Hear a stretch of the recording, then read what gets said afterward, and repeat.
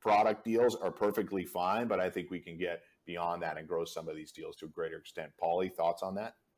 Yeah, what you said is right. So I'll put it in for layman's terms here for just the esports players, because I talk to so many of our athletes that compete in our CECC series that are currently still in college. And basically, when Mike Blewett says NIL, what he's referring to is just very simple. If a brand or any sort of anyone wants to use your school's name or your brand or anything with you, there is a deal for you that can be put in place, whether it's product deal, whether it's a paid endorsement. You can, whether you're a macro influencer or whether you're a micro influencer, you can be paid for your services. So most of the people, when I talk to them, most of the, I won't say people, college athletes, they are, intimidated by the word. They don't really know what it means. They've never done anything with it before. And that's what it means. Any single time a brand or anyone at all wants to use your name or do a deal with you or do some sort of activation with you or your school, that's basically what the layman's terms, the NIL meaning comes from. And it's evolving in this space. There are so many brands that want to associate with micro and macro influencers and just get people involved with their products or their services. So all of you, collegiate athletes out there that are competing in esports, not only are we trying to broker those deals, but also keep your eyes, ears open, and don't be shy or scared to take these deals, because that's what I've heard the most, is that most of the time they're just scared to take them. They don't know what they are. They don't know if they're locking themselves into some agreement or terms that they're like going to give their name away or something too. So this is a really important space, and it's how you're all going to physically make money and build your brands along with company brands. So it's really important to learn. And my advice is to just get your feet wet. Don't worry about shying away. Read the contracts and take some of these deals, because growing your own brand is the future of what our industry is going to be, in my opinion. Exactly. And if you follow in the pro space, you'll see that the pro teams are not only focusing on competitive play, but a lot of them are focusing on their brand and their cultural importance in the space. And so, one of the things that we do also is help athletes build their brand, build their following. And that's part of what Paulie and Kyler are doing on their side when we do this behind the scenes training. And so, building your brand, this is a creator economy. Anybody and everybody can be anything they want to be. And so we just really want to be the conduit that supports that across the board. Absolutely. Yeah, I think so. With that said, thank you everyone for, I think, great insights in terms of, for any of you that were watching this and maybe had questions about, what is Esports U? What is CSMG? Who are they? What are they doing? What are our plans, right? Well, we know we kind of tried to make a bigger splash in the spring, and we're excited to bring more stuff with you guys for the next year. But I think maybe as we close out here, I know we're slowly approaching on time then, but maybe let's go around the room with everyone here of just what's one thing that we're all excited for this next upcoming year. I know we touched on our plans and a lot of things, but if anyone had to speak, if you had to speak to just one thing of just what has you excited for us as a company, for us as the collegiate or college esports space, right? What's one thing that has all of you guys excited? And maybe we'll start with Mike, since our traditional sports guy, and we'll let Mike speak first. Sure. So I would. Good morning, afternoon, whichever time it is, but good morning, everyone. Welcome to another exciting broadcast tournament series by the CECC, of course, presented by Esports U, Esports Foundry, and the Collegiate Sports Management Group. I'm your host, Paulie Hype, and it is a great morning. Get ready for it, because we are getting started early here as we have our CECC Midwest Online Qualifier, which is going to be for seeding as we continue here throughout the week. All the teams that qualify in today's broadcast, whether it's Super Smash Bros. Ultimate, Overwatch, Valorant, or Rocket League, will earn some points and see who will be joining us at CECC Arlington later this year. That'll be May 5th to 7th down in Arlington, Texas, for our grand final event. May Madness is almost upon us here in college esports, and I'm so excited for it. Coming up on the docket, we're going to start things off with Super Smash Bros. Ultimate, and we have a fantastic casting pair for you today here on the docket, as we have Laird and Killamiles, two fantastic commentators.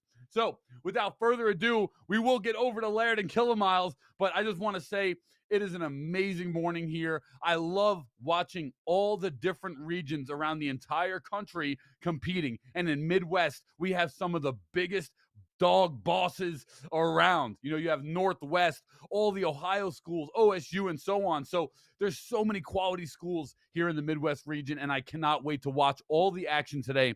But first, you already know the deal when I'm on the host. We got Kilomiles and Laird, but before we send it over to them, wake up, baby! College Esports is here. Paulie Hype is here. We are about to find out who are the best of the best in the Midwest, baby. Woo! Let's go! It's time! Kilomiles, Laird, Super Smash, Brothers Ultimate, take it off. Midwest, I want to see what you got. $10,000 watch. Get it off me. Means nothing. Woo! Laird, Kilomiles, over to you. Bringing some Super Smash Brothers action to start us off in the Midwest region.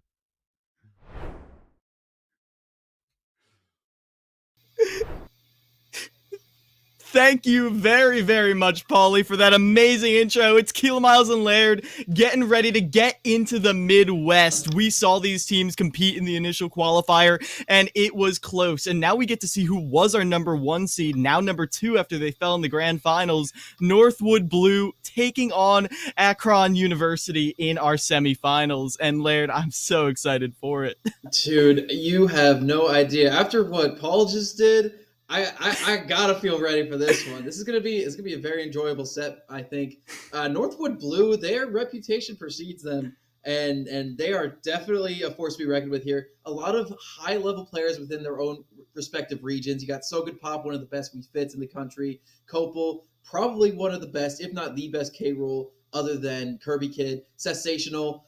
Definitely one of the mainstays here on this team, rocking the Captain Falcon, presumably, or the Sephiroth, depending. And then Frostbite, one of the best players in Michigan. I believe he's in the top 5 in that state.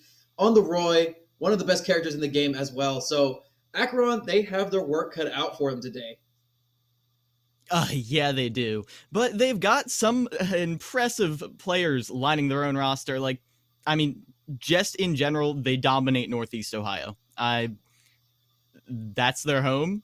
They go out to their locals and they get ranked. And honestly, that's the main thing. Obviously, we're in semifinals. We're past the bare minimum. But the bare minimum when I'm looking to power scale teams do they go to their locals? Do they get ranked in their own region? And more or less, all of them are. They've all been honorable mentions on the Ohio PR, in their Northeast Ohio PR, and they're out here swinging constantly against each other and against other ranked players in that region, and I'm excited to see what they're bringing to the table here. They got this 4th seed for a reason. Let's see them try to defend it against the number 2. Yeah, the Midwest is a particularly stacked region just because of how large and diverse it is. You have a lot of different areas. You got, obviously, Michigan here, a couple Michigan teams in Northwood, as well as, obviously, the perennial Michigan State. And on top of that, you got Northwest Ohio. You got a whole lot of other stuff being represented here in this bracket. So battle of region dominance is about to unfold. I understand that we do have the character pick in for Northwood Blue, but I'm actually kind of shocked, and I believe anyone who has any understanding of player rankings in Smash Bros. In particular, that this team is ranked not first place, but Michigan State pulling an upset over them before. Pretty indicative of what's going forward. Yeah, it was frankly a miracle run. They went against the. Can you even call it a JV roster? Northwood White is still an incredibly talented roster, but against that roster, we actually saw Michigan State go to last hit, last stock. It was close, and we saw that going into the grand finals, and we're like, okay, yeah, it's an even match, but is Michigan really going to pull this out? And then they did. And then they scrapped and fought, especially in the mid game. I'm trying to look back and see what the stock counts were, see who the carry player was. But in general, they went toe to toe with everyone we thought was going to give them issues, and they did work. They came prepared. And so Michigan State definitely earned that number 1 seed, and Northwood, now having experienced that Cinderella run, is looking to make the comeback. And the tiniest bit of correction right now, just because we're all about accurate information here on the CECC, they are not actually ranked in Northeast Ohio. They have a lot of wins on the top players in Northeast Ohio. So, okay, well, I mean, so they would be if they lived there. So we'll leave it at that. We'll leave it at that. As we have, it looks like this is going to be Yak opening up against Frostbite on the Roy. Wow, Frostbite lead is not something I was expecting this early. He's usually their closer in my experience. I mean, he's a very talented player in his own right. Probably one of the best players in the state of Michigan, which is a very dominant region for Smash and has been for a very, very long time. Quite interested to see how he fares here against Yak. Yak so far playing a very aggressive style in this Bowser Jr., covering so much space so quickly with his good movement and big disjointed areas. Yeah, a lot of grounded burst potential on both sides, as this edge trapping is proving a little bit difficult for Frostbite to get through, but he's reestablished center stage control, looking to open up some avenues of attack, gets Yak off stage, but again, you can't really challenge that clown car, not before you have a read on how Yak is going to use it, but that up smash, that's an easy punish. Forward smash, another edge guard situation. Yeah, that up smash might be fast, but if you hold on to shield for a little bit too long, you might be able to get a good punish in there. And Roy, his out of shield options are game changers, man. That side B is lethal at about this percentage of ledge, shows an F smash, and here it is. Yep, that's what I was saying, man. That side B, you gotta be ready for it, because if it swings and it hits you, you're probably going for a big live you weren't expecting. Yes, and you can see Yak now struggling at the ledge here, and Roy's ledge trapping is infamous. The edge guarding smacking Yak out of the air, and now you've got to get off of the ledge. Ooh, able to get right around that grab, and now it's Yak on the offensive. Going in, not able to get the clown car, and once again, it's Frostbite back on stage. Oh, and an up smash as well. Good stuff from Yak to pick that one up. Yep, that up smash is frame 6. I'm sorry, yeah, I think it's frame 6. It's a really fast one, and it's going to be really good, particularly if you use it on top of those platforms. On a stage with a small ceiling like this one, I love that combo. Jab into side B to knock them down, goes into another jab, back air. The perfect Jer setup there from Frostbite. It's clear that he has firmly established his dominance in this matchup. Oh my god, and these falling up airs out of the jab, full hops to avoid the out of shield option. Frostbite is all over Yak's defensive options right now. Goes for that 2-frame, but they don't need it. Still keeping up the pressure. But now Yak has another opportunity. That's no jump off stage, but Frostbite is again back in the mix. You know, we were talking about Roy's ledge trapping a little bit earlier, but you also have projectiles on the side of Bowser Jr., like represented by Iggy at the moment. There's quite a bit of potential here, but he's going to be holding the Pokeball. He's going to drop his Mega Koopa on the platform, dropping it with the Z drop to get Frostbite off him. Right now, if you're Yak, you just got to take one more stock in your deck. Ooh, pops him up. Yeah, like, Frostbite is already a lethal enough player. This one stock would be everything right now, but you've got to find a way to get on stage. That baton isn't going to do it. Tomahawk, but a mash out, but directly into the up B. That might have been a mistake, but either way, Frostbite is playing this cool, calm, and collected, doesn't want to overextend. Yeah, most Bowser Jr.'s would have gone for the up B there to punish. Has to shield his own Mecha Koopa, drops it around on center. It's going to be patrolling the space, so just in case he wants to take center, he's going to have to be contested. Good patience there for Frostbite. He's looking, trying to catch him out doing something. Backer's not going to get it. Oh my gosh, that was a really scary situation. Bit of a mix-up, but you see a pop-up right here. Edge guarding situation perhaps. No, Frostbite is able to stay on stage. Even the soft up air is enough to confirm because he got hit by the Mecha Koopa on ledge, and you get caught by the wand on the way down. That's a 1-to-1 stock ratio, and you know Yak is happy. Absolutely, but he wants to go a little bit further. He's got some rage. These combos are going to be lasting a little bit longer because of the extra hit stun, because of the extra knockback. Going to be using that cannonball to get back on. Goes his way around, uses the side B, and yep, there should be the up tilt, hitting the blind spot in the face, doing a little bit of extra damage and knockback to Yak. Northwood is going to stand tall in the face of Akron's first player, but Frostbite maybe lost 1 or 2 more stocks than he was expecting to here. Yeah, that... I don't blame Frostbite for getting caught by that wand at the end, because we had seen them avoid it pretty proficiently time and time again. Let me unblur myself right there. There we go, uncensored. But when you saw that up B repeatedly go all the way up and all the way down, we never saw Frostbite overcommitting, but it was a scramble situation in which they were contending with both a cannonball and the Mecha Coup on the ground, where finally, in the confusion, Yak was able to get off that finishing kill move, and hey, perfect for you. Absolutely. So it will be counter pick advantage going to Akron. They are going to be selecting another player to come in, as well as getting to pick the stages from what is not banned by Frostbite. However, they need to send in someone who could get off to either, a long-winded stock or someone who's just going to come out of the gates and out-tempo Frostbite. Because one of the things that Yak did really well out of the gate is he just woke up and said, okay, this is a Roy. I have to play fast on the ground. I have to play on my toes. I can't just lean back and cover space like I'm used to doing. I got to go in. And he did. He did a very good job of putting Frostbite on the back foot immediately and then using his pressure tools after that. Yeah, and we saw some overcommittals. I feel like some uses of the up smash and forward smash at times for Yak were openings for Frostbite, but what I want to look at instead was how Frostbite kept their resolve through that, because those multi-hits, they can be tricky, and we only saw them once actually get a hit onto Frostbite, which was when that up smash either shield poked or maybe Frostbite wasn't ready for the last hit. Every other time way, it was when those for stock. multi-hits came out, yeah, it was for stock.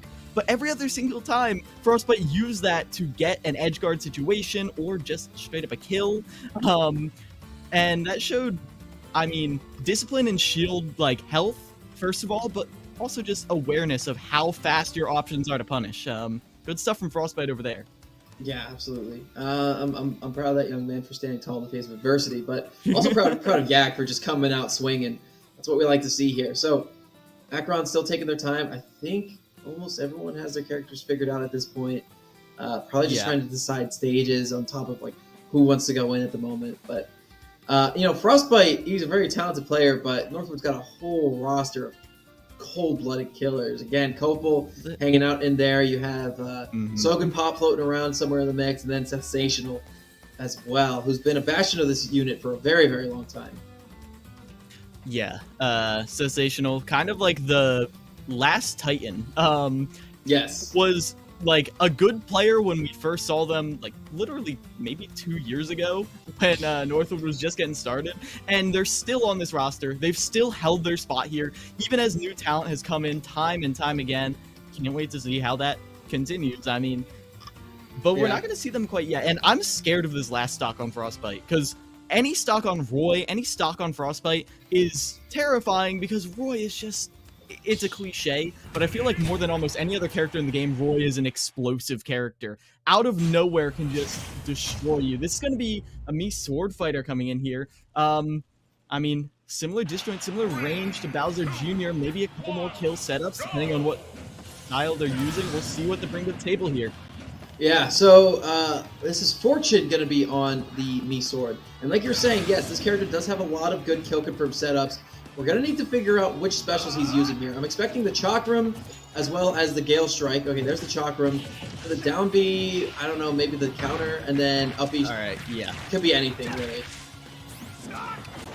Okay, so reversal, and then it's... Okay, that one's a ledge. That's cool.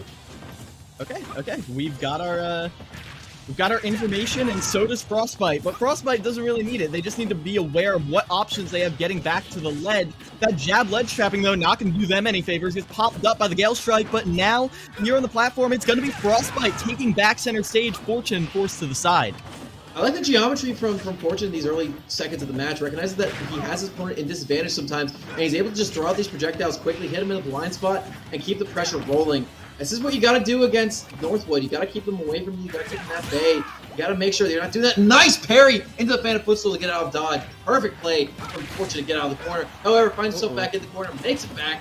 Use the uppy, get back to ledge, and the episode should do it that time. It does. Northwood, no matter what, has a break point. And now we see these Nairs opening them up. Fortune already on the side. They could die here.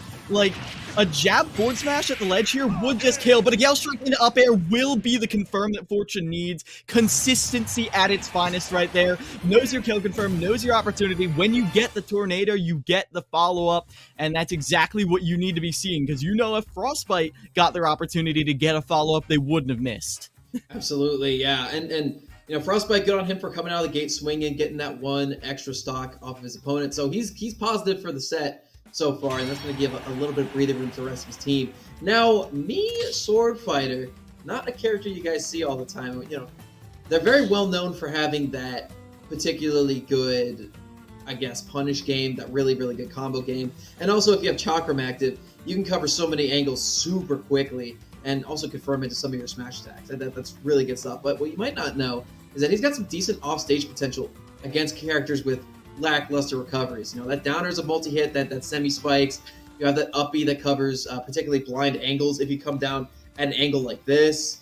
So you can semi-spike through that as well. And on top of that, you have Chakram and Gale Strike for ledge trapping. So this character's got some stuff. He's still very widely considered a low tier, but he has buttons. He's got down throw confirms into up air on bad DI. He's got a particularly strong back air, and also you have the ability to use one of 3 different specials for each of your special options. So again, you also have that X factor.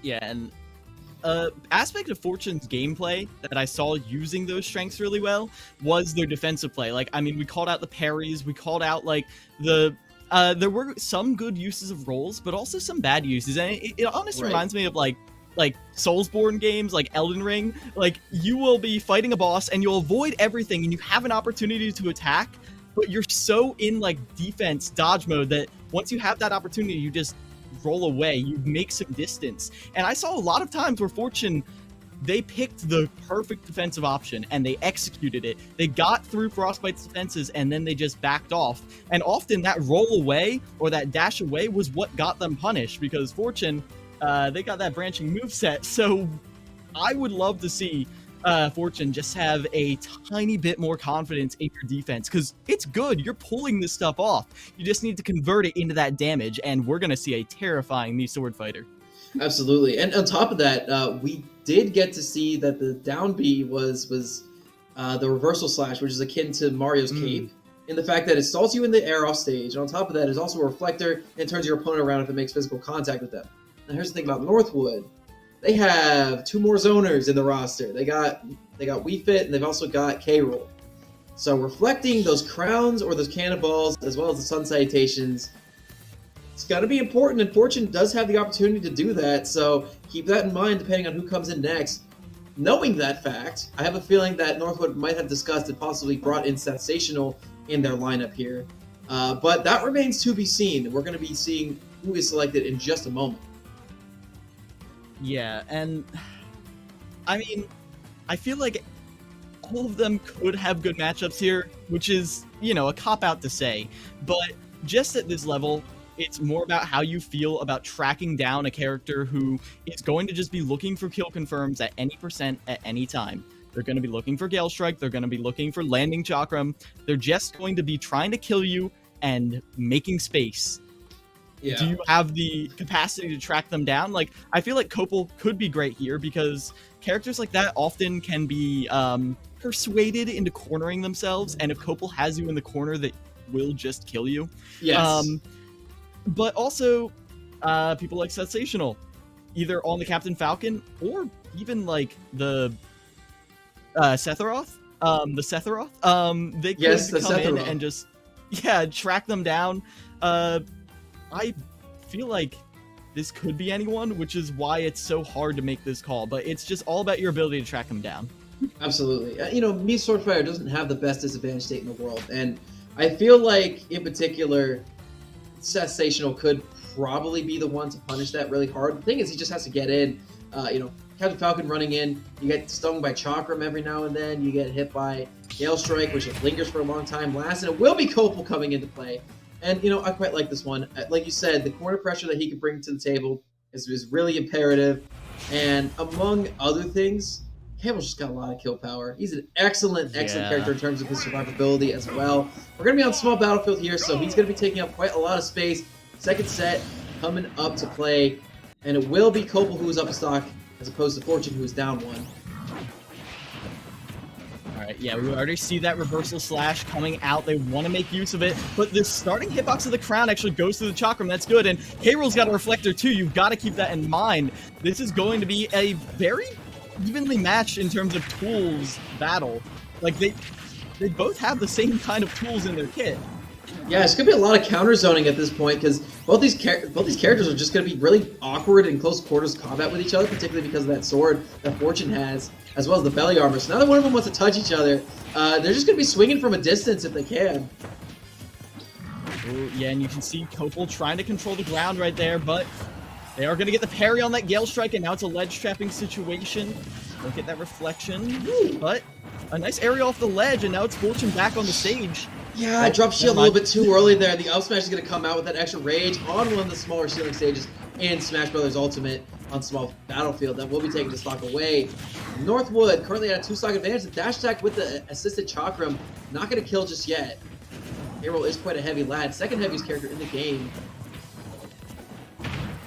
If we slide through right there, trying to get a low percent setup, jabs them into the crown, 59% already, and ledge trapping from Copel right here is deadly. Soft hit in air, goes for the down air, but Fortune has the DI, not going to get it, but they're still in disadvantage, even though they have center stage, because Copel has the grab, gets another throw, but not quite a finisher yet. Yeah, he is at 157% though, so one setup kill, or even just some raw damage, would be huge for Fortune. He does catch them with a frame trap back air with the assisted air dodge from Copel. Fortune, he has one opportunity here. He might go for it all. He didn't. He's actually just going to let his opponent recover instead of going for the down air shenanigans. Oh, yeah! I've been waiting for it all game. All game I've been waiting for it, because it's been on the table since we saw both reflectors. We knew it was possible. Copel knew it was there, but in that panic situation where Copel knew that Fortune would take the easy reflect, Copel was right there with an even easier one. Yeah, and only one stock lost from Copel, which means he has done his job, taken 2 for his 1, giving Northwood a definitive advantage here in this situation.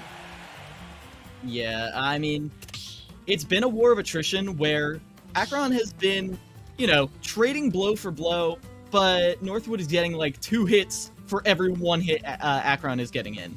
And it's starting to show at this point. Because even though Copel is down a stock, and that's better than Copel with 3 stocks, now you're starting to see that if things keep going this way, Northwood is just going to win. Northwood is just going to go to grand finals. So Acheron needs to have a powerful comeback right here on the 3rd or 4th player. Otherwise, this war of attrition is just going to slip out of their fingers. They need a hero, and they do have a couple players left in the roster. They have San, Leia Realms, and then Venix75. So they do have a couple contenders who might need to fill that slot. I wonder if they have anyone who firmly counters K-Roll, though. I'm particularly looking to see if they have maybe a zoner or something to that effect. They do have Mario. You know, I can see Mario. Saiyan. And Mario is a scary one because it is Wi-Fi and you do just have to execute. And sometimes on heavier characters, you're going for your bread and butter combos and it just isn't quite true on them. Maybe they're able to get a Nair out and maybe that Nair has super armor. And then maybe you're set up for a down air spike.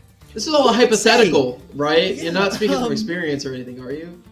No, not at all. But I am worried because even though Mario, on paper, demolishes K-Roll, has ways to get in on K-Roll, and can punish K-Roll hard once he gets in, all you need is one mistake.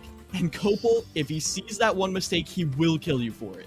He's just a guillotine suspended by a single string, just waiting to fall. And man, Robespierre's at the helm whenever Copel's playing, man. That dude, no one bites down quite as hard as he does when he's in advantage. I've been watching that young man's career for a very long time. Back when both of us were in high school, actually. And he's wicked talented. He's been wicked talented for a long time. And he is a grinder. He plays this game quite a lot. He understands this game to a degree that both of us could probably only dream to. And he knows what his character needs to do to stay in advantage. He has that figured out. And considering this fact, K-Roll isn't a very high-tier character. He needs to understand a lot of matchups that might be considered bad. And with the amount of experience that Copel has, I mean, if you look at his Switch, he's probably got easily over 3,000 hours in this game. I would bet anything. Yeah, and you just get to know scenarios better than anyone else. Like, scenarios that people think they know like the back of their hand, like I brought up for the example, the Mario up air chains. You think you know every single possible outcome of that, but you've barely even scratched the surface because for every up air you've put out, Copel has been hit by 10. And they know how to get out of it. And so we'll see who they elect to send in here, I'm not going to say it because I'm a little scared, but they have so good pop there. Copel is aware of how to deal with Wii Fit Trainer, is aware of what to do with that gameplay. And while I think the Wii Fit Trainer would be a good pick on paper, I think it could be a little bit scary if you send that in. So I'm waiting anxiously to see. I'm inclined to say that's not a good idea for one particular reason. It's just that K-Rool's projectiles have hella priority over Wii Fit's ball. And on top of that, he has Reflector and Wii Fit doesn't. I think Mario's a better character for advantage, particularly if you have the opportunity to play with platforms. You can keep Copel in the blender for a long time. It might take you a while to kill. However, you can get him up to 70-80%. Not easily, but much more easily than Wii Fit could. And you can keep advantage for a while as well. So, take that for what you will, folks. Well, regardless, I feel like we do need to talk about a tiny bit the way Copel is going to be looking for openings, because Copel just forces you to make decisions. And every single decision you make is an opportunity to make mistakes. Like, Copel will throw out a slow-moving projectile. You have to decide how you're going to deal with that. And every single time you make one of those decisions, sure, it might be easy, but there is a chance to mess up. Yes. And that's the scary thing. And So, Copel, every single time you see. Yeah. I was going to say, Copel has a follow-up for each of those options, and he remembers, okay, this time you avoided Crown. This is how you avoided Crown. Now I know how to punish you when you avoid Crown next time in that same way. And K-Rool has the tools for the job. He's got a back air that spikes, he's got a forward air that comes out wicked fast, is safe on the ground, combos into that attack, and among other things, it's just really damn strong. Yeah, it's... Oh... The start of good damage, and now you've got K-Rool in what is essentially combo percentage, landing with that up air, but the super armor's still on from the side B, and now with the tech chase off of that platform, we do see an opening, but again, Copel just escapes from that rising up air, knowing it needs to be a fast-falled up air for there to be any damage. Right now, Saiyan is struggling. Can they get this opening? Laddering up, continuing the string, and that's Copel off the top. Exactly what you need to be seeing. Saiyan up already. Saiyan has an opportunity to even this thing up right here. They just need to take one more stock. They get the up throw, go for the down B. They get the platform reset into the back air. A lot of extra damage, keeping that combo going, but the super armor from the Crown is going to help them out here, Miles. Oh, 73 off of that one reflect. And they forward air, that should do it! Oh! Saiyan! Amazing! And just like that, Akron ties up the set count. With Saiyan being the shining star here, not dropping a single stock versus Copel. Incredible I've never play. seen... I wouldn't call that deconstructed, but that was at the very least analyzed. Like, Copel... I've never seen someone actually execute their perfect gameplay once they got their hit. Now, granted, the beginning of that game was a little scary. You got up to, like, what, like 80% out of nowhere with no damage to answer it back? I saw that and I was kind of just mentally being like, okay, maybe Saiyan's gonna get a stock, it's gonna be okay. But then Saiyan just did the thing. They did the thing we said that you needed to do as Mario. They just didn't mess up. And then they got the up air string, and then they got the up air upper forward air. They got everything right. They passed the test. They won the game show. Yeah, and that is a perfect situation of just playing to your outs, no matter what the situation is. Like, oh no, I got hit for 80%. My opponent didn't get hit for much. Oh, most people would shut down there, especially against Copel on Wi-Fi. This is his realm. He's really good here.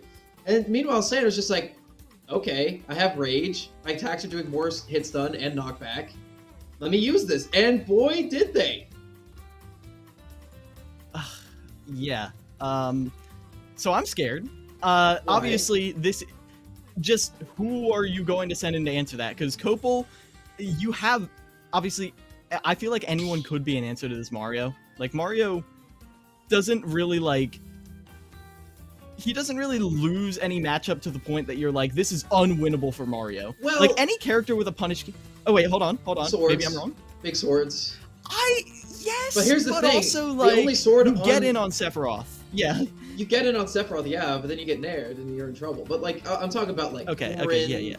Talk about, like, Byleth, characters who have those big spacing tools. Min in general. And, you know, Northwood, their main roster, they don't have, you know, their only sword is Frostbite, and he came out first. and again, that's still a brawler archetype, so it's not as difficult for Mario. But then, like, this is Northwood, and they're one of the best teams in the country, and I'm sure a lot of them probably have secondaries that could heavily counter Mario as well. So, listen, the guy, the plumber, the man with the plan, he struggles with two things. Those are projectiles and swords. And, you know, Northwood, they have projectiles that I think he's going to be pretty able to deal with. You know, Yeah, I mean, stuff is reflectable, all that stuff. We already saw a little bit of that projectile play against Copel. We saw that reflect on the crown. I mean, they didn't overuse the reflect. I mean, I feel like a novice player would see all these projectiles and think, I need to reflect every single one. But if Copel knows you're going to reflect every single projectile, that's just another note in Copel's book. So instead, Saiyan just saved that tool until they could use it to get a huge advantage, because they know they got punished early on for trying to punish the side B super armor. So instead of trying to hit that with a falling up air or a nair or a fireball, what they instead did is they dropped down with the reflector. So they turn them around, get damage, and also reflect the crown into them. They're doing massive damage off of that. That was a perfect answer and a perfect adaptation, because again, that was what gave Copel the big opening in the early game. Right. And so, all right, let's look at who's left for Northwood. You got Sensational. Sensational does have a Sephiroth. And yes, I said that like that intentionally because that used to be Sensational's old tag, but I digress. So there is potential for that to be the counter pick. I wonder, because he has been really, really, really heavily focusing on Falcon in later years. I just wonder how much muscle memory they do have with the Sephiroth still. And the Sephiroth has been coming out, like, as of recently, when it's appropriate. Has been consistently out there, and I feel like against the Mario would be more appropriate than other scenarios. And I can see Falcon doing well here too. Yeah. Mario's I worry a kinda little bit. counters. I worry the tiniest bit about the Wii Fit gameplay at ledge. I mean, So Good Pop is amazing, especially in the neutral, with controlling you in the center stage, as opposed to just staying at ledge and lasering you from afar. Like, we see So Good Pop do a lot of work in the neutral. That falling nair from So Good Pop will get you 70% anytime. You can bet on it consistently.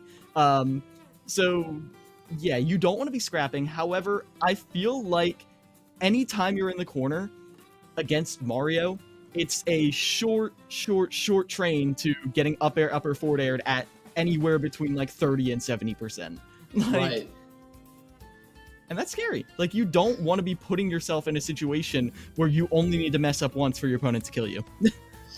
Well, it looks like a code red at Northwood University right now. They're taking a long time to determine who they want to bring in against Saiyan. And whenever you do that as a player against a team like Northwood, you got to feel pretty good. So mad props to Saiyan for really shutting down the Copel train. But honestly, I wouldn't mind seeing Sensational come in here, regardless of the final scenario. You know, even if Saiyan wins, I'm sure Sensational could take at least 2.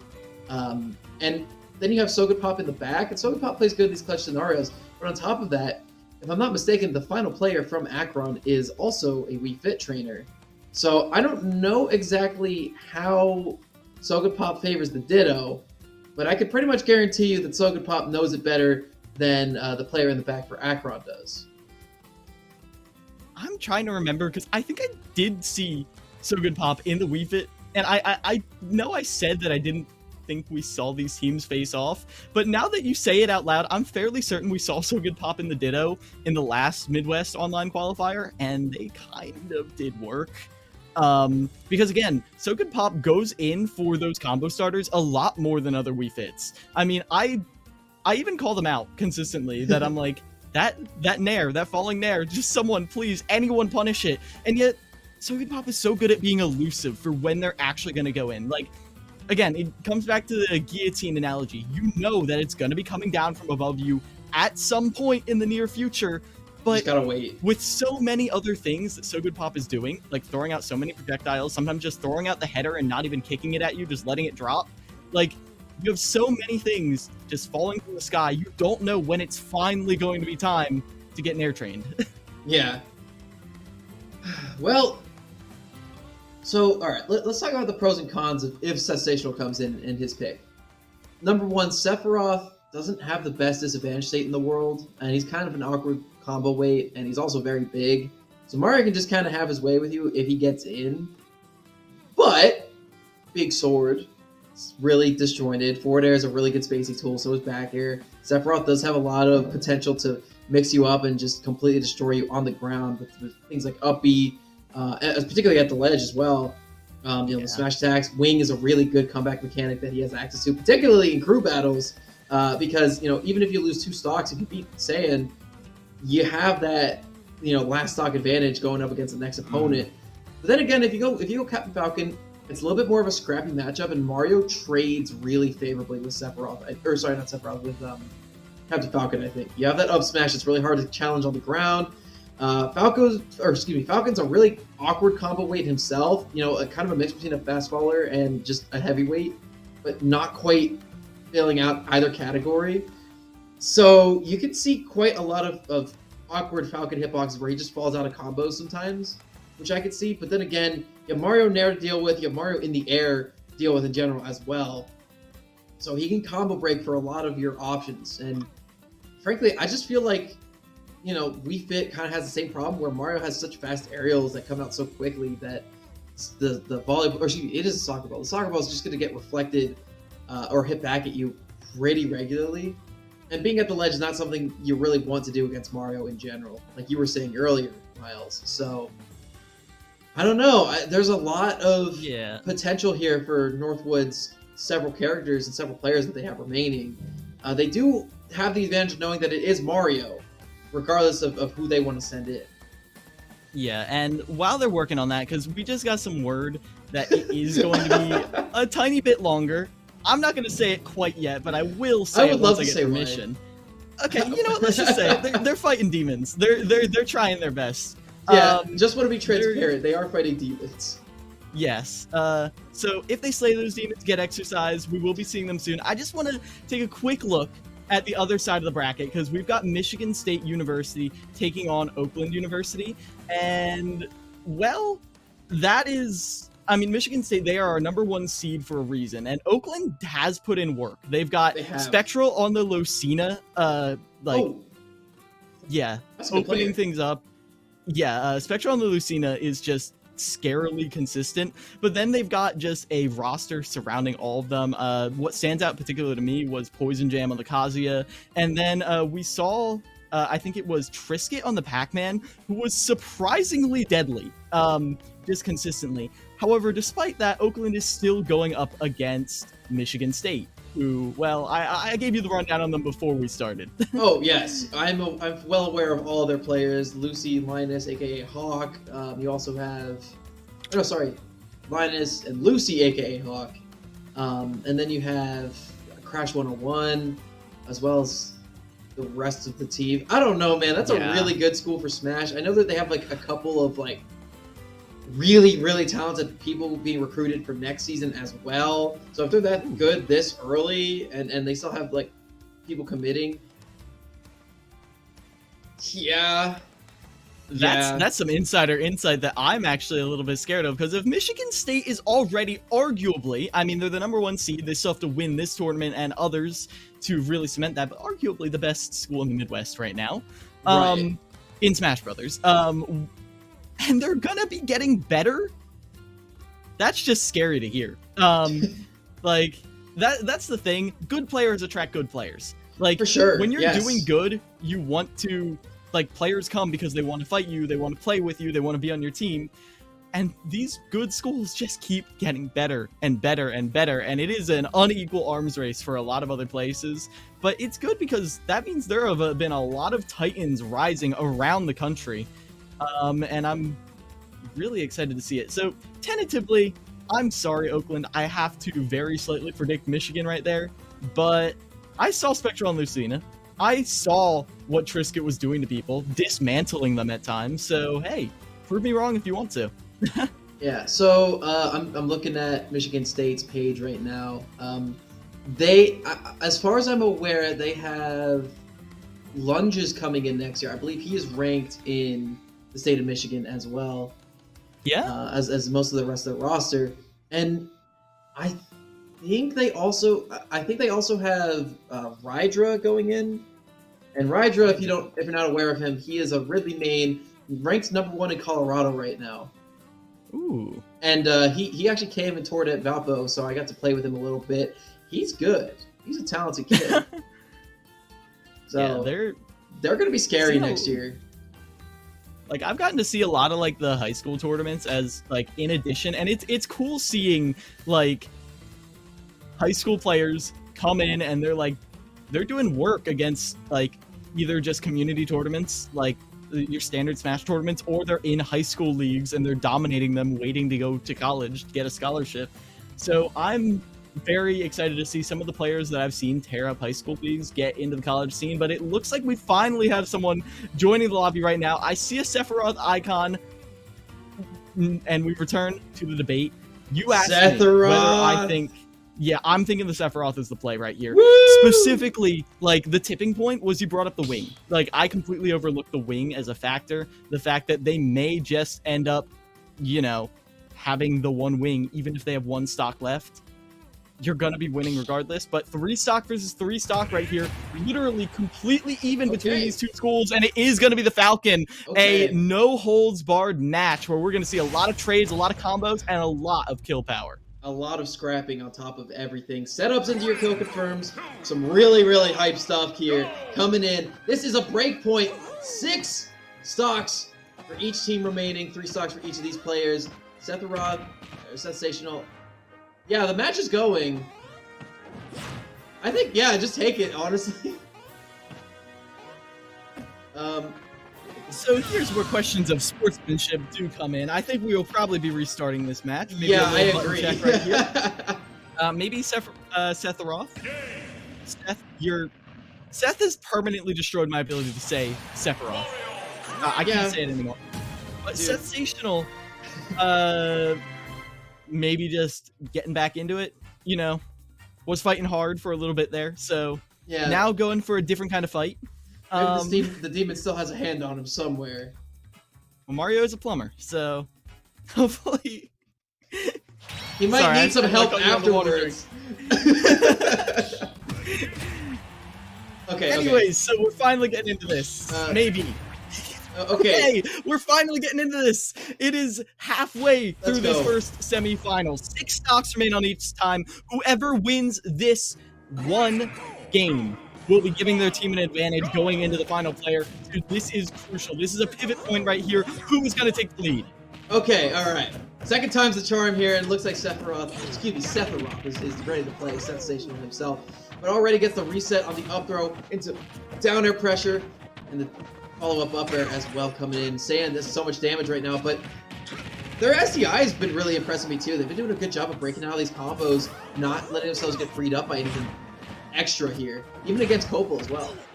Up air, forward air. Nice air dodge coming in just in the nick of time for Sensational. However, is he able to survive this? He is. Great DI on the upbeat. Now you get into the percent where it's getting a little bit harder. Like, you're going to have to go for these single up air confirms as Mario, or just go for a raw edge guard. But while you're doing that, you're at perfect combo percent, but avoiding the knee, that's crucial. But right into the up smash, not quite so good. That's going to be Saiyan going down on the first stock. Excellent play from Sensational. Recognized perfectly that if you're not going to ledge, you're going to be trying to land on that platform. Perfectly use that up smash to catch the center platform as well. And that's the thing, that up smash recently being buffed is crucial for this character. It scoops from the ground now a lot more consistently. On top of that, it is still super lethal. Getting rid of Sand at a very high percent. I actually like that wake up down smash right there, and that up air up smash, so hard to punish consistently. You see Seth, there's so much respect for this up smash. Yeah, I was looking for an up smash out shield again, and Sand isn't quite able to get it. Throws out another one, but then there's going to be sending Seth off stage.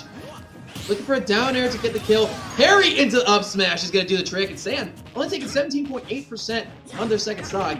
Really good play here. Gets the reset on the platform. No, they don't actually. They're going to miss it because they want to get the extra follow-up.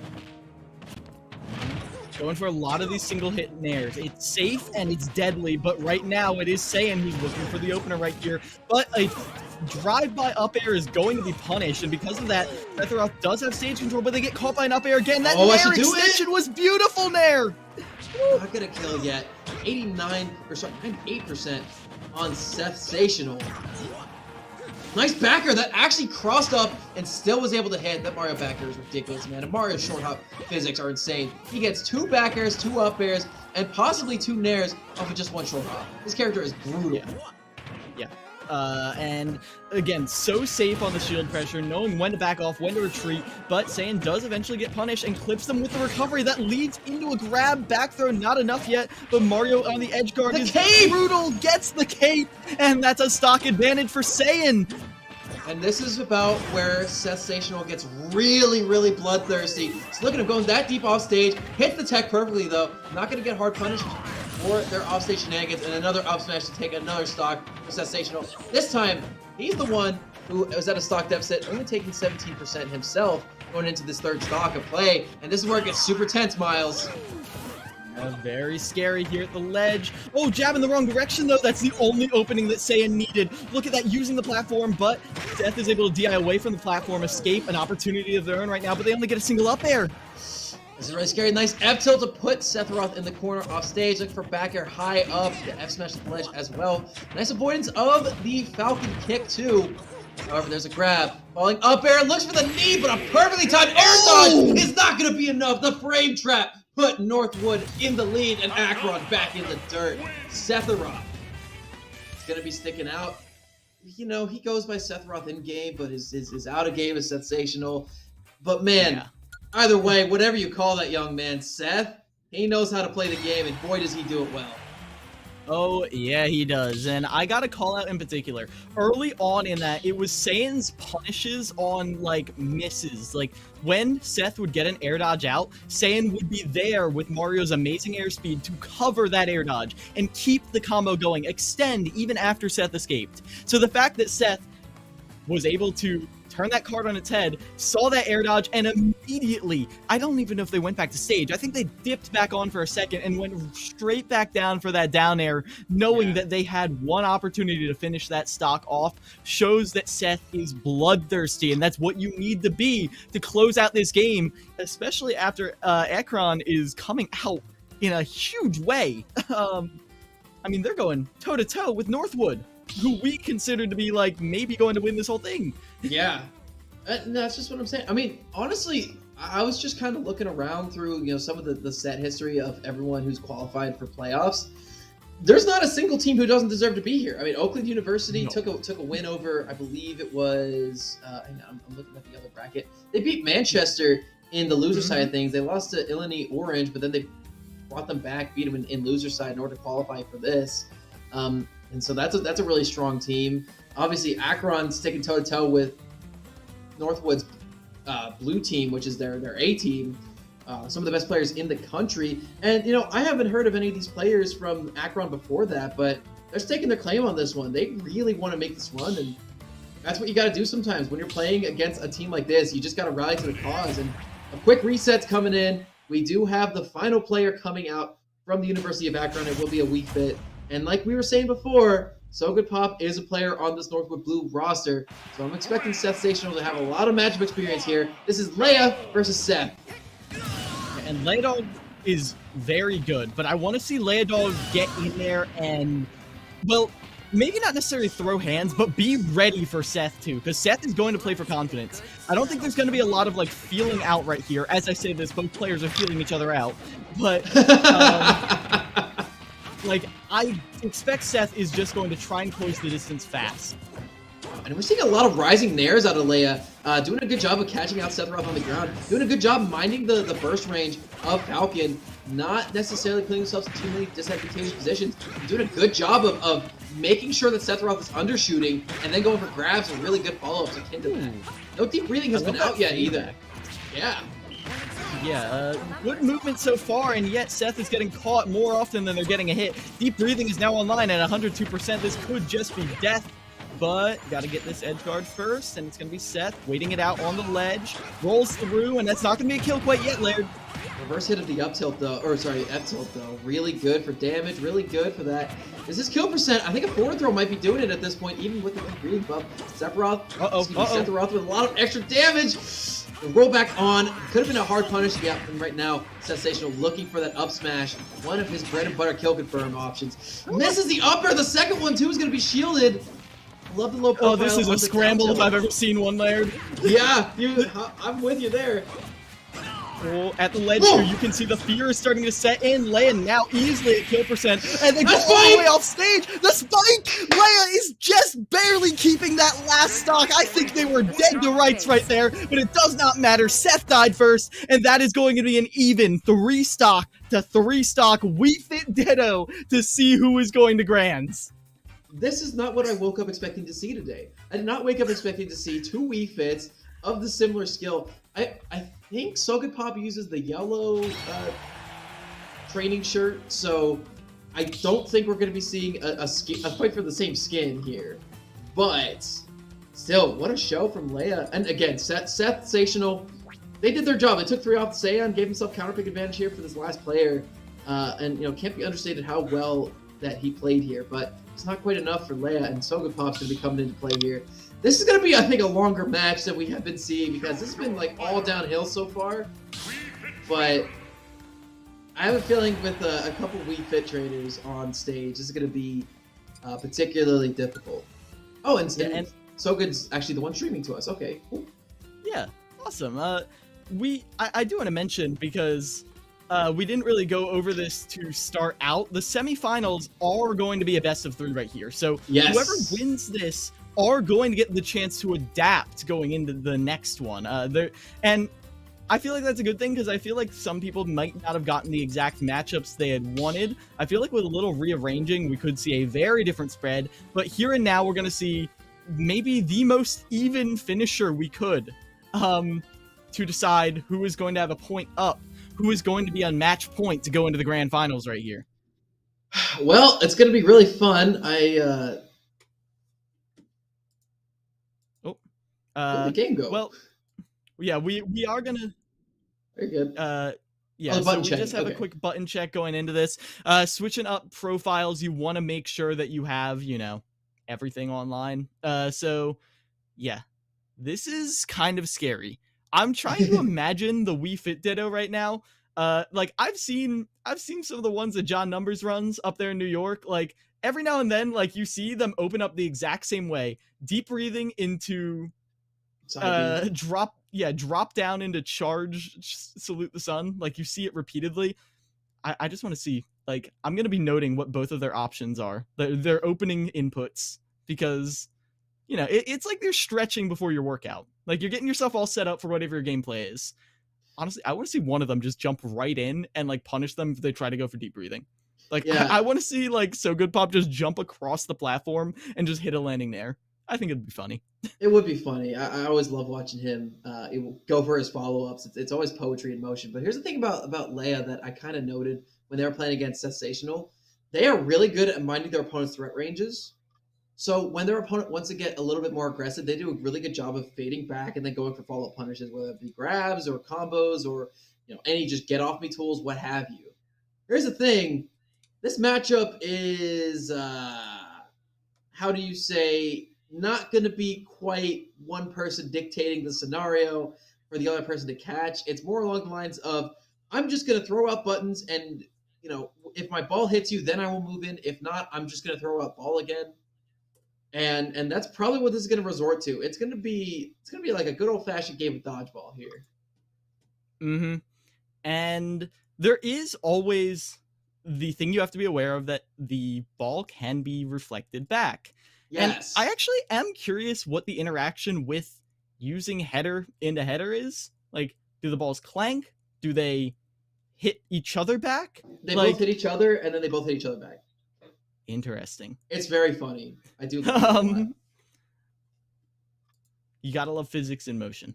I do. So yeah, I'm curious to see just what this is going to be like, because I have to assume the button check is finishing up right now. We're going to be seeing this coming through. And yeah, so we got to talk about it. Running this back, I think you want to try to maybe keep maybe even open up with Copel, or I feel like where you put Copel is crucial because you want to Yeah. try and like weasel away Saiyan before Copel has anything to do with them, because I feel like Copel is a pretty good matchup against more or less everyone else. But Right. against that Mario, I'm a little bit scared. So we'll see where that ends up going. Also, maybe Yak. I think Yak could get some good openings on Copel. But regardless, we're getting into this finally. SGP So Good Pop taking on Leodog to see who is going to be going to match point. Is it going to be Northwood University or the University of Ekron? Time will tell, and we got...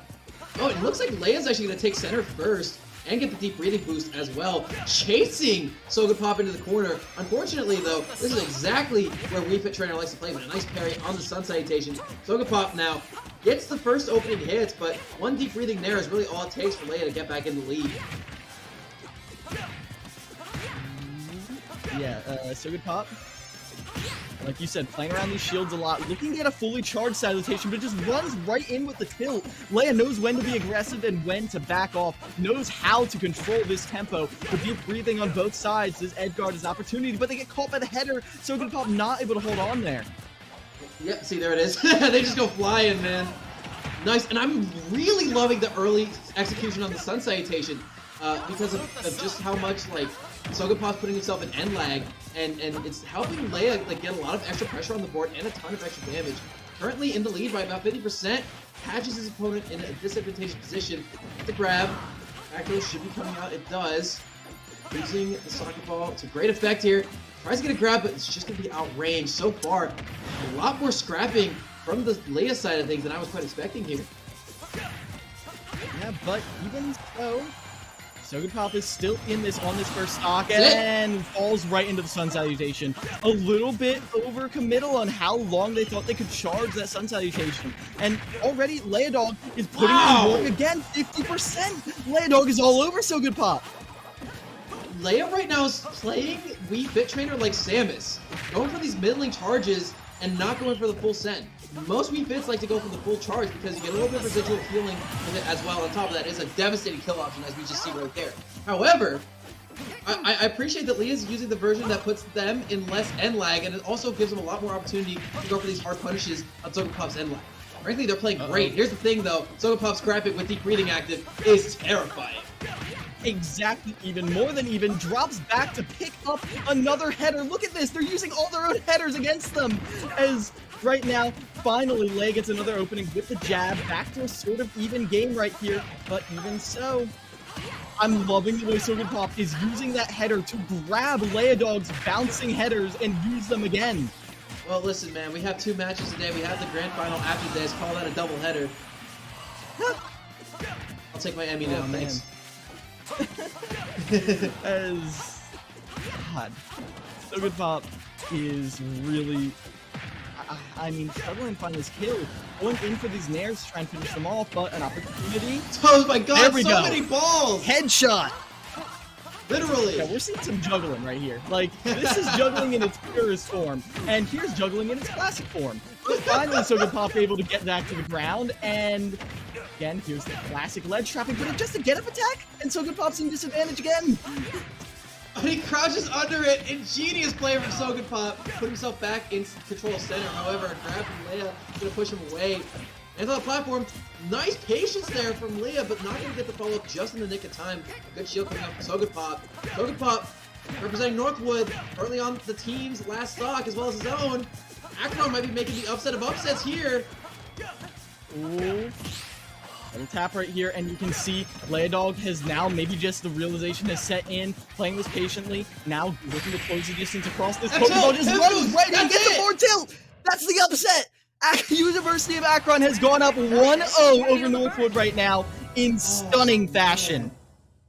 That was it. What a sick player in Leia. Now I gotta give mad props to So Good Pop for sticking that one out. That is not an easy ditto.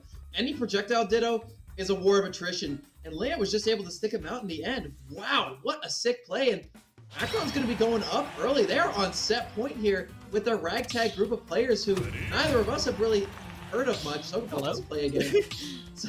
Yeah, they're like, run it back, run it back, run right it back, now. run it back. But, man, University of Akron showing their fangs here early. Do you remember Impressive. after after Copel got the 2 stocks, I said, yeah, we'd have to see like a hero play. We'd have to see someone come in and like completely reverse this massive lead. And I say that every single time a lead is slowly building between 2 teams, and it almost never happens. It almost never is the case that suddenly, especially on the second last player, sometimes the anchor comes in and clutches out, but by then it's too late. Right. We never see a perfect counterpick into perfect gameplay into a full reversal. Last hit, last stock. And I gotta call out the bravery from Leodog to run fully across stage, all of PS2, fairly large stage, to the other side and just forward tilt So Good Pop. The confidence in understanding So Good Pop's timing. Yeah, I wish I had a whiteboard or something here, but the reason that was as effective as it was is, first of all, you have the deep breathing buff. So your movement speed is going to be dramatically increased. So you can just kind of run from center to the ledge pretty substantially quicker than you could normally. Second of all, you had So Good Pop at the ledge, which means they have fewer options. You have to run up, and you're putting pressure on them. If they shield, you can go for a grab. If they don't shield, you hit them with the F tilt. You know, if they jump, you can hit them in the air. You have a lot of advantage when you move forward into that position.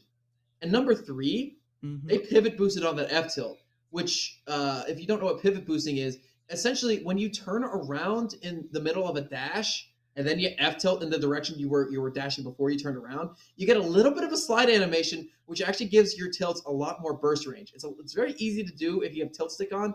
It's not very easy to do for up tilt or down tilt, but it is possible. And on top of everything, it also works for smash attacks too. So yeah, it's a really utilized bit of tech at high level, and you needed to use that there if you were Leia in order to actually be able to hit So Good Pop. Because So Good Pop was like a frame or 2 away from using their panic defensive option, which either could have been a shield or a jump away, which means that F tilt pivot boost wouldn't have hit. I just don't think So Good Pop was expecting that much of an aggro play, but I mean, shout out to Leia for throwing all caution to the wind on that one. Yeah, that was every tool in the toolkit used to win that out, and they're gonna have to do it again because there is gonna be another match coming up. We're gonna go to the briefest of breaks, like literally like 2-3 minutes, and when we get back, we're gonna have more Smash action. This is heating up, Laird. I'm so excited. But everyone else, stay tuned. We'll be back in just a few minutes.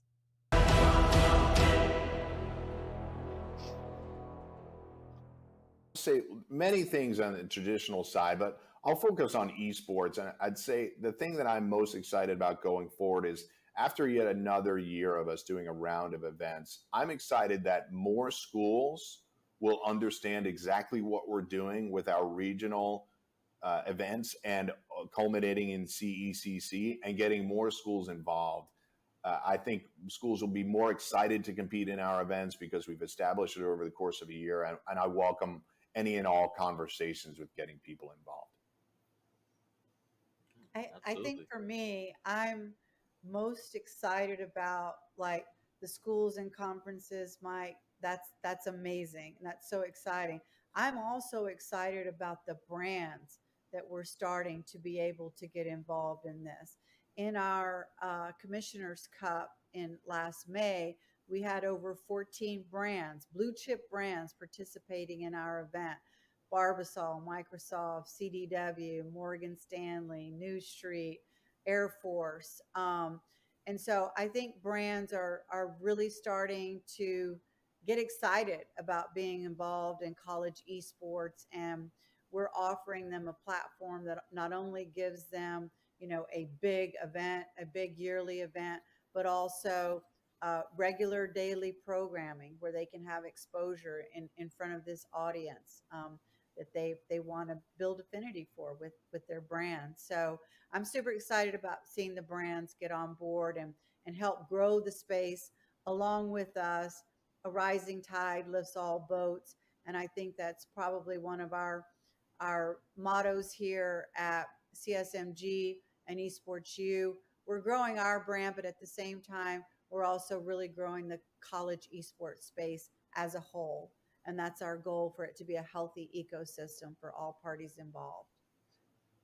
Yeah, I agree there. And I guess for me, obviously always, seeing the collegiate esports space elevate, coming from competing, this didn't exist when I was competing. And, just to see it now in literally within the last 5 years probably really come to fruition and start just blossomed out of nowhere, and now becoming a space and seeing everyone, schools, players, productions, companies all elevate together has been really, really nice to see. But if I was the most excited for one thing, it would probably be the city where we're going to land for CECC 23. I'm really excited to know where we're going to be. There's a lot of great cities. I mean, I personally would love for it to come to New York, despite whether we got a positive bid or not. I want it to come to New York, but I just think the atmosphere in New York when you throw an event here is just super magical, especially in the summertime.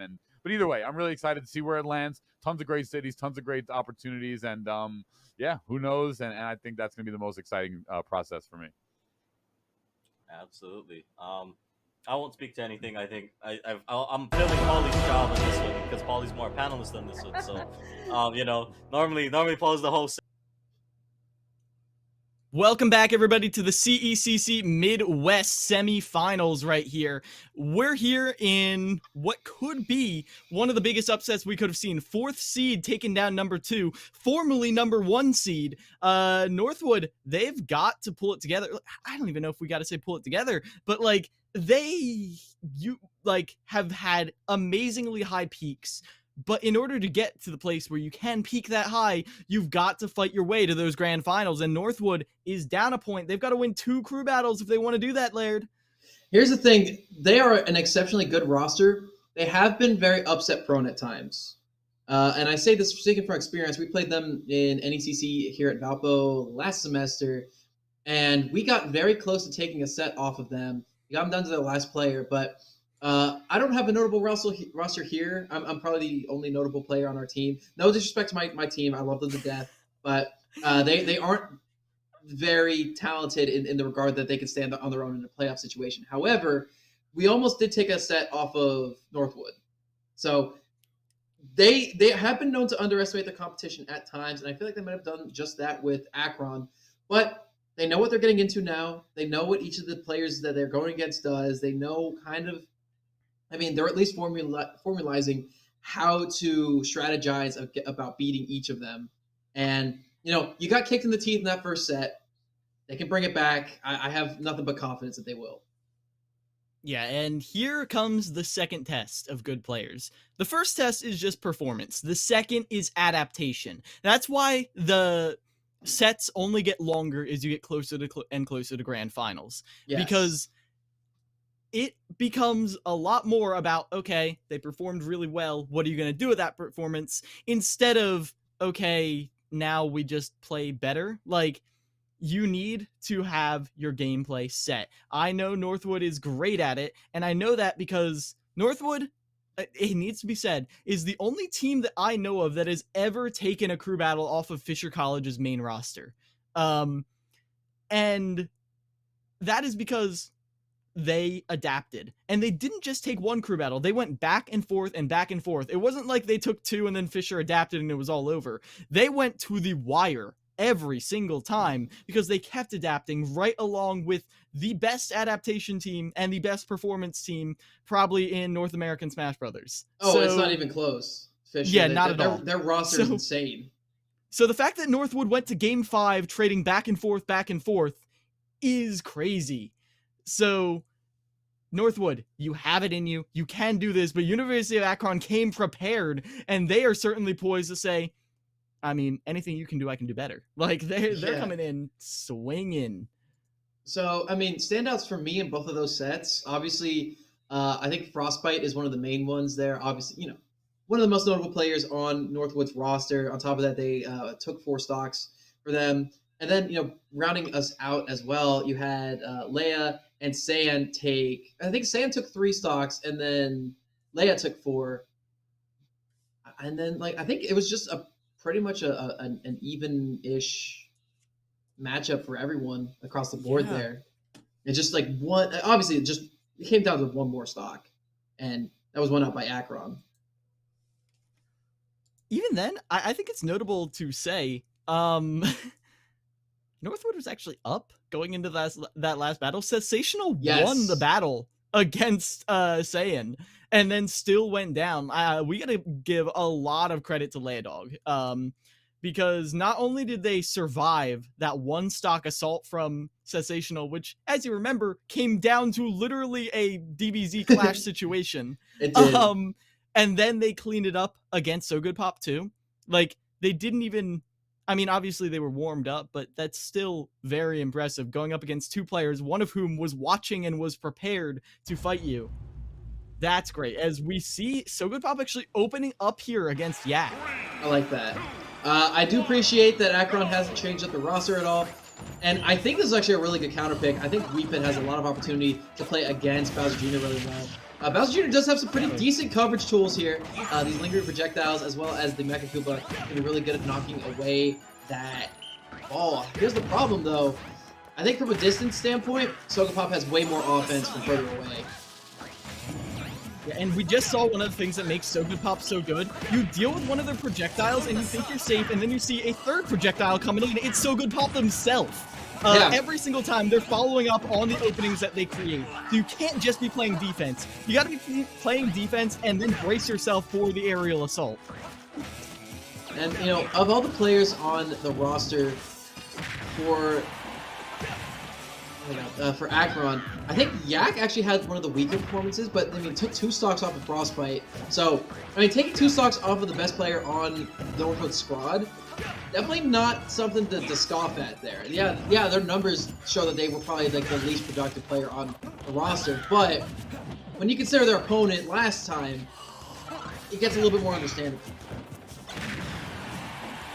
Yeah, understandable indeed, as we see So Good Pop having a very sustainable first stock. I mean, only 33% taken, and it's a lot of just chip damage. They've been able to evade a lot of the ledge trapping setups and reverse them into their own power, as right now, So Good Pop is looking for this kill, and sure, Yak is being elusive, but they're not getting any real openings while they're looking around. Man, and Yak doing a good job of using Bowser Jr.'s weight to their advantage, surviving for very long periods of time. However, blindside backer is going to be doing the trick, taking the stock off the top at about 200%. Soga Pop barely been hit. Honestly, I think it's worse to cross up Weepit Trainer sometimes, because that back air is lethal. And fast. And it's so fast. Yeah, wow, that's a lot of aggression from Yak off stage right there. They wanted that stock, they wanted it bad, so Good Pop survives the onslaught, back in center stage, and doing what they do best. Just being So Good Pop. I like these up air strings. That up air is really good. Strength 6, spammable, combos into itself, does really good damage, disjointed. Pretty much everything you can want in a move and more. Yeah, and Good Pop. Slow recovery. Safe. Getting around the cannonball, and as it stands, I'm trying to put together what Yak's win condition here is, besides just build So Good Pop up to high percent and finish them with a kill. Hey, there it is! Parrying the nair. Like, I've always called out, you gotta watch out for that nair. Thank God, Yak is. Yeah, big dividends there. However, So Good Pop with a dramatic lead right now, over 100%. And then again, Bowser Jr.'s combo game, once they get cooking, it is something to behold, trust me. I'm seeing opportunities right here, but So Good Pop is just trying to catch jumps from ledge, and Yak really isn't giving them to them, not yet. So Good Pop looking for ways to force that, perhaps, but first you gotta get him off stage again, and Yak has slowly just closed the distance. Like, just inch by inch, just fought their way across Pokemon Stadium. Every time he does it, though, he gets completely reversed and sent back far away for So Good Pop.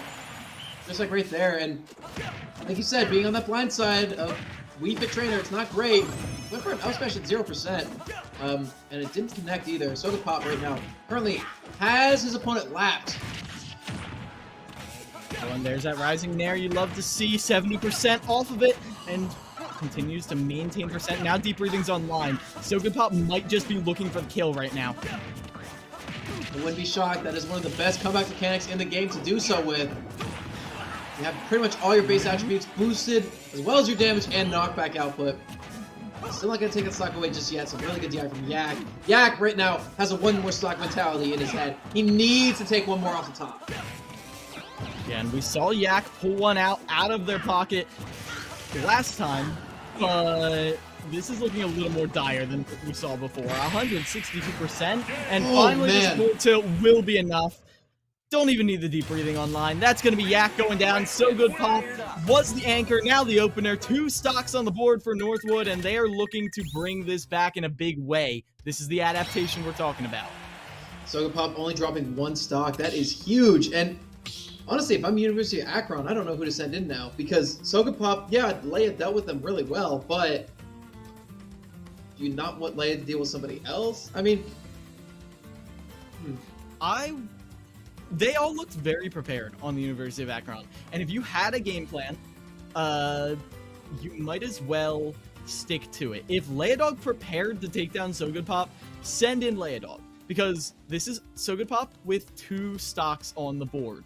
So even if So Good Pop has adapted and is way more ready for what Leodog is bringing to the table, they're still only on 2 stocks. So that preparation is still going to pay dividends right here. And if you're just able to get rid of So Good Pop and get yourself back to an even game line, or even just slightly disadvantaged game line, I think Akron can come back from that. absolutely. Again, anyone can come back from any situation, as we saw. I mean, this is tied right now for the most stocks that Akron was down during the last set. So I don't think anything's out of hand just quite yet. So we're going to see who's coming in next. It looks like PS2 might be the stage that we're staying on. They're running through counter And picks it right looks now. like it's going to be Fortune coming in against So Good Pop, Interesting. which is interesting. Yeah, Not we saw changing up their Fortune- roster at all. Yeah, against Copel before, I don't mind this. I mean, crucial bit of matchup knowledge you need to know against pretty much every character in the game. I need to double check on Wii Fit. We're going to see. Gale Strike hits ledge. So It does. what we were talking about with Copel right there, with like how Copel sends out a projectile and forces you to make a decision, that is exactly what we're going to be seeing Fortune do with this Mii Sword Fighter every single time So Good Pop is near the ledge. Do you full hop over? Do you shield? How are you dealing with this? We actually saw Copel at times run in shield. They don't stop running, so they get an instant shield, parry the Gale Strike, and then continue running in to punish them. If you have that unlock, that would be terrifying. Yeah, and furthermore, it is worth mentioning that Wii Fit trainers, one of their main plans for starting up a game is to plank. It's to hang out at ledge, then use their side B to come back up. Lingering projectiles completely counteract that game plan. So it's going to be interesting to say the least. And, going back to Wii Fit trainers ledge hang, it's not always the best because for some reason, Wii Fit trainer needs to be a little bit extra. Yeah, there you go. Wii Fit trainer needs to be a little bit extra, and they feel the need to go for a pull-up every now and then, too. So sometimes their ledge hang's actually disadvantageous for them because they're sticking their head up above the ledge. That's a landing there, right there, into the immediate aggression right there from So Good Pop. They do not want to let up at all. So Good Pop is feeling angry after being taken down by Leodog. Like, look at this. Sometimes getting your teeth kicked in is the best way to recognize, all right, now it's really time to start playing like a true player, and that's what So Good Pop's trying to embody right now. So far, doing really good, but Fortune with a nice reversal on that half charge of the Sun Salutation. Amount of damage coming back into his face. Here's the thing, though, miss on the Gale Strike. I think he was trying to wave bounce, but instead just got a B reverse, and yeah, Wii Fit trainer is going to be punching that in spades. And now So Good Pop, they just run right in underneath the projectile. This is looking scary right now. Already almost lapping Fortune in percent. But we see a slowdown. Fortune has managed to stabilize for the time being. Something worth mentioning, though, no matter what the situation, or excuse me, how the situation of this match concludes, So Good Pop has guaranteed himself and his team at least 1 stock lead, even if he loses all the stocks right now. Starting with that one. Fortune, they slowed it down, they looked for the kill confirm, they got it. But now they're at ledge, and they get a reflection right there, but you've got to deal with this ball at ledge. Get another reflect right there. Fortune always going for that reflect. Jab lock right here into the chakram. What a punish on the jab lock, but a counter hit right there. It's So Good Pop's combo now, and they get a stock for it. And that was shades of exactly what Leia did to them at the end of set 1, run up, pivot boost, F tilt. This time, there was no deep breathing on deck, but it doesn't even matter. That F tilt's so strong. At the ledge, that'll be taking that stock for sure. And the chalk from the F smash is going to be making it very close. A lot of extra percentage onto So Good Pop. He's going to get hit again. This time, DI's out on the back air. Still alive. Jump over it. Get the spike. Up tilt. Looks for the up air. Not going to get it. Really good heads-up play, though. Yeah, as another falling nair. This could be anyone's game right now. Goes in with the deep breathing online, and you can see Fortune wants to keep their distance. Air dodges out of that Gale Strike. A little bit of a miss. Chakrum's doing a really good job of getting rid of the ball as well as the Gale Strike, but there's a nair into up air. It's not going to kill, though. Nice low profile on the down tilt, though, from So Good Pop. Trying to get deep breathing active again, but just can't. So many Chakrums on the ground. Fortune is fishing for something. Yeah, Fortune is just invalidating this header. Finally it gets a hit, but it's still not enough. Inverted percents right here. 1, 3, 2, 1, 2, 3, and they're still going. Gale Strike. Oh my gosh. Oh, it's the F tilt. The upward hitbox of it with deep breathing active is going to be taking that stock. Max Rage as well. And the low ceiling of Pokemon Stadium 2. A perfect scenario for Northwood's So Good Pop. Currently 6 stocks with 1 remaining himself. An all-out military arsenal on display right there as Fortune tried their best to have some mutually assured destruction. I mean, consistently just battering back every single one of So Good Pop's projectiles with 2 of their own. But eventually, So Good Pop's ability to vary their angle, vary their timing, was getting them the opening. They were fighting back against No Man's Land, against that middle ground. They got under that platform, and once they started holding Fortune at the ledge, it was Fortune on the comeback. I mean, we saw them jumping off ledge, going for that Gale Strike, and it was relatively safe, but as they just kept trading who was ledge trapping and who was recovering, So Good Pop was getting a handle on it. Finally, they get that forward tilt.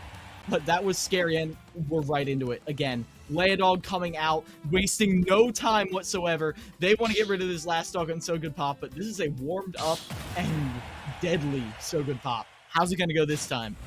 Well, you currently do have a stock advantage in this particular match if your name is Leia. So you just got to take one, and as I recall, Leia actually took the first one off of So Good Pop before. So this is going to be interesting to say the least. Now, I think it's a lot of pressure to be put on Leia at this point in the game. Because, you know, Leia, gosh, they were able to clutch up last set. Unfortunately, though, they only had to take 4 stocks. Now they're down at a, 6 stock deficit for their team? That's kind of rough. What? Oh. That was so sick! I've never seen that before. I know it had a hitbox on it, but it was only 21%, but oh my gosh. It looked cool as heck. Yeah, So Good Pop styling at the very least, showing their fitness prowess, but this is what we saw before, sort of juggling game, but ooh, low profiles with that down tilt, and now we see an exactly even game right now. So Good Pop starting to try and take the ledge, but they had a positional disadvantage. They're right here in the corner. Is Leodog able to punish them for that? They're getting closer and closer.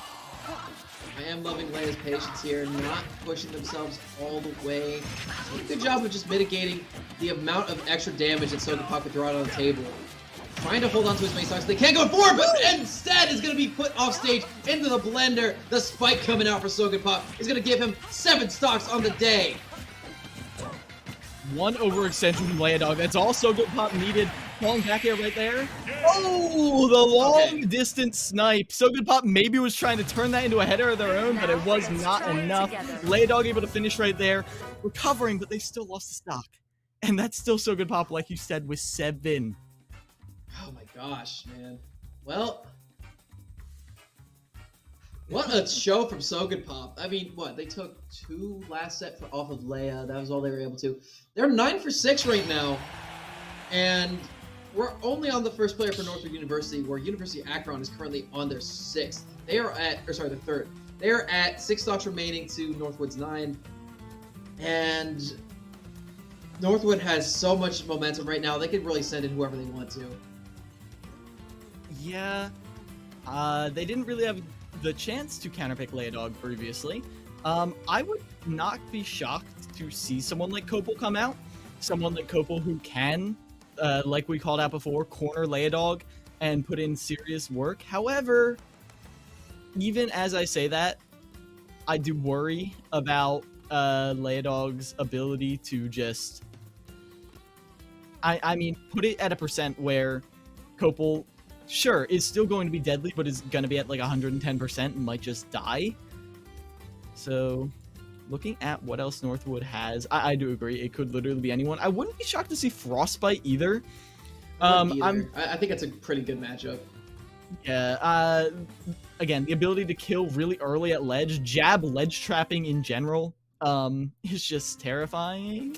Down tilt yeah, on main stage as well. Yeah.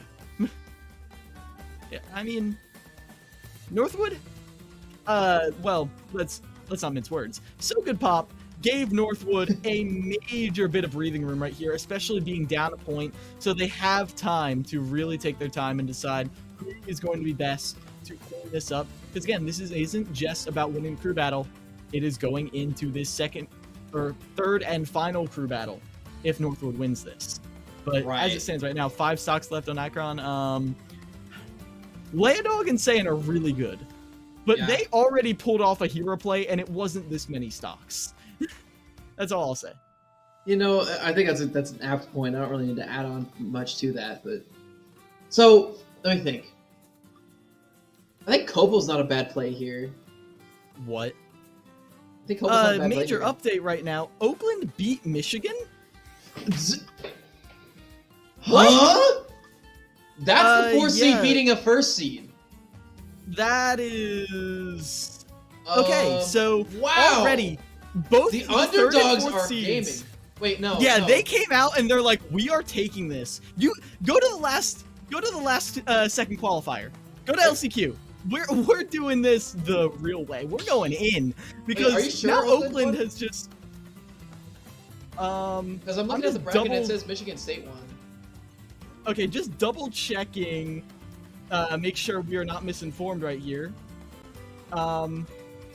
It may be possible we've been misinformed right here. So sorry. We will give you an actual update after this game. How about that? We'll give you an actual update on whatever just happened after this game, because we do see the counterpick coming in right here.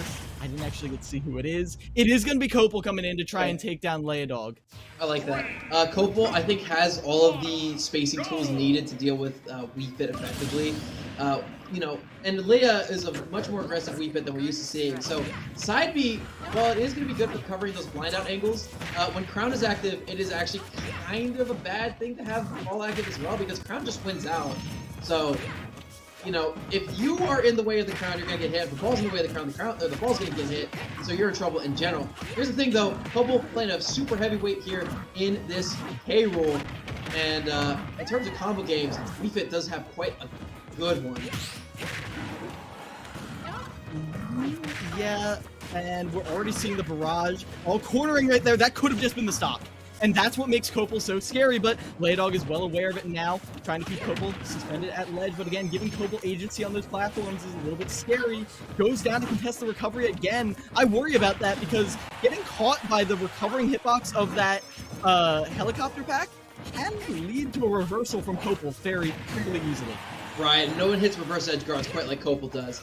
So far, though, Leia doing a very good job of keeping Copel at the ledge at a very high percent. Looking for a kill, not quite able to get it. Really good shield pressure for them, but not able to get any follow-ups into substantial damage. Not quite yet. Crown coming out. Consistent pressure right here from Copel. Goes in for the grab, and they get hit out of it. They're slapped away. They don't want that crocodile anywhere near them. As Leodog holding their own. Oh. I mean, you know, if I see a crocodile, I'm like, oh, I'm a little scared. If a crocodile pulls out a blunderbuss, then I'm very scared. How does he hold that? Blown to smithereens right there, but right now it's Copel getting exploded. They do get a counter hit right here. That's up air. Dropping down for the up air? They were looking for blood right there, and if it were on stage, that would have killed. Absolutely, and it's a really good DI. I think if Yak didn't have deep reading active, they probably might have lost the stock there. Oh, jumping up was scary right there, but 157. Kopel trying not to overextend at ledge right here. Just going for the old classic, trying to bait them off ledge, gets caught by the cannonball, and that's enough conditioning for one day. Leia's hair is so smooth and silky now, but ooh. Oof. Up throw, forward air, a lot of extra damage. It's away, back air, second back air. That one will kill. Look at super deep down, but that already takes 11%. Not gonna get hit with the following up air, except for that one, and then the one following that follow-up up. Oh, just runs in with forward air right there. Looking for everything. The parry, Kopel does not care, but either way, parry into shield. Leia's so intelligent with the defense right there.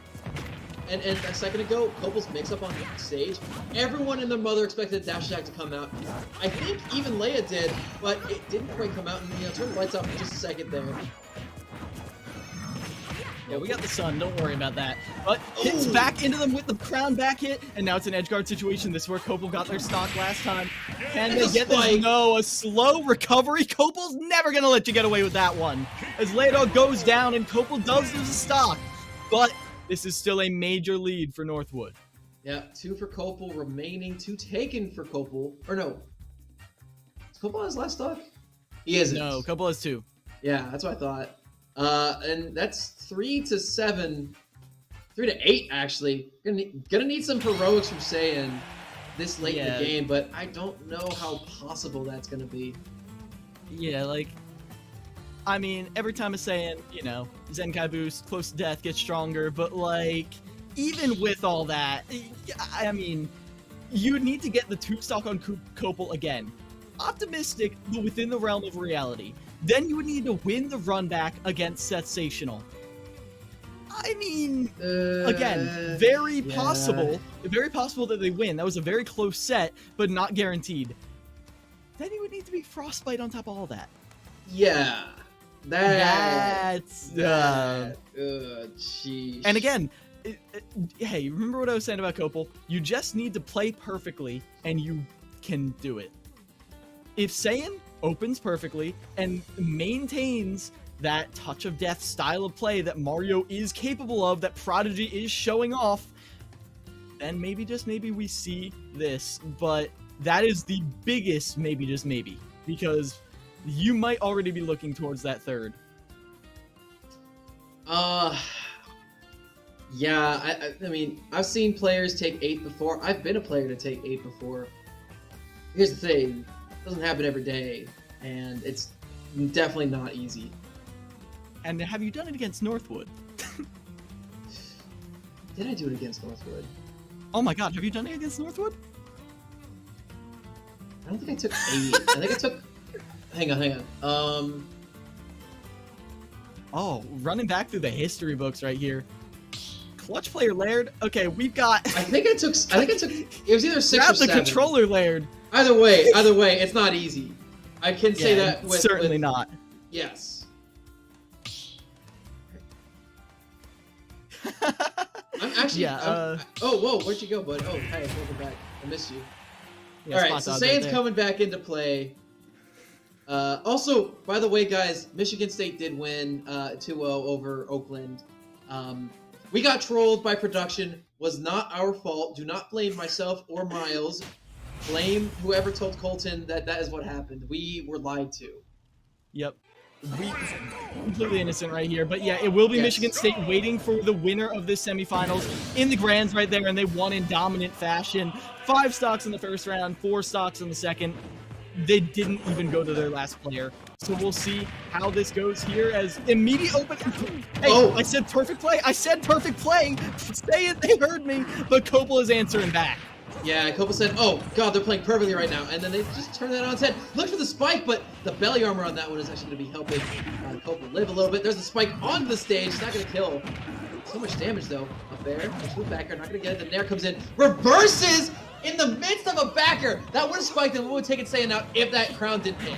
What? Or sorry, that cape didn't hit. What a play. Did you see Cobble go for that reversal right there? And sure they're did. still going for it. Goes for that dash check though. Up smash, not going to kill quite yet. No crown available to Copel, and down air won't kill either. Still, Copel holds on to this stock and Saiyan at 96%. Looking for this opener right there. Back here will finally do it. This is what we saw in the beginning. And Saiyan close this out. We've seen Saiyan win things like this before. Keep in mind, they do have that extra range, so these combos are going to be longer. Uh-oh. However, Copel from the blind comes down with a down air. Has taken a stock off their demon. This is already not looking great as Saiyan gets caught by the crown on the back hit. Copel just sort of waited there patiently. I'm not sure what they were looking for, as now this is... back air. Ooh. And that was even faster than forward air. Saiyan knew that they were not getting the hits that they needed, and they still were not able to finish it. Finally, the forward smash will be enough, picking up their own slack, but you drop the stock. And now you have to convert one of your stocks into a 3 stock on a member of Northwood. F smash is so sick, dude. I love that move. I love like the peel back Mario gets and how he pulls his whole body behind it. It's like, that's a heck of a punch. Fire aside, puts his whole body behind it. That's great. But Copel's gonna be bowing out here. Copel took 3 stocks. Copel took 3 stocks. So they went even this set, which is better than they did last set. And actually, across the board, improvement from Northwood here. Yeah, so we talked about how like Mario doesn't love swords. Hey, Frostbite, where you at? Frostbite, Hey, where you at? I mean, maybe Sensational wants the run back. Maybe you don't want to like feed, like maybe you don't want to feed Saiyan that like matchup, but like you don't want to give Saiyan like the matchup data. You just want to send in Sensational because Sensational did win last time. It was like a last hit, last stock scenario, but Sensational did win out. But against Saiyan right here, yeah, it is actually gonna be Sensational coming in for the run back, and I don't mind this at all. Look, even if Sensational only takes 1 stock, that's still 1 fewer stock that our man Frostbite has to take. So give your anchor player every bit of advantage as you can. Absolutely, I say. Yeah, and I love Frostbite as the anchor because no offense, I mean, I feel like you need that sort of explosive style. Like you need the ability to take a stock at 15 or 30 or 45 or 60 or 75 or 105, whatever it is. You're just going to end that stock anytime as Frostbite, or you always have the potential. So I love to see that on the anchor, but right now we're seeing the run back. Saiyan on 2 stocks, Seth at 3. All right. Seth can make this magic. 6 stocks separating an Akron from losers, or sorry, from grand finals. If they take 6 here, it's over, and Northwood goes home empty-handed. Ooh. It's that uppy right there, but as of right now, it's looking pretty even. And what we saw a lot is a lot bigger openings because Seth doesn't really get those rising up airs, like doesn't really get a lot of things unless they catch Saiyan out in the air. And as elusive as Saiyan is, it's hard. It's the throw setup, but no follow-up. Yeah, Mario's like so small and stubby too. Oh, up air. Looks for the forward air, but a nice air dodge coming out from Sephiroth. Fading away, go to try to catch the ledge there. When you think of small characters, Mario isn't the first to come to mind, but especially in the air as he's contorting his body in all sorts of acrobatics, it is tough to catch that plumber. A lot of people get a little bit upset playing against this character, but not Sensational with that another up smash. He loves using that move to get rid of Saiyan stocks in particular. Did a good job. Nice fadeaway air dodge. However, a little bit too far away from the ledge. The peel back F smash into the angle down variant. He's going to be taking that stock away. Saiyan right now still saved their jump. Excellent job from them. The jab into the grab up air. Looks for a follow up. Not able to get it though. Saiyan gets spiked. Man, right now the mash coming in super hard. And able to get the back air, but not enough. Just straight into there. They're not going for any up air conversion, because if you go for an up air, you are signaling to Saiyan, I am going to go for a knee after this. Yep. Look out. But no. Instead, Seth just goes right into the knee, gives Seth no time to anticipate what kind of DI they need to get away from the knee, goes straight into it, and that is going to be a tie game. Northwood answers the call that Akron put out with that initial win. And now on match point for both these teams, Akron is sweating a little bit. Yes, and I don't blame them. This is a scary roster Northwood has, and I mean, So Good Pop cooked like my man Chef Linguini over there in France. He got 7 stocks in that second set after a pretty lackluster performance for his standards in the first set. So, not upset at all, to say the very least, from the performance of Northwood. And we're going to be going into set numero 3 here. Yeah, and we're seeing if the players are going right into it. If not, we might go to a tiny little break. We're just seeing what the players are doing, if they're taking a second to breathe, or if they're hot and ready for a run back right here. Because I'm not seeing any interaction, we may go for the briefest of little breaks. Tiny little break, 3 minutes at most, and when we're back, we're going to see the conclusion of the semifinals and who is going to be taking down or taking on Michigan State in the grand final. So don't go anywhere. We're going to go to a quick break. We'll be back with the rest of the semifinals after that. Perhaps. Or maybe not. Maybe as not. we Perhaps are not. looking to go into this, maybe. Okay, I'll be honest. I am looking so furiously right now at the player chat, just seeing what they are looking at right now, because it's, well, you want a little breathing room after that, but also you sometimes just want to keep the momentum going, especially if you're winning out that strongly. University of Akron, Northwood University. Let's see what they would want to do. Okay, so Akron, they had a lot of the same matchups, but like, what are, like, I'm trying to think of what they really want to be doing here that's different, because you had Sand against Copel, yeah, but it was SGP that opened it up. I think Laydog in against SGP right away. Yeah, and on top of that, Laydog's one of your best players too. So no matter what, even if SGP doesn't come out, you do have a genuine threat hanging out. First thing, I think keeping Sand in the back in the anchor position's probably going to be better. And then you just have Yak and Fortune float around too, because they're both substantially good players in their own rights too. It looks like So Good Pop will be the lead coming in from Northwood though, yet again. Or maybe not. Who knows? He's vibing. Yeah. It looks like they're seeing if we're taking a break. Regardless, do you open with Laydog? Do you Yes. roll that dice? Yes, you do.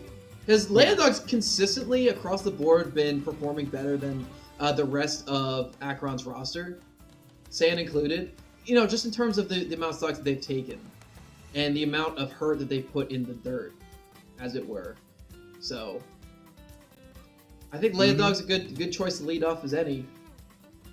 Yeah, I would like to see Laydog because I don't think Fortune was the play. I think Fortune had a better run-up against Copel, and that's mostly because Copel, again, we keep talking about these slow-moving projectiles. They've been a consistent theme throughout this entire match. I feel like Fortune and Copel, their loadouts do more or less the same thing. Like, you have the reflector, you have a slow-moving projectile that kills, or that sets up for kills, and then you have a slow-moving zoning projectile. You just do a lot of the same things. You even both have a boomerang. You both have a boomerang. Same True. character. Same character. I love boomerangs. Alright. But yeah, both these So- teams are gearing up. Man, Smash players just are not timely at all. Yeah. They love to just stall. Tiny bit of slander right there, but it. No, it's it not just slander happens. because I'm one of them. Yeah. I'm allowed to talk crap on my own people. Mm-hmm. They consistently.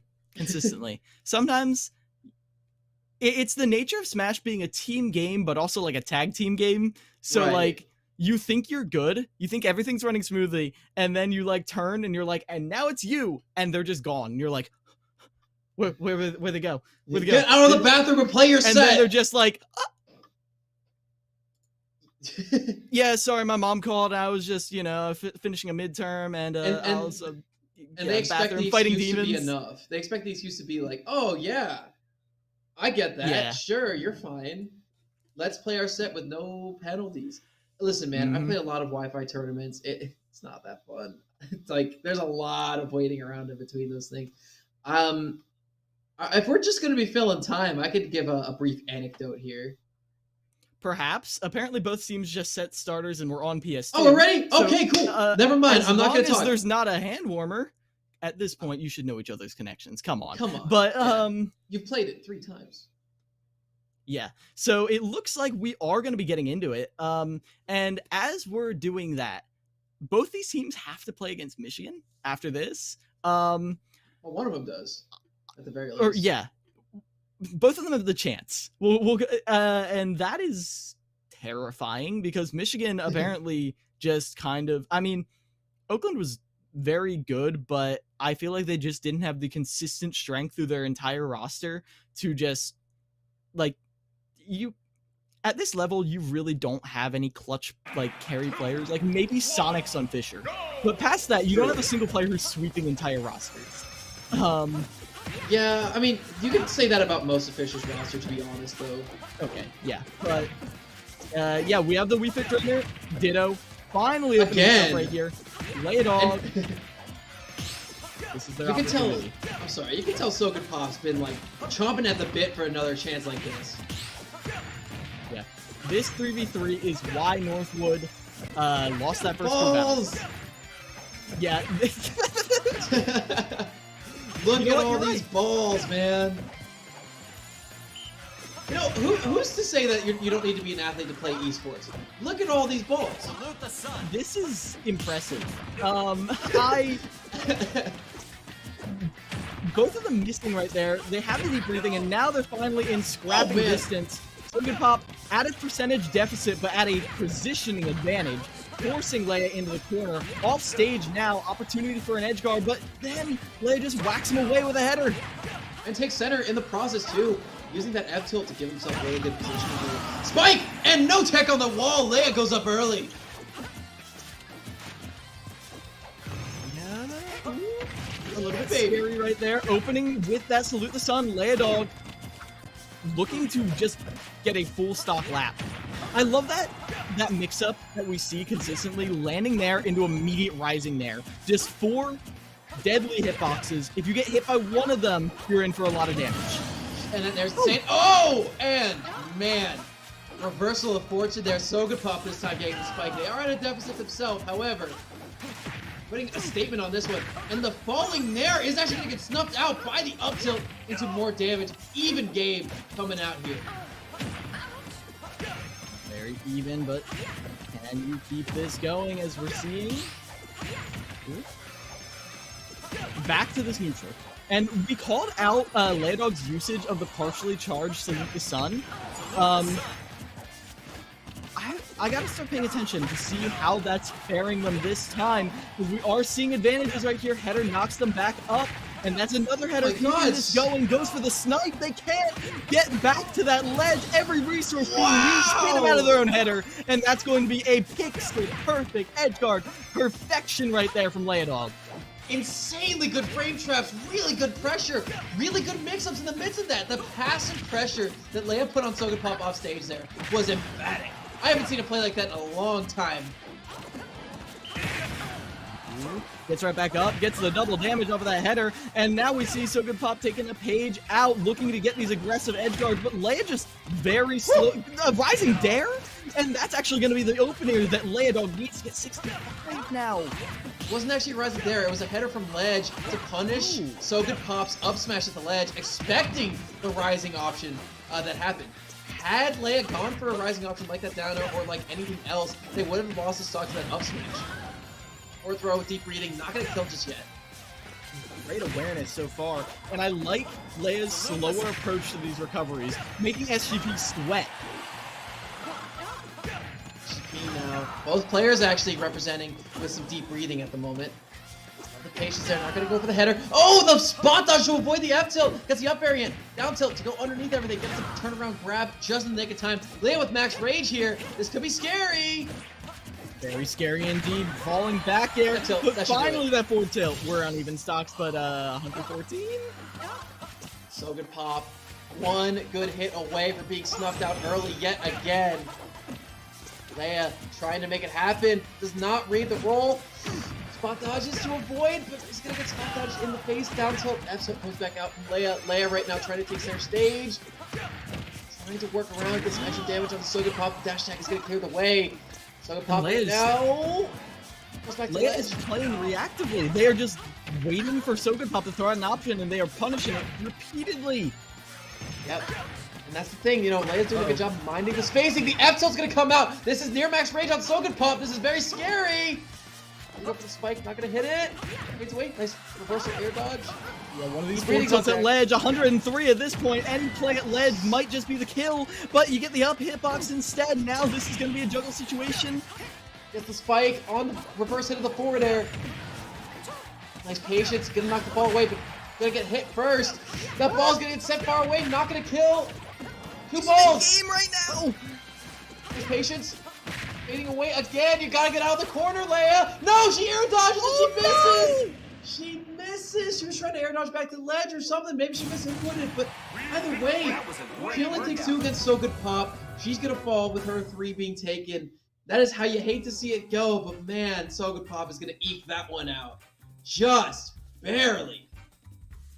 So SGP finally gets the run back, the clean run back, the one they've been wanting this whole time.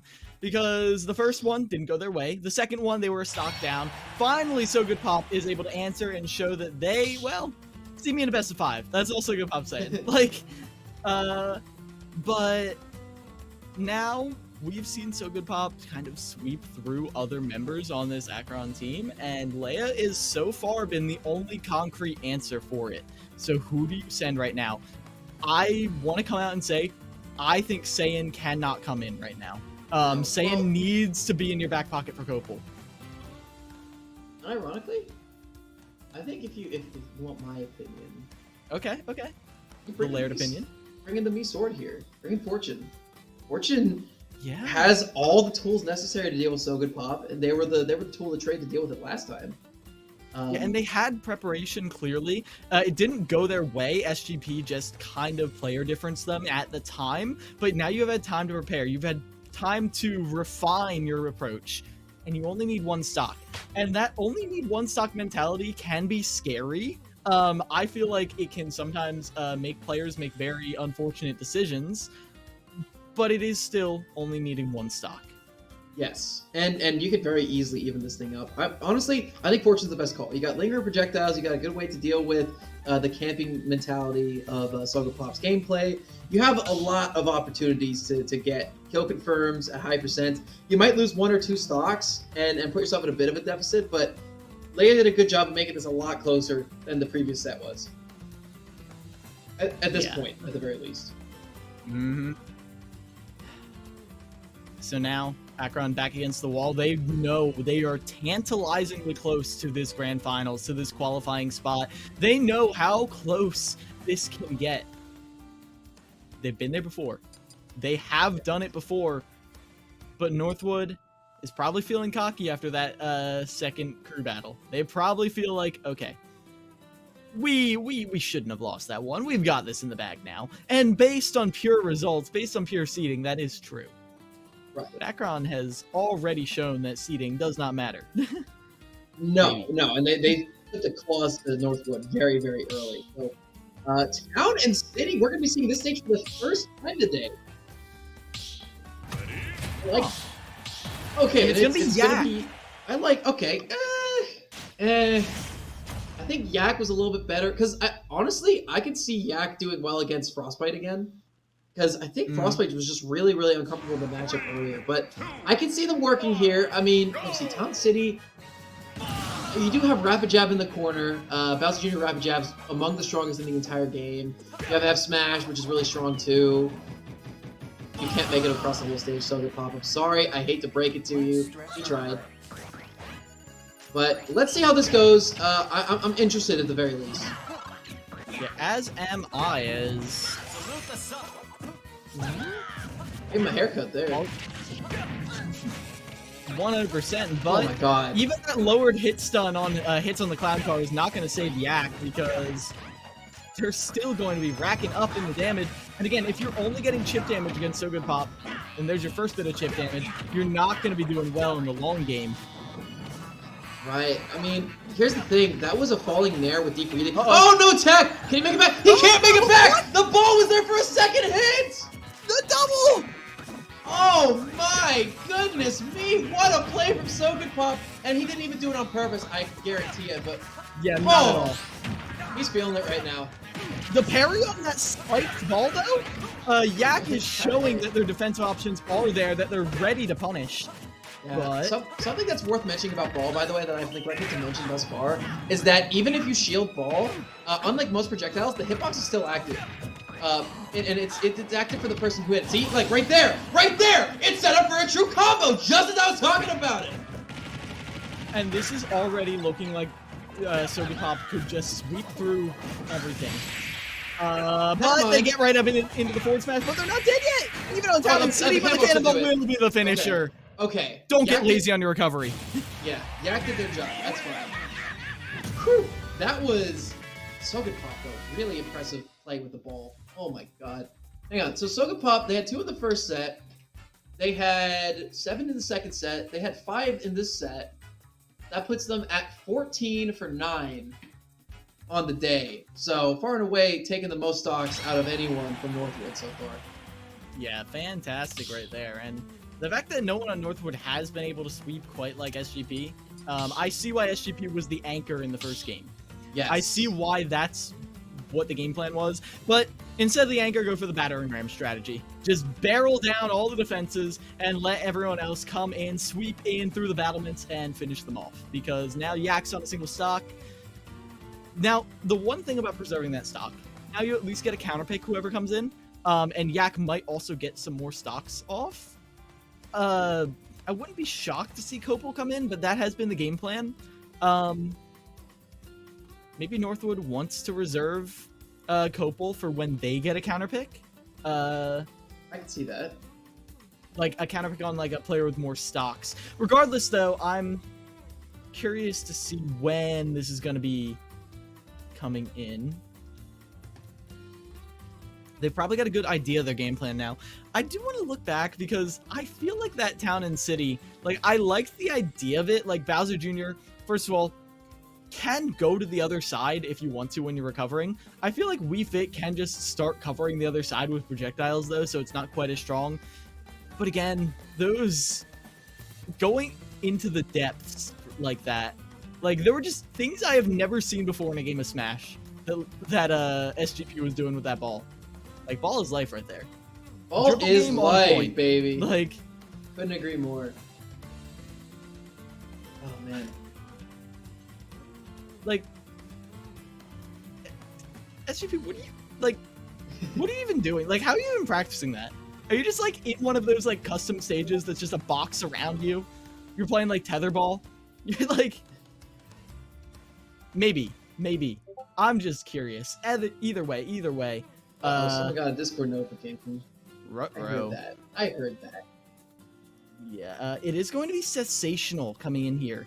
I like this because I feel like Sensational, in a scrappy matchup like this, maybe not might drop a stock, but regardless, Sensational is not going to just get cleared by anyone who's still on the roster. Like, it's not like Sensational is, we're going to see someone come in and be like, well, Sensational can't win this. Like, I don't know. Like, I feel like this is a good mid-game pick right here. Yeah, I couldn't agree more, honestly. I think it's, let me think. Honestly, yeah, this is really good for tempo. I mean, if you get a win on Yak, you're guaranteed to see who the next player is. And, I don't think Sensational will have too difficult a time. It should be good for counter picks. It should be good for a bunch of other stuff. So, and plus, it's one stock. If Sensational is, in your mind, if you're Northwood, your weakest player, sending them here isn't a bad idea because you have a matchup that's very, very, very, very winnable for them. And you also give them an opportunity to go further with that and just take some stocks off your heavy hitters. one thing I'm looking for, Sensational's ground game has always been a kind of strength. Like, even when they're not on the ground, when they're looking for, like, landing nairs, they're looking to start off from there. Get that Raptor boost, get whatever they need, and convert into the air. And sometimes their aerial punishes have not always been quite as on point. So, Bowser Jr. does control the ground. Passively through Mecha Koopa, as Mecha Cooper. Yep, That's what I called my friend in high Pratt. school. Stomping Koopas. Yeah, so I like that's the one roadblock I can feasibly see. The fact that you can literally just put up a roadblock in front of them. But besides that, I feel like Seth might have this in the bag. Yak, what do you got in the bag to prove me wrong? Iggy on display, what do you got to show for it? We'll see. Yak, keep in mind, Yak was able to take 2 stocks off of Frostbite in the first set. Mm-hmm. And this is on Battlefield. This is a good Sephiroth stage, sure. But I think this is also a very good Bowser Jr. stage, just because of the amount of ladder combos that Bowser Jr. gets here. Yes, Bowser Jr. has ladders. If you haven't seen how good that up air is, you haven't been paying attention. I think it's fast, strong, disjointed, and it combos into itself. He's going to go for a downer first in general. Uses a lot of lingering hitboxes in the air. He's going to get Nair 1 for his troubles. A lot of extra damage to the air dodge up, back to ledge. Yeah, throws some really good movement here this early. Yeah, but Seth answers back. There's a lot of discipline there, but wasn't able to finish that off. Grabs the Mecha Koopa on the way back on stage, but Yak just holding center stage. And even as you grab the Mecha Koopa, you're going to get punished for it. Or maybe not. Oh, the fadeaway going through the platform. Everyone and their mother expected him to land on the platform there, but he didn't. Excellent mix-up there from Yak. He's going to go for me. Ladder. Oh, yeah. Yeah, that's the guy. Up smash. He didn't get hit by it. Now throw. Look for the back air. The blind hit. It's not going to connect. Pretty much just saying, Yak, I know you want to come in, but don't come in at the right time, because that up smash is always a threat. I will say later in their last stock, Yak gets really, really good at just chilling out and trying to take one more stock off his opponent, particularly when his opponent's at a near percent to him. And he's got some really good mix-up potential. He doesn't get rattled in these situations, which is really impressive for a player like him. Up smash! That'll do it! Here. Up smash on the shield. Okay, Sensational is down 1. Yak has an opportunity to take even more here. Starts with a reverse up air. Not going to get a follow-up there. Back air, blind hit! Slowed down, but caught on the grab. The landing hit! Okay. That is wild. Yeah, Seth. Yeah, maybe he got caught jumping a little bit above the ledge right there. Maybe trying to throw out an aerial rising up. But regardless, that is going to be Yak getting another stock on the board for sure, but still down. What's that? 8 stocks to 6? Not unwinnable, not by any means. No, not at all. Definitely not. And let me think. So who you have in the back? You have Fortune, who I would say... Actually, I would say that you could bring up Fortune now. Saiyan's really good as an anchor position because he's particularly good against K-Roll. Fortune against Frostbite doesn't sound so good, but I think Saiyan could do it. I think if Saiyan takes like maybe 1 or 2, like loses 1 or 2 stocks and gets rid of Seth Roth, he could probably take one pretty easily off of Copal. Not easily, but reliably, just because of reflections and all that shenanigans. But the thing about that is, if you send in Saiyan right now, you don't even need to send in Copal. You still have Frostbite in the back pocket. You could just answer with Frostbite immediately after. That's true. Do I trust Saiyan to take 2 off of Sensational and 3 off of Copal and still have some remaining for Frostbite? And then furthermore, do I trust Fortune to deal with Frostbite as effectively as a Saiyan with more stocks would? That gets a little dicey. Yeah. That gets a little dicey. I do not envy the coach of University of Akron for having to make this situation go in favor of this team because, yeah, this will be interesting depending on who they pick. We are once again in a scenario identical to the first round where we're like, Northwood's at a sizable advantage. We don't know what kind of hero play they would need to be able to bring this back. Like, numerically, we know exactly what Akron needs to do. But looking at the player matchups, it's really hard to say. Northwood has been here before, and they lost out there. Can they keep this tight gameplay close to their chest, or is this going to be Akron pulling off another miracle upset? They could do it. Again, it is 6 stocks to 8, which is tied for the deficit that we saw them at before. It's not undoable by any stretch of the imagination. And frankly, No. I don't know, man. I think University of Akron has a good opportunity here if they play their cards right. Now, granted, I give the advantage to Northwood every day of the week because it's Northwood, and second of all, they have more stocks right now. But I've seen underdog stories go a lot further than this, and it could happen, man. I think it's crucial to not write off Seth right here, because up against Saiyan, Seth won the first run back and still did really well. So I feel like how Seth's performance here does is crucial. Like, if Seth gets completely zoned out, doesn't really get anything for their trouble, it's going to be really scary for the side of Akron. Because, yeah. But we're waiting for this pick right now. I feel like, well,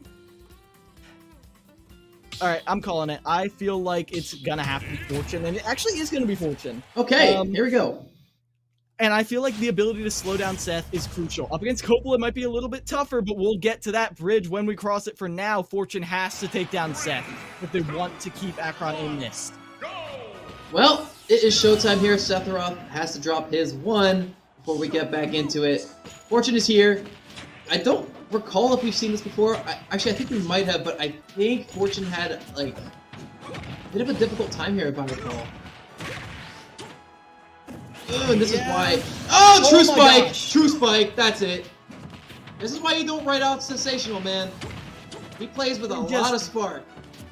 Yeah, and then immediately goes in for the landing there. Seth just wants to keep this momentum going. Double jumps all the way up, coming down with the landing there. They want that so badly because they know how much damage it can do. Love the dash tag. I love the up air. Falling Nair is going to come out.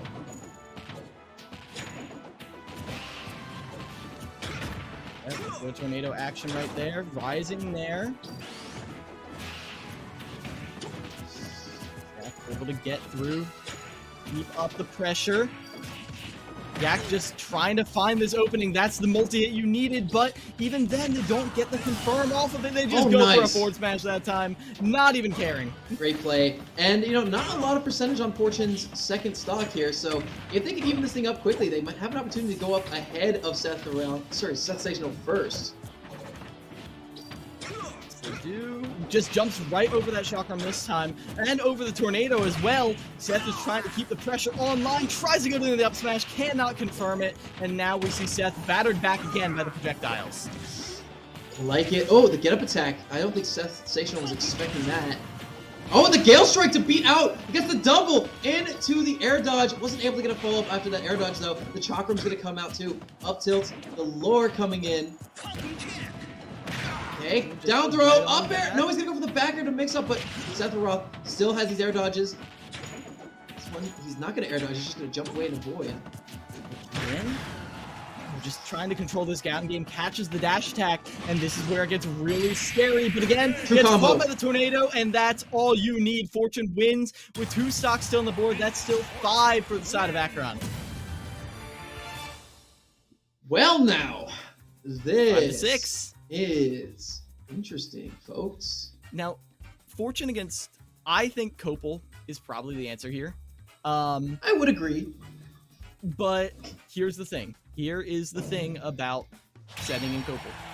It has been a clean sweep thus far for Copel. Like, Copel has kind of been just battering back Fortune's projectiles. And even though it was kind of interesting seeing how many were there initially, Copel was kind of able to just make quick work, get reverse edge guards, and that was the game. Now, though, Fortune is more than ready, and as demonstrated there, is more than prepared to go up against a player of that caliber. So we'll see how much damage you're actually able to get. This is particularly interesting, man. I mean, I could say that about this entire set. It's been really fun, really enjoyable, a bit long-winded, but, you know, we got a lot of Smash Ultimate action here. I'm not disappointed by any of these players and any of the stuff that we've been seeing on screen. And frankly, that's saying quite a lot. I have high standards, all right? Mm-hmm. And now I'm seeing they don't want any triplats at all. So yeah, Copel is going to be coming in here against Fortune. I think close quarters is probably best. I mean, even though Fortune can cover pretty much the entire stage with that Gale Strike, there's also less room for Fortune to back up. There's less distance to close, and I feel like that's really crucial. I agree. I think the more space you give K-Rool, yeah, he has a lot better projectiles and stuff. And here's the thing, Sword Fighter has really good projectiles, but they don't really stop K-Rool all that much just because he's so heavy, you know? And on top of that, reflecting Gale Strike is crucial because that move has a lot of end lag to it when you use it, and reflecting it sends it back at you faster before you have time to react. So you're taking pretty much unavoidable damage. It's tough. Yeah, it is tough indeed. I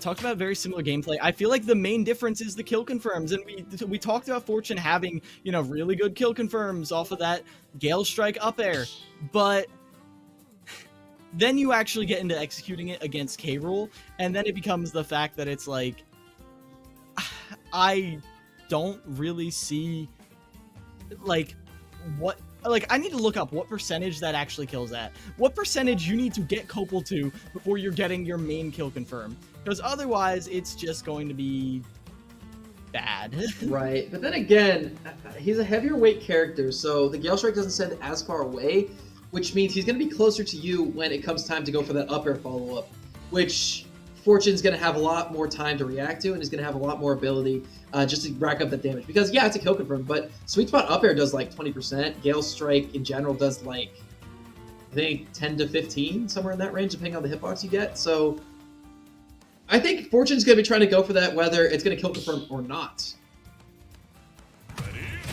Yeah. So we'll see. We'll see, because it is a good way to rack up that damage. But as many times as you had to hit it, how many times do you have to win that projectile neutral to take down Copel when Copel could feasibly kill you in 2 to 3 interactions? Yeah. Let's just see coming out here. Well, it's showtime here. 5 stocks in favor of Akron, 6 stocks in favor of Northwood. 1-1 in the set count. Winner of this has huge implications for what happens going forward. Copel gonna take 30 right off the bat. So Fortune starting strong here. Gets caught by the reverse hitbox into the Nair. Copel was ready for that, but Fortune, like you said, starting strong, pushing Copel into the corner. Copel slowly starting to take back distance. Yeah, in my mind, if I'm Fortune, I gotta take just as many stocks as I can. Oh, catches the low out angle, and that is where Copel is particularly deadly, man. You get him off stage versus you, watch out. Oh, that's Akram racking up the damage, but gets caught right there by that landing hitbox. Read the jump. Back here as well. Ordinarily, you see dash attack there. It's usually a true combo, but I think Copel was trying to go for something a little bit more saucy there. Nice hit. Lands with the Nair, avoids, you know they want that up air there. And that lingering hitbox is going to get beat out by the super armor quite easily. Speaking of lingering hitboxes, that lingering up air is going to put him in perfect position to get hit by the follow-up option of that down air.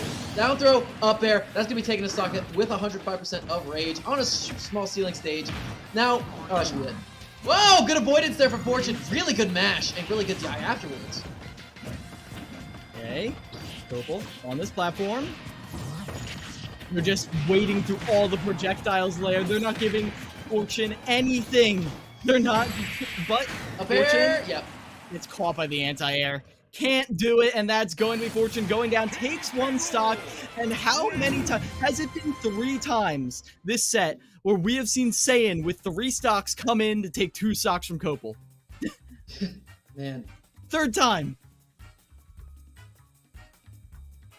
Well, not to take away from Fortune right there, but no. Saiyan has been put in this situation time and time again. The first time, we saw 2 stocks taken while only dropping 1 stock. The second time, we saw Saiyan dropping 1 stock but taking the 2. what's going to happen this time. Is Saiyan going to start this miracle run that you need? Because you need to replicate that first crew battle if you want to have a chance of sending Akron to the grand finals. You do, and there's a lot of pressure, but again, it's only 5 stocks. I say only like it's, a big thing, or it's not a big deal rather, but 5 stocks is a lot, particularly against players of this stature. But again, Saiyan's done a good job, like you were saying, of getting rid of Copel's 2 without losing a single one. And if that's the scenario, you're in a very, very prime position to win out against Frostbite when he comes in. I don't know, man. I think it all comes down to what Saiyan does here. Because I think in an even game versus Frostbite, it's going to be tough, but I think it's possible. Particularly if the offstage game goes exactly how you would want it to as a Mario player. And there's a lot there. And also, we do know that Saiyan is good at going off stage for those capes. So... Mm-hmm. Yeah, could very easily be either of them right here. And Laird, I gotta say, this has been way more of a semifinal. Like, I talked to you before about, like, yeah, the Midwest is so cool because so many teams around the same power level are fighting it out. It's so close all the time. I was thinking more about grand finals. The fact that semis were this close and this high pace, I mean, this is still a very winnable game for Saiyan right here. Saiyan could be the hero right here, so we need to see if that is possible. Saiyan against Copel, we've seen it 2 times thus far. How is the third going to pan out? Only one way to find out. Yep, and that is just to sit back, relax, and watch this match go on. We're on Pokemon Stadium 2 for this one. Akron down to their final player of semifinals. Saiyan with 3 stocks remaining. A skin swap coming out for the Cotton Candy Mario. I quite like this one, but gonna be starting off early with quite a lot of damage. Not able to get the platform reset on that up throw up air, or sorry, up throw down air, but so far so good. Now Saiyan in the blender, gonna be put in the corner, but we've seen this before. We've seen it happen where Saiyan gets off to a pretty good lead, but then just gets completely swamped over by a ton of damage coming out from Copel. And then Saiyan just rallies, is able to take a bunch of them. Nice tech there from Copel. Looking for another follow-up there. The F-Smash will not sweet spot, but it will not kill either. This is a super heavyweight King K roll. You gotta keep that in mind. I love the push off stage. Tries to go pick up the crown, but there's a cannonball there to clear the air for Copel. Getting away, do it again.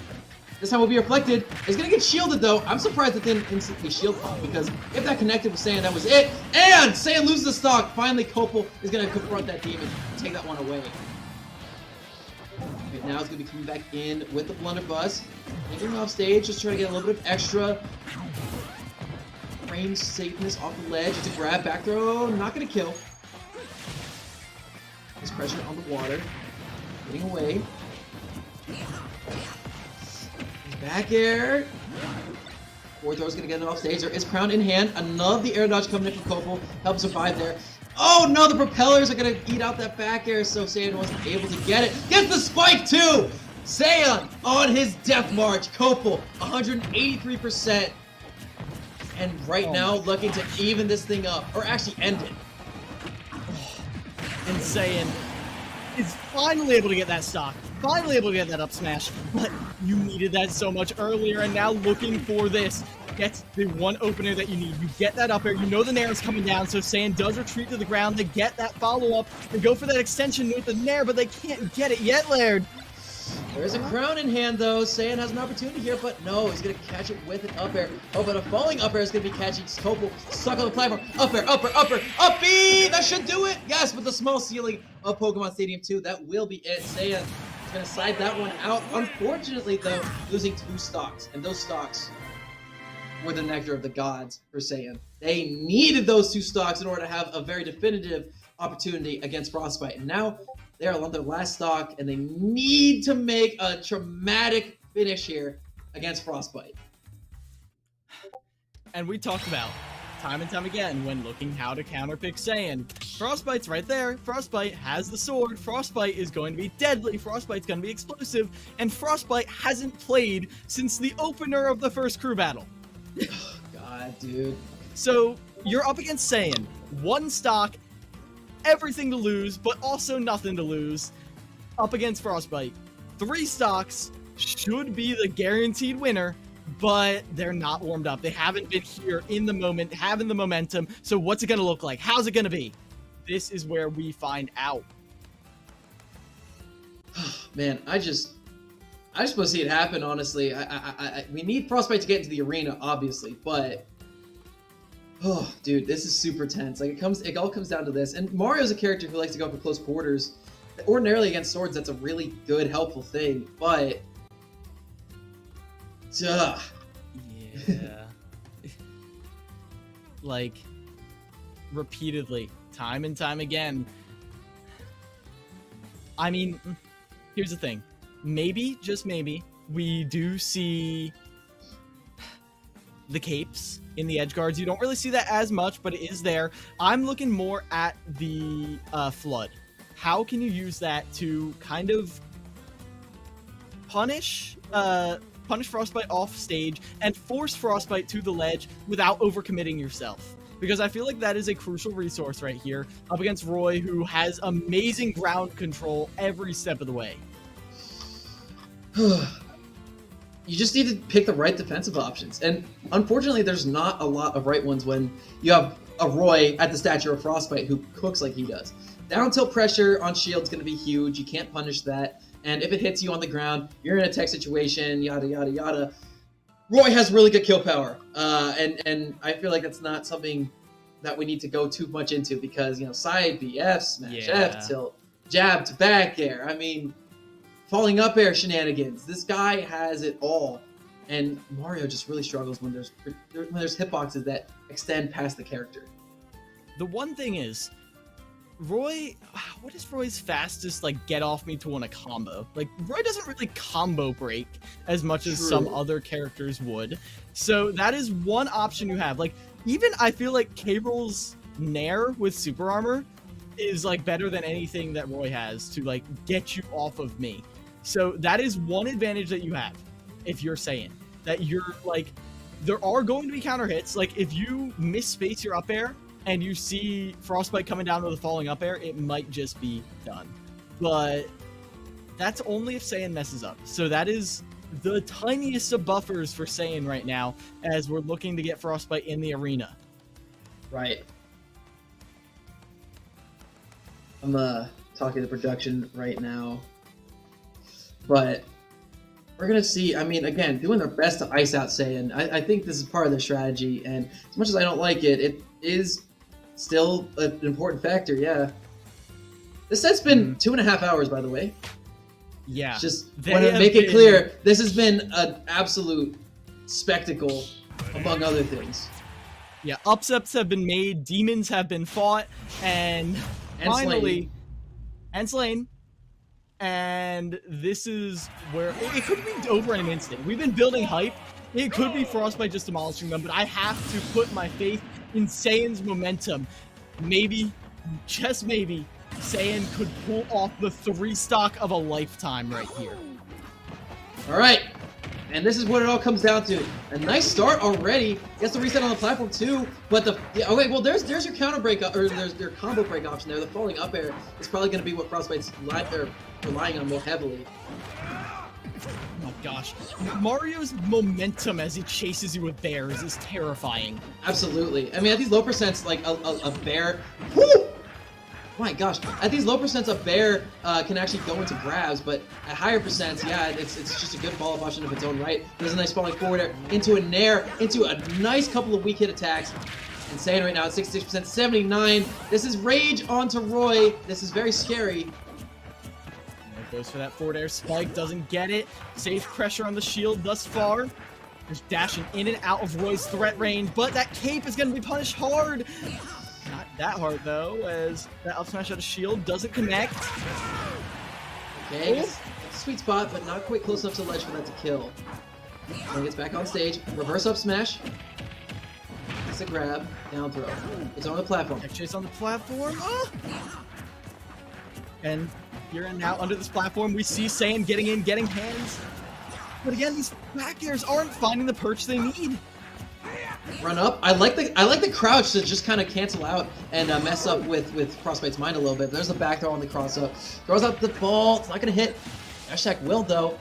Nice jump over the flood. Another usage of the down tilt. Tries to go for a third one, but not quite going to be finding anyone home. Up air, not going to connect. I love the catch. It was I think Frostbite was looking for a tech roll in, but there's a run up, turn around up smash. Saiyan has an opportunity here.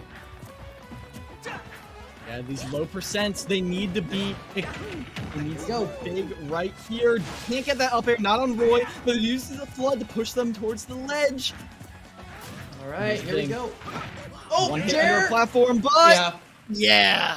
Even a weak hit will cause that to happen. I mean, at 140%, you could see the health bar was blinking red. Finally, Northwood will come back. They were down against Akron to start this out, but they're able to bring it back in full force towards the end right there. Fantastic stuff all around.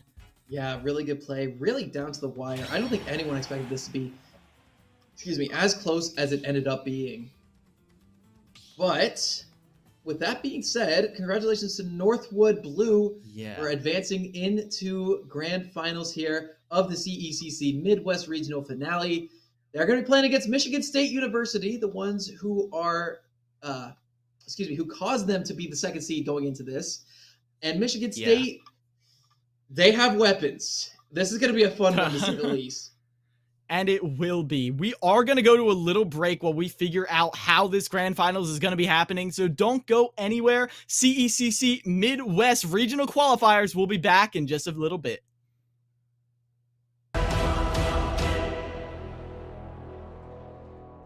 Then I don't know. I think me personally, I'll just say something real quick. I'm just excited to keep telling your stories.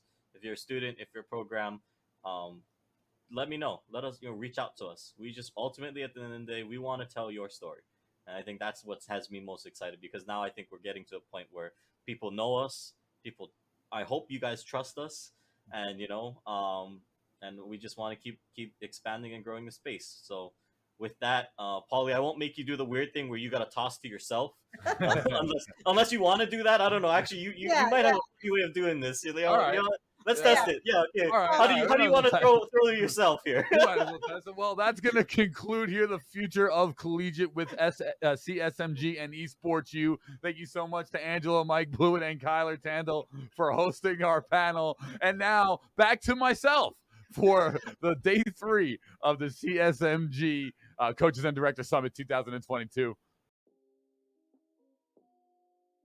Hey everybody, and welcome back to another ECAC weekly highlight clips. Now, I feel like I've been saying this every week, but this week in particular is full of some really unique kind of once-in-a-lifetime plays and clips and moments, so I'm super excited to jump into it with all of you. We're kicking things off with one of my favorites, Overwatch 2. University of Albany finds themselves back against the wall, 1/3 of the point already capped, but with a lot of great communication and a little bit of teamwork, they're able to snipe this fight back quickly. Controlling these fights, and now are able just to go with the blend. It's gonna get one, gonna be able to get a few with the cleanup as well. It's just near team kill gonna come out. There it is, Moose Milk getting taken down.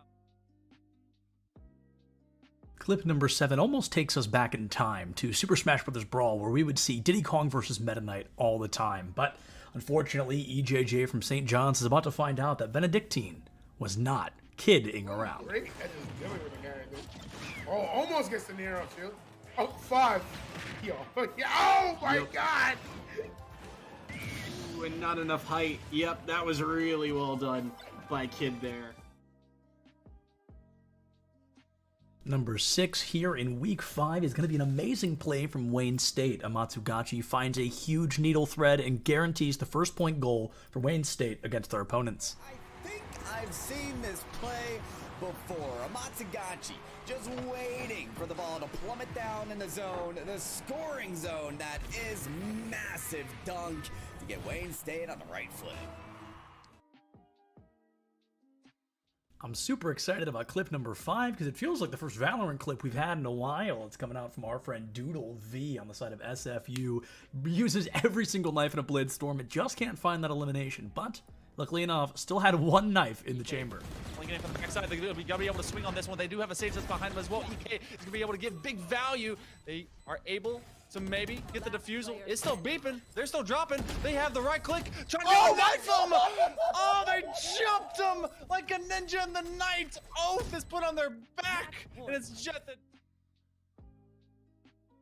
Sometimes as casters, we get a cool opportunity where a player's name matches up really well with what they're about to do, and I can't think of a better example than Bad News being the one to deliver that game-winning goal against Keen Blue in the 4th game on the side of Wayne State. For him, double tap every time. Massive goal for Wayne State. I mean, there wasn't even really a mistake. I mean, they had a player up for the potential shot, but the double tap opportunity that Bad News gave himself. Now, I hope you're not sick of SFU, because while they already had their time in this weekly reel, they're going to find themselves here in slot number 3 as well. Mako, a shark in the water against the side of Muskingum to guarantee another round win for SFU on Pearl. Mako will back up an operator that could get a collat here, and all of a second they get one, have to reload, can't quite get the other one, don't need to. Sky's able to be the limit. They get another. Stomachs are just being opened up with holes in the shape of a bullet, and it doesn't tag at least that one. Another through the wall bang them because they can't kill the Mako. Using an ultimate in Overwatch 2 can be incredibly dangerous. If you miss your ultimate, it could put your team in a very poor position, but with a little riz from Shiz, he kicked the door wide open for his main tank to come in and save the day. Now you don't even have another chance to recalibrate yourself. And the big EMP into the shatter! Oh my god! That EMP shatter was devastating! 6 seconds left for Sumter to try and touch. There's not going to be a recontest. Now, for this number 1 highlight of the week, I think anybody watching is going to know right away. Ridley is not a popular character in Smash Ultimate. So you know when you see 2 Ridleys going head-to-head, something incredible is bound to happen. That's what I would do. Yep, and then you sit and just take that up smash. Such a strong and potent kill move. Oh, we're going for the offstage gameplay. There's the stage fight from the neutral air. Holo is a monster. They live that. They live that. And now Holo has a very even game to play from. Minixo struggling to stabilize. Air dodges in. We're seeing but then the goes for one of their reverse. own. They do the same exact thing. Oh, Minixo gives Holo a taste of their own medicine. And that brings week 5 to a close. Thank you all so much for watching this with me and getting to share all these moments and relive all these hype, fantastic plays in the ECAC. It's been a wild ride. We've got insane weeks coming up ahead as we get closer and closer to the end. The caliber of play gets higher and higher, and these players, they just improve and impress week after week. If you want to keep an eye on it, feel free to follow on all of the channels. If you want to follow me, it's just Septilence. You know where to find me on any social media. Thank you so much for watching. Check your posture, drink some water. Don't forget to love each other, and we'll see you next time.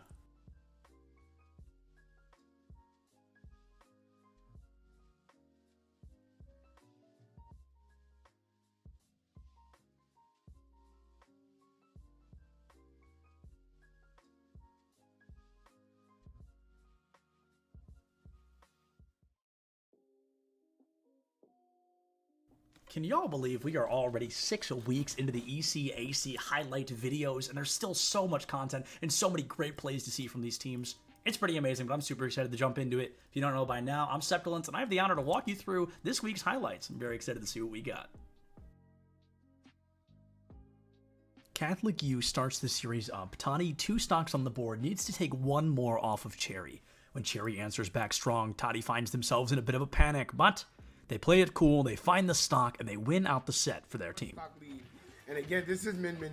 If anyone has the potential to rob someone, especially off stage, it can definitely be Mitha. Ooh, that was sexy. Oh no! Suni Polly was feeling great. 2 games already won, 2 games to go, and Wake Forest already 1 point in the lead, but with 16 seconds left on the clock, Toucan strikes a goal to tie things up and gives Suni Polly their chance at the 3rd win in a row. Field pass to Toucan with the shot. There goes the tie. 16 seconds left here in game number 3. Looking at potential overtime now. And the only reason why that was not saved because of the amazing speed on the ball there. Thankless in the right position. The pistol round in Valorant is one that many consider to be possibly the hardest in the game because you have no utility. You've just got your pistol and a dream to win the round. Space from UA, however, had his opponent seeing stars when he takes down all 5 of them in less than a minute with only a pistol. That to cut off vision and go for a defusal. Pond is also available, so I'll be selling for some information. Crossfire, it's going to be something of a nightmare to deal with. One enemy. He's gonna back up. Oh, a nice dink. That's a 4K. Looking for the ace is Shadow, as they want to be able to get another one, and they're gonna open up this game. For clip number 5 here, our keen-eyed viewers might notice that clip number 7 does in fact spoil the result of this one, but does not make it any less interesting. Suni Poly, things are close, but in the final half of this game, they close it out aggressively against Wake Forest. Go ahead and push it through. Of course you are. Had plenty of boost as well. Why not? Wes has just been a mechanical nuisance for the defense here of Wake Forest. If not extending the play, getting some of these individual. With a great EMP Death Blossom combo, Southern Arkansas was feeling fantastic. One member of the opposing team already down 4 to go, and they could cap that first point. But they're about to learn the hard way that nothing shines brighter than the Suns. Out onto the field. This might be good enough for Bellarmine to be able to hold on, but no. Both the healers! Suns! No way! You just went right up into the back line and hit the fatty shotty from behind. We were trying to do the same thing, but Suns... Yoru in Valorant is considered to be one of the worst agents in the entire game, but Rusty, clearly a big fan of Yoru just like myself, comes out quick, gets a 3v1 victory, and secures the penultimate round for UA. Hurry. Does OC him first, able to turn 1 from boxes, will be able to counter strike. No, where are you looking? What? Oh my goodness, Rusty's able to do it all himself. Where in the world was that second man looking? This upcoming clip absolutely deserves this second place slot because, as you know, these clips are usually about 30 seconds to a minute, but Percival did so much more than we'd ever be able to fit in 1 minute, taking all 9 stocks off of the opposing team before losing 3 of his own. Timing on the up special from Littleback. A potential KO punch is going to whiff here. 4-2, 1-2. Littleback is off stage. There's the Nikita. Air dodge is going to get caught. He has no jump. He's catching it with the drop, Nikita, and the down smash. But he's still alive. He is living. One read there from Littleback is going to take that's the neutral air. Our number 1 clip for week number 6 is easily my favorite. We're about to watch Priz get a 5K, a complete ace with the Odin. The clip itself is great, but the camera work makes it so much better. Enjoy this clip. And there you go. Okay, so they're systematically clearing. You love to see this, but they're running into 2 Odins. This definitely isn't a fun time for anybody that's involved. Priz gonna find 1 here in Boathouse. The ping's coming out. Priz gets the collapse. Priz finds it. Priz finds 4. Can he get the 5th? The ace for Priz coming out with the Odin. Just camping out in Boathouse. He has a campfire. He's got some marshmallows and some graham crackers, and he's making s'mores out of Stonehill. And as all good things must, week 6 highlights have come to a close. Folks, it's always a blast to get to walk through this with you. So if you enjoy what you're seeing, go catch it live. Go check out ECAC on all their main channels. If you like what you're seeing here, feel free to follow me on my socials. It's just Subtilence everywhere. Thank you so much for watching, folks. Check your posture, drink some water. Don't forget to love each other, and I'll see you next week.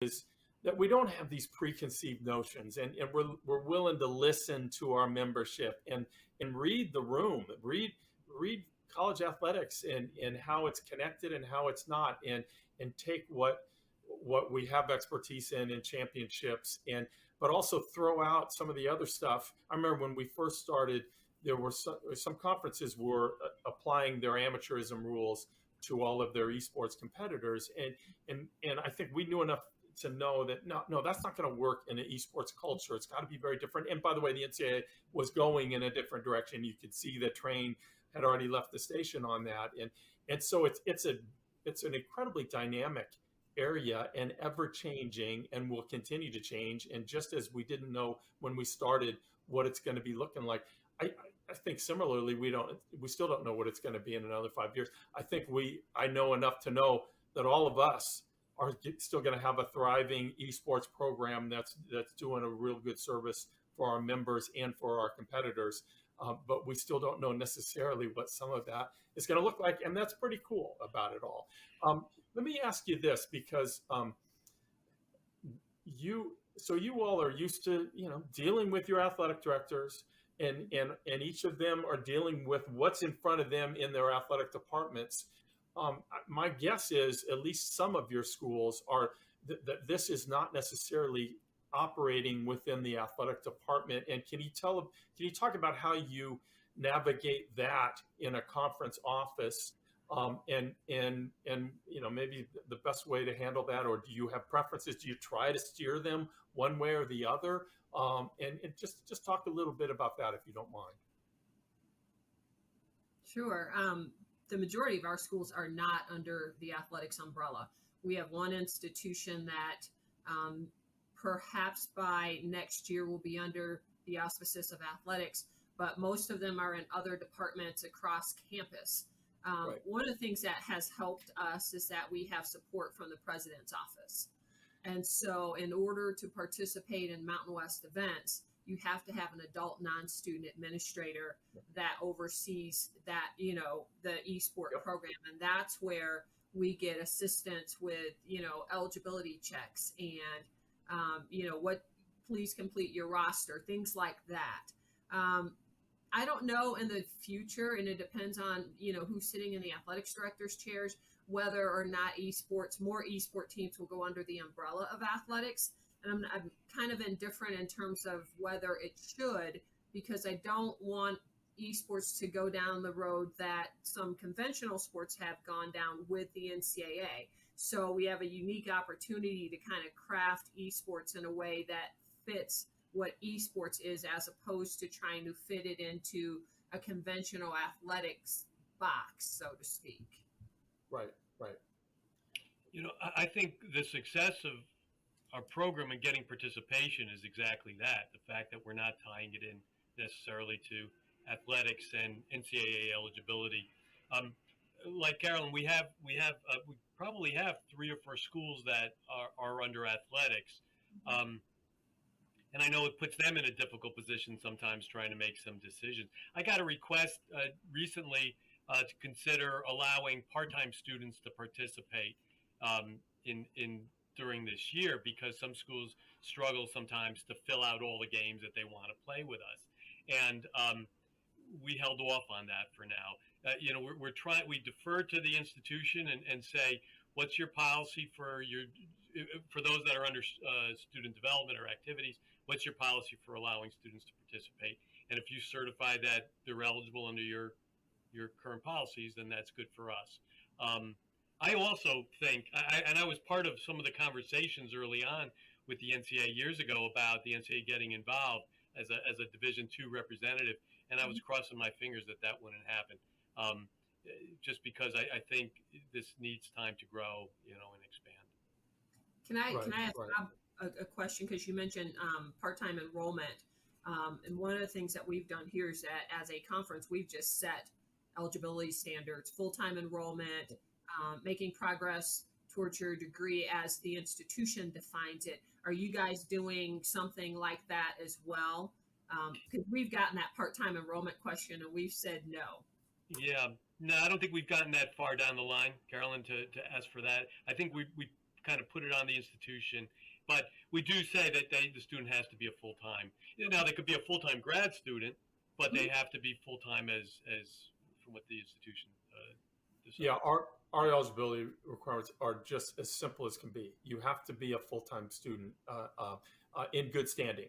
Yes. And after that, and that's about it. Now I think we wanted as few impediments to getting this thing rolling as possible in the outset. I do think as schools get more competitive, they will start to distrust one another, and that's why we have this 500-page NCAA manual, because schools distrust one another. But we're not there yet. Right now there's still a collective. Let's move this forward, and the fact that the NCAA is not administering it, I think, is really helpful to the growth of it all. And yes, we allow grad students. We don't even have a 4 or 5 year clock. If you are full-time enrolled for 10 years in good standing, you can do, and why not? Why would we not say that that's okay? Now, eventually, like I said, we may change our minds if the schools require it. They say, no, this is crazy. Look what they're doing. over there. We don't like, but I think we're still a long way from that. Alex, do you have anything? Yeah, I mean, I echo everything that really Carolyn has said. You're gonna have to forgive me. What was the original question? It's been a minute. I know. I'm sorry. Well, just kind of what you set out to do, and then what maybe the realities of it all. I can't say that. I'll get in trouble. There's one for each game, so teams this weekend, somebody's going to have to explain to TSA why they're coming home with an extra trophy. Fine. We're fine. This is going to be great. Why is everybody staring at me? I'm not even doing anything yet. Is it because I'm in a suit? It looks nice. It's new. I'm stressing. It's all right. We win these. We absolutely win these. I've never seen us lose these. I love him. I don't remember his name. What is going on, everybody? And are we ready? I'll start over. Okay. What's going on, everybody? We are here at the Collegiate Esports Commissioners Cup 2022 in Atlanta, Georgia. The players are just now entering the arena for day one. A lot of them had the opportunity to be here yesterday to get jerseys, to get familiar with the area, and to get to know one another. But today, the friendly gloves have to come off, and they are all here. Earlier, I was talking to these guys. This mannequin, when they didn't have anything else set up, I could see it from all the way down there, and I thought it was a person. And I stood there for like 5 minutes, and I was like, why is he standing like that? And I thought it was like a smooth criminal. I thought somebody was giving us like a Michael Jackson impression, and then it was a mannequin. I was really embarrassed to admit that. Oh my God, that's a lot of people. Hold on, let's go over this window. It just keeps going. There's so many people outside. There are so many people outside. We're gonna interview people when they come in. I don't really want to go outside. It looks like it's gonna rain, and the suit is new. So, oh, there's Doc Haskell. Hi, Doc. How are you? He brings a full notebook with him and like writes notes down. It was pretty insane. He had it yesterday. He's gonna be coming through this metal detector right here. I don't know his name though, but I recognize his hair. Jen. You're Jen. All right, we're gonna interview Jen, who's supporting Kennesaw. I'm gonna ask you a couple of very simple questions. Okay. Are we ready? All right, great. College. I really like Georgia College's color scheme. It's just red, white, and blue, I think, but I think they did it in a really clever way. Mineral area wearing hoodies, even though it is 75 degrees outside here in Atlanta, Georgia. Absolute legends. If only Nick could hear you. Nick, come back. If he's over 100 feet away, he can't. You were whispering something, and he started smiling. I'm like, are you whispering? Oh yeah, because he's got his headphone in if we're close enough. But bless you. Gesundheit. Gesundheit again. You're welcome. I'm gonna go find him. Oh, there he is. Oh my. Oh, okay. Real stuff is starting. Real stuff. Competitive integrity needs to be upheld. We gotta get out of here. Yeah, I don't want to get in trouble. I get really embarrassed when I get yelled at. 30 is Okay. Wow, it's not 10:30 yet. It's only barely 10. Woo! All right, it's gonna be a long. Hey, what's up? Surprise interview. Join me over here though, so we have a cool backdrop. What are we here for? Rocket League. Awesome. I'm not going to ask what school you go to because unless you swapped hoodies, that seems pretty clear. Nope. I got my jersey on with my name on it. Oh, you do? Show us your jersey. Look at John T. Turbo here. Yeah, that's not his name. I just keep calling him that. Yeah. His name is John, but my name is John Turbesi. Yeah, that's not John T. Turbo. Yeah. I get the message that I'm going to Nebraska where I met you. Oh, that's so crazy. So context, if we're probably not going to use this, but I want to talk about it. Turbo and I met at a LAN like over a year ago.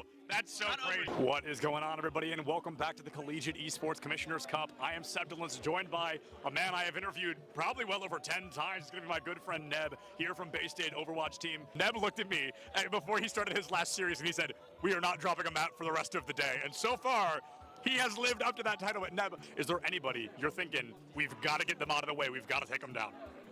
No. No? Just looking at it, each fight's its own, every game? Going into it, just taking it as it comes?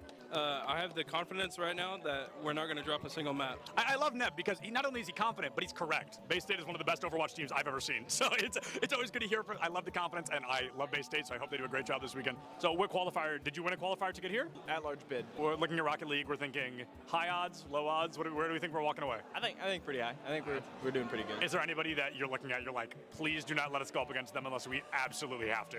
I mean, really, everybody's good competition, so. And sorry, what was your name? Ethan. Ethan from Mineral Area. Yep.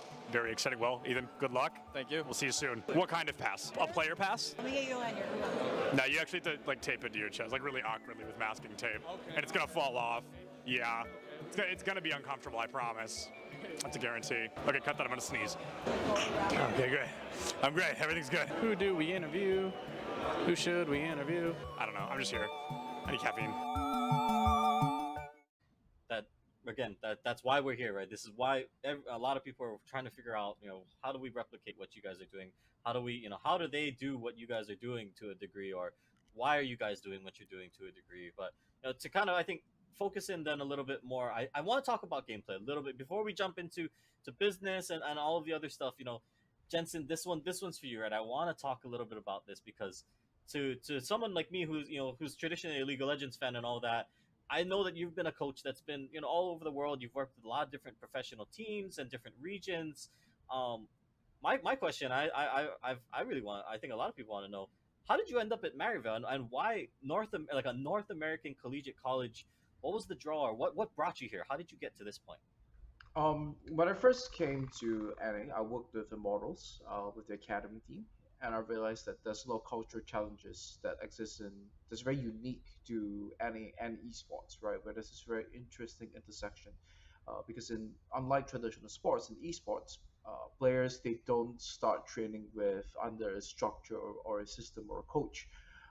From a very early age, which is what happens if you want to pick up any other sport, right? Like you start going to community events or whatsoever, and then you start developing your skills and your literacy of the game from the age of 6 or 7, and you're very used to working in a team environment, a coaching environment.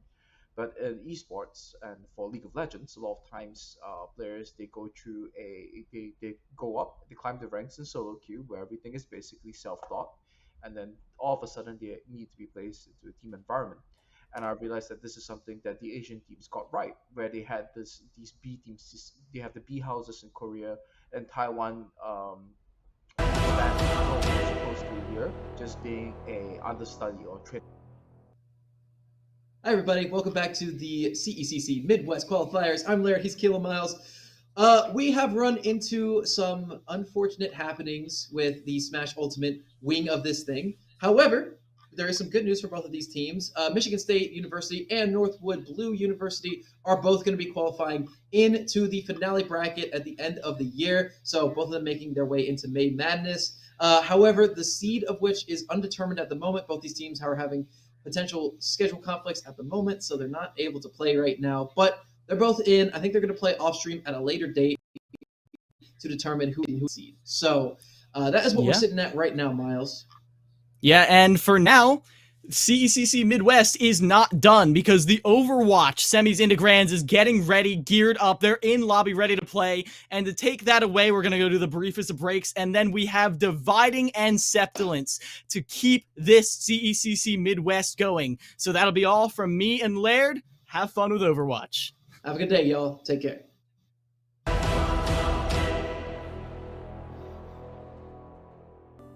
That's so cute.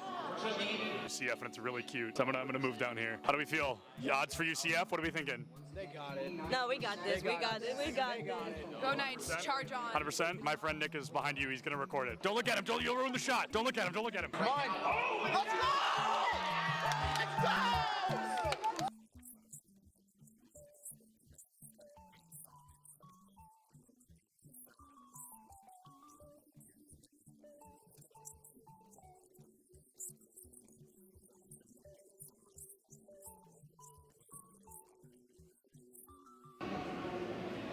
My smile's probably really creepy. I was just being weird. Oh, I love being in the shadows, though. Big shout out to the shadows. We could interview Dilly just because I think he's handsome. You weren't supposed to hear it. Here's the thing about the event. I'm the greatest that's ever lived. Literally true. I know him. I think everyone knows that. I think everyone's aware of that. Hey, do you have a VIP access badge on? I actually have an all access. Oh, an all access. I thought it said VIP access. And that's only available for the best. That's true. He's right. That's a main stage TO right there. If this goes live, I'm suing everybody. It's all right. A video of me, the first clip is me saying, don't put that in. And then it was the first, cut the cameras. Oh, you're recording already? Great. So this is this is Bay State versus UCF. I believe something that we saw yesterday on day 1 of the tournament, but instead we're going to have that run back here. I think they're fighting for a spot in Grand Finals. Anarchy, one of the best Greninja players in the United States, currently struggling against a Terry. Terry notorious for that DLC privilege, being a very strong character with some very strong abilities. Greninja, not so much, considered one of the weaker characters in the game. A Falco player, one of the best in the United States, and he just got spiked by a Terry. Same Terry that took out Anarchy literally minutes ago. UCF still up by 2 stocks. This guy is looking to rip this team apart single-handedly. That is, I mean, nuts, to say the very least. Absolutely absurd. That was a disgusting spike. I cannot believe that happened. Will you hold the microphone so I can sign this? Sorry. For context, he's got a fan. He's actually signing something. He's so excited. What was it like tonight? not hear my voice for 2 minutes? For 30 seconds, maybe. What was it like? Probably bliss. I was signing a mouse pad, which is really cool. I've never done that before. Nobody's ever asked me for a signature, so I'm going to start blushing, but I'm really excited about that. And then he wants a picture. Can you take a picture of us? I said, is it bad? She went, no.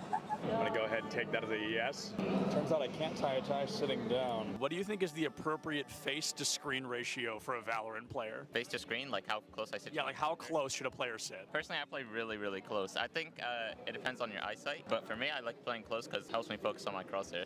Is the value of sitting close, the crosshair being the only thing in your line of sight? Yeah, that's pretty much the main benefit of it. It's so funny how close some of these guys sit. Oh my goodness. What do you think is the healthy face-to-screen distance for a Valorant player? I think it's all kind of personal preference. I guess I would consider myself like pretty close when I play because I like to like zone in on my crosshair. It is the second person to say that. It's all about the crosshair. And then what's up with the horizontal keyboard? I don't know, like it just kind of fits like the form when I'm close to monitor. Like I don't know, it might sound cringy, but I like to like be one with my gun, you know? No, bro, I feel it absolutely.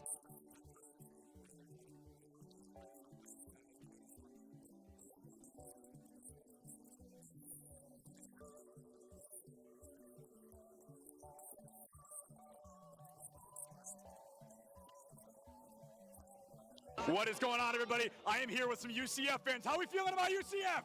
Let's go! Let's go! We've got a bunch of UCF fans in the crowd right now. UCF, they are up by a single game. They're looking to find their third and possibly final, secure a spot moving forward. Things looking great for them against Northwood here today. This guy's playing Minecraft right now. He keeps double building instead of placing the dirt. Pressure's on, man. Everybody's watching. Just kidding. Just me. Cameraman's not over here. Just kidding. He's behind you. There's actually always cameras on you if I'm around. Do you double build all of those? No excuses, bro. Your college esports Minecraft team absolutely rolled. L after L here. Let's hope UCF has a little better luck on stage, huh? What is going on, everybody? I am Septilins. I have the honor of welcoming you to the Collegiate Esport Commissioners Cup here in Atlanta, Georgia. All right, that was good. That was good. Good content, good content.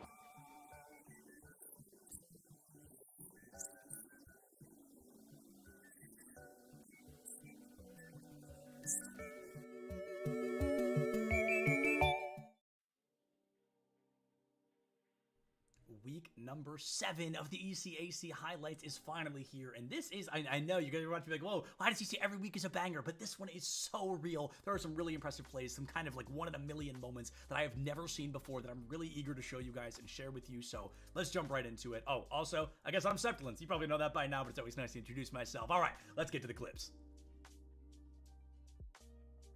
Now, clip number 8 to kick things off might not be flashy, but by golly, is it impressive. CSUMB guaranteeing themselves their 4th and final win to 4-0, the powerhouse team known as UNCG Gold. From Greensboro, final seconds ticking away. Here comes Garrett's. They're trying maybe to walk away with one more missed contact. Brutal. Oh my goodness, insult to injury at this point in time. As the all zeros are on the clock, he gets another one, and Monterey Bay do it again. They pull off the sweep over Greensboro. Clip number 7 of this week might be the fastest 0 to 100 clip we've seen in quite a while. Ashton, from the side of SVSU, just barely clutches out a victory for his team to start things off a little bit better on Icebox. The weapons utility, here's the flank from the Viper, and only good for one, but has distracted enough. The timing is there for Ashton, and he salvages the round, reclaims control for SVSU. The Joker versus Game & Watch matchup is definitely a weird one, but Pato from Iona University certainly does not crack under the pressure. Nice. Ooh, almost gets the berry from that. That could have been a kill.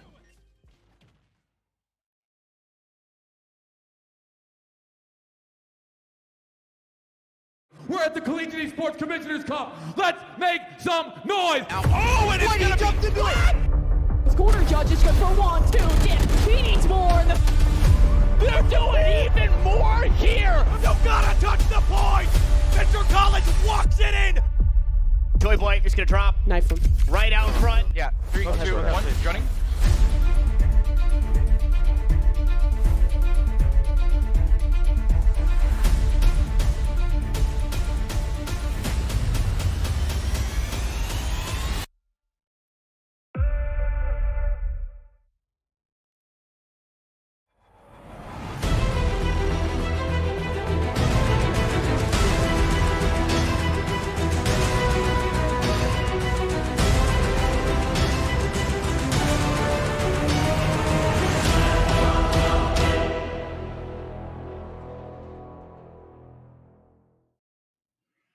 Hello, everybody, and welcome back to the CECC Midwest 2023 qualifier here in the home region of both myself and my co-caster Dividing. We are super excited to jump into this Overwatch 2. We've got a semifinal and a grand final lined up. Before we get into that, Dividing, how you feeling, man? How you doing?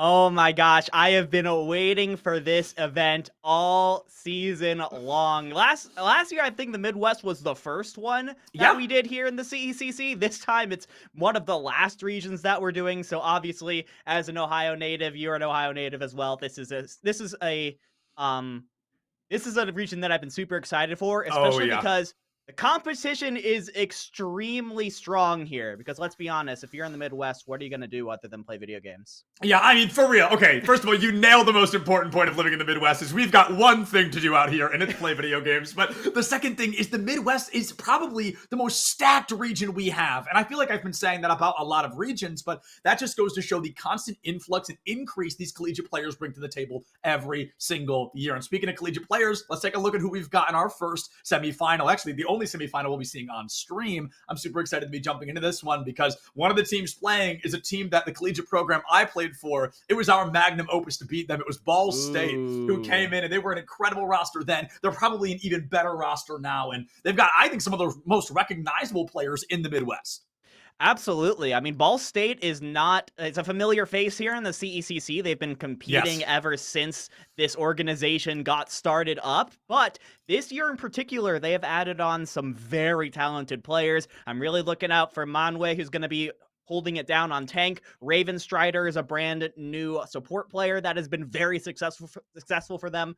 Ball State has taken what was at the time kind of a middling decent roster and has really leveled up this year. They came in second place in the Midwest qualifier, and they're looking to make it 2 in a row here in the regional.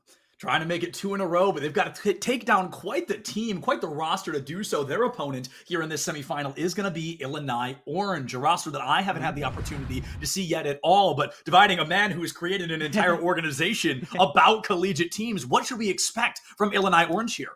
Illinois Orange are a team in the Midwest who are very much like, they're kind of been a borderline team for a while. Like, they have been around, they have been relevant in the Midwest region for as long as I've been paying attention to it. They've been ranked in the Ochre rankings before. They were in the bottom 5 when it happened, and then they fell out again. They're a team that always seems like they're on the edge of like a big break that's going to launch them into that kind of top 16, top 15 conversation. They have not hit it quite yet. Maybe today we'll see it happen.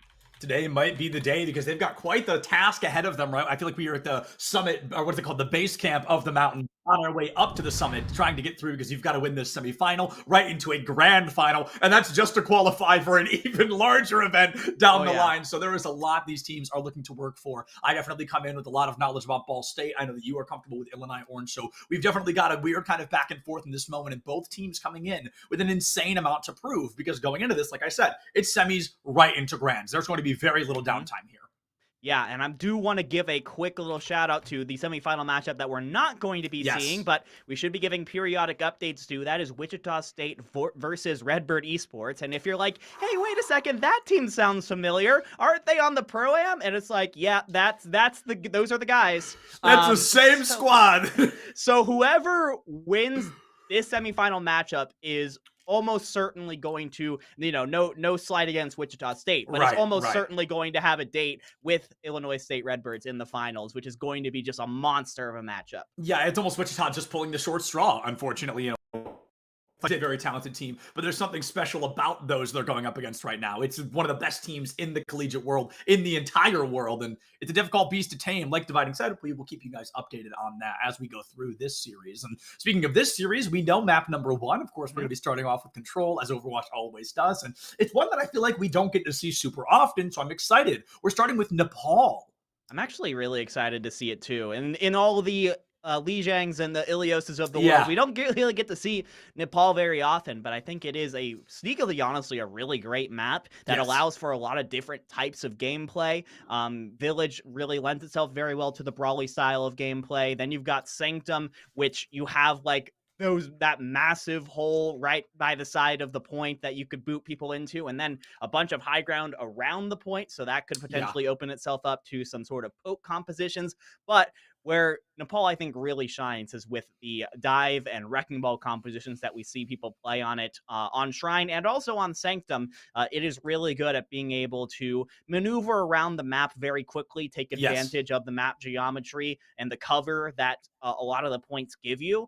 I think that's probably where we're going to be seeing teams shine. And I think it's also just a really great litmus test to see what kinds of compositions these teams kind of default to. Because right now, we're in a very interesting time in the Overwatch meta, Septilence, where there's actually not just like one composition that is dominating everything, which is what I'm used to. It's actually pretty map dependent, and teams can definitely take it in different ways depending on what they are most comfortable with. And if we get to see the same thing that both teams are showing in about 15 seconds, these are two massively different play styles as we start on Sanctum. Yeah, we have got some large differential here. Ball State playing the Wrecking Ball, living up to the name. There's a bit of a joke for you there. And Illinois Esports Orange coming out in a much brawlier sense. They want to enable that Ryan. They want to give him the speed boost from Lucio as well and a Maywall to boot to just delete anybody from an equation as fast as possible. Manway goes in early on the ball. A bit of a buffer bounce there onto the corner, but doesn't really get any intel either. And that's where I think Ball can thrive in the beginning of an engagement, is getting the information on what comp you're running into. Because if this Ball knew he was running into a May cast Rhine, that could be a bit of a devastating moment. But instead, Manway has to play slow. The entirety of Ball State really spread out right now and dividing competition. I'm always worried about spreading out. Just things like that happen. Yuzen gets picked early, and luckily enough, Ninja Curly Fry can pick it up. A very talented hit scan player normally on the Sojourn here. Zoolander falls. It's a 4v4, and Ball State find themselves on top. Let's see how long they can hold it. Yeah, it's going to be tough to hold on to this. You actually see Yexer swap over onto the Lucio now just to try and get back to the point quick, make it a 5v5, and that is exactly what Ball State need to push Illinois Orange back for the moment. And this is actually going to put a couple of swaps here for Illinois Orange. You see everyone swapping up. They're going to match the Wrecking Ball. We're going to see Tracer and Sombra as well. Sombra's been a very sneaky pick in the Pro-Am so far, so I'm really glad to see Silly Phil bring it out. If you could maybe try and hack up Raven Strider, dive on top of it with your Tracer and with your Wrecking Ball, you are going to delete the main healer for Ball State.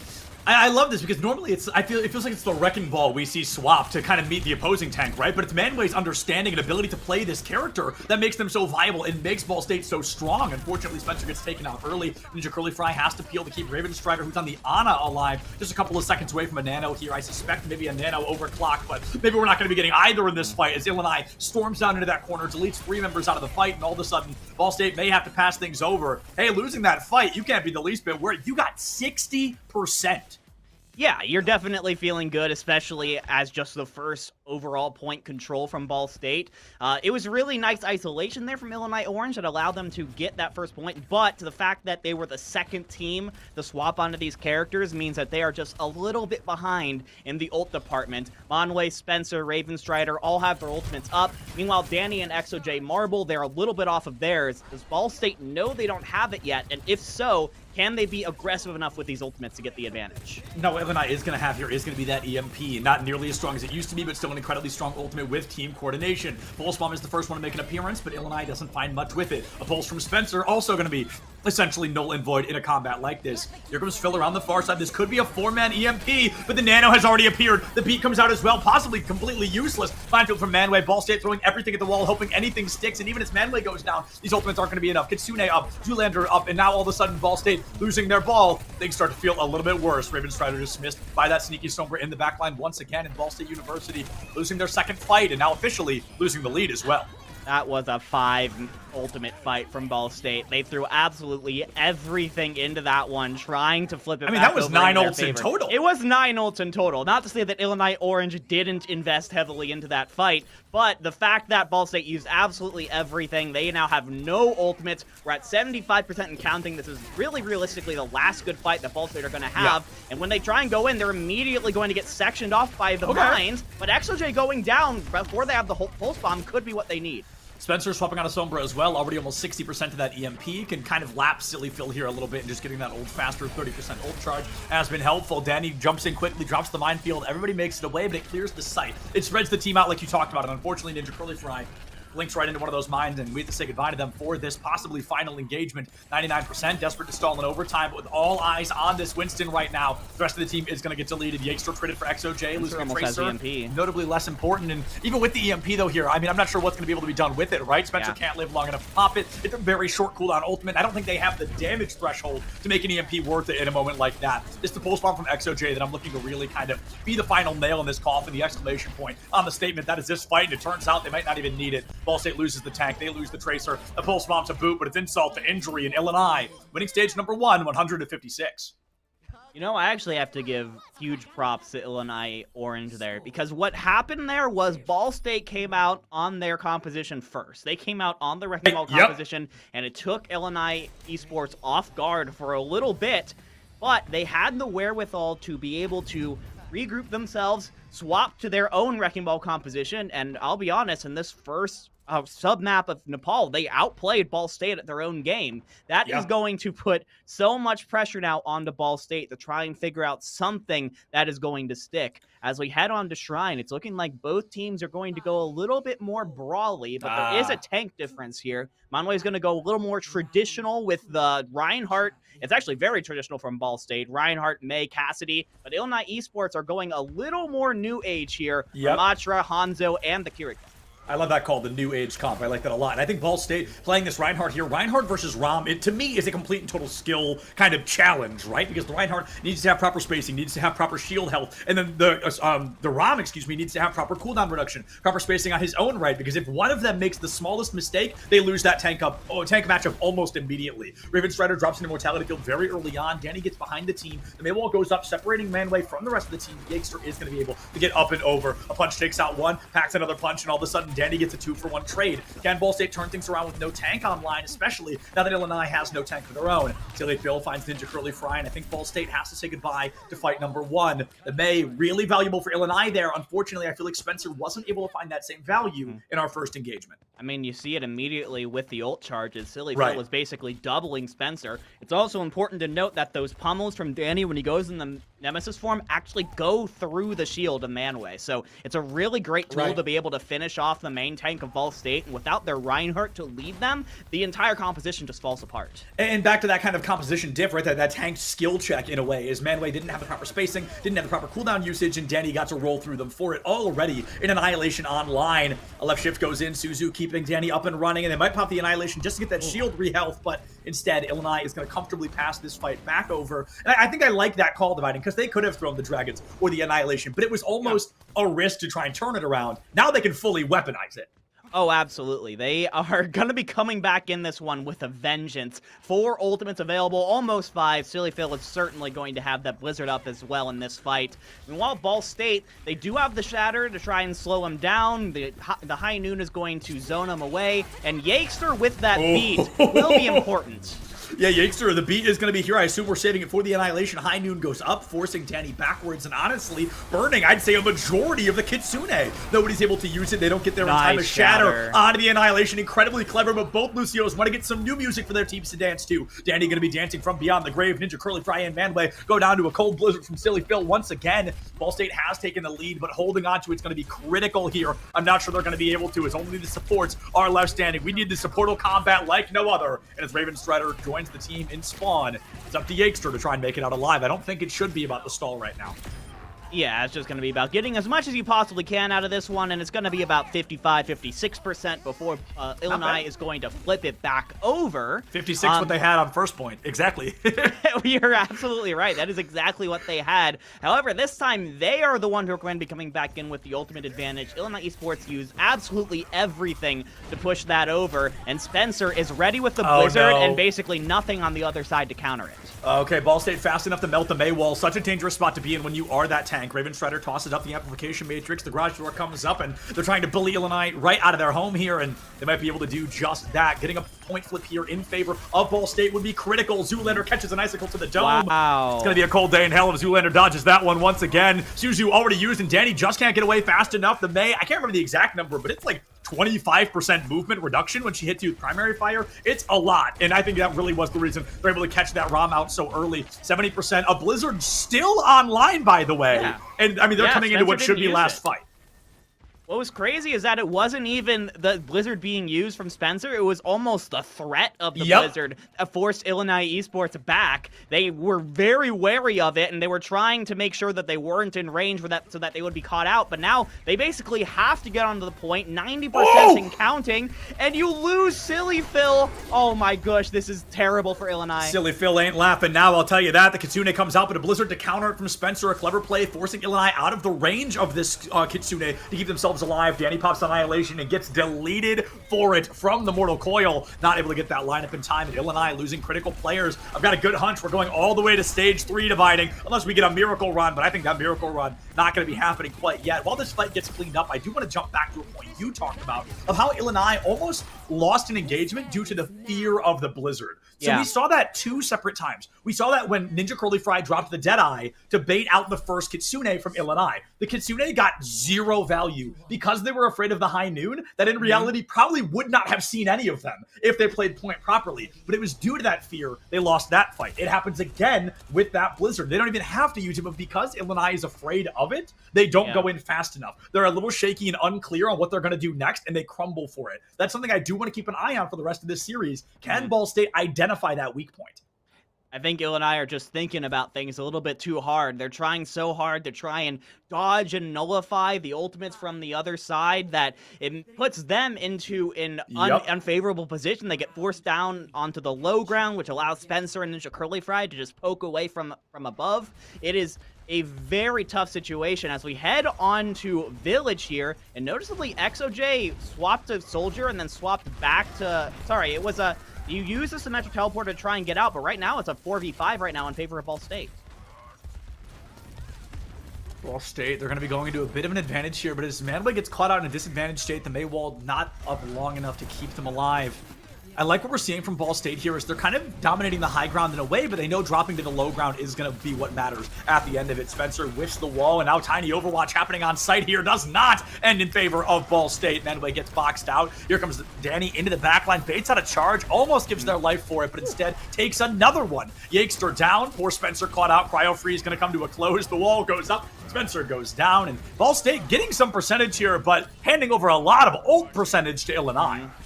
Yeah, this is going to be, once again, immediately you see a bit of a May difference, at least in the damage department, because Silly Phil is at 80% to the Blizzard compared to about 50% for Spencer. So while Illinois Esports is going to be able to even up on the percentage points immediately, they are going to have an advantage in the mid to late fight onto this one as that Blizzard does come online, and Ball State is just simply not going to have that resource. And that is 2 straight fire strikes in a row onto Yakester, taking down the Lucio.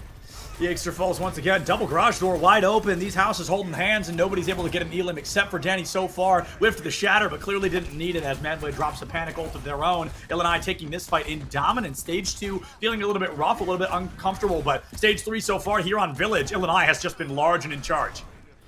Yeah, this has been a tough one. And you know what what feels different a little bit from Illinois Esports is they're really playing with a lot more confidence this time. 100%. They're not really concerned with the ultimates that that Ball State have online, because they're just going to play into their face, put so much pressure on them. Just like this aggressive play, this is not something that Illinois would have done a round or 2 ago, but Manway just gets melted down, and Ball State are going to be forced back, wait for the Reinhardt to respawn. By the time they can get back into this one, it's going to be 80-85%. So this is last fight territory for Ball State. They have both DPS ultimates online, but Zoolander has the beat ready.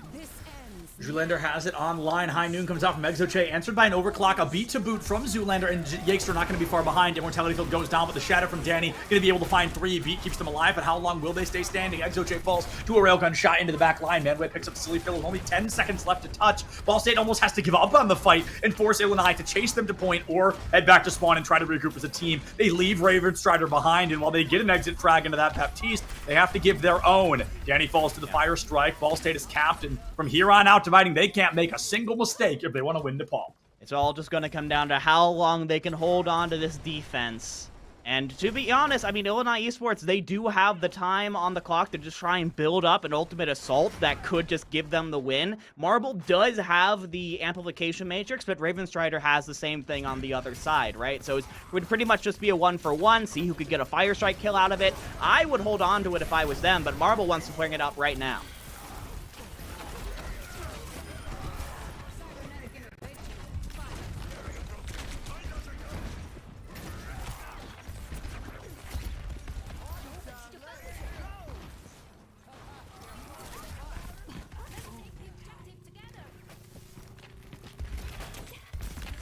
Okay.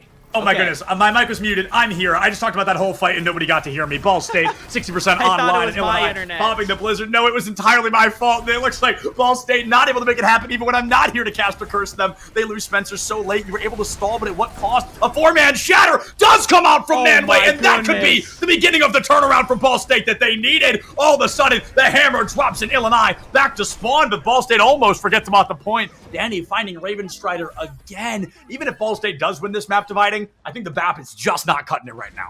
The new main tank player for Ball State University comes up absolutely clutch for them in order to hold on to this, bring it to last fight territory. No matter what, it is going to be this fight here that decides Nepal. And notably, Illinois Esports, they have a shatter of their own from Danny. They're about to have the beat. They're about to have the high noon. I think they have the advantage on ult, but Ball State has overcome this before. The high noon is lethal. The left shift from Danny. The rest of Ball State should not be far behind and joining them in the spawn room. Incredible play from Illinois Esports there. The patience was genuinely flawless as they waited to pull the trigger on that, and it worked out well. Marble takes out Yakester. Spencer falls 99-99. Stage 3 of Nepal. Is it a loss for Ball State? Sure. Do I think we're going to map 5? Also, probably, if things can stay up like that, because holy cow, what a close matchup for map number 1. It was an incredibly close matchup on a bunch of different types of compositions, which is what I think is really fascinating about Control. Seeing how we saw the Wrecking Ball-based compositions, we saw a little bit of Winston-based compositions, and then, of course, we saw these Brawl compositions, both the Reinhardt and the Ramatra. I will say at the moment, it seems like Illinois are a little bit more flexible with the compositions that they're able to run. But Ball State, while their playbook might be a little bit thinner, they seem to have practiced them a lot more. Like, they seem extremely comfortable running the Reinhardt, Cassidy, May, Baptiste, Lucio composition, even if that's not necessarily like the meta composition at this moment in time. That doesn't necessarily matter as long as you are more comfortable running it. You can absolutely make it work still.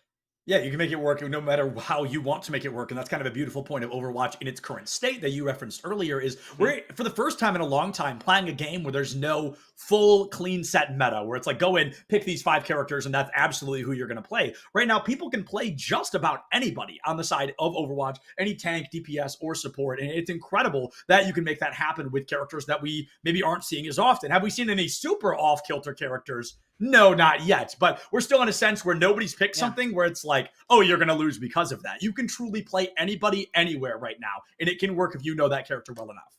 Something that I'm a little bit surprised that we haven't seen is do a little bit of the Trick Room special and bring out the Bastion, right? I mean, when we're playing a lot of Brawl, I think Bastion is actually a very strong character. As long as you are protected well enough while you're in that tank configuration, you can just melt the Reinhardt shield. And winning that shield war is going to just give you a massive advantage when you're playing a Brawl into a Brawl comp. I think that could be an adjustment that we see from one of these teams later on. I'm a little surprised we didn't see it in map 1. Both teams opting to go with the Cassidys, go with the Hanzos, the Mays. A little more traditional, but it's worked so well for Trick Room for a reason. That's all I'm saying. Absolutely. I mean, Trick Room dominates, right? Taking down an OWL team with a composition that involved Bastion at some points. So it is a very real possibility. But looking into our next map type, we don't know what the map is yet. Of course, it's going to be Ball State's pick, but we know that it will be Escort coming in next. So I think depending on the Escort map that is chosen, Bastion can work really well. Like I kind of associate personally Bastion with Dorado in a lot of ways. I know that's kind of a hot take, but I think he really can get a lot of incredible value on the consistent high ground if he's got a proper support to keep him alive. I think playing a BAP there could work very well. I think that was kind of a fall point for Ball State that I talked about a lot there, was Ravenstrider going down in a lot of fights where I really don't think they should have. So maybe swapping off the BAP could actually be a good call. And we've actually gotten confirmation already that Redbird 3-0 Wichita. I'm not sure how that's done already, but it is. So Okay. Redbird will be in grand finals. If you started immediately at 4 and then just went straight through, I mean, you could technically get that match done in 40 Not minutes. being on stream, though, they might have started earlier. They might have started earlier. That's true. That is an incredibly fast matchup, though. I hope that we can get like the replay codes, and that'll show you how long each of the maps were. Because my goodness, Redbird Esports. We're talking about the team that literally won the national finals last year. A team that went 2 years without losing a single map. Yeah, exactly. Like, this is a team that is absolutely dominant, and they're looking to continue doing so. Of course, they simply await their opponents coming out of this matchup. Illinois Orange up 1-0, but I do think that when Ball State are picking their escort map, they seem to want to play a little more of the brawl. At least that's kind of... Yes. I think that when the real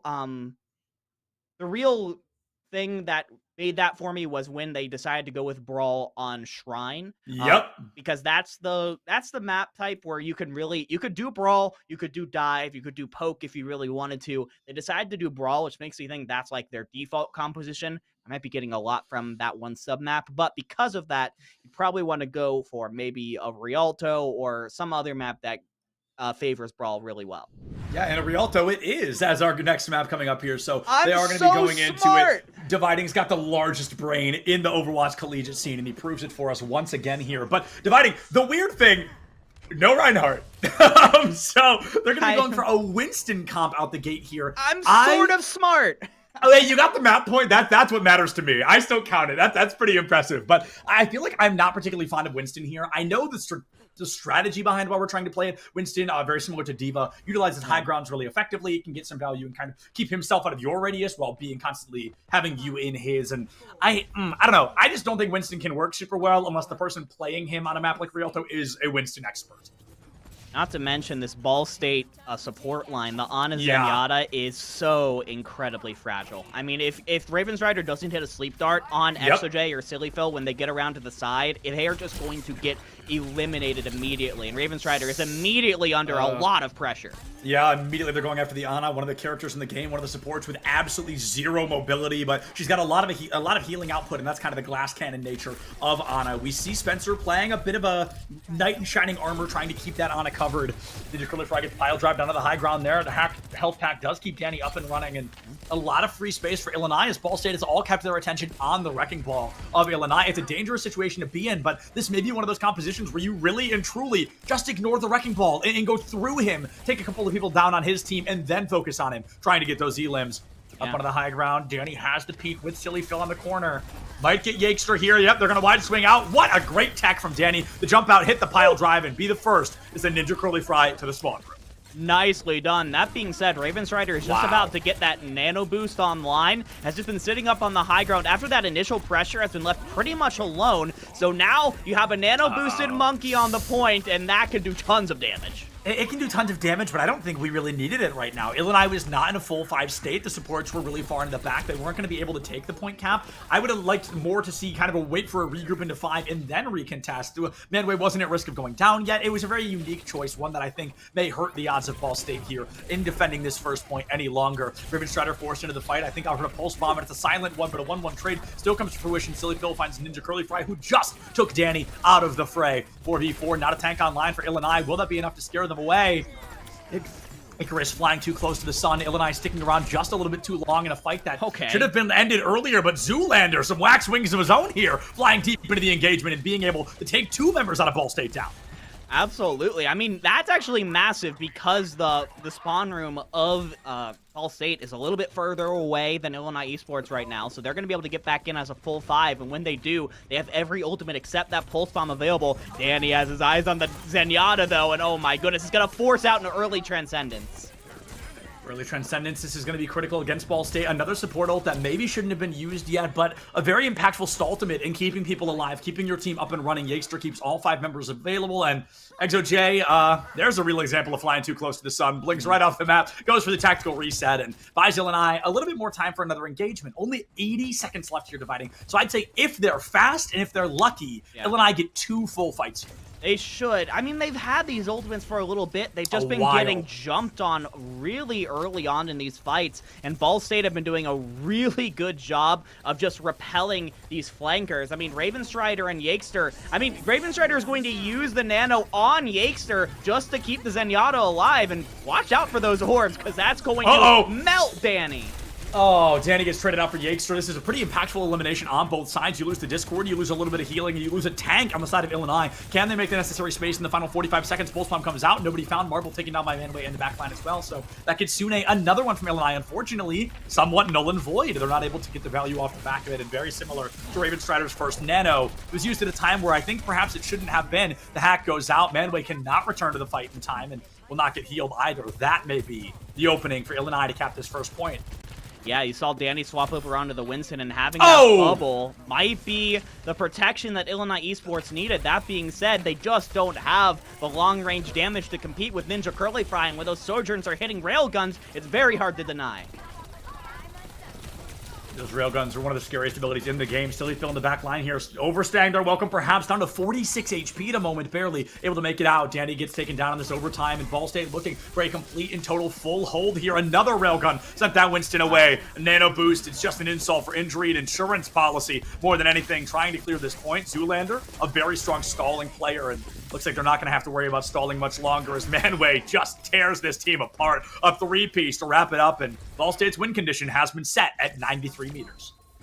I am so impressed by the support line of Ball State here. My goodness, Septilence. I said at the beginning, an Ana Zenyatta backline should not live against a dive comp. It simply shouldn't. Yes, correct. But Ravenstrider and Yakester did a fantastic job not only of defending themselves from flankers, but also defending each other. They kind of acted as a singular unit. When Ravenstrider was in trouble, Yakester came in for the rescue. When Yakester was in trouble, Ravenstrider was there. And of course, you had Manway and Spencer going back if necessary, but they often didn't need it. I mean, it feels like it was such an exposed weak spot for Ball State, but because of that, they were able to use the utility of Ana and the Discord Orb of Zenyatta and turn those weaknesses into a strength. Yeah, turning the weaknesses into a strength here is really, what am I trying to say? A celebration of Ball State's adaptation. Because like you said, looking at this just kind of raw statistics-wise, Ana Zen should get folded by a dive composition, but Ball State played in a very strong way that, I don't even have to look at the top of the scoreboard to know that Illinois only finding 0 points there on this engagement here. Couldn't cap that first point, 0. Late addition to the numerical symbol chart brought to us from our friends in Arabia, but a number that Illinois did not want to see right now. Ball State 93 meters away from losing this in a 1-0, from winning this in a 1-0 fashion. They can tie things up 1-1 and guarantee at least a map 4. Absolutely. It almost seems like they are marching their way towards just that, as they're going to be rolling out on the exact same composition they had on their defense. They're very trusting in this one. We do see a couple of swaps from Illinois Orange. Mainly XOJ is on the Sojourn to try and counter Ninja Curly Fry, and you have Silly Phil on the Reaper as probably a Winston deterrent. Yeah, absolutely. They're trying to cancel out Manway here a little bit because Manway, we got to remember that 3, I think it was even a 4K in the final fight there from Manway with a nano boost. Nano Winston's primary fire has one of the largest damage outputs in the game, and I'm wondering if we're going to be seeing that value come out once again. Already we are. Manway finds Danny. This first fight should be just about down and out, and with that, Ball State really only needs to win one more full fight, and then they're already done with Realtech. Yeah, this is looking really scary here for Illinois. Immediately, you see Ravenstrider already 60% of the way, 70% now to the nano boost. This flex support has been building these up so incredibly quickly. Actually has it already right now. So Ball State, once they have a full 5 again, they're going to be able to put that on the Manway. That might just be the win condition, especially if they can do it before Marble gets a Kitsune Rush available. But with only 10% left, they're probably going to get that up. 10% left is not a lot of wiggle room to work with here.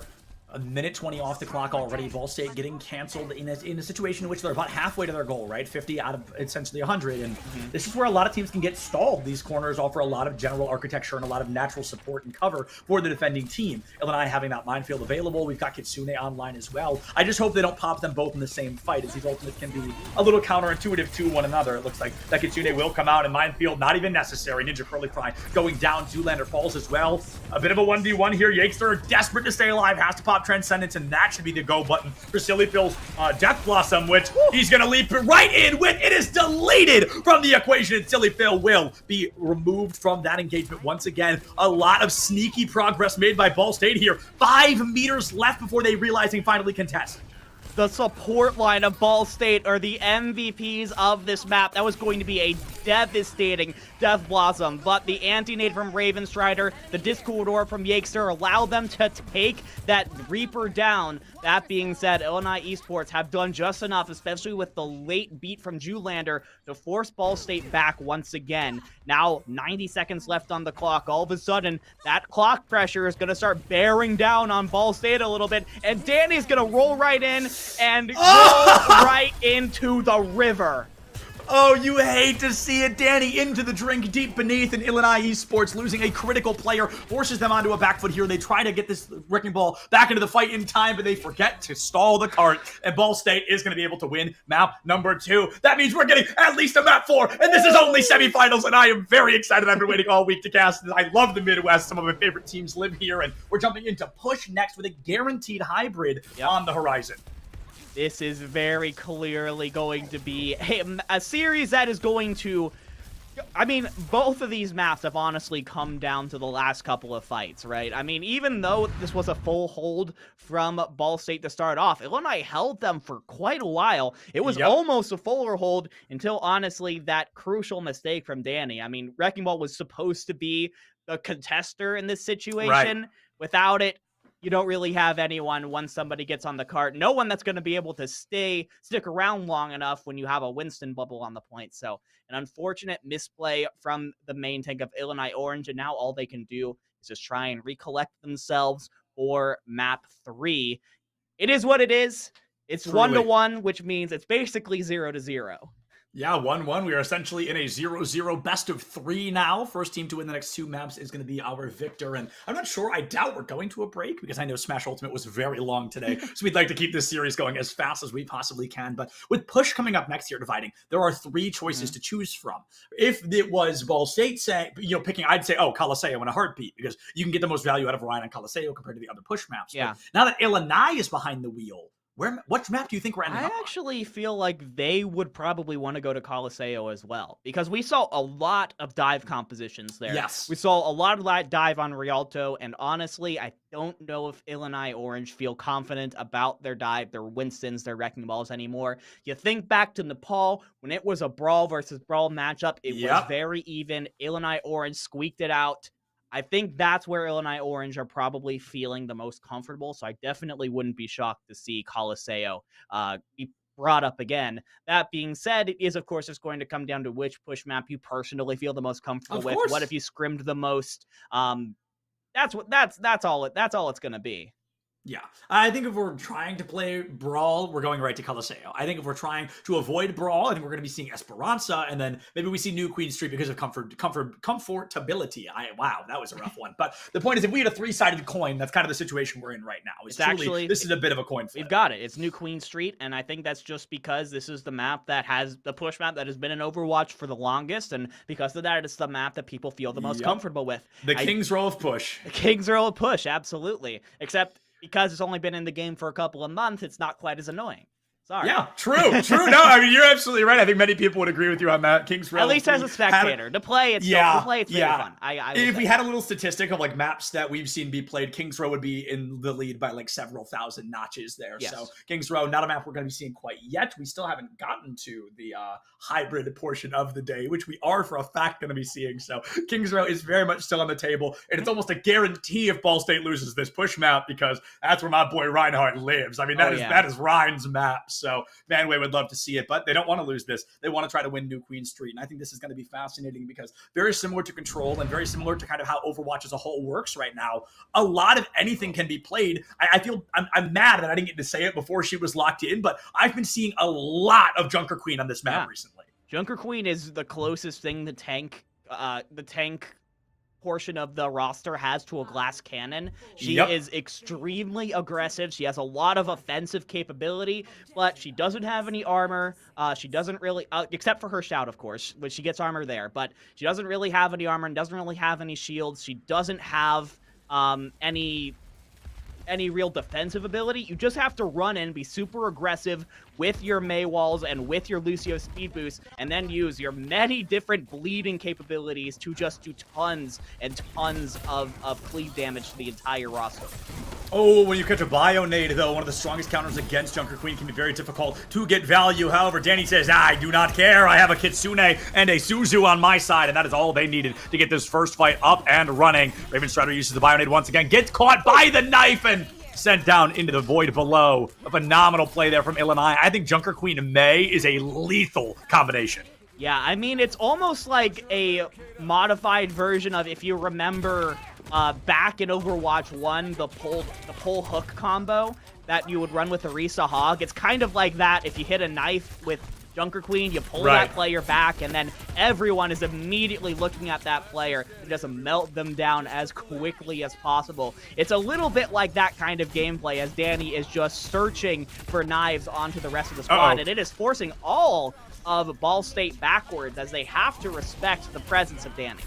Undoubtedly so, and Manway loses a lot of value here as well, because if he just jumps in, he's going to get caught by the knife and pulled back in. He won't be able to jump out. It's going to be really difficult to play Winston here. You might want to consider swapping going into these next couple of engagements. I think a Sigma and a Ramatra can be very strong counters, as well as an Orisa, but Orisa's boring to watch, so I'd appreciate if you guys didn't do that for my own entertainment. Anyway, Zoolander has gone down to Illinois Esports here, and Ball State does have the 5v4 advantage. Manway falls early, though, and losing a tank can often be a lot more important than losing one of your supports like that. Okay, wow, that fight is over before it can even begin. Not sure how XOJ goes down there, but they do, and that's simply all she wrote. I think this is going to be a first spawn guarantee for Illinois. Oh yeah, you're absolutely about to get that forward spawn ready, and then once you do, and once you get a recontest, you do still have the high noon Blizzard combo if you want, but I think wisely Illinois Esports, because they did lose XOJ, they have the forward spawns. They're just going to fall back and try and take this next fight from a more familiar angle, because Ball State are coming up on 5 ults of their own. Yeah, something that took me a long time to learn, and I learned this from watching collegiate players, was when you get forward spawn, you can give it up a little bit, and it's now your goal to prevent losing it instead of gaining more space and regrouping into a full 5. It's something we'll see often, and like you highlighted a moment ago, it's something we're seeing now. Phenomenal 180 headshot onto Spencer from XOJ there. It gives Illinois the opening they needed once again, and with many ultimates to work with, this might just be— oh! Good night, my friend! Good night, sweet prince! That is a high noon down the drain, and XOJ is going to be able to stay alive, but Manway farming these eliminations, looking for just one more to equalize. Poor XOJ, just embarrassed in that combat. And I absolutely— oh my goodness, Ravenstride. I absolutely love the restraint from Ball State there. They had all 5 ultimates. They could have dumped them all into that fight and won for sure. All they needed was the high noon. All they needed was the nano boost from Ravenstrider on the Manway, and they're going to be able to keep 3 ultimates online, almost 4, because Ravenstrider is sneakily already 70% to another one in order to just try and even up here. You're already halfway to Illinois Esports, almost their meterage, but you need to win one more to really even the score. Gotta win one more to equalize here, and like you said, that's just to equalize the score, not even put a win on the board with no Kitsune, or sorry, no Suzu on the side of Ball State. We're gonna be seeing a pretty large rampage come through, forces out several ultimates from Ball State, including Yxer's Transcendence. We see the Overclock online as well, and it looks like even that Primal Rage is gonna get a little bit of screen time here. Great shot on to Marvel. I think this fight's pretty much down and out, and Illinois fully aware of that. I think if you are Illinois, you're almost excited you lost that fight, because Ball State just really overplayed their hand. Yeah, that was so much. Just as I was complimenting Ball State for their conservative ult usage, they go ahead and do that, and I'm a little disappointed, but that's totally okay. You do still have another nano boost available from Ravenstrider, so Manway is going to be a massive threat in this fight, as long as you can avoid the Blizzard Kitsune rush from Illinois Esports Orange. Kitsune Rush Blizzard, a terrifying combination if utilized properly, and now Silly one Phil that goes doesn't down with exist Blizzard. because Silly Phil falls. Zoolander goes down as well. Double headshot from Spencer, who is really starting to wake up in the role of this Cassidy. Nano Winston creates the space for Ball State to succeed, and if none of them go down, okay, if only one of them go down, they can still win this fight, but they've got to look at the Junker Queen. It's rare that I think, you should look at a tank instead of the rest of the team, but with Danny's positioning being as isolated as it is, you delete her if you focus her right now. You almost had that ultimate up as well, so being able to use that while you're behind the team and rejoin everyone, that's tough. And now here are the respawns from Illinois Esports. They're forcing Ball State backwards, and XOJ is trying to get a little bit of damage on the opposing number here. They have several ultimates. They have the Rampage, they have the Blizzard, and the Beat, but they don't need to use it. We've got to compliment how fast Danny has been farming these Rampages as well. This is their 3rd Rampage in the time Manway has used, I believe, 1 Primal. I mean, they've been sitting on it for a while with Danny not afraid to use this ultimate, pretty much using it off cooldown and creating the space necessary for Illinois to succeed. Kitsune was used, Blizzard still in the pocket, and forward spawn reclaimed for Illinois. 5 minutes left on the push map here, and High Noon could be great to space out this squad if Spencer lives long enough to use it. Oh, yeah, but Spencer is going to go in, seeing that Ninja Curly Fry was under a lot of pressure, and there goes the Sojourn, there goes Manway as well. This is going to be Illinois Esports, almost certainly, as long as you can take down Spencer here, who's basically just trying to face tank. A one-man army. A one-man army! Oh, my goodness, you don't have a tank, Spencer can be your tank. Oh, Spencer says, I'll do it myself. It's High Noon somewhere in the world. He's got that nade online once again. 2 picks already, turns to 3 with the help of Ninja Curly Fry, and off the back of one angry cowboy, Ball State University steal the cart control back for another fight that I think we both thought was possibly going to end in a different way. It was I absolutely thought it was, but then Spencer was just like, don't worry guys, I got this. I will be the tank today. And I mean, when you do have 225 health and you have the nano boost up with the damage reduction, that is effectively 550 health for the Cassidy. That is so much to try and dig through, especially when you're having trouble with the target focus. Yeah, that's half a Primal Rage, by the way. So that is a lot to deal with. Silly Fail is going to find the elimination early. Poor Raven Strider just can't get out of the way in time. And while that first fight win was impressive for Spencer, that one hurts a lot more. I don't think they even lost forward spawn in that moment. And Illinois steal it back. 3 minutes remain. They've got about a 30-meter lead, and they're looking to end this one in completion. Yeah, I mean, 30 meters is going to turn into probably around 40 before Ball State can get back into this one.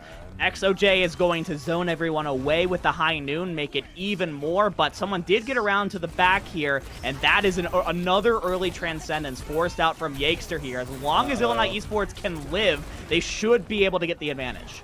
XOJ giving us their best Spencer impression here, surviving many things we considered unsurvivable. Yakester and Manway going to be taken offline already. Spencer gets an elim, but you're going to need several more to really make this a much more comfortable engagement. Ninja Curly Fry falls to that Magnet Grenade. XOJ takes out Spencer, and even on the flank, Ball State can't get their DPS into the back line fast enough to restabilize. Just now hitting triple digits, only 137 seconds remain in this matchup here, and I think Illinois really feeling good about their chances.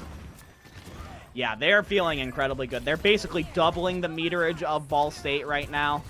They do have the beat already available from Zoolander to use against potentially the Kitsune Rush or maybe the Overclock if that's how they're feeling on using it. That's still a fantastic defensive tool. And Spencer... Only one? Wow, okay. That lamppost, MVP, because there were like 4 people standing right there, and 1 goes down to the High Noon. Incredible. Still turns into a team kill, so really not the end of the world, but wow, I can't believe that lamppost just did what it did. Anyway, Ball State, they win the fight. They take away forward spawn. They've got half of what Illinois has online right now dividing. Going into this next fight, who are we looking at to flip it in their team's favor? Yeah, it's gotta be the tanks right now. Danny with that Rampage available. Takes out Raven Strider. Oh my goodness, what a knife. What an axe. Just absolutely opening this up for Illinois Orange. They lost the forward spawn. They're looking to get it right back. That wall terrified me to my absolute core because I have been walled by too many Mays. I have walled too many ultimates myself as May far too many times, but Silly Phil did drop it in time. I think Danny still ended up hitting 3 or 4 of the 5 members of Ball State and really dominated that fight. You called it. Look at the tanks, and look, we shall. Going into this next fight, Manway has that Earth Shatter online. Are they going to be able to weaponize it? XOJ's high ground, High Noon. A silent one, I believe. Danny gets it. XOJ takes him down. The hammer comes down, but Manway falls faster and gets sent back to the spawn room. A pivotal ultimate ripped away, and with only 30 seconds left, Illinois has a lot to work with. Ball State, some ultimates of their own. That is a brutal loss of the Shatter there. Manway is getting sectioned off from the rest of the squad. The Reinhardt is down. Even if even if Ball State were able to take control of the bot back, you have to get it all the way to 120 meters on your side. It's going to take so many fight wins in a row. Someone's got to touch. Several fights. Oh, somebody touches, but they go down for it. Manway gives their life for the cause. Spencer swapping the Bastion way too late into the fight to get value with it. And Illinois, in regulation there, are going to be able to win New Queen Street. That almost guarantees we are, in fact, going to Kings Row, but let's not count our chickens before they hatch. Illinois needs one more map to win this one out here, and I'm really curious if they're going to be able to get it in a 3-1 fashion, or if Ball State can take us all the way to that 5th and final map of the series.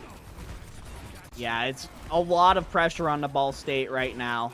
They are now on their tournament life point as they're now down 2-1 to Illinois Orange. And yeah, I mean, it seems like when we go to hybrid, they're almost certainly going to go Kings Row. If they want to continue playing the Reinhardt, which I think they probably do, that is the obvious choice. I guess the question is, do you also want to put Illinois Esports on a map where they are also pretty comfortable on those brawl compositions, whether it is the Reinhardt or the Ramantra? I don't know. I don't know if you run with that if you're Ball State, but I think if I was in that voice call right now, I'd probably just be saying, let's just go with what makes us the most comfortable. And it's probably going to be without Kings a Row. doubt.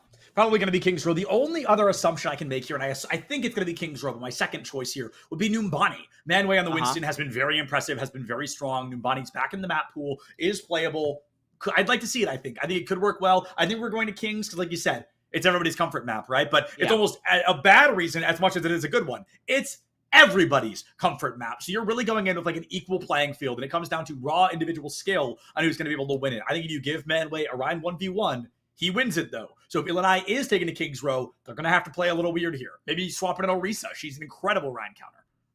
Yeah, I mean, she can definitely stop any charges from Reinhardt with the fortifies. She can just, I think she's really good just at creating space against a Reinhardt because those javelin spins can just basically take the Reinhardt on a ride for a little bit, and that buys so much, at least temporary space for the team. I think overall, I mean, the shield does so much work for Reinhardt, but I do agree. I think Orisa is a very good pick. I do think she's kind of faded into the background over the last couple of months, but she could absolutely be used. We are going to be seeing Kings Row. We are going to be seeing Illinois Esports start off on the attack. So we better get ready for some in-your-face brawl action.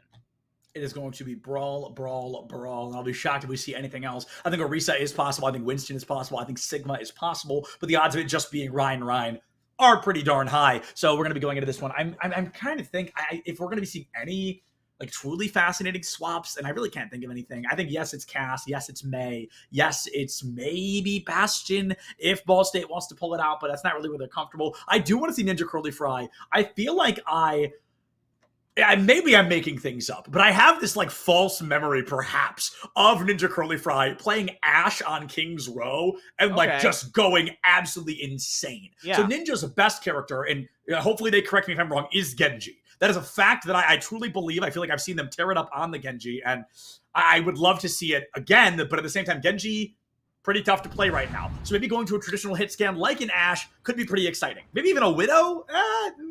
Well, maybe just to try and get a headshot on the attack, it's always worth a try. That being said, I don't hate Ashe on Kings Row, especially on first point, because you do have this network of high grounds that surrounds the point. It really allows you to sort of play around the other team, try and avoid their sight lines while also being able to get pot shots of your own.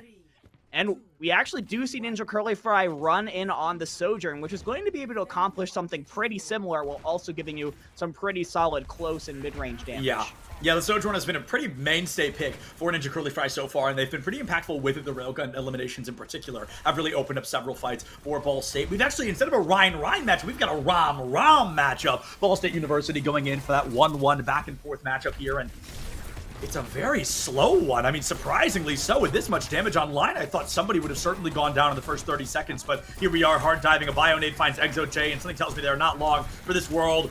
Wow, still alive. It's Ravenstrider who bites that bullet first. ExoJ takes out Manway and Ball State, spending a full minute in that first fight that they're just not able to find a win on.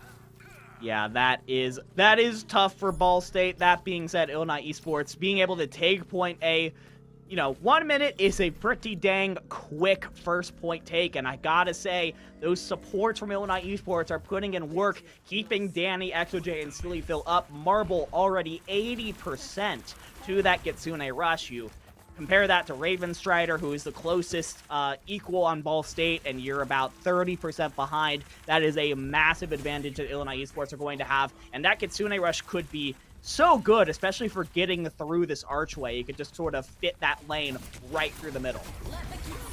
And speaking of the Kitsune, the lane runs under Arch, just like you said. The Maywall goes up from Spencer, but all it does is isolate a lot of the team. ExoJ gone, Sillyfield deleted, and Ball State should have a numbers advantage on the back of this equation. Wow. That Kitsune not utilized to its nearest fruition at all. I feel like Illinois has really not yet had the opportunity to utilize the Kitsunes. Every time they do, they were just obliterated. They just ran out of it is the problem. They just decided to run into a tiny room to try and Everybody chase wanted after, a new book. They tried to chase after Manway, and then you just didn't have... You tried to chase after Manway, right? And then you weren't inside the Kitsune Rush anymore, and you had the pummel available. That's what you do. You isolate the Nemesis form when you don't have the supports with you. Manway goes down, and that's going to give so much free space to Illinois Esports as they wait for the Ball State main tank to come back. However, when they do, this is going to be a really important matchup. So we head towards the end of Point B. You have Annihilations from both sides. You have Blizzards from both sides. You have Beats from both sides. Which team is going to be able to get more value out of these ultimates?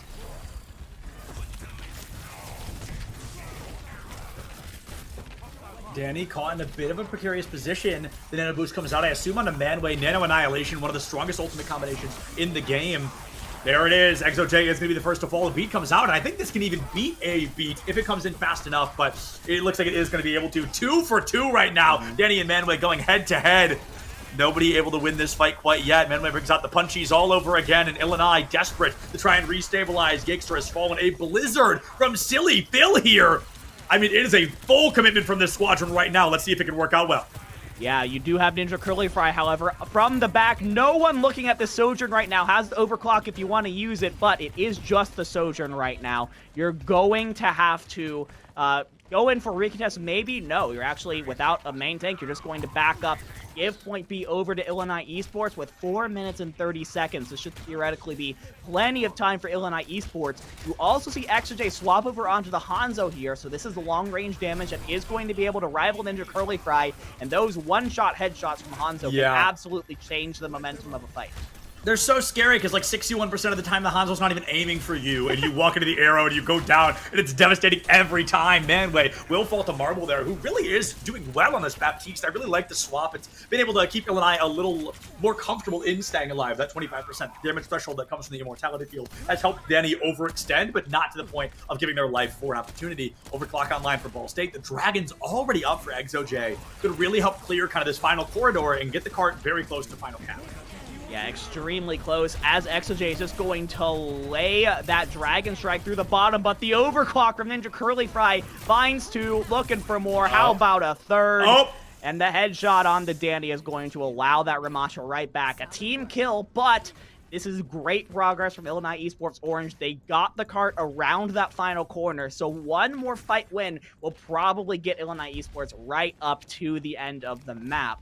They do have to take a fight or two here, though, to kind of replenish their ultimates. They're about to have the Annihilation, but really nothing else. And you're going into an Annihilation plus a beat from the other side. Oh, ExoJ almost no. Scratch that does get the elimination on Manway with the help of Danny power punching his way through the equation. Annihilation online. No Ramatra in there to help you, or to take you down, rather.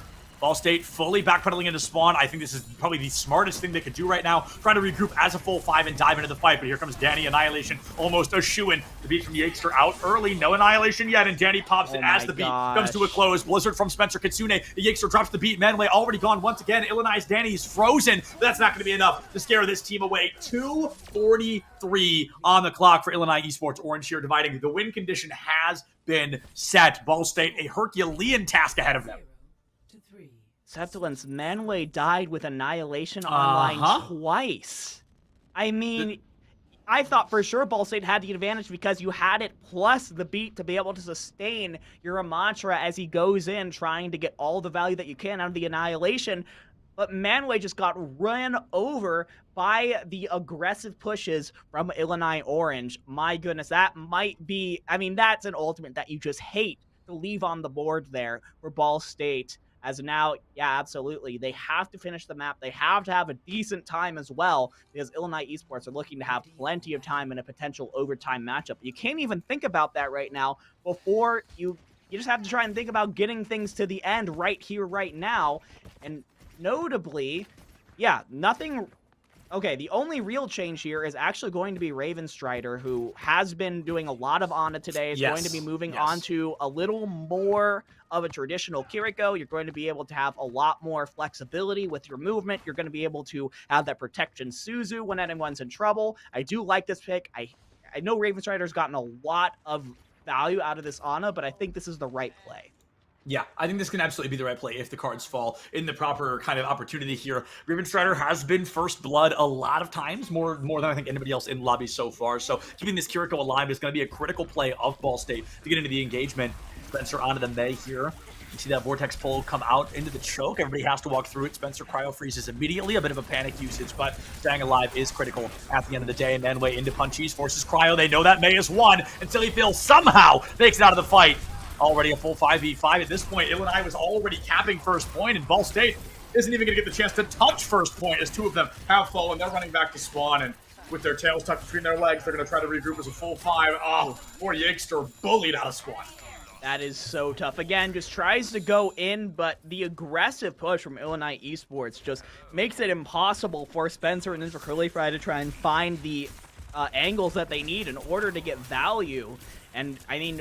Illinois Esports are doing a really great job playing around and behind the hotel, not letting Ball State rotate behind them. And Silly Phil already 80% to a Blizzard. As now, Manway, though, with the pummel available. I muted myself again. I'm here dividing. I'm here. Silly Phil does go down with that Blizzard online and with that Annihilation just around the corner for Danny. Will they pop it in a moment of desperation to try and win this? They certainly will. They found Marble. They might be able to find just one more, but I don't think it's going to happen here as Danny's already at 87 HP and counting down. Spencer finds a 2-piece. Let's turn it into a 3 as Danny is sent back to spawn with the rest of the team. Takes a little longer, but better late than never.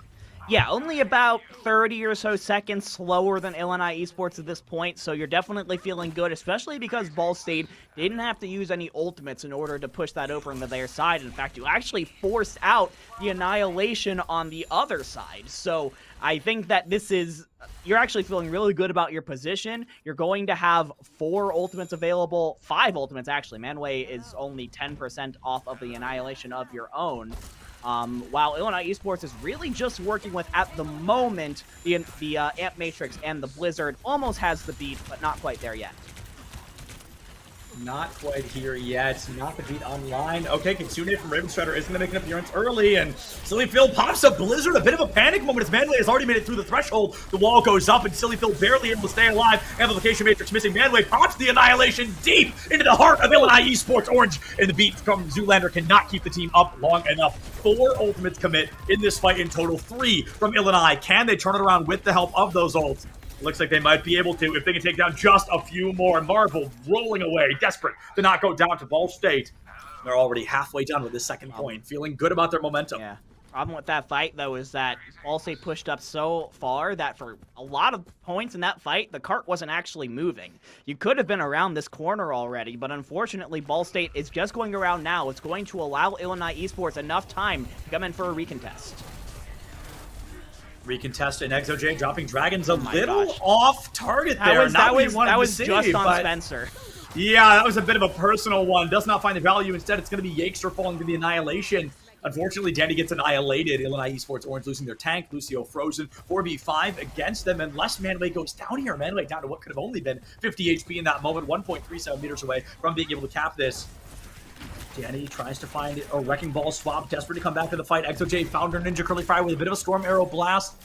Ball State, a bit of a panic state here. Pile drive comes through. Manway falls into critical HP. The Mei wall up. The Kitsune out from Raven Strider, trying to make up for that missing teammate. Amplification Matrix from Marble, canceling out the opportunity to strike. Wall goes up. Amp Matrix canceled. And all of a sudden, this pile drive doesn't find the value it wants either. The cart has not moved a muscle since this fight has begun, and nobody able to call themselves the victors quite yet. Manway's Annihilation should be the one to break the glass here. And Zoolander gone. ExoJ disappears. And like a magic act, Uno, Dos, Trace. Gone without a trace here is going to be that Annihilation. Manway can't find it, and Ninja Curly Fry's Exo Field gets Marble Illinois Esports losing that engagement. 4 minutes dividing. Yep.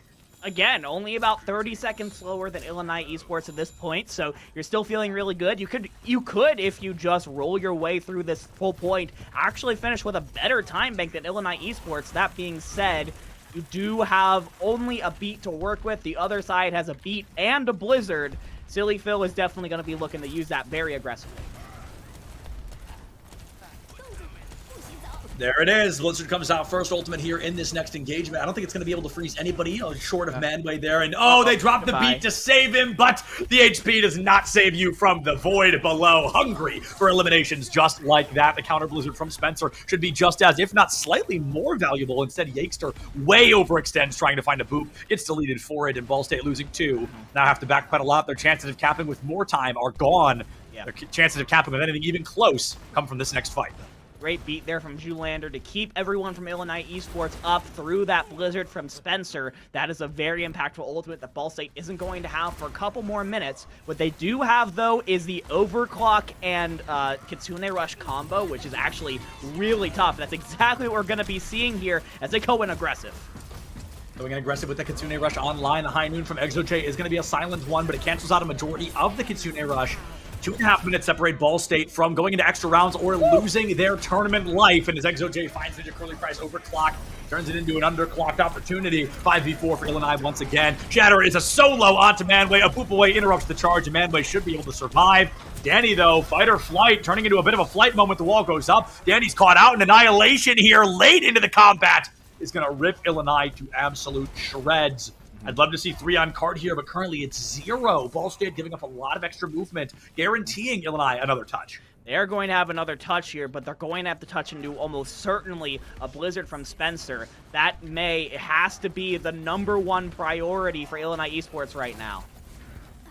Number 1 priority is keeping alive here. Blizzard out from Spencer might be enough to just seal the deal. Keep the team out long enough. No way Danny lives that! No way! The Kiri falls off map. Raven Strider had to TP right back into the combat there. Marvelous fall, and Danny not far behind, and I think it's going to be up to Manway to try and keep the remaining team members alive. Beat from Yakester, desperate to try and win it, but they drop the beat. Silly Phil. Blizzard. Silly Phil might be there to clean it up. Manway uses those boxes to separate LOS from Snowball and does not get frozen yet. Yakester down. All this time being burnt away in a fight that I think Ball State is going to lose. This is a critical moment here. Manway has fallen and Ball State along with them. 70 seconds left here. That is 1 good engagement left. Yeah. Can Ball State pull this off with anything on the clock? Ball State had every tool that they potentially needed to keep this, and you saw the line being drawn from Silly Phil. You will not cross here. As Illinois Esports, if they could hold Ball State for the next 50 seconds, they will move on to the finals to face the Illinois State Redbirds. However, they do still have to deal with this Kitsune Rush from Raven Strider. Kitsune Rush from Raven Strider is the win condition right now for Ball State. The Shadow comes out. Spencer goes down. Manway not far behind. Only 36 seconds left on the clock. The remaining members of Ball State need to count their losses and get the heck out of there. Because right now, this is an I cannot win situation as Danny dominates the majority of Ball State. 25 seconds dividing. They're going to be lucky to touch, let alone win a next fight. The thing is, that fight went so fast that there actually is going to be enough time here to set up at least a rushed extra fight. And Ball State do have the Annihilation available for Manway. If you can bring that up before Zoolander gets that last 10% to the beat, that could be what Ball State needs to get that last little bit of meterage. Getting that last little bit can go a long way, but Manway doesn't even get to play in this fight that should end Ball State here today. Illinois will be able to find a double Elim victory, turning it into a triple as Spencer is sent to the scrapyard. Ball State fight hard, but Illinois fight harder. A desperate chance to be the first team on the chopping block against defending champions Redbird in grand finals. My goodness, what a hard-fought semifinal this was. Truly. But Illinois Esports, I think they showed overall more flexibility in the kinds of compositions that they could play. They showed more mastery of the compositions when they were up against Ball State in those kind of mirrors. When it came to Brawl, Illinois Esports had the edge. When it came to Dive, Illinois Esports, except for Rialto, had the edge. I think that, unfortunately, it was a really close match. It was a really, really close match. I think Ball State performed admirably. However, Illinois Esports just had one step ahead on Ball State throughout the series. minus Rialto. Rialto, we don't talk about it. Yeah, Rialto was certainly a unique map, one of the most maps of all time, some might say, but a victory is on the end here for our friends over at Illinois. Unfortunately, we do say goodbye to Ball State. Bright side, I know there's a last chance qualifier happening later that they can sign up for, so it's not the end of them here at CECC this year, but as for the Midwest qualifier, it certainly is. We're going to go ahead and throw to a break. Unfortunately, no time for an interview because we want to get you guys to these grand finals. Illinois deserving, fighting for their spot against Redbird, defending CECC champions in just a bit. We'll see you right back here.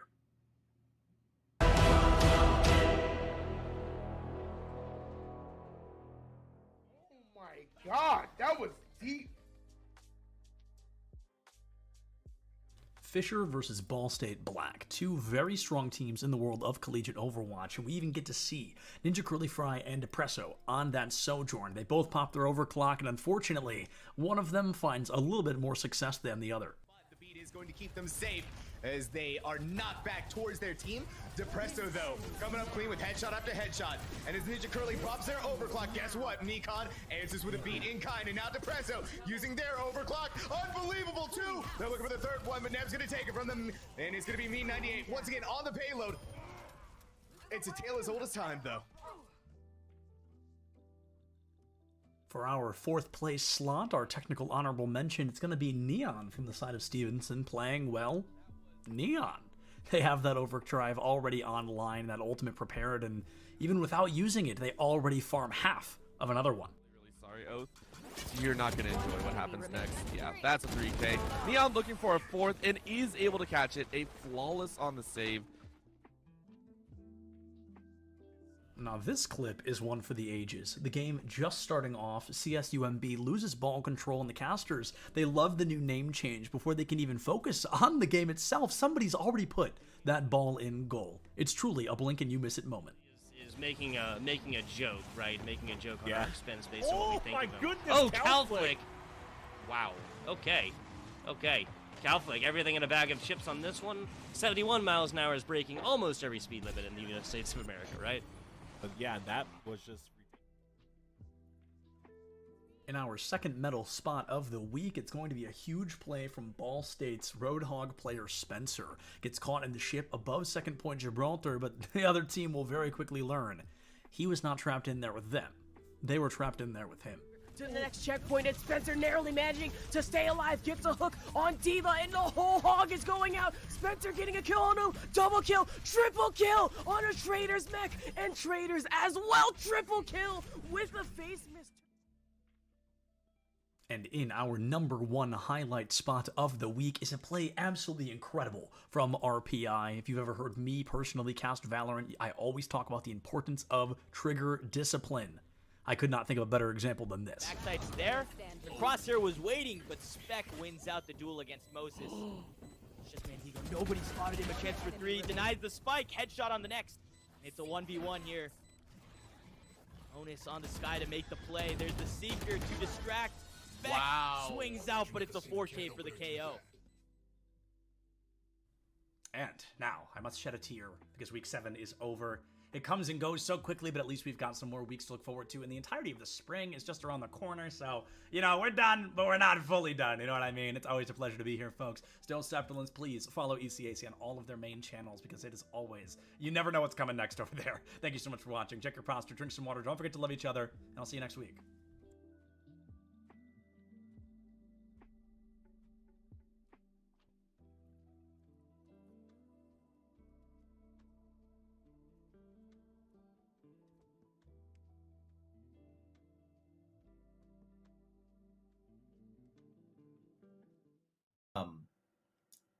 I really think that there's been a sorely missed opportunity for developers to take a step back from competition and take a step forward with community. And if they do that, I think we all win. Because community, I would argue, is the one thing that no one's trying to solve. We're trying to solve recruitment. We're trying to solve competition. Tell me where's community? Honestly, any one of you, go ahead. Shout out what's the national community for Scholastic right now. Any title, tell me. Yeah. Where do I go? How do I meet and hang out? Perfect of the How storm. does you? Community, 0. There's Yeah. nothing. It That- doesn't exist anymore.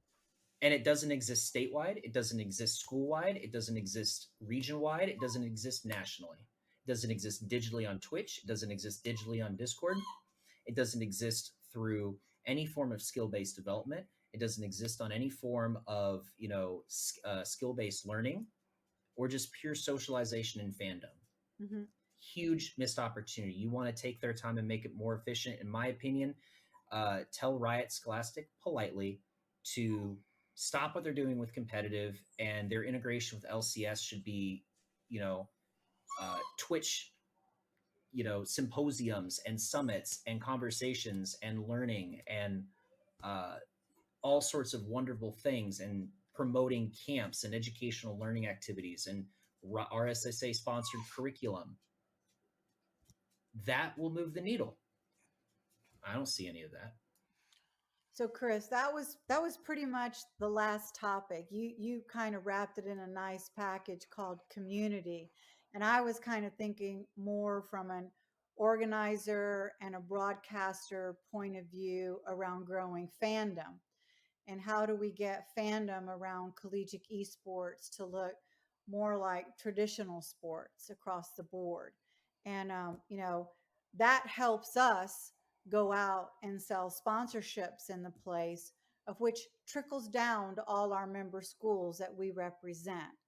But when we go to brands and we can't check that box of, a billion impressions and a million views, we still are challenged with selling those sponsorships. So my last and final is, do we have any secrets around how to grow fandom or grow community let's just start with on campus.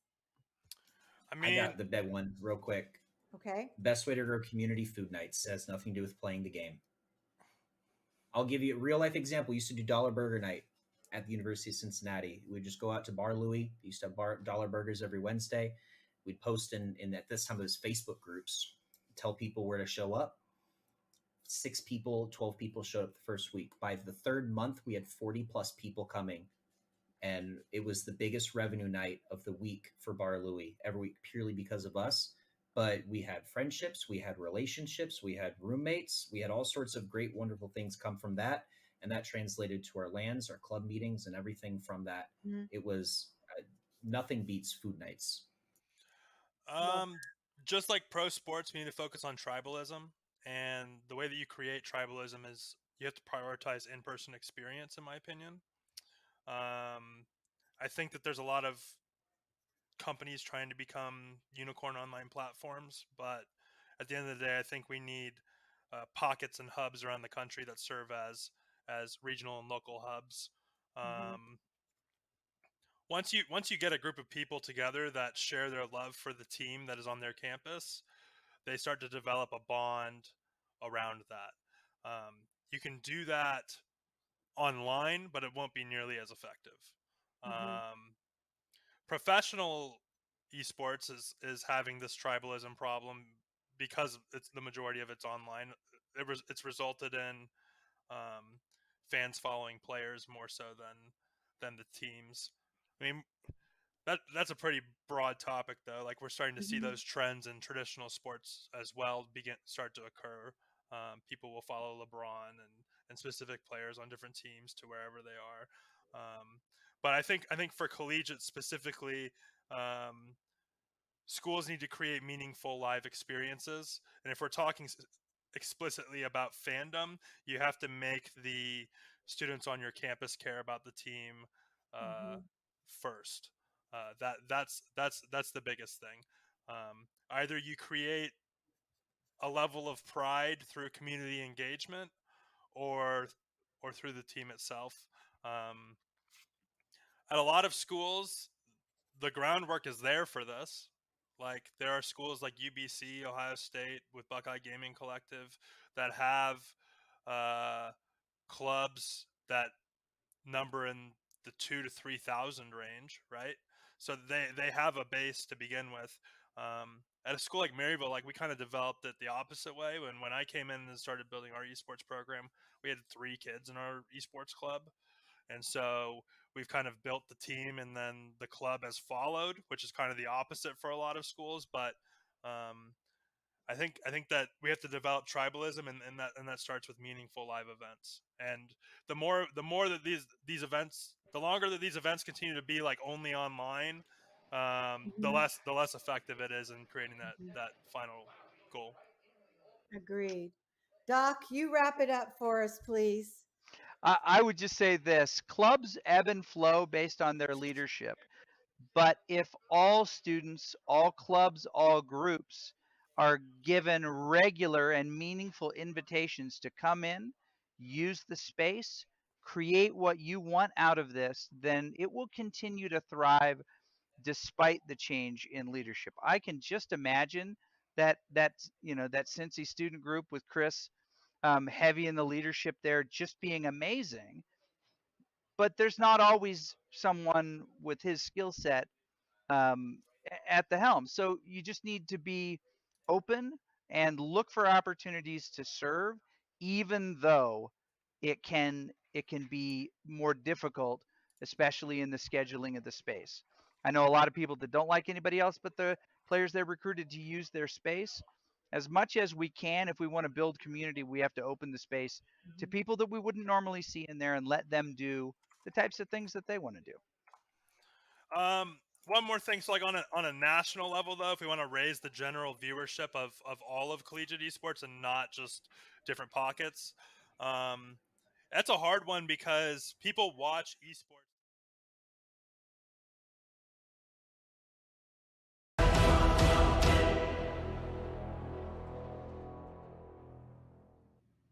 Hello, everybody, and welcome back to CECC Midwest 2023 Regional Qualifier. If you're just now joining us, Illinois Esports taking down Ball State in a 3-1 fashion for their chance to fight against the CECC defending champions known as Redbirds. My goodness, this is going to be a monster of a matchup. We just saw Illinois Esports take down Ball State, and I gotta say, they did look really good. They looked proficient at a large number of compositions. Yes. They were very disciplined in their gameplay, but going up against Redbirds is a whole nother level. It's a whole nother 5 levels of difficulty onto this one. I mean, Redbirds, I imagine, are like, hey guys, we gotta make this quick. We gotta go play the Atlanta Reign in the Pro-Am next week, so like we gotta prep for that. Can we just get our ticket for Arlington and go?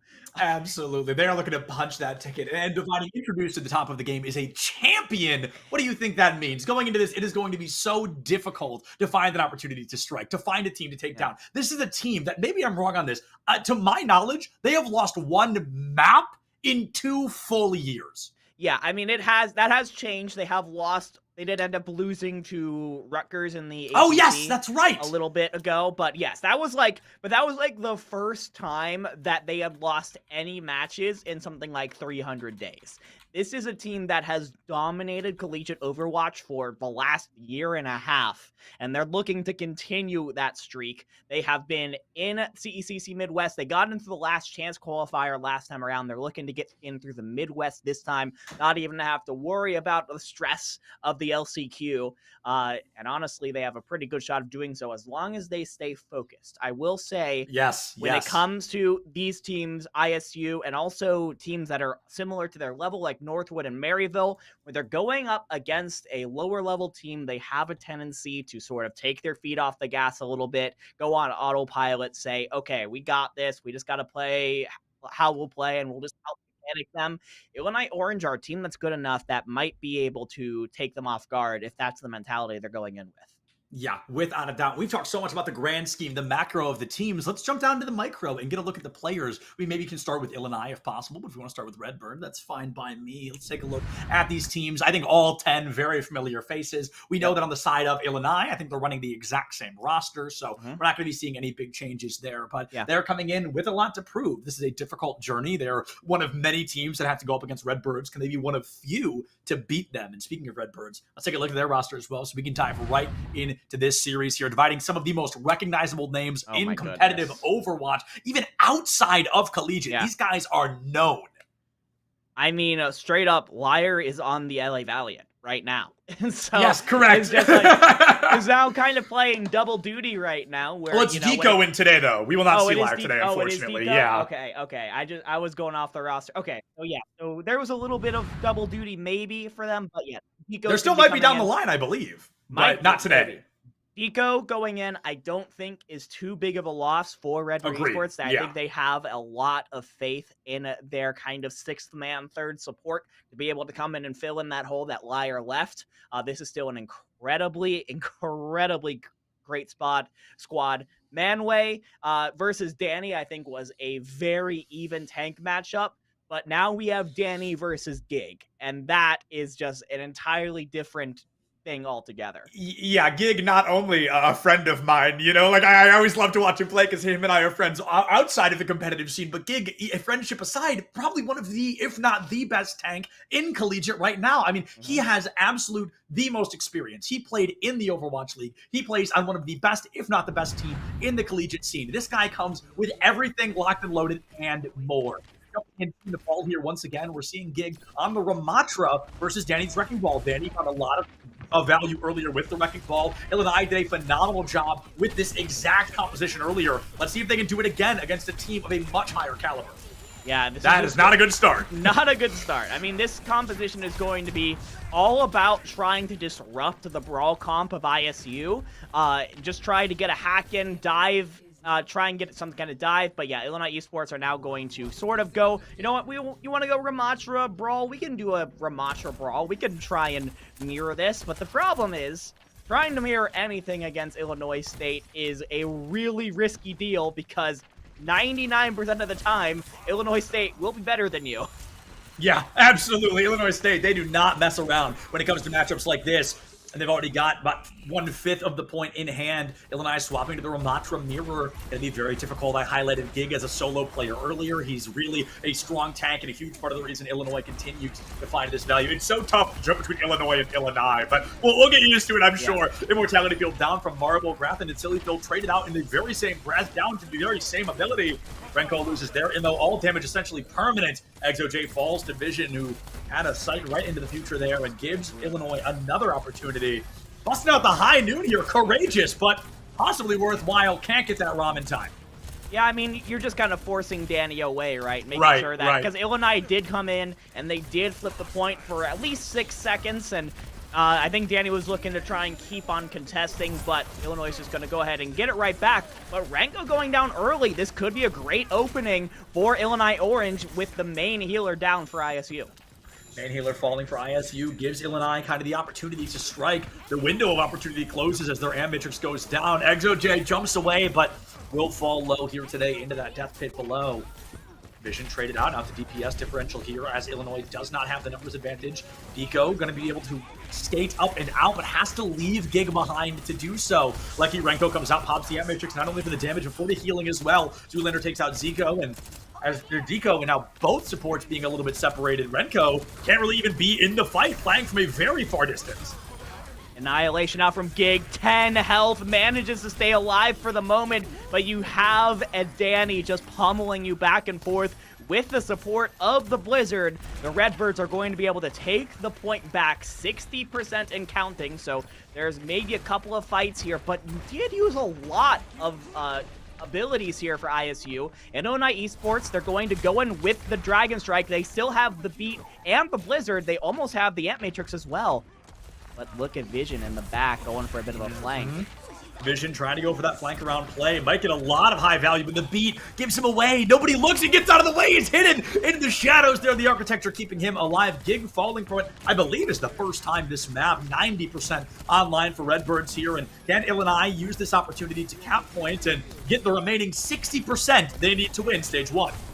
It is going to take a couple of fight wins here, and Illinois, ISU are not a team to, like, back out of a fight that they think might be winnable. You see, they actually got 2 exit picks on the way out, and it was both DPS. So Illinois are currently just working with Danny, who does have the Annihilation up and the supports, but there's no support ultimates online. If Vision can catch one person out with the Deadeye, potentially combo that with the Amplification Matrix, ISU will be in a fantastic spot. They're coming back in with a full 5. Yeah, Amatrix Deadeye is exactly the strategy they're looking to use here, but Deco catches an arrow to the brain and falls short of being able to keep this team up and running. They don't drop the Deadeye, they look for the traditional farm damage, and I love what we're seeing as Gig bullies the entirety of the Illinois roster into that small room. They don't have to use High Noon unless they really want to pull it. Blizzard out there bullying Danny in that corner. Vision flying too close to the sun, holds on to that Deadeye for far too long. ExoJ gets the headshot and gives their own life for it. Illinois State winning a fight that I've got to be honest, I didn't know if they were going to be able to win easily. Yeah, actually, that was a bit scary for Illinois State, but they do enough to be able to take the first point of Nepal. But I think Illinois Orange have shown that they are disciplined enough and they do have the mechanical skill to keep up with ISU if they let their guard down. Like we saw there at the beginning, you just saw, I think it was Vision, just kind of holding the Deadeye down, and that allowed ExoJ to get around to the back. They were not expecting the Hanzo to make a play like that, but got around to the back, got the headshot, and that was all she wrote for Vision in that fight. So you just got to make sure you're watching your corners, because Illinois Esports, this is not a pushover team. Not in the slightest. And we see this discussion a lot in a lot of other first-person shooters that I feel like isn't respected as much in Overwatch, but really should be, is the patience of play. It's very important to be patient and to be slow, because waiting those couple of seconds for ExoJ guaranteed that elimination. They were able to play it sneaky. The patience worked well for Illinois, and like you said, they are swinging with the best of them right now, as Redbirds really had to work hard for that win. The winner not only punching their ticket to Arlington later this year, but walking away with $1,000 in the prize pool. Second place, still walking away with a clean 500. Can't be upset about that, and a chance to win the LCQ later on this year. Grathan with the first elimination onto Marble there. First blood in favor of Illinois. Second and third, not far behind. That is an easy fight win for the Redbirds. This is actually a really interesting adjustment for ISU, because they have they've changed Grathan on the Mei to a Tracer. You get rid of all the utility that the Mei gives you. Yep. But because of that, now you have a flanker that's just going to put so much pressure on the Zoolander and onto Marble. It's just going to squeeze Illinois Orange in a way that I'm not sure they're expecting. Yeah, this is great as well, because Vision was trying to play that flanker last time on Cass, which we don't normally see. Grathan on the Tracer, This is where she loves. This is Tracer's bread and butter, is to be the one to flank in this backline, cause constant pressure, and force them to turn around to catch a bullet to the back of the brain, just like ExoJ in that moment. Grathan has to recall, gives Illinois the opportunity to cap point. Only 26% gain for Illinois, so going into this fight, the Redbirds need to try and win it quickly. Gig isolated, the wall up, the charge comes through, and the broken wall actually keeps Gig alive in that moment. The Deco 2K turns to a 4 with the help of Illinois coming through. Double support commitment, but a win is a win. Yeah. Win is absolutely a win here. ISU do use both of their DPS ults. They're actually somewhat far away from the Annihilation and the Beat as well. They're pretty much just working with the Amatrix right now, and Vision is under a lot of pressure here. Going out kind of on a solo mission here on the Cassidy, and you'd only have a little bit of, oh my goodness. And this is what the Tracer gives you. It's just a field day right now, farming a highlight reel as if they need more highlights to reel, but Illinois State winning that fight in just completion. Amplification Matrix up on both sides. The value tripled for the Redbirds versus what Illinois was able to bring to the table. The swap from Marble. No, see, I liked the Ana pick. I'm a little upset to see the BAP come back. Yeah, I mean, I don't know. It feels like it's just so vulnerable. If you don't hit the sleep on the Grathan, you're pretty much dead. So it's a tough one. Oh my gosh. If you don't have a sleep to hit, you're still dead. Marble cannot win. Oh, these poor Baptistes today just cannot find an opportunity to get an elimination or even get into a fight. Swapping just onto anything. Marble cycling through the characters, but just can't find that lineup. Illinois might get a little bit more space to cap, but I've got a good hunch. Redbirds getting ready to take it right back. They've got a Blizzard online for Silly Phil. This is the character I'm looking at to try and win this fight for Illinois. Will they use her? Do they hold on to it longer? Here comes a double High Noon, rootin' tootin', ready for shooting, but Illinois going to be the target more than the one fire in the gun. Yeah, so this is going to be 30%, but because Illinois Esports did flip it, they do have enough time to set up for another fight, albeit a rushed one. It's going to be rushed. They have about 10 seconds, and actually, Illinois State know this. They're going aggressive. Grathan finds Marble again, and this Tracer's on a rampage. If anybody needed an example of why this is the best team in the entire country, I think that fight right at the end there is the perfect example. Illinois, they're keeping it close. They're going through. They're looking for the opportunities to strike. They're so close to capping each point, but at the end of the day, the score they're seeing is not one they want. It's a big old goose egg, gang, and that is not the opportunity they want to be in. That is not the spot they want to find. They've shown signs of life, though, dividing, and this is a best of 5. So map 1 doesn't end in your favor. That's all right. Let's see what maps 2 and 3 can hold. Yeah, I mean, you just gotta shake it off and go for, try and figure out what you can do against, honestly, this Tracer just was a huge turning point in the fight, and I think that's something that not a lot of teams would go for, right? Most teams really love the utility of the Mei and that Brawl composition, but I think ISU understood the power that the support line was giving Illinois Orange. And so having Grafton there to put not just pressure onto the supports, but just to straight up assassinate them over and over and over again. I mean, Marvel was basically playing mystery heroes for all the supports and still could not find a way to stop the Tracer. Oh man, it's actually brutal to be a support in that situation. But, I mean, you have to try and just take a deep breath and figure out what you can do about that for this next map. So my first instinct right here, my initial instinct from my master's opinion, which I have a good hunch all 10 of these players are far above, but I feel like I would be trying to play Brig here. I feel like Brig is really good at kind of booping Rom out of the lineup there, kind of getting his versatility from the punches away. She's great at keeping Tracer at distance. You can combo a Tracer if you're fast enough, and I know that things are not looking great so far for Illinois, but they've got plenty of time to work around. They do not want to be 3-0'd the way that Northwood was just 2-0'd in Smash Ultimate Grand Finals. Now, there's a little bit of a caveat there. Northwood's still going to get to go to Arlington. Top 2 Smash teams qualify, but Northwood, a team as good as they are, losing a Grand Finals in an 0-2 fashion is really fascinating. We do want to share that with you guys. And something else we get to share is Moving Fish, another staple for the Redbirds, making an appearance here on map number 2, Dorado. So, Gig, we'll be sitting this one out. I think this makes a lot of sense. Dorado is very much a kind of dive map, so we're probably going to be seeing a lot of Sigma, a lot of D.Va, and so when it comes to sort of those Overwatch 1 off-tank heroes, that is when we're going to see Gig come out and Moving Fish come in for the Redbirds. They're just the off-tank specialist. Off-tank is kind of weird to say in a situation where there's only one tank, but if you think back at Overwatch 1 and those heroes, that's what Moving Fish is there for. So I do really like this swap. I think it makes ISU extremely comfortable, even though Illinois Orange are here trying to sort of throw them off their game. In all fairness, forcing ISU to make a tank swap is a major change in the comm structure of the Redbirds. Without a doubt, the Redbirds, they definitely like to swap pretty consistently back and forth between Moving Fish and Gig. I think they're both very high caliber players, both top 500 easily, possibly even a smaller number than that. But seeing Moving Fish come in here, I think is going to, like you said, kind of incline us to believe there is going to be some dive here. Most likely Winston. When I think of Moving Fish, I feel like I do think of Winston pretty often, but I'm not sure that's kind of what they're going for. Dorado is, I think, can be a pretty Winston-centric map if they want to be. Yeah, for sure. You can I think Redbirds are going to be going in trying to play, their best comp. I don't think this has been a dominant enough series for them to come out and be silly like a lot of teams like to be when they are starting to win by a lot. I think Illinois has still kept them on the ropes to the point of Redbirds want to bring out their absolute A game. I mean, keep in mind, this is not really like a win by a lot scenario. Illinois Orange came up and on Sanctum, they were able to get a significant amount of percentage. I think it was somewhere in the 60s or the 70s before ISU were eventually able to come back into that. So I think that it's definitely not a situation where you can let your guard down and win a ticket to Arlington on the line. I think ISU is showing no signs of doing that. Yeah, ISU not going to pull any punches here. Nobody wants to slow down. Everybody wants that ticket to Arlington and the $1,000, right? $1,000 first prize pool. Not bad either.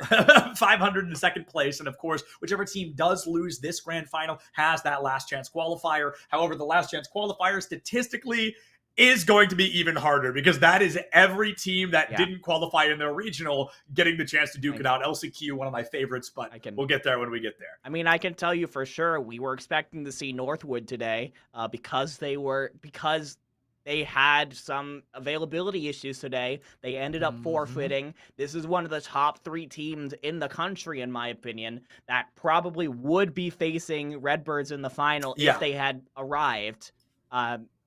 And they did not show up, so they're not getting this, which means they are going to be playing in the LCQ.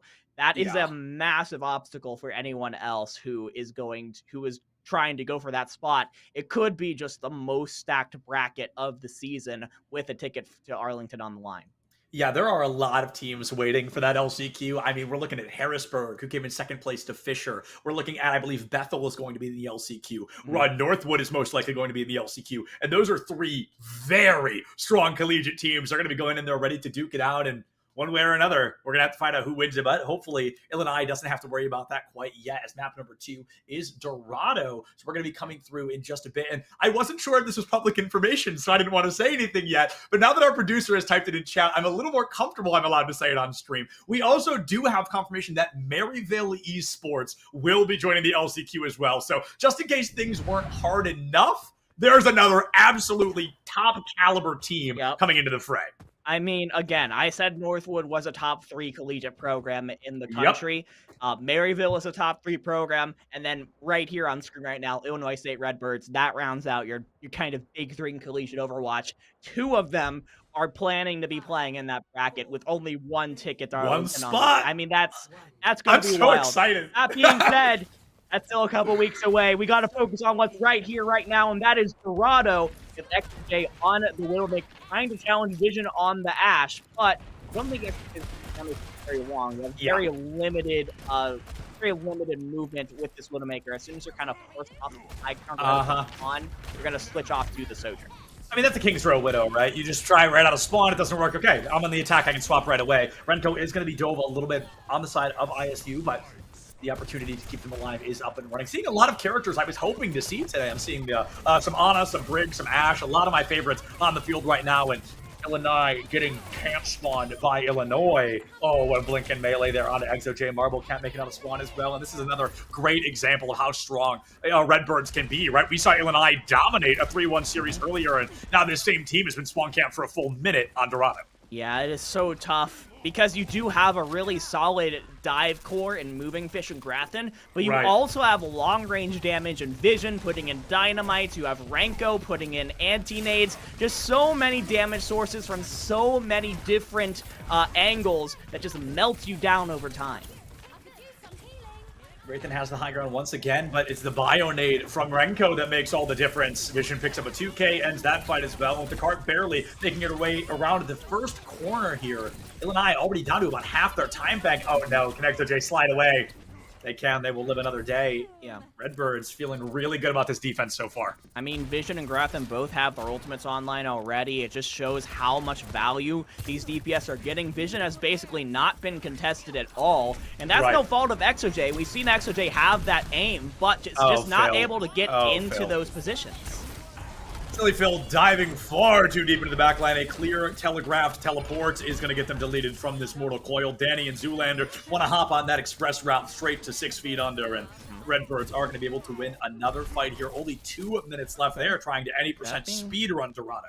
That being said, you did lose Renko there, so that is your main healer who had the nano boost available, and that Ana's not fast. The grandma's going to take a little bit of time to get back into the fight, so if Illinois Esports is aggressive here, they can basically take a 4v5. Nice. Yeah, Deco just canceling out Danny from diving out of the high ground. It's a simple play, but it's an effective one. I talked about how Brig is a really good counter to tanks that like to play up close and personal, and Deco giving us a masterclass example of that. ExoJ and Marble sent back to spawn early. 80 seconds left. This fight over before it can even truly begin. Illinois, they're going to have a couple of ults going into this combat here dividing, but it's going to win them one fight. What do you do in the next one? I mean, it's just, you do need to win 2 fights in order to get that much needed time extension here, but at this point, you just need to get any sort of momentum at all. At this point, if I'm Illinois Esports, I honestly don't mind just dumping everything we have, as long as it gives us 1 fight win, gives us some space to work with, allow ExoJ and Sillyphil to get set up on the high ground. I'm okay with that. Renko misses the sleep dart. We've got a flying Junkrat, but he goes down early. The whip shot finds him. Rally able to keep a lot of Redbirds up and standing. 2 support ultimates now. 2 other ultimates come out. 4 in total from Illinois, and they're still losing this combat, if you'd believe it. Primal Rage, a very low damage dealing ultimate, but a very high knockback on it, and that's often kind of the approach of Winston. Danny can't even make it back to spawn in Primal, and that's, oh my god. Marvel goes down, but Sillyphil does get the pick onto Vision. The space has been made. You found an elim, no res in sight. Can Illinois use that momentum? Can they get the wheels rolling? Yeah, I mean, you do have the Riptire from Silly Phil available. I mean, if you can get that, I mean, you don't have a really good defensive tool from ISU in order to do anything about it, so you just kind of have to try and shoot it down or maybe just dodge it altogether. But Silly Phil going across the rooftops of Dorado, really making ISU wait for it, takes out the main healer, and now we're in business for Illinois Orange. Here we go. That's my boy, the Silly J. Junkrat making an appearance here once again. The Bob from Vision trying to be that pseudo tank, but it is just fully dismissed from combat. Traded out for Marble. A lot of healing offline for Illinois. They're going to have to win this one with only a Lucio in hand. The dive onto Vision. We see Deco playing a pseudo tank. I love it. Keeps Vision upstanding. Gives them the high ground advantage for a moment. A lot of patience here from Vision. That's a mistake we see from a lot of Ashes, is they just kind of empty the clip and pray for the best. But it's that dedication and that patience from Vision that scares Illinois off point. That goes back to the first match we saw with Illinois, where the threat of something was enough to scare them away, and it happens again here in Grand Finals. I will say, though, getting that one fight win for Illinois Orange is big because it gives them just a little bit more room to work with, right? They can now completely play around the high grounds that Dorado first has to offer without being, like, super scared of Illinois State Redbirds just walking the cart into the golden box of victory. So you are going to have the ability to set up the same kind of crossfire that the Redbirds set up on you, if that's what Illinois Esports wants to do with it. That being said, the Zarya is a very interesting pick. We haven't seen any Zarya at all today. I think that you're really just trying to get charged up and try and help your DPS a meltdown moving fish as fast as possible, but I really don't like the idea of just putting all of your damage into moving fish, because what that ends up being is free support ult charge for Renko and Deco.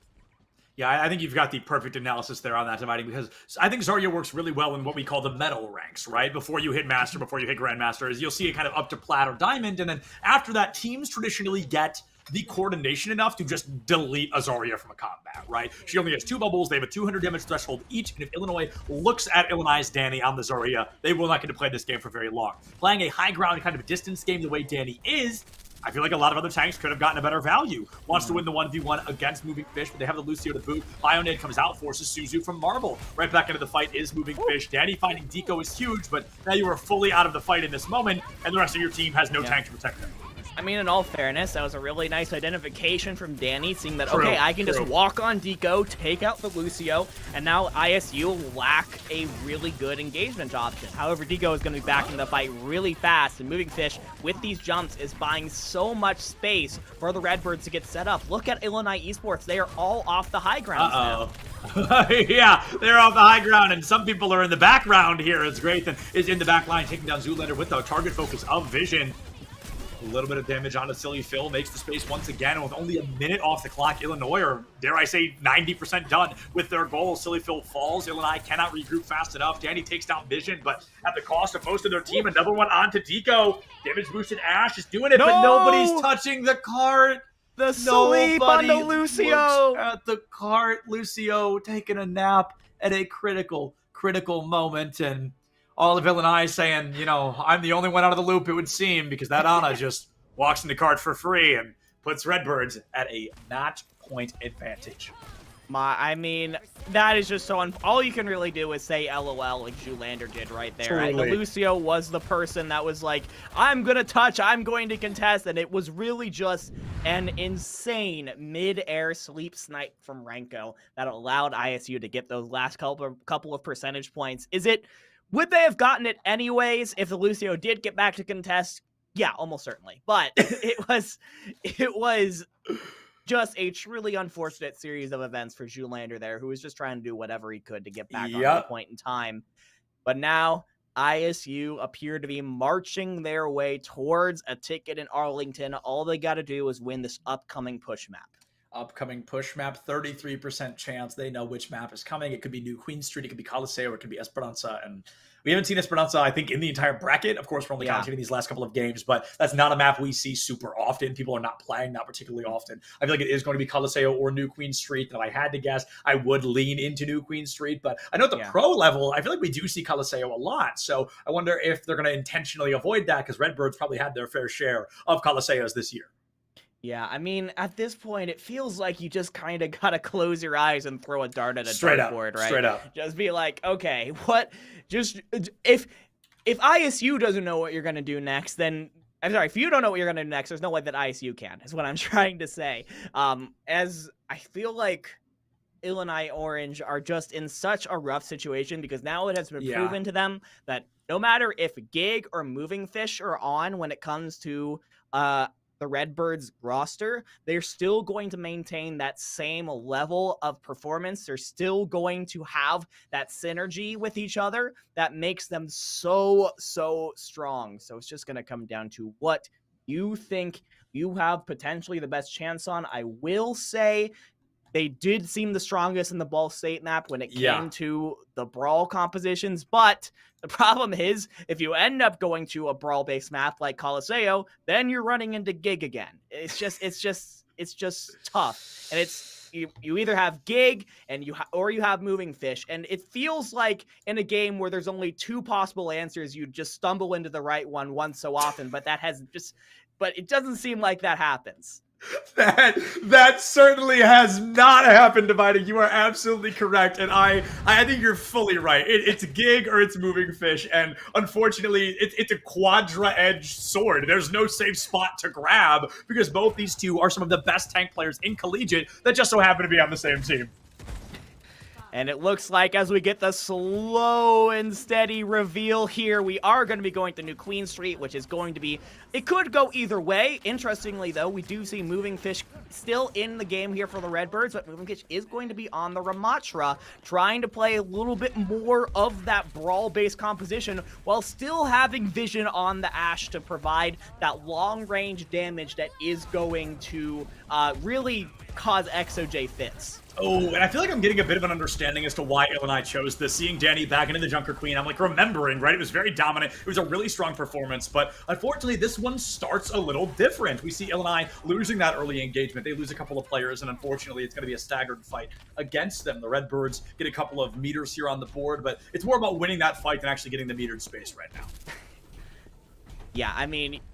Yeah, it's really more just about winning fights. I think that's a big mechanic of push that people don't understand, is that it's really just about you get yourself in a position to win a fight and then you push the bot. It's not like Escort where you're trying to push the bot as much as possible. Right. It's getting yourself in the right position to win a fight, and then as you're respawning, that's when you get the push.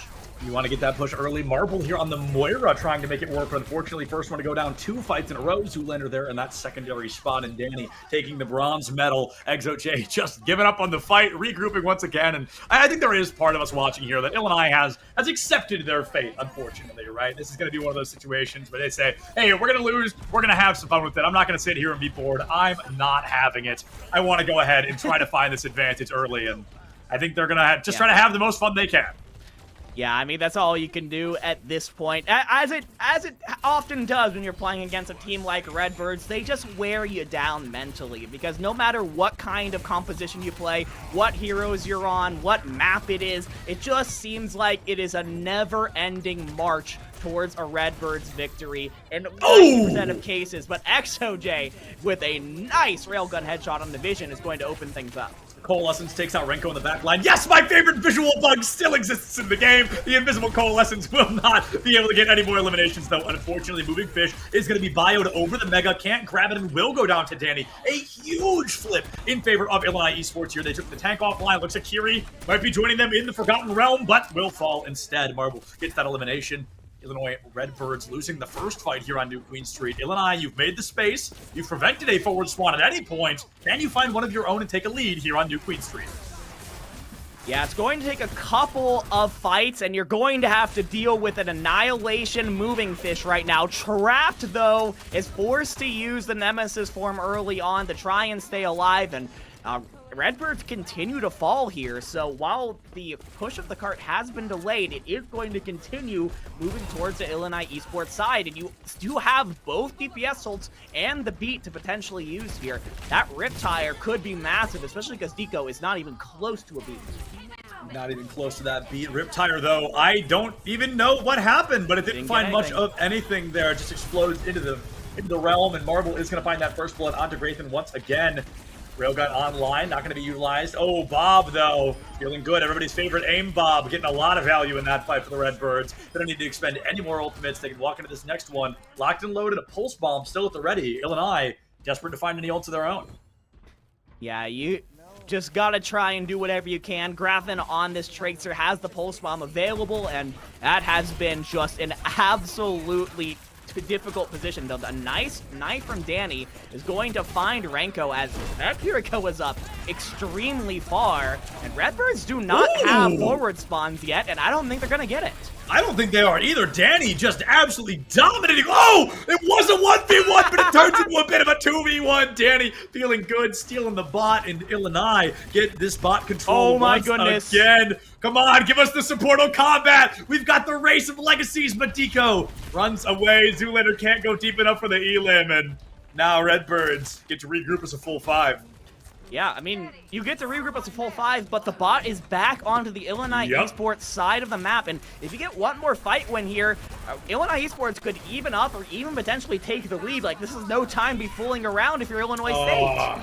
Yeah, Redbirds maybe getting a little overzealous with their performance here. It's a 2-1 trade. The tank missing for Illinois should be kind of the red light to get out of this fight as quickly as possible. Exo J gonna Exo overstay their welcome and fall a little bit later, but the elimination still comes through. The regroup is still possible, and with nobody finding a forward spawn in the first 5 minutes, Marble is the one to make some noise before they are snuffed out as well. Illinois Redbirds still feeling good about their chances of a forward spawn finally making an appearance. Yeah, they should be able to get it here. I don't think there's enough time for anyone from Illinois Orange to touch. And yes, we do get the full response here. Here's the Annihilation, though. That's crazy. That's crazy. They pop Annihilation right there. But I mean, it works. You can't hate it. Hate the player, or not, what do they say? Don't hate the player, hate the game. Annihilation keeps Moving Fish up and running. That most recent change of replenishing your armor when you pop it is the reason Moving Fish gets to stay alive. And Deco dropping the beat to keep the rest of Redbirds up and running. This is almost a guaranteed forward spawn hold. They did find it sneakily in that fight, but now they're going to get some extra credit online. And less than half the game left. Illinois really need to make an appearance in a resurgence, or they're going to lose 3-0 in a grand final. Yeah, this is getting really tough now. They hung in with the meterage for a while here. XOJ on a bit of an emergency Widowmaker. One headshot, in all fairness, could really change the course of this match, but this Bob is going to get so much zoning. Bob, everybody's favorite aim Bob, back once again. Silly Phil just not even taken out of the fight fast enough. Fully deleted. Marble not far behind, and Redbirds now, they have fully taken the party hats off. They are focused up once again, and they are looking to win this in regulation. It'll be the first time in ages I've seen somebody full cap with, I mean, more than a minute on the clock. Yeah, this is now going to be really tough. Moving Fish is up in spawn, finds a Marble. Silly Phil does have the Riptire available. If you want to use it, do you? It's the what do they call them? It's the personal wins for Illinois tonight. It is the victory of taking down a member of Redbirds. You know what? They might lose the match, but they have gained the clips to post on Twitter. Truly, they get to say they have eliminated somebody on Redbirds, and that's not something people get to say often. And to be fair, Illinois State, they haven't finished the map yet, so you have more chances to farm those Twitter clips, especially with this Riptire coming up. Oh! I thought that was going to be a 1, but it finds 2 there. Critical, and Moving Fish, the only member left alive on the side of the Redbirds, and not for long. Danny gonna hit him with it again as Athena rings out the team kill overall. Illinois, the bot moving, 2 minutes and 40 seconds remaining. This is going to be a tough one to win dividing, but by golly, would I be stoked to see a map 4 in this grand final. I would absolutely love to see it. The problem is it's going to take something like 3 fight wins in a row here. That being said, this Annihilation from Danny is going to do a lot of progress to winning that first one. So, as we continue on, we got a little bit of supportal combat. Zoolander is going to take out Renko here, but as soon as Illinois State are in a position to just go in as a full 5, you have the Bob and the Annihilation up and ready. That would just be a crazy good zoning combo. Yeah, and Moving Fish there walks into a couple of nades from Silly Phil. Unfortunately, Phil just can't get the elim, and Ramadra's survivability is something a lot of people do not give him credit for. This guy can survive it all if given the opportunity. The Annihilation trying to prove that, but will go down to Danny, who has to give their own life at the end of that combat. Only 150 seconds left on the clock as we dip down to just 100 seconds remaining. This is a tough moment to be in, and I think Illinois have kept it close, but close only counts in hand, horse, and shoe grenades. Absolutely, as you always say. Truly. I say, oh my goodness, that is actually pretty impressive to be able to get the headshots and the Bob from behind. Oh my goodness, this is a confident Vision right now. Nobody expects Bob to be in your back line, but sometimes he just kind of sneaks up on you. Silly Phil takes down Vision. Bob still standing. Danny, the dynamite from beyond the grave, puts him down, and Illinois losing a lot of critical players. Renko gets a haircut that comes a little short, takes their head clean off their shoulders, and Wraithen's visor here finds even Zoolander. Wow, poor Marble couldn't hide fast enough. 60 seconds remain, and Redbirds ready to end this in regulation. Well, this was a fun map. I think ISU are about ready to call it. That being said, Danny on the hog now. A very, very good, and has basically just stolen the cart. The kills still are going in both directions, but Danny just walked in at Roadhog, said, "You're coming with me," and the bot just went away for a while. Illinois trying to give us a really good supportive combat play, but I do think they've accepted their fate about 10 minutes ago. Redbirds surprisingly closer than I think we anticipated, but still feeling good about their chances of victory as Moving Fish demolishes the remaining members of Illinois. A strong performance, tried and true, and one that, honestly, probably the most fun I've ever had on a push map, so I'm glad we got to watch it. But Illinois State Redbirds, as a surprise to nobody, stamping that ticket to Arlington later this year. Yeah, honestly, when you saw this tournament, you probably didn't think that it would be much else. This is, of course, the defending champions. They have just about the exact same roster that they had that got them to the championship. They are just as strong, if not stronger, with a year's worth of synergy and more experience than I think any other collegiate team except maybe Maryville can say. Getting into the Pro-Am as a full collegiate squad is absolutely crazy. That being said, I do have to give it up to Illinois Orange. I think they did put up a valiant fight. They did a very, very, very good job. In second place, that $500, that's definitely not bad. Yeah, absolutely not bad at all. You've got the LCQ ahead of you. There were several times you went toe-to-toe with what a lot of people call a top 3 team in collegiate. That is a really good showing for this program, and things are really looking good for them so far. Unfortunately, not good enough today. We are going to go ahead and throw it to a break here. Hopefully have an interview with somebody from Redbird and be back in just a couple of minutes.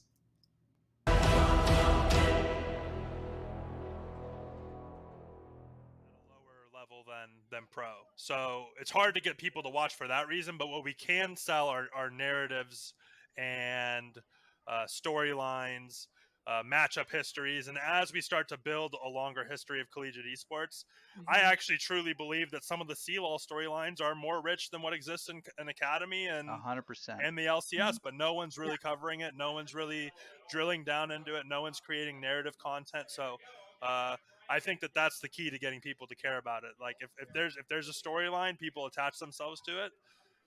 Yeah. I'll add one more thing before we end. The largest organizations on any university campus. This is a very blanket statement. Could be wrong for you. It's right for many. Campus Ministry and Greek Life are always the largest groups on campus. Why?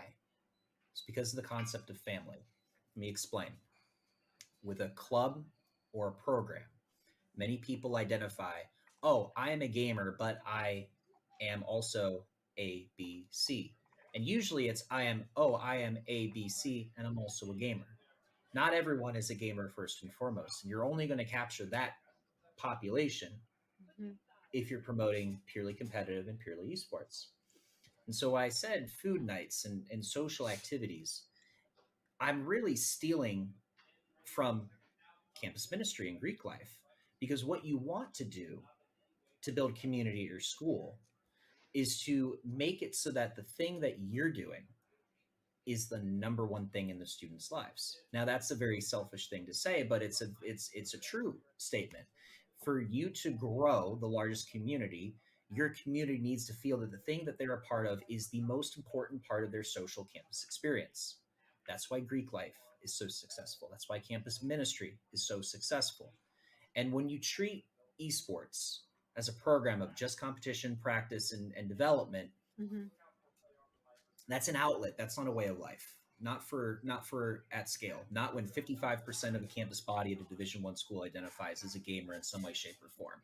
You're not going to touch that 55%. You're going to touch 5%, maybe. You're probably going to touch 0.05% or 0.5% at a Division I school. And so what you really need to do is build that community authentically by, as Doc said about Dan, what are the people prioritizing, and do that. And how do they enjoy their life? What would they find meaningful? Do that. And then do everything else, because the financials and everything else, the planning and all that matters too. And that's why we have a talent problem in Scholastic Esports. But I will wrap up and say, for the national level, Dan's completely right on narrative. But I'm not worried about that, because the only thing we need to build community nationwide is just time. We are 2 generations away from critical mass. And all it takes is that the current generation of students to grow up, get in the professional workforce, and have kids and raise them on the things that they were fans of. It's how baseball grew. It's how basketball grew. It's how rugby and all those other sports grow and sustain. Cornhole grew. But in all seriousness, all we need is time. All we need to do is ensure that our products get better, our opportunities become more authentic, accessibility remains open, and monetization remains enough to us to continue to what we're doing and grow. Hi, everyone. My name is Heather Garozzo, also known as Sapphire. I'm so excited to join you here today. This is an initiative that means a lot to me. I've been involved in esports now for a little more than I want to admit, but about 20 years in many different facets. And when I started, I was often the only woman in the room. There were no women competitions. There were no other women on co-ed teams or women's teams. And that obviously has changed drastically over the most recent couple of years. Initiatives like this are so meaningful to getting more women involved and giving them a stepping stone to join those tier 1 leagues, to join co-ed teams, mixed teams, and hopefully become the best in the world. So I came to join today to just tell you a little bit about my journey, hopefully inspire you, whether you want to go down the path of being a professional gamer or a content creator, or you want to work in the industry. There's so many different options, and I wanted to share a little bit about my story with you.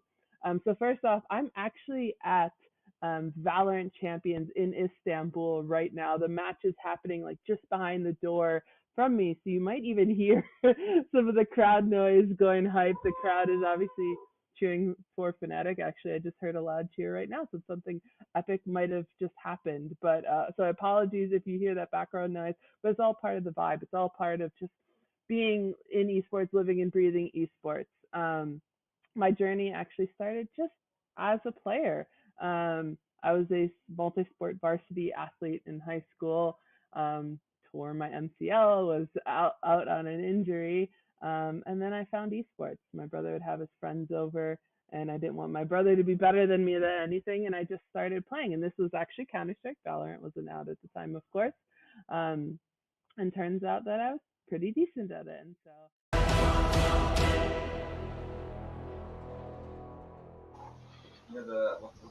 Hello, everybody, and welcome back. Just one more time here in the Overwatch version of CECC Midwest. If you're just now joining us, the Redbirds walk away with a 3-0 victory in Grand Finals and stamp their ticket to Arlington. We are joined by Moving Fish, tank player for the Redbirds. So, Fish, I do want to ask, and I've been hoping to interview you for a while to ask this one very simple question. No Moving Fish on Control, like ever. But it seems like you play every other map type. So is that a personal preference thing? Is that just where Gig can really thrive? Or what's up with that? I can keep this open. I think in this meta we're still like not sure like what we want to play on like some maps always, but like I think for the most part I'm usually on like the escorts like and like the other map types too. It's just like way more suitable for like our hero pools, I guess. Yeah, definitely. Absolutely. And as a sort of related question, you guys do some really interesting swap-ins on tank, which is a lot of times not like suitable because having a new person on that front line from map to map can sometimes mess with the comm structure of a match. So I want to know from your perspective, how do the Redbirds have so much success when they're still swapping you and Gig in and out, and it seems like there's no loss in like the quality of play? Yeah, so I feel like we're still able to like play the same heroes because everyone on the team is like up to date on like the meta and stuff like that. Like we all have the game knowledge and we all talk about the game together. So like we're not like we can make swaps, but it's like we don't really lose much in the end because we all like know how to play the game and like nothing really changed. Just play the game, says Moving Fish, of course. So now, moving forward, obviously, from winning this, you now have locked in a ticket to the CECC National Finals in Arlington this May. I do believe that while the core of ISU from last year is still the same from this year, you are one of the players that weren't a part of the team for that tournament last year. This will be your first time at the CECC. So, how are you feeling about that going to such an event in a couple of months? Honestly, I'm pretty excited. I think I've only been to like one collegiate LAN plus like another LAN of like a small tourney. So like I've only had like 2 LANs so far. So I think I'm really excited. I think this will definitely be the biggest LAN I've ever been to. So. Yeah, absolutely. So another question to that, and hopefully not to feed into any nerves or anxiety you may have, but going into this, this is a defending championship team. You guys were able to win grand finals last year. Do you feel like that paints, as if the target on the Redbirds' back is not already huge, do you feel like that paints a larger target on your back? Is there any kind of nerves or anxiety as the collegiate kind of talent continues to grow year after year, or do you think you guys can still storm through the way you did last year? If I'm being honest for this year for collegiate, I think we're all pretty calm.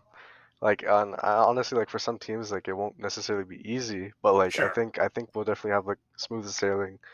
And I don't want to jinx us, but like of course that's what we're expecting at least. Yeah, absolutely. Well, hey, huge congrats! Thank you so much for joining us, and we are really looking forward to seeing you guys in Arlington. So yeah, thank you.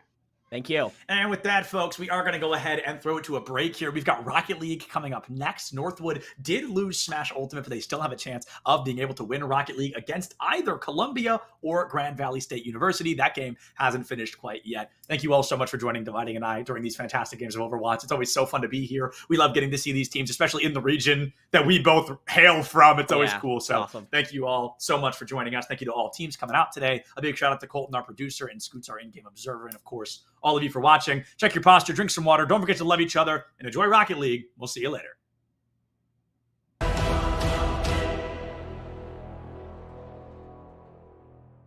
CPL, which is like the top tournament at the time, thought after winning a bunch of tournaments in the Milwaukee area that we would come in and do really well. Turns out we were terrible, and we finished dead last, lost to a Finnish team that was one of the best in the world. But it only motivated me to be a better player. So I kept competing.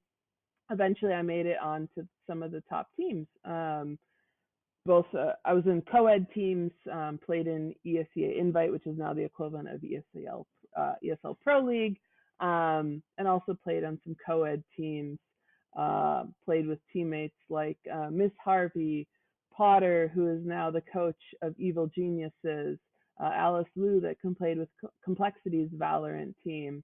Some of the things that I learned in my competing journey, it's not just about my physical skill about in the game, not just how quick you could react to something, but communication, teamwork. These things are so important.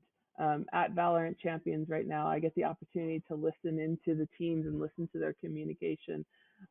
It's amazing how they refine their craft and refine how they communicate with their teammates. It's something so fascinating. So I encourage you, one of the things I like to tell up and coming players is record your team's comms and listen back. Did you give the right calls? Could you have done better calls? Those calls have been shorter and more precise? Those are some of the things I learned as a player. Throughout that playing journey, one of the highlights was in 2012 when I traveled to Paris and competed in the Esports World Cup, which was the top tournament for women at the time. And we came in and we won the World Championship, which was so exciting. It's so amazing to play in front of crowds of thousands of people. They were cheering against us because we were playing against a European team and we were an American team. But that feeling is just like unlike anything else when you can raise that trophy and they play the national anthem of your country. I hope many of you playing in this competition will get to experience some of that one day. It's truly an honor. Some of the other things besides competing and winning trophies, I played in 250 tournaments over the years. I believe that's the most for any woman. It's hard to keep track in the early days, but beyond competing, I work in the industry. So I'm a vice president at Dignitas. It's one of the oldest operating esports teams. We had for many years one of the top women's teams in the world. I also founded a women's initiative called Radiant and operate women's esports tournaments just like this. And I've realized how important that is. A lot of people will ask, why do the women need their own tournaments? Why can't they just play with the guys? And my response back is, if you look at a game like Valorant, there's a reason why there are so many women competing in this game compared to other esports titles. It's because these women's initiatives exist, and they give women something to work towards, something to get started. It gives them a more safe environment, a harassment-free environment to kick off their careers. And I hope one day we don't need women's tournaments. That's the end goal, is because more women are competing and more women are going to start to shine in those tier 1 teams. My last point is, as I said, working in the industry, there's so many different job opportunities. You don't have to be the best player in the world. You don't have to be comfortable on camera and be a content creator. You can work in business side, marketing, advertising.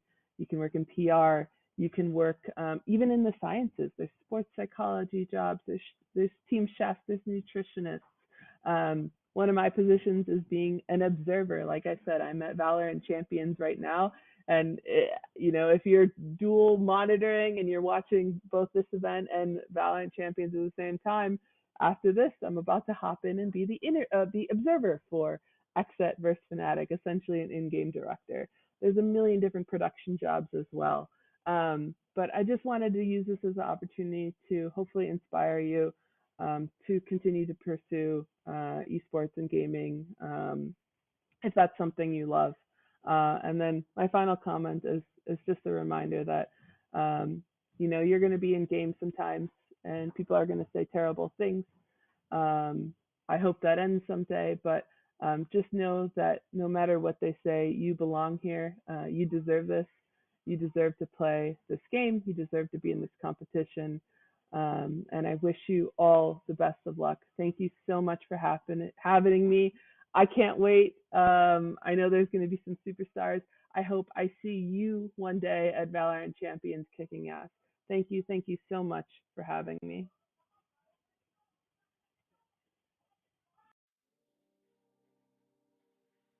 What is going on, everybody, and welcome back to the ECAC Highlights, week number 8. It has been 8 weeks already, and hey, If you've been watching these on a bit of a binge, you like the new background, brand new for his video it's going to be in. Super excited to jump into this with you guys. Of course, I'm Septilence, here to walk you through the highlights of week number 8 at the CAC. We are kicking off strong with clip number 8 here, as it's going to be Tony Pajamas on the Ness, Fisher College and NYIT, two of the greatest Smash programs in the country, going head to head, just completely dominant on both sides. But Tony Pajamas got sick of waiting and wanted to give Fisher that leg up once again. Dying to limit options, but push this final plan away, and they got back yet again, enough air yet again into the yo-yo, and they'll be caught by the forward air. Tony will take him down. For clip number 7, we'll be joining CSI and Iona going head-to-head in game number 3. A full-blown best-of-7, both teams a 1 win already under their belts, and somebody needed to walk away with that second win. It's a 3-3 tie-up, less than a minute on the clock, and CSI in these final moments comes back to life to sneak out a game 3 win. Staten Island, and it gets them tied up. The calculated moves here from both offenses, phenomenal. And that one, I mean, it's not exactly calculated. I mean, yeah, it's calculated, but it's not the prettiest to place the back wall touch there, Flater, but it works. And just like that, CSI's in the lead. For clip number 6, we're jumping into the beautiful game known as Valorant. Stockton versus SUNY Poly, and Stockton constantly trying to keep that small lead they've held out. Their Jet in particular starts with a very rough round and actually turns it into quite the miracle run to secure them another round win on the side of Stockton. And looking for the sales. And I think at the moment they've missed the holiday deal. Somnus will find another one. Coupons expired, pocket taken out yet again. That's the cart full of groceries taken down. And a 4K, a no-scope to clean it up.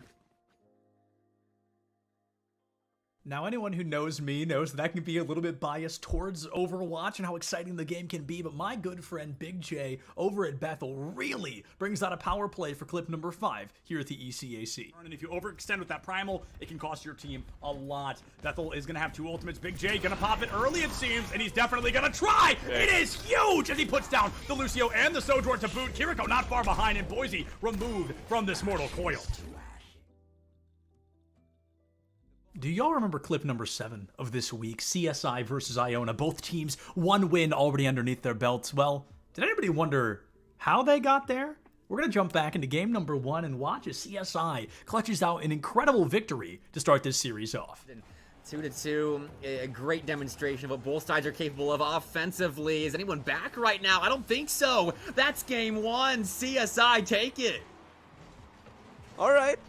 All right, Bepik, okay, just 1 beat, more than enough for Mux to put that goal in. And Driftsy already ready to make sure it goes in. CSI off the game 1 comeback.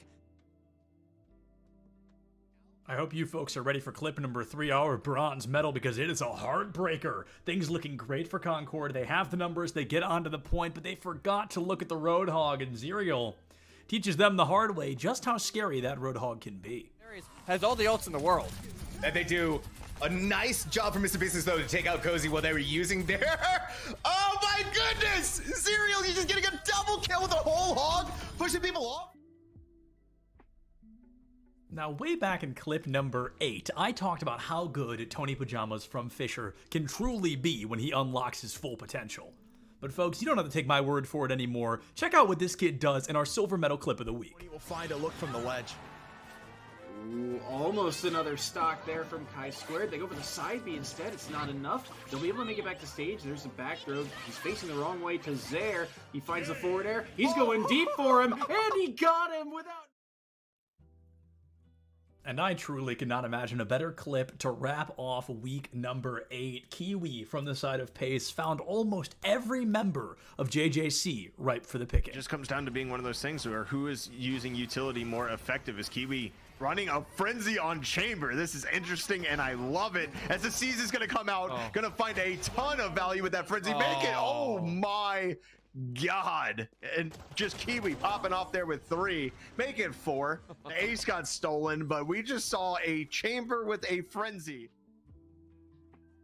And with that, folks, I hate to say it, but that does bring Week 8 and the main season here to an end for the time being. We've got playoffs right around the corner, and I'll be right back here to walk through those with all of you. I'm still Septilence. I hope you're still having a great time. Check your posture, drink some water. Don't forget to love each other, and I'll see you for those playoff highlights.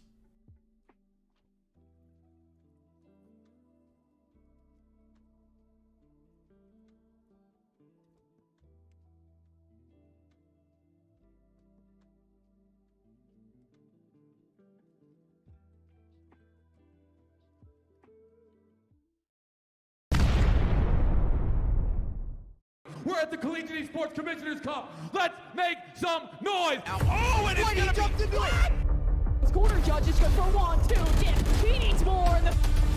They're doing even more here. You gotta touch the point. Mr. College walks it in. Toy Boy just gonna drop. Knife him. Right out in front. Yeah, 3, 2, 1, running.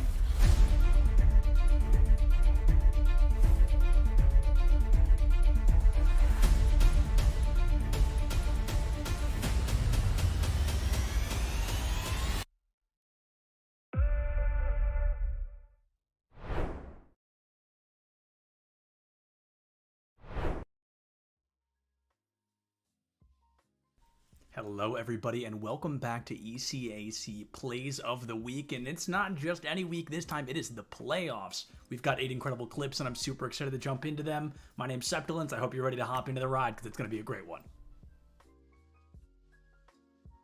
When I found out this was clip number 8 of the playoffs highlight reel, I was flabbergasted because this is an incredible moment from Swift on the side of RPI. It's not just 1 or 2 elims to win the round and put RPI in a better position. It's all 5 coming from a single player. Take a look. They hit him with the judge, operator in hand. Swift is trying to be able to find some value to it. The headhunter does a number on him. They're going to get a 4K. They're going to be able to get this plan down. Dakota's going to try and find him. Do they go into the tank? Yes, they do. Oh, they come out. That's the ace for Swift. They're able to make it happen all themselves. And they will get this one for free for RPI.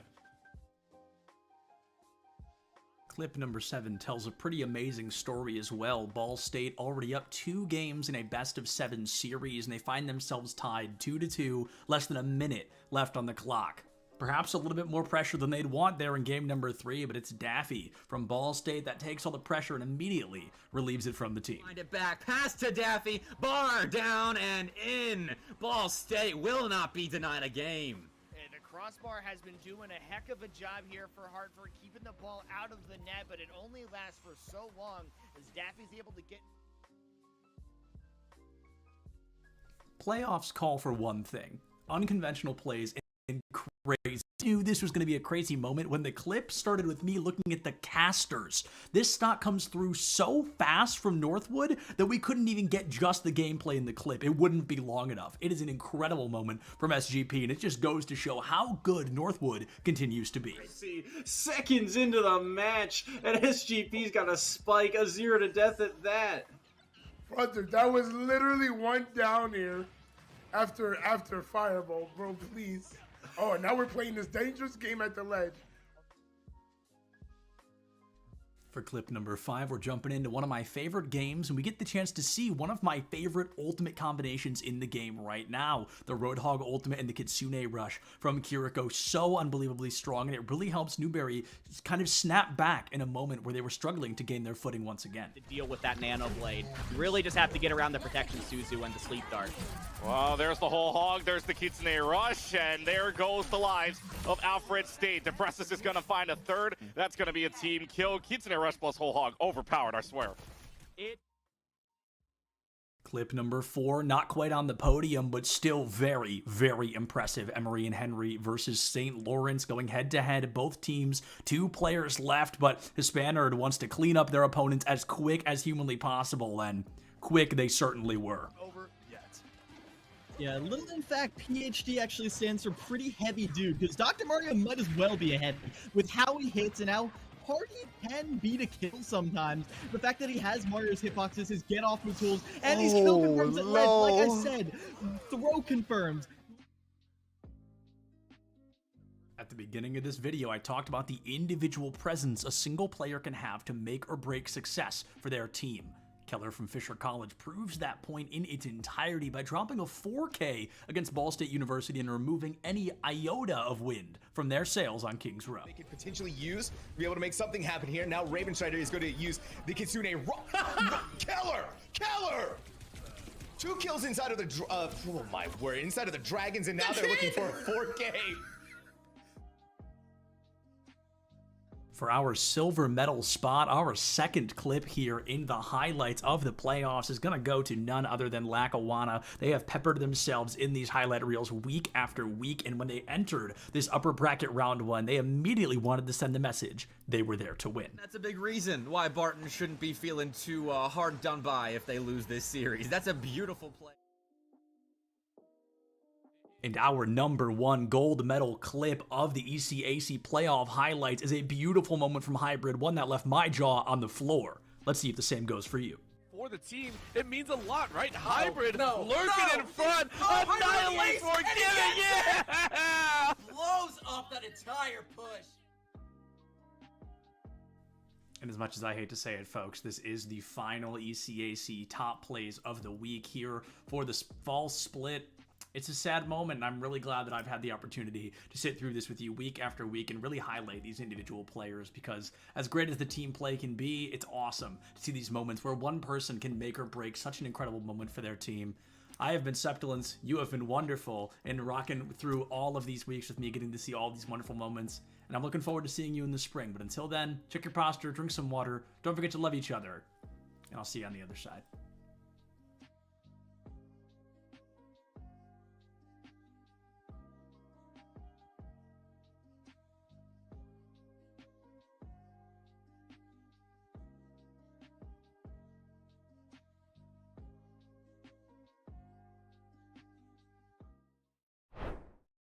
Welcome everybody here to the top 5 plays of the week from Esports. You, Clutchkey, here to help you bring those 5 plays, and we got one from each game lined up. Let's start with play number 5, and this one takes us to Rocket League, where the Bulldogs of Louisiana Tech and the SUNY Poly Wildcats squaring off. But for the Bulldogs, they show us why the saying goes, teamwork makes the dream work, with insane passes and a goal to end it. The options have to go and recover defensively because that's a big long clear. And, well, the long clear can either catalyze an offense or bring into situations like this. Jazz leaps up for the shot, knocks it home. Now, the Wildcats were able to take a game off the Bulldogs, but in the end, Louisiana Tech would go on to win the series 4-1. Coming in at number 4 is from League of Legends, and it's the Army West Point Black Knights and the Lethbridge College Kodiaks playing in a USA versus Canada game on the Rift. But down 2 people mid-game, it was looking kind of like the Black Knights had a challenging fight coming up in top lane. But then again, the Army isn't called tough for nothing.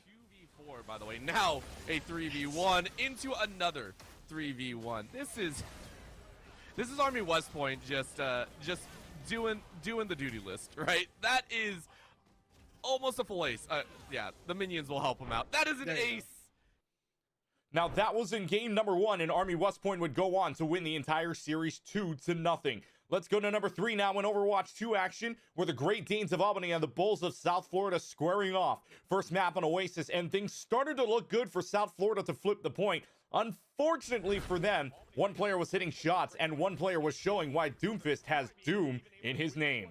Getting 2 picks, although that comes out right back. Bob is out of the 4. Ski gets 2. Ski gets 2. This is just an annihilating fracture here from Ski. It's unbelievable. The fight continues on, and it looks like it's going to be a fight win here for Albany. Albany would go ahead and take that game and take on the sweep as they would defeat South Florida 3-0.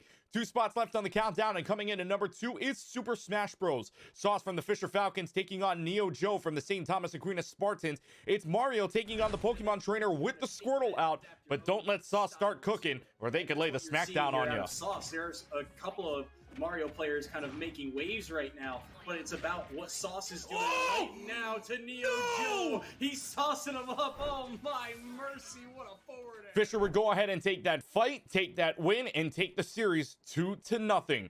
And the number 1 play belonging to Valorant. The Demon Deacons of Wake Forest have a 1-0 lead up on the Bryan Bulldogs, heading to Icebox. But Wake Forest down 6-4. Spike planted on B, and it's a 1v3 situation favoring the Bulldogs. Luckily for the Demon Deacons, this is one of the rounds that Conrad decided to play the hero.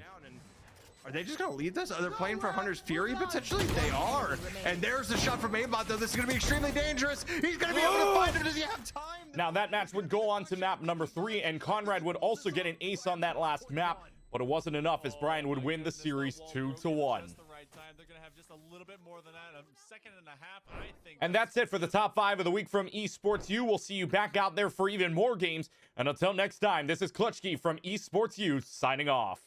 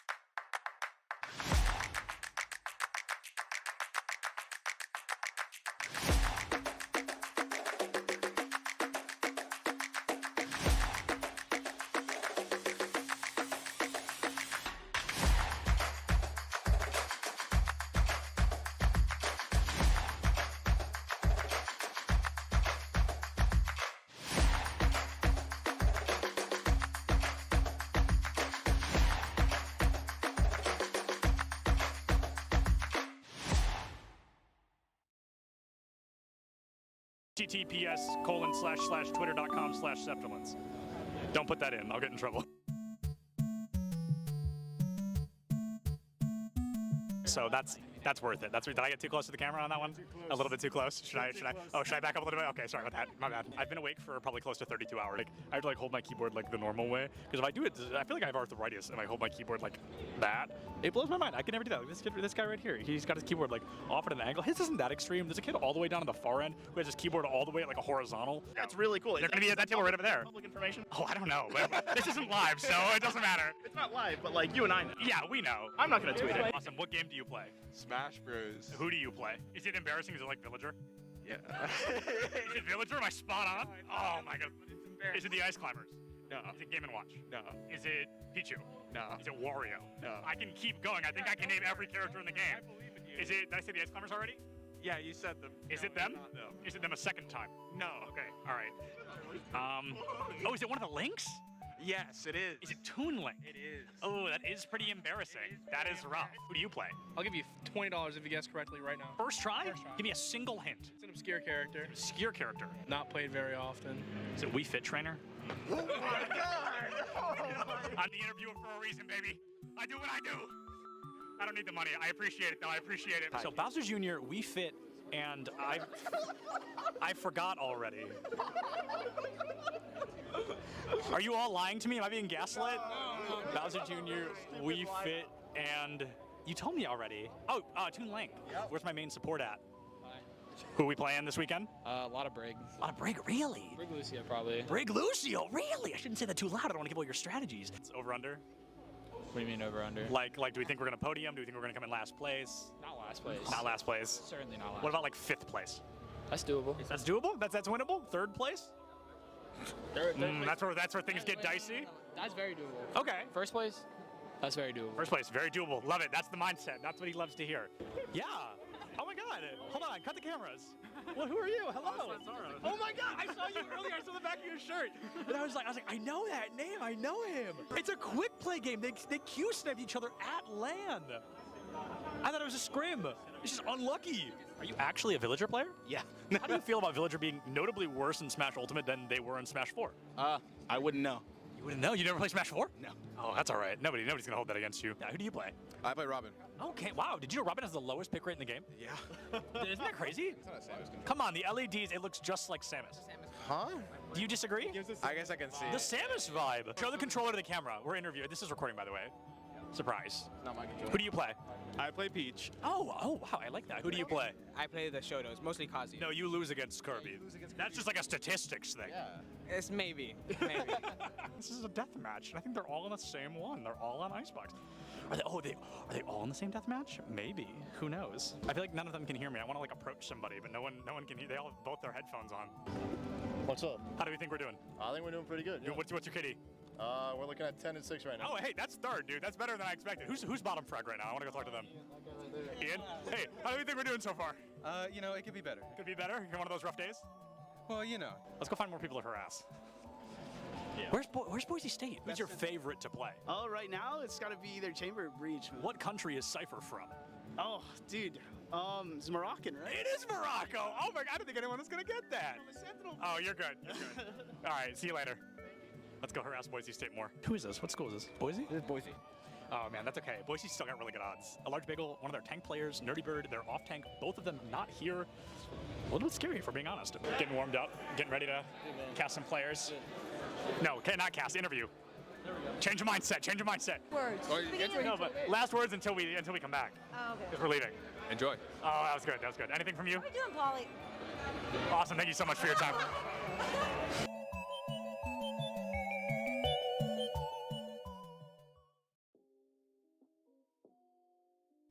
What is going on, everybody, and welcome to the ECAC Top Plays of the Week. I am Septilance, and I'm super excited to walk through these with you so you can see all of the great moments we are getting out of collegiate esports. One of my favorite things about these seasons is as they go on, as the years continue to pass, the skill ceiling just gets higher and higher, and the teams get better and better. Starting things off in Week 1 and 2, these teams came out the gate swinging. Let's take a look at what they were ready to bring out in these early weeks.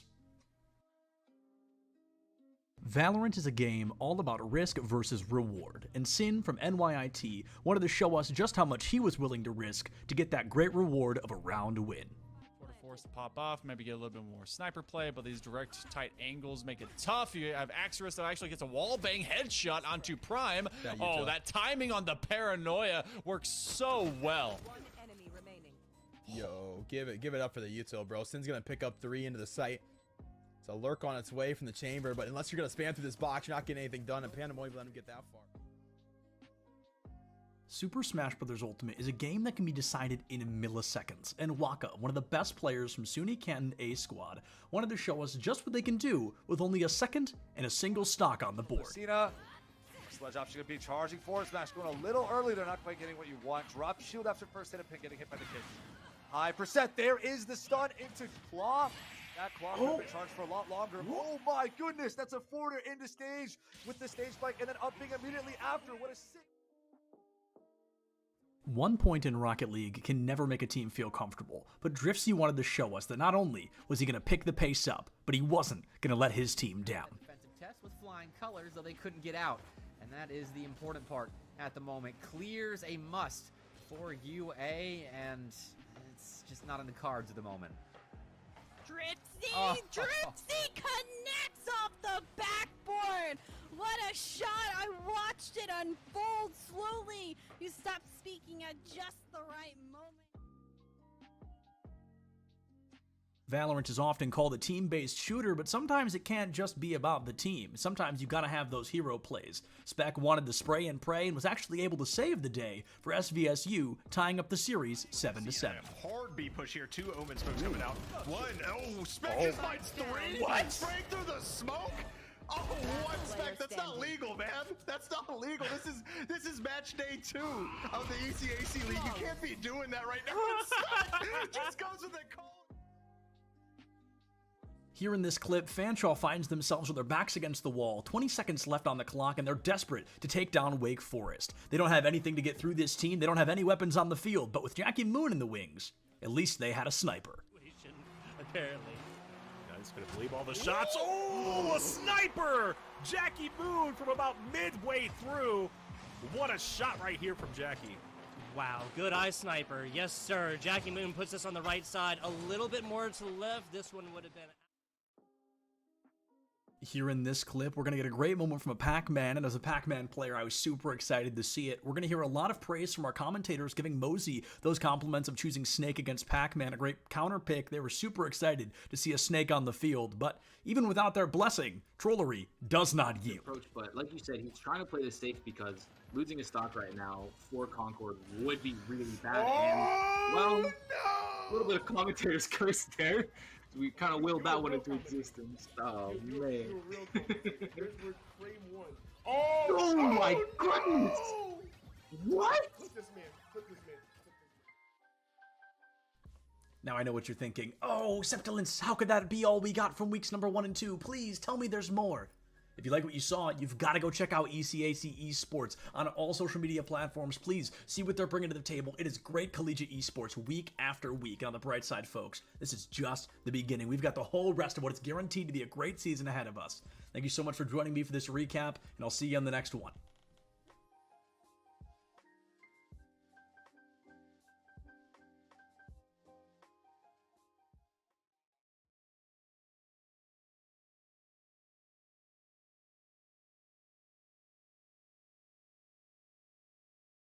We're at the Collegiate Esports Commissioners Cup. Let's make some noise. Oh, and it's going to be what? Corner judges go for 1, 2, dip. He needs more. And they're doing even more here. You gotta touch the point.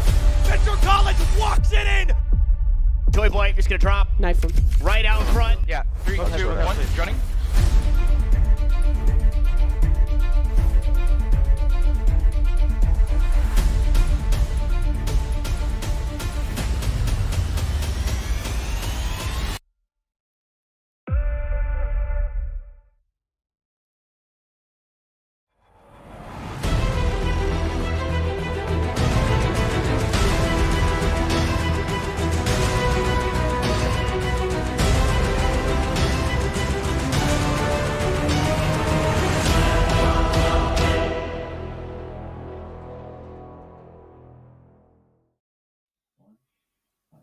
Hello, everyone, and welcome back to the CECC Midwest Online Qualifier here. I'm your host, Paulie Hype, and this event was, of course, presented by Zip Chair Gaming, which we are so thankful for that. We just saw the conclusion of Super Smash Bros. Ultimate, as well as Overwatch, and I just wanted to update you all on the standings so far. First place in SSBU Ultimate was Michigan State University, with second place, runner-up, being Northwood University. So congratulations, Michigan State University. You will get that bid to CECC Arlington. Over to Overwatch 2, we just saw that conclusion. That was an amazing game all around. Second place was University of Illinois at Urbana-Champaign Orange. And first place was them boys, Illinois State University Redbirds. The Redbirds across top to bottom, their entire team played fantastic. Once again, Illinois State will get that CECC Arlington bid in Overwatch 2. That was well done. Coming up next, we have some Rocket League Grand Finals here in the Midwest region. That'll be, of course, between Northwood, and we still have to wait on the opponent of Northwood, but we'll see exactly who that is when we get into that match. It'll be upcoming here next. The casters of this match will be FBI Tugboat and Danger Taco, two of the best in the scene for the best of the Midwest, baby. Woo, woo, woo, woo. Yeah. So without further ado, we got some Rocket League Grand Finals coming up next. And don't forget, the Valorant Finals will be at 8 p.m. CST, 9 p.m. EST, and that'll be between the University of Missouri against Northwood University. So we'll see Northwood once again. Northwood showing up in 3 separate titles today. Northwood holding down that Midwest region. But let's see how they fare here in this Rocket League Grand Final. So without further ado, Tugboat, Danger Taco, we halfway through the day. You better keep the energy high, baby. Woo! It's time to get hype. Woo! Rocket League. Woo! Let's go. Casters, over to you.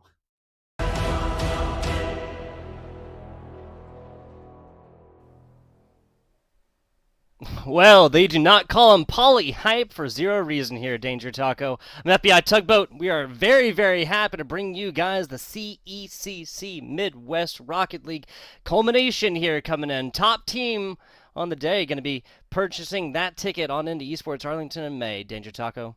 Yeah, a big LAN event that's going to be super exciting to see everyone come in, but you got to carve your way there in your own unique way. Sometimes you just have a regional like this to secure it, but only room for one. So it does come down to this grand final a bit, Northwood and Columbia, which is always nice to be able to see. They will be alternative opportunities, but it's so nice to just be able to win out, show that you just belong there, and then have to not worry about kind of all those other ramifications that might come down the pike.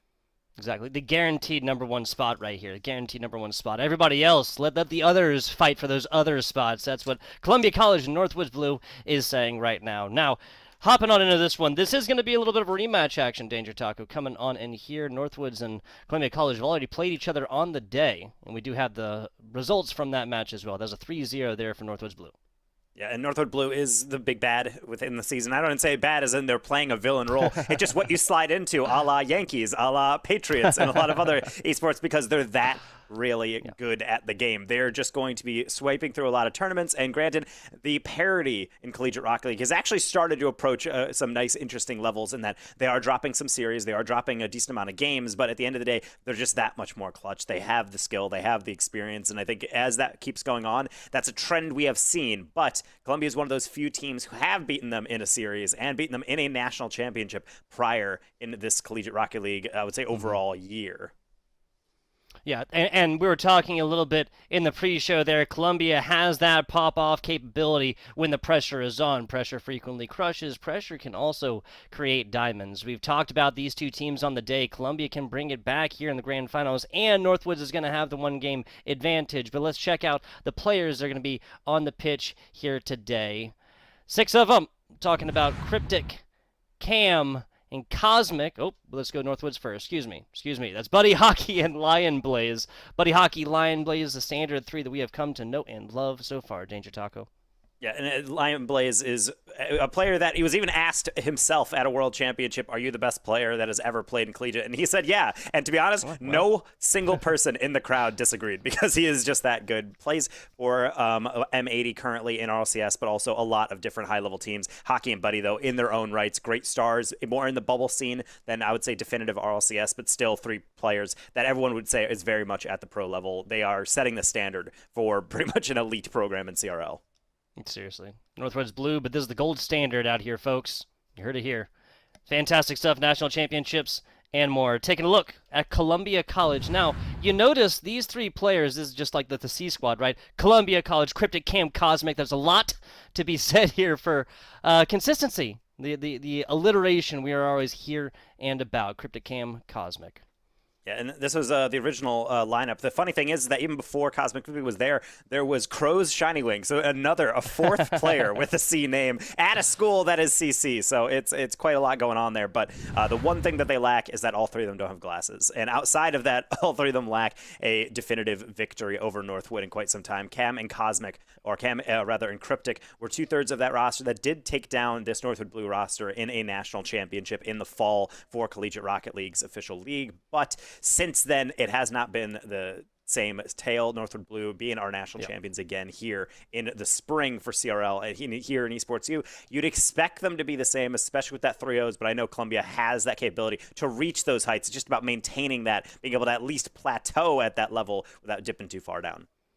Yeah, it's got the skills to pay the bills, but how will they play on the day? Now, you have to broach the most important topic, which is, of course, the glasses buff, right? Another C name, Ash Clark Kent. Will there be a glasses buff coming into this? Now, I do not know how many players on the side of Northwoods Blue have done spectacles, right? Have some eye problems. I got astigmatism myself, right? But we did clearly see Columbia, 2/3 of these players got the glasses on. We'll see how that one goes, and if that really cops to an advantage.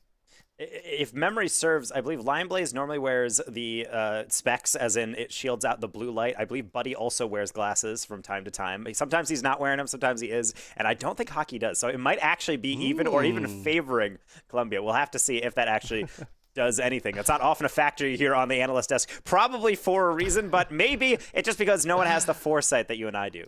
Exactly.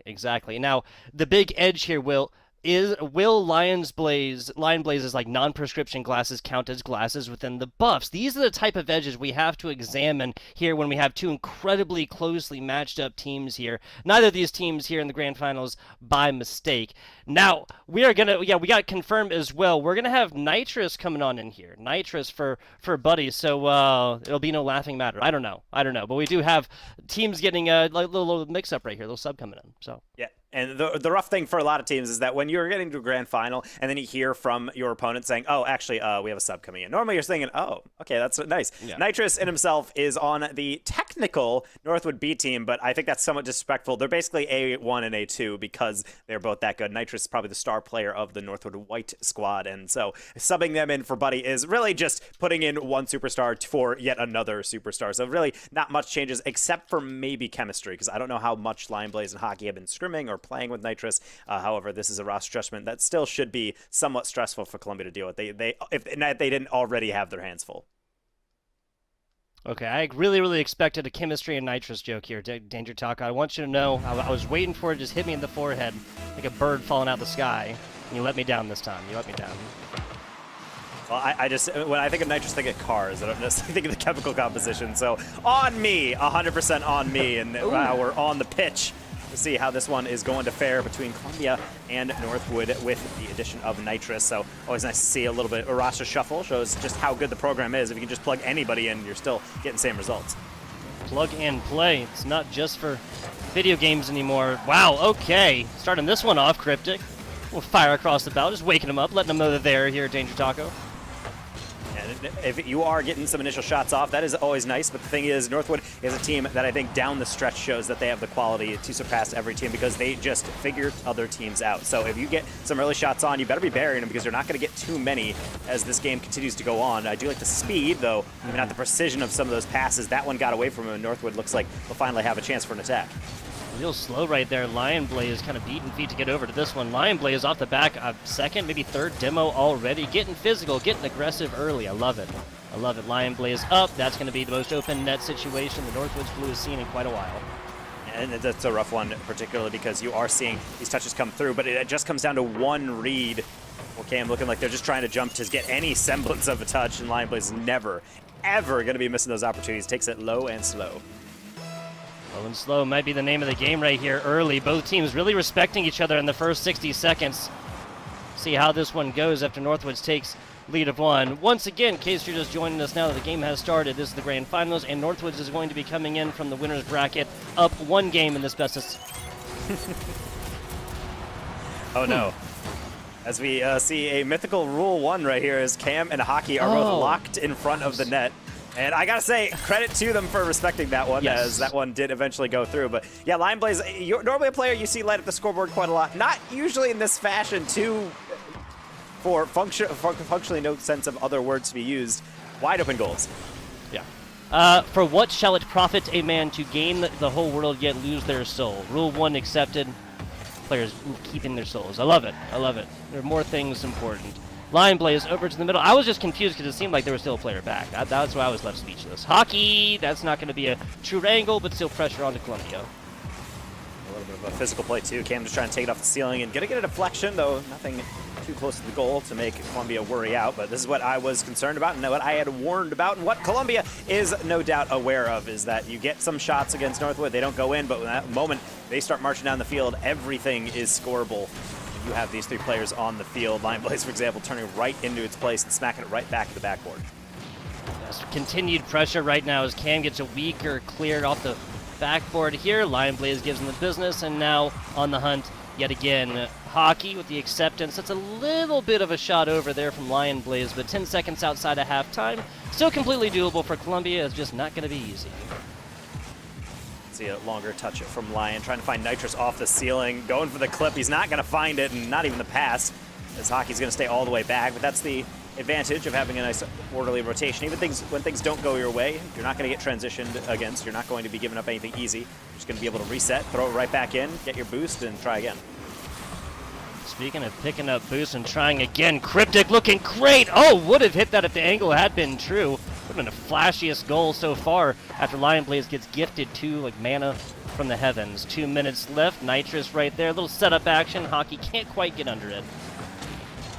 Let's see a little bit of a touch here as Hockey tried to, it looked like boop that one, but didn't really end up out of anything. Columbia right now is trying to focus on the one thing that a lot of teams playing at Northwood really struggle with is making purposeful touches out of the back. It's one thing to clear the touch, but what Lion Blaze and company are so good at doing is just being able to take open space when you give it to them, just taking them apart one by one. Call it a power play for Hockey. I don't know. There's the third insurance goal +1. This game 1 might be over. 3 scores, 90 seconds, definitely doable. Going to be super hard to do against Northwood's blue squad that is already and early firing on all cylinders. Hockey up and over, that was almost it, and then that's going to be Nitrous blowing this one on in. 92 seconds, 4 scores.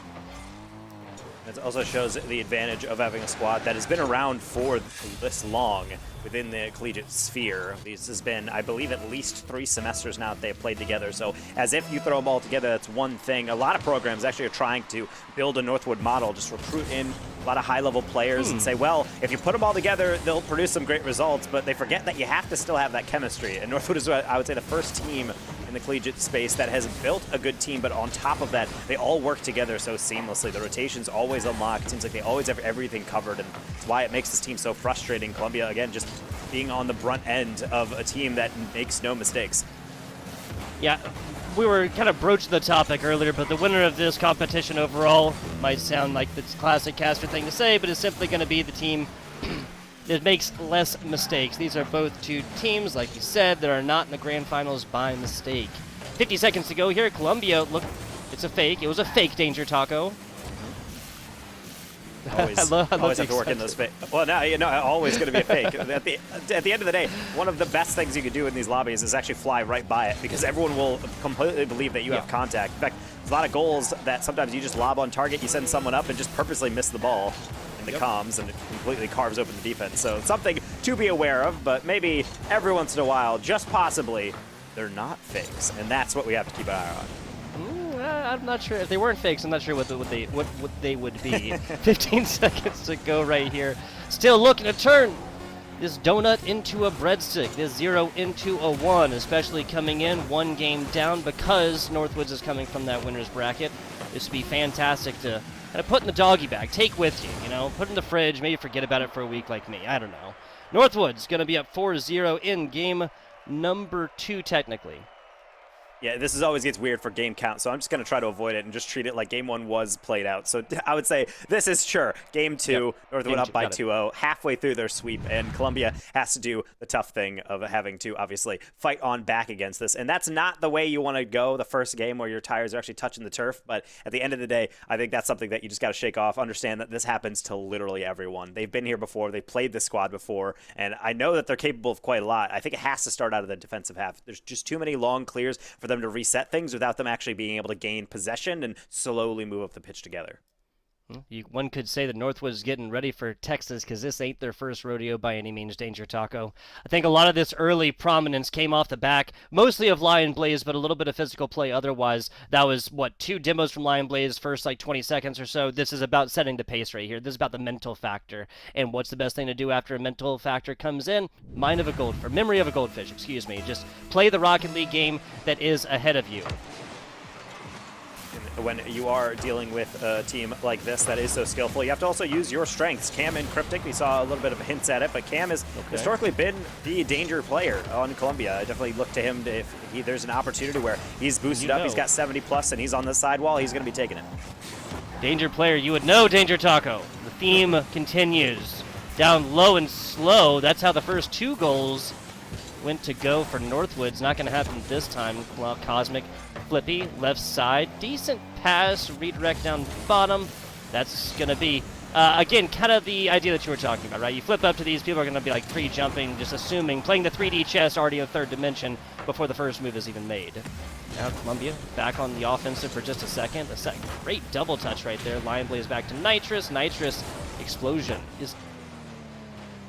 And sometimes that does happen. You don't get your touch. But again, that's the coordination from Northwood. Just gets a kind of oof touch in the midfield. But hey, it's fine. Pre-flip into a back pass, and then everything's fine. Maybe not for Columbia. That's a bit of a miss. Got me nervous. But that's why Cryptic is there on the back post. Somewhat of an errant touch. Cosmic onto the backboard, and Hockey able to just recover out, not get the double. Not going to harm him too much as it's still going around. Bit calmer of a beginning of game number, again, let's go 3. And I think that's exactly what Columbia needs at the very least.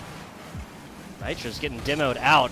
I was wondering to myself if Nitrous is explosive in and of itself, but perhaps that's not something worth Googling right now. 3 minutes, 30 seconds. There's still a player back for Columbia, so this is money, money, money all day long, given that Columbia was down 2-0, maybe even 3-0 at this point in game number 2. We'll take a look at this. Bounce play. Nitrous takes a little while to hit it, and that was actually, again, almost money. Yeah, I do like the fake there. The problem is sometimes when you do fake it, you lose your angle out, and I think that's a calculated play. They don't want to get dunked, so they just take to the side wall, but then immediately closed down by Columbia, as it should be. You can't really allow these players to create. The more you watch them, the more they have time to do something like that. Well-positioned is Cosmic Flippy, yet another touch away. A double might cause some trouble. Cryptic had just enough of an angle to be able to get that one temporarily out. Cosmic Flippy sending something a bit more beefy out. Speaking of a decent attempt at centering this ball and starting an offensive against Northwoods, gets stopped right there. Columbia spent a lot of time in this defensive half. Now, it was only 5 shots to 4 shots, a real quality type situation for the side of Northwoods, and a quantity type issue the side of Columbia. I think they've evened this one out a little bit right here, but they spent the last while on defense. That was about as dangerous as they looked without actually finding payload. Yeah, but now Cam has Nice. 2v1. Oh Lion, my a God. legend of the 1v1 Okay. scene, is even able to take on a second player, but he can't take on 3. That's why everybody has to rotate up. Poor Nitrous just trying to get in the angle, but it goes right behind him instead. I gotta say, well done to Columbia. You get an opportunity, you better take it. Hey, you said it right here. Columbia is willing to play up to the competition when they go down to these grand finals. Game 3, a little bit of an open net. Nitrous gets a good angle on the very back end of that one. Going to be really happy for it. I like the creativity from Cam. It looked like they were trying to drop on it and see if they can get a dish. Not going to work out, but at the very least, it gives something on the Northwood side to think about. And that's the respect you see out of both sides. Northwood is a high-level team, but Northwood also knows their opponents are very high as well. So they're not just going to ego chow everything. They're going to believe that if a player is up confidently for it, they have a plan in mind. Nicely done. Getting a lot done with only a little bit of boost. Talk about resources right here. 2 players back, Cosmic Flippy and the rest of the Columbia College squad. Doing a great job of playing this one with players in the mid-pitch. This is not the time that you want to give up an open net. Cam, actually, the attempted pass right there, but the demo came in just a second beforehand. A little bit of pressure, but now a full 3v3 we go. Cam, methodical block across the back, the easier one of their career. Yeah, it's a little tough here from Northwood is that they're going left and right a lot, but this is also the difficulty of trying to actually find your angles efficiently. Yes, you can keep possession. Yes, you can get some boosts, but eventually you have to put it somewhere in the danger area. Maybe that's it. A bump play to carve it out. The goalie had no idea. Nitrous with basically a penalty kick. Nitrous with this one. This is no laughing matter if you're Columbia College. Brutal stuff. Lead that they'd enjoyed. The only lead they enjoyed after a 0-score game. Number 2 right there. Gonna be even back out. 65 seconds left. What do you do, Danger Taco? Your classic 65-second drill. Not 60-second drill, 65-second drill. It's different and distinct for sure, and it's I still don't know why we have the 65-minute warning, but it's fine. It's fine. 65-second warning. It's always difficult to know these things, but that's why you have TOs. Ask in the chat for your local friendly mod. But other than that, if you're asking myself, but I really have to say this is the point where you just got to keep playing what you're doing, but not throw anything too forward that's taking a monumental risk. You don't really have anything to gain from that outside of potentially a goal, but what you have to lose is just giving away an easy one, and we already know Northwood does not need any invitations. That looked like one from Lion, but maybe not enough boost for him to confidently go for the double. So Northwoods takes the demo as this Columbia College squad was trying to get in the offensive side. No player down bottom. That was a rather fast shot. Hockey just getting bullied back here. Gonna have to get some enforcer status of their own. 10 seconds to go here. Columbia College just again trying desperately to get out of their own defensive half. Really well done by Nitrous. He had 0 boost, but he was off the ceiling and had the flip reset, so he's able to just tap that forward, and will that buy them an extra opportunity? Yes, technically, as Lion's going to go for the heroic play. Look for the backboard. Nothing doing. Nice little spike down from Columbia. Nothing too risky. Don't want to keep that high and give Lion a second look at it. OT is, I would say, the best possible improvement Columbia could have been looking for outside of just an outright win. Cam maybe trying to secure that one. Flip reset. Nothing found. Cryptic soft lob over, and Hockey was waiting for just that. The super soft lobs. This is not fast enough to be an open net right here. Cam covers this one up, sends it left side. Big boost on the way. I've seen worse defensive stances assumed. A double commit right here, but that's going to be enough, and nobody on the other side of Northwoods to really pick this one up. Is that a true angle? Oh, man. Cosmic, I'm loving that effort, just to be able to clear that as far as possible. In fact, Northwood even underestimated how much power he actually could muster up on that, and that nearly was their undoing. However, no harm, no foul. They can try again. Cam into Cosmic, into the corner. Hockey lobs that one forward. Got Cryptic contesting, gets a partial deflection. It is an open net temporarily. Oh, Cam is just fast, fleet-footed enough to be able to get back and secure yet another clear. Up to its Hockey. All stance assumed right there. Nitrous puts his back to the middle. I think that's Cam and Hockey just trying to get physical with each other or something like that. Bumping it right side. Cam across the middle sets this one up for Hockey. That's going to be a pretty good bounce against the wall. Now Cryptic, left corner, buys team a little bit of time. Now a run down the right side. This has been really back and forth, which is better for Columbia College than we saw during regular time. And now they're actually trying to mount up offenses, and I like this. They're playing not passive, but just far enough back that they get these dunks, which is causing Northwood to take touches like this. They want to keep it close and occasionally get those light touches, but it just doesn't service themselves to be able to actually move on forward. This is the adjustment I wanted from Columbia. Now Cam has a chance to show off for everybody. The double tap robbed away. That was looking like it was headed on target. Really did. A lot of really, really flashy and skillful looks so far. Just putting it in against Northwood's going to be a difficult issue. 2 minutes of overtime here in our game number 3. OT started out with Columbia taking a lead in regular time. Back and forth we go. Where we stop, I do not know, Danger Taco. Yeah, it's really anybody's game in the best possible way. It's not just that, well, some team have had looks. It's you can see these moments where I want to lean a little bit towards Columbia, and then other times I'm thinking, that's a great build-up from Northwood. You just know they have it in them, like that pass down, a brilliant save, but where is the third? It's only Nitrous with the cleanup duty. You can't keep him quiet forever. It takes all 3 to carve out a goal. Yes, it does. Cam right there with the hero block, but just outside of another half of a Rocket League game. That's going to be Northwood's taking this game number 3. Best of 7 series. What that means now, the witching hour, where losses become wins, wins become losses, or hopefully, who knows, if you're a Columbia College fan, because they are on series point.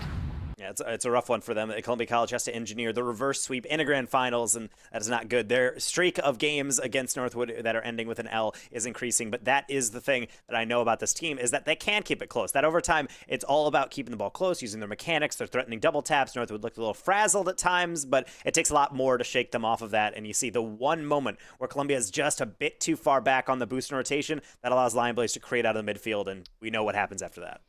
Yes, we do. This line will roar, that's for sure. This is a perfect setup. This is classic high-level Rocket League. Not one player just doing crazy things aerially. All the aerial acrobatics, flip and twist and turn and reset and everything else like that. Nope, it took all 3 members, like you said, and all 3 members on the defense. This came actually with the block. I believe that was Cryptic, kind of like getting that forward and actually picking a big boost, trying to rotate back, and Cosmic just can't quite get to that one. All 6 members of these 2 teams having solid looks on that drive right there, but it's going to be Northwood's. Again, about 2.5 minutes into that halftime to come out on top. Now, going into our possible last game, big shout out to Esports U and CSMG. That is the Collegiate Sports Management Group, as well as to Zip Chair Gaming. Shout out to all the TOs and the production members that have been here on the day as well.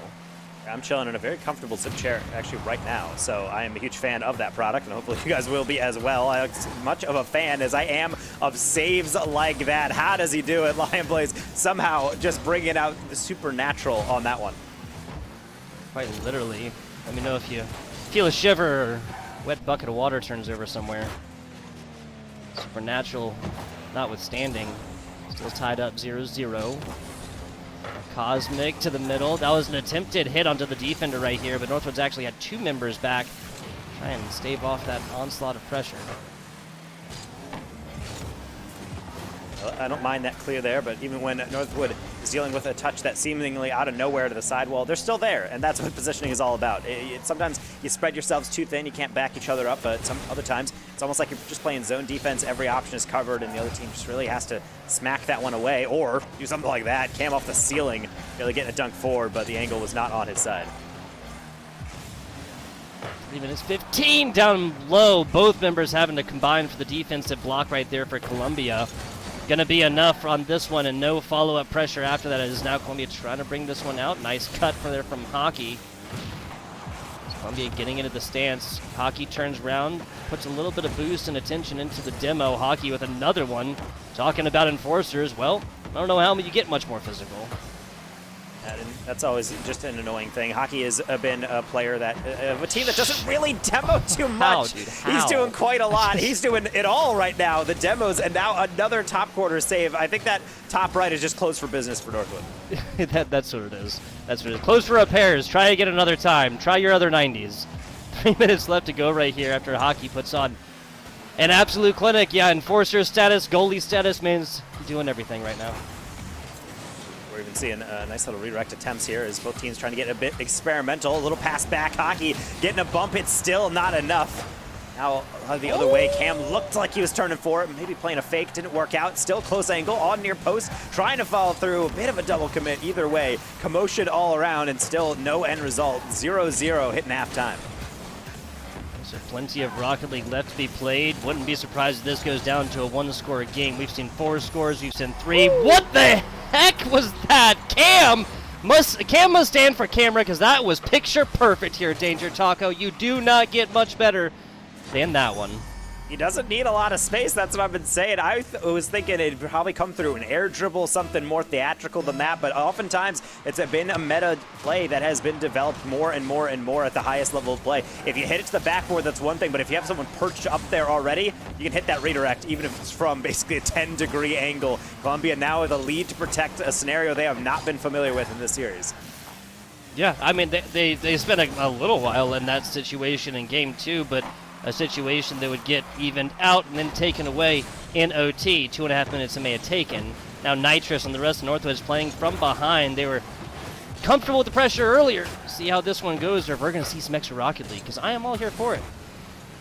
I think we're all here for it, certainly as spectators and casters. Columbia would like to take care of this one in regulation. That goal would probably be one for the good, but Nitrous is just joining the pack. Every single player of Northwood has had an epic save on the goal line. It's just everybody wants to be on that highlight reel, which I suppose is not something often we say about the defense of a team. Yeah, no, seriously. I mean, hey, plays like that, you'll get votes from me to make clips, highlights, everything else in between.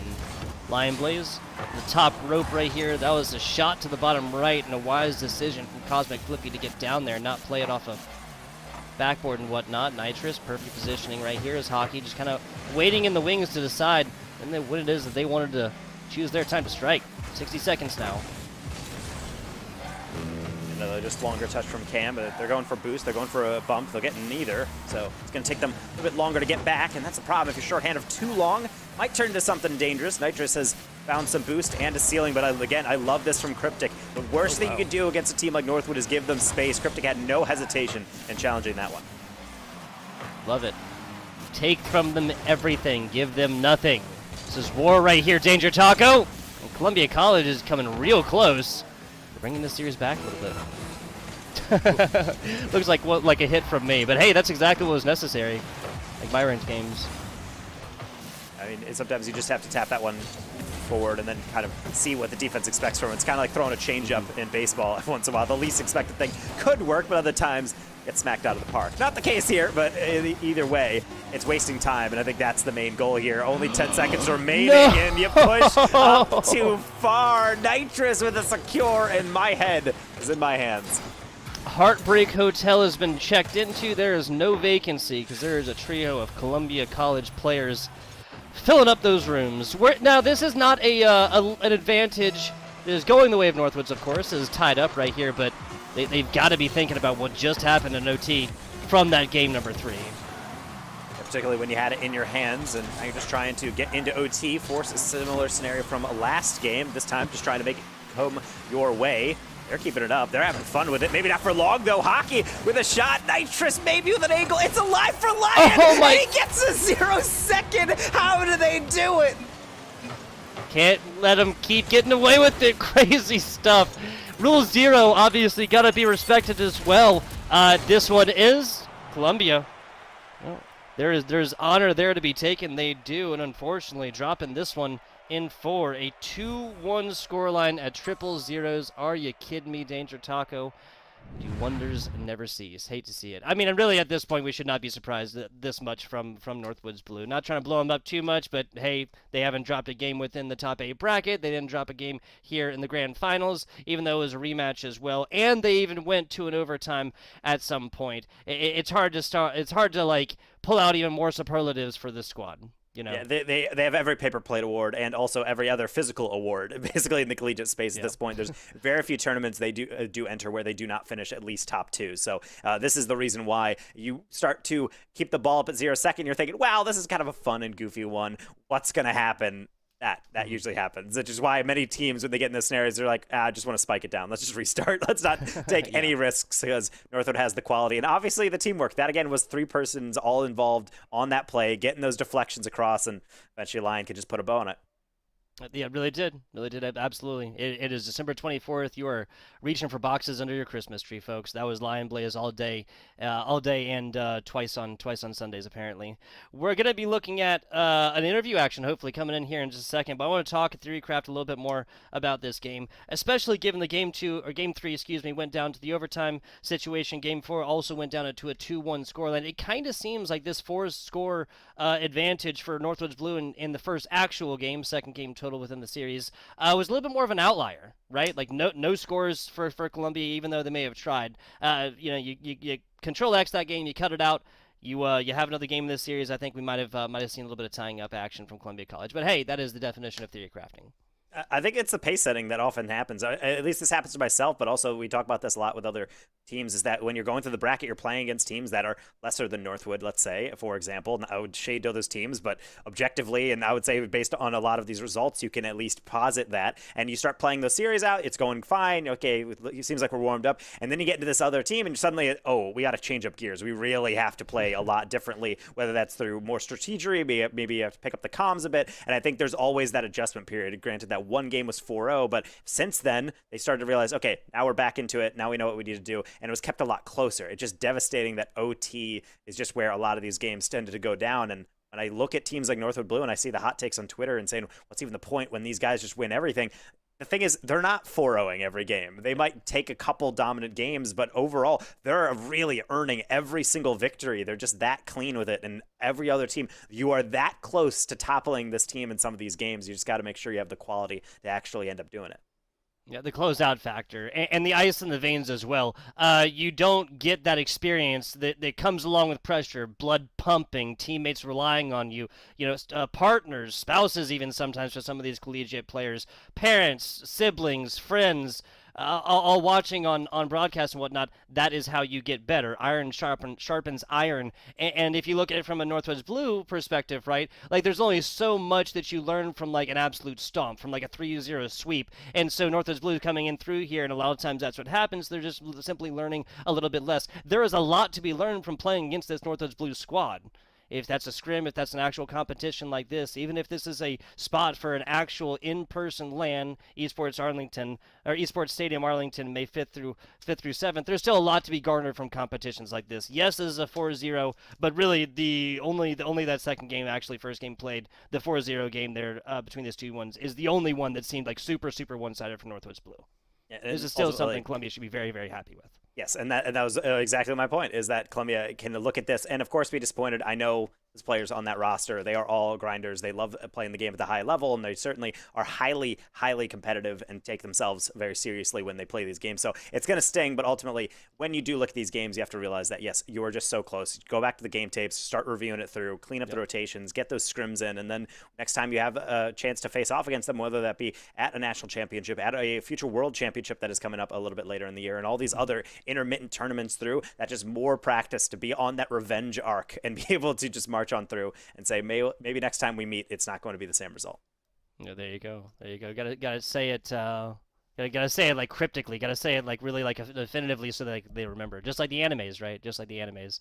Want to give a big shout out to Zip Chair. They were making competitions like this possible. Now, this of course the CECC Midwest Regional Qualifier brought to you by Zip Chair and Dreamset as the official gaming chair of the CECC. You guys can head on over to zipchair.com to elevate your gaming chair today. We really appreciate organizations like this, again, making things like this possible. Big shout out Esports U for the production, TO side, as well as CSMG, that is the Collegiate Sports Management Group. We are going to go to a very short break, and when we return, hopefully a little interview action. We will not leave you guys sitting on the wire regardless. If there is no interview, obviously these collegiate players have loads of priorities and things they got to get done on a busy Sunday. Danger Taco, anything else before a short break?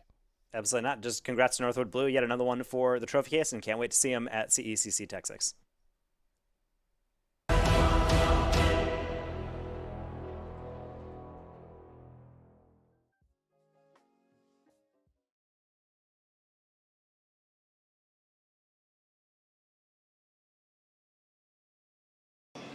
Hello, everybody, and welcome back to the Collegiate Esport Commissioners Cup. I am Septilins, and I get a really neat opportunity here. We get to interview Burns from E United. Burns, how you doing? I'm doing well. How about yourself? I'm doing great. We're on day 2 of the event. It's been a fantastic one. I ran into you yesterday, but we were running around like chickens with our heads off, and it has been, I mean, how has your time been here? What has this event kind of been like? Yeah, it's great. I just love being in the passion pit, seeing all the college kids go at it.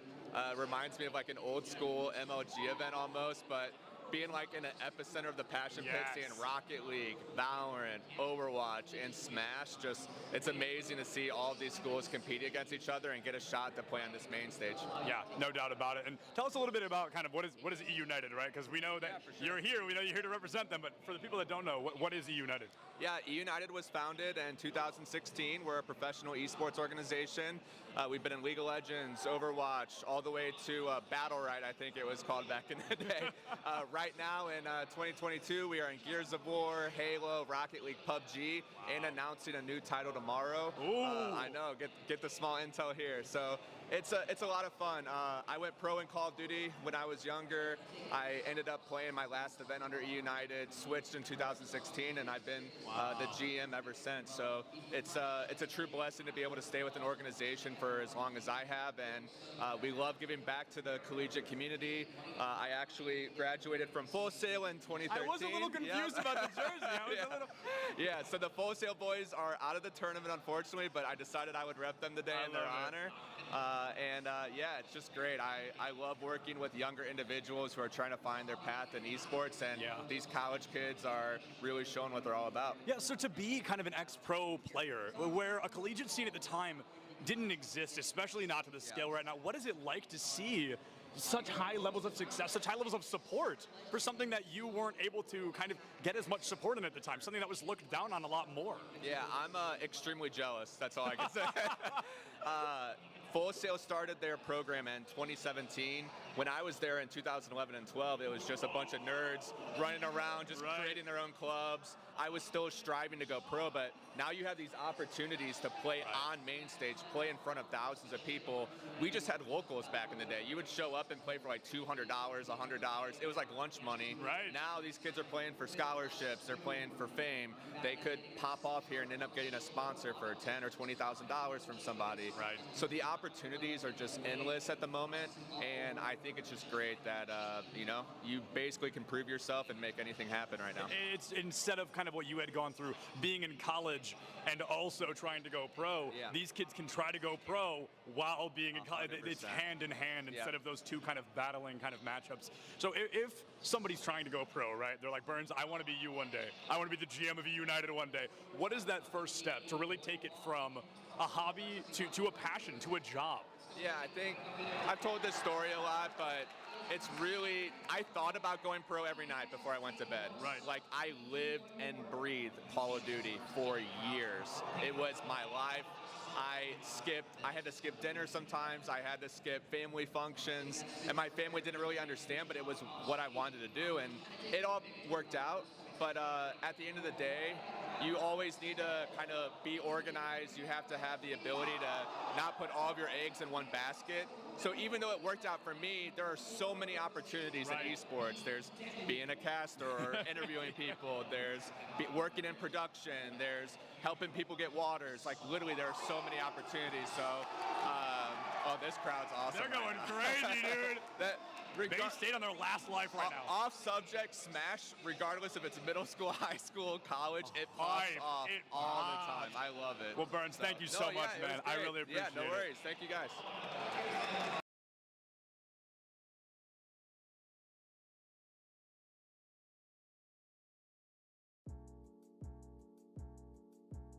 What is going on, everybody, and welcome back to ECAC Top Plays of the Week. I am Septilence, and let me tell you what, right away, if you thought last week's clips were great from weeks 1 and 2, your minds are going to be blown here in week number 3. Let's take a look at what these players brought to the table this week.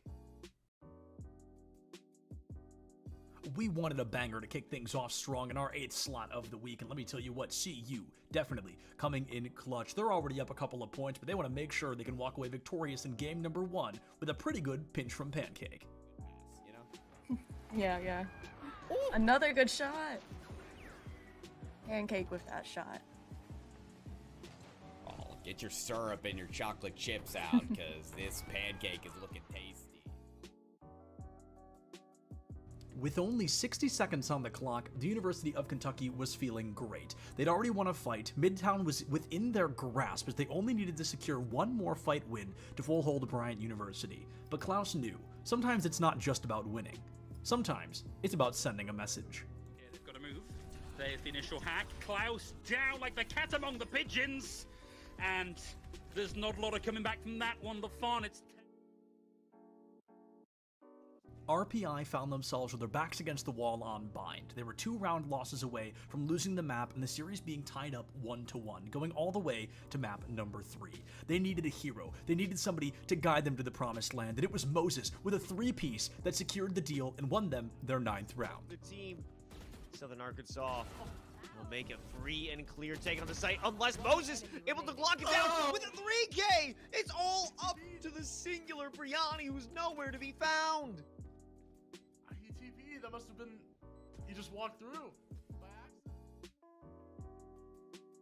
CU did such a good job this week that we want to highlight them not once, but twice. This time the attention pulling over to Lyric, who gives us a great aerial coast-to-coast play and seals the deal with what looks like a 0-degree goal to put CU just 1 point further in the lead.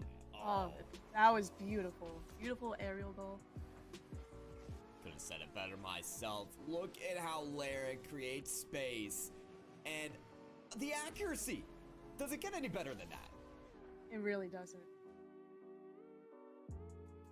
For this next clip, we're jumping over to a Smash crew battle where things are looking good. All 3 players alive on both sides, and Bounce with 3 stocks against their opponent, Sam Kalta. Bounce finds an amazing snipe off stage to guarantee Sam's first stock be taken off the board, putting Bounce's team in the lead.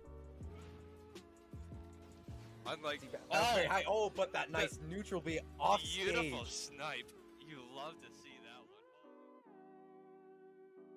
one. Week number 3 was the week of Rocket League, the week of CU in particular. Lyric, just when you think this team can't come out any stronger, finds a 3-second goal against CMCC that just showed the dominance CU was willing to come out with here in week 3. We are Oh my god.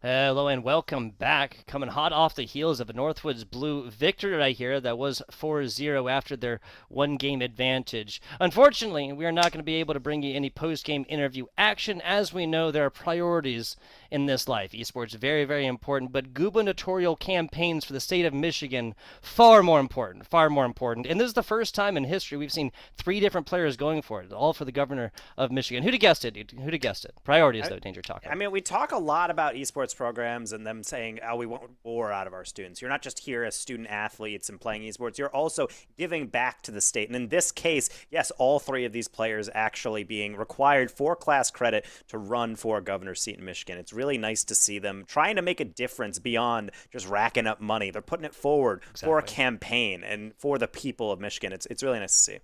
I'm telling you. Nitrous 2024. Been yelling it for years now. Danger Taco. To the skies, yes. absolutely.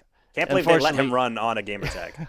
Yeah, right? Who'd have guessed it? First time for that one. First time for that one as well. Yes, all jokes aside, no interview comment for you guys. This has been the CEC Midwest. Northwoods Blue punching their ticket. Once again, that'll be May 5th through 7th at Esports Stadium Arlington. And guys, if you haven't seen that, it truly is a mecca of esports in many different ways. There's a reason why a lot of Tier 1 competitions are held there, and there's a reason why CECC heading back there as well. Now, folks, the good news is, we have more esports action for you. The bad news is it's kind of the subpar esports. It's Valorant, okay? So bear with us, guys. Bear with us. We're done with Rocket League now.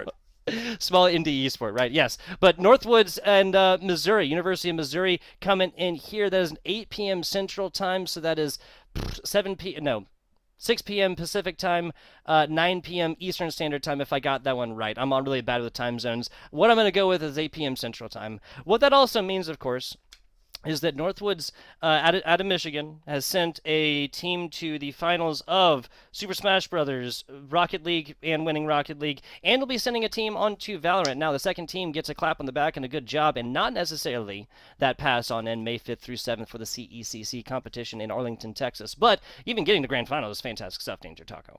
Yeah, I mean, it shows that Northwood takes it seriously. They're not just lumping all their resources into one esport, trying to get all these great players. They're very conscientious about. They're trying to build a dynasty. They're trying to build a program that no matter where you're coming in from, you're going to get that resources, that coaching, that preparation, and it shows that that's why you see them in so many different top-tier competitions. They really do care about the ecosystem. Shout out to Cody, or aka Evolve, over there, the head coordinator and coach de facto for all those teams, and putting in a lot of work, and you can see the results.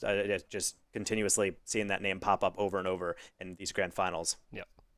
And a trio gubernatorial campaign manager or campaigns. I don't know. Enough fun. Enough what? Yeah, there you go. There you go. Enough fun. That's gonna be about it. We're gonna be going to a solid little bit of a break, guys. Tune in or stay tuned in if you want to, or go hydrate, get some food, call your mom, whatever it is that you need to do in the break right here, guys. We will support it as long as it's healthy. FBI Tugboat, Danger Taco. If you guys want to see more about the CECC, Esports U, CSMG, or Zipchair Gaming, our sponsors right there, you can head on over to the websites, the Twitters, the other social media pages, kind of see exactly what's going on with them. For now, though, Danger Taco, I do believe we have reached my least favorite part of any broadcast, and that, of course, is the end here for Rocket League. Northwoods Blue 4-0 over Columbia. Do you have anything else for the good people before we bid them adieu for a little while? Not at all. Even though Valorant is objectively a worse esport. No, I'm kidding. I love Valorant. I love all the casters here at Esports U as well. So it's always fun to be able to tune in and see the best of collegiate, because collegiate is, in my opinion, this next big burgeoning scene within esports that is going to be showing a lot of attention. Esports U is ahead of the curve, and you should be there to witness that upbringing. Absolutely. Colton, the rest of the prod company here for Esports U, big shout out to them, and all the TOs as well. All the kind of faces behind the scenes making this one possible. Big shout out to our host, Polyhype, as well. And for now, though, FBI Tugboat, Danger Taco, we will see you guys later.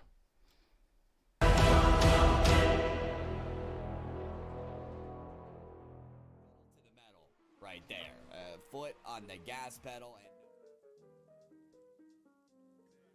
With a one-round lead on Ascent, SUNY Canton was feeling a little bit shaky, and it was up to Lil J to make some big moves. You got dash. Not gonna go for it. Get all the way out of that one and fake the dash away, so they know about him close. Well, the Roomba will give it away. Let's tuck the nade though, so definitely gonna stay alive. Party's over. over. Good. All right. Spike down B. Jinx, bro. Yummy soda now. Love that. Oh, the timing. I like the gust. One enemy remaining. Ace. Fantastic Lil J ace on its way. Happy to have it. 5-3. Sunny Canton. Things were looking bleak for the University of Kentucky on the 5th and final map, but the momentum started to shift when Klaus decided the chaos needed to end a little quicker. Who just won't be able to survive on the point all that long. Yurik finds Rimru. High noon for 3 for Klaus at the last possible second to secure a cap, and buy them a stay of execution. And with that, folks, ECAC highlights of Week 3 have come to a close. Let me tell you, it's been a pleasure getting to reminisce on all these fantastic moments with you. Check your posture, drink some water, don't forget to love each other, and we'll see you next time.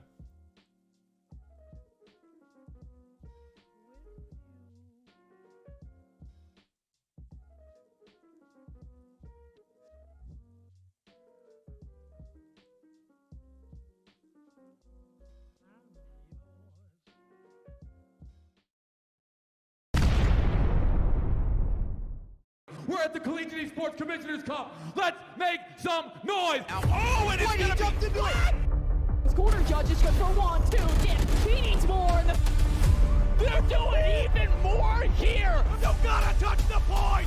Mr. College walks it in. Toy Boy just gonna drop. Knife him. Right out front. Yeah, 3, 2, 1, running.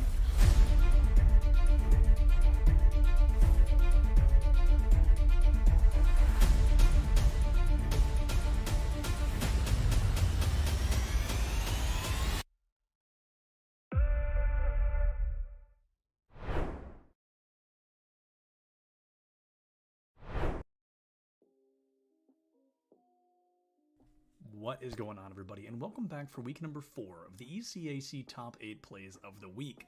Now, at this point, you're probably realizing two things. One, that's right, I'm going to be with you all season long as we jump through the best moments of every week. And number 2, wow, Septilence really only wears one thing when he's not on the clock.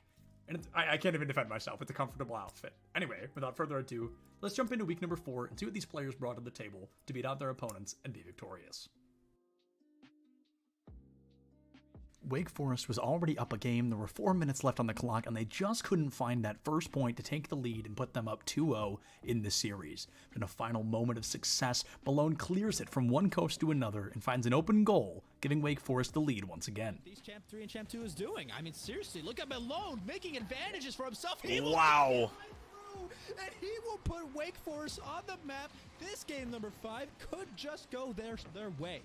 I just want to say Malone just said, I'm going to show you what a Champ 3 can do. All right, buddy? On a control map in Overwatch, your team must capture 100% of a point to succeed. 99 just won't cut it. King Rock from Keene University was fully aware of that and didn't just find a Death Blossom. He found a full-blown Death Garden to keep his team alive. Sound barrier to go away as well, especially now that you have your own. It's going to be a little bit more breathing room. Doesn't look like the one. Okay, there we are. Now it's coming up big. This Reaper has bloomed. That was just gorgeous amount of patience coming. GVSU Blue found themselves up by 5 rounds, and it's always better to turn that 5 into a 6. It's incredible, however, that this team doesn't always need all 5. It can come down to just one player and how much they can really GVS do. An Illusion delivers with efficiency. 3 in a row. No time left, even if they had the chance at Orbital Strike out of the last. This battle between Muskingum and St. Francis was insanely close. Only 3 players in a round, and there were 1 player left on both sides, both down to their final stock.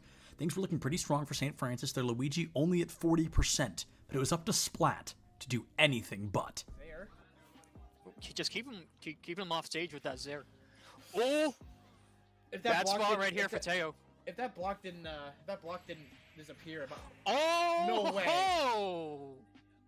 Just steps on the pressure plate. A tale as old as time, Pace White versus Pace Gold, and Pace White's morale was through the roof as they won a fight, but little did they know, this was Lofi's world, and they wouldn't be living in it for much longer. Going in with the blade. Uh-oh, Blade is out. It's hacked. It doesn't matter, though. Slashes away for 2. Looking for a 3rd. Looking for 4. Won't get it just yet on the Blade. However, the slash and dash works out. Lofi's got 3. Looking for everybody else on this team. It's a White.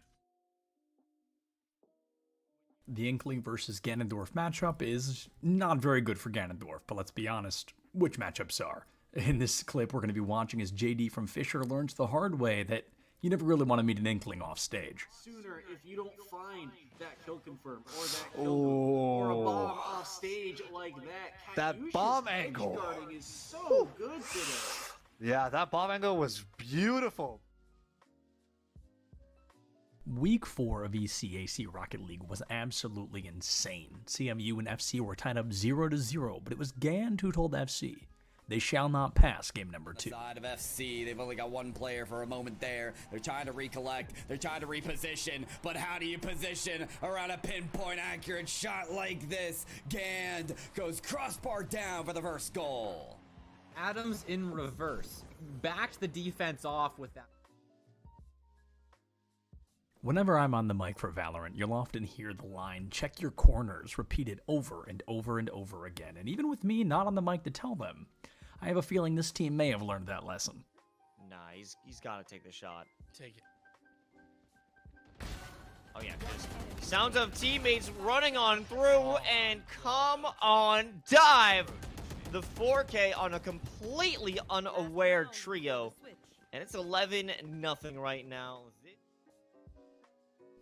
And those are the top 8 moments we thought deserved just a little bit more time in the spotlight of week number 4 here at ECAC. Thank you all so much for watching. If you're interested in what ECAC has going on, we got something happening nearly every day of the week. So check us out right here. Editor, it's a challenge for you. Wink, wink. And folks, this has been all from me. Thank you all so much for watching. Enjoy this, and we've got plenty of weeks down the line. Can't wait to see what comes of them.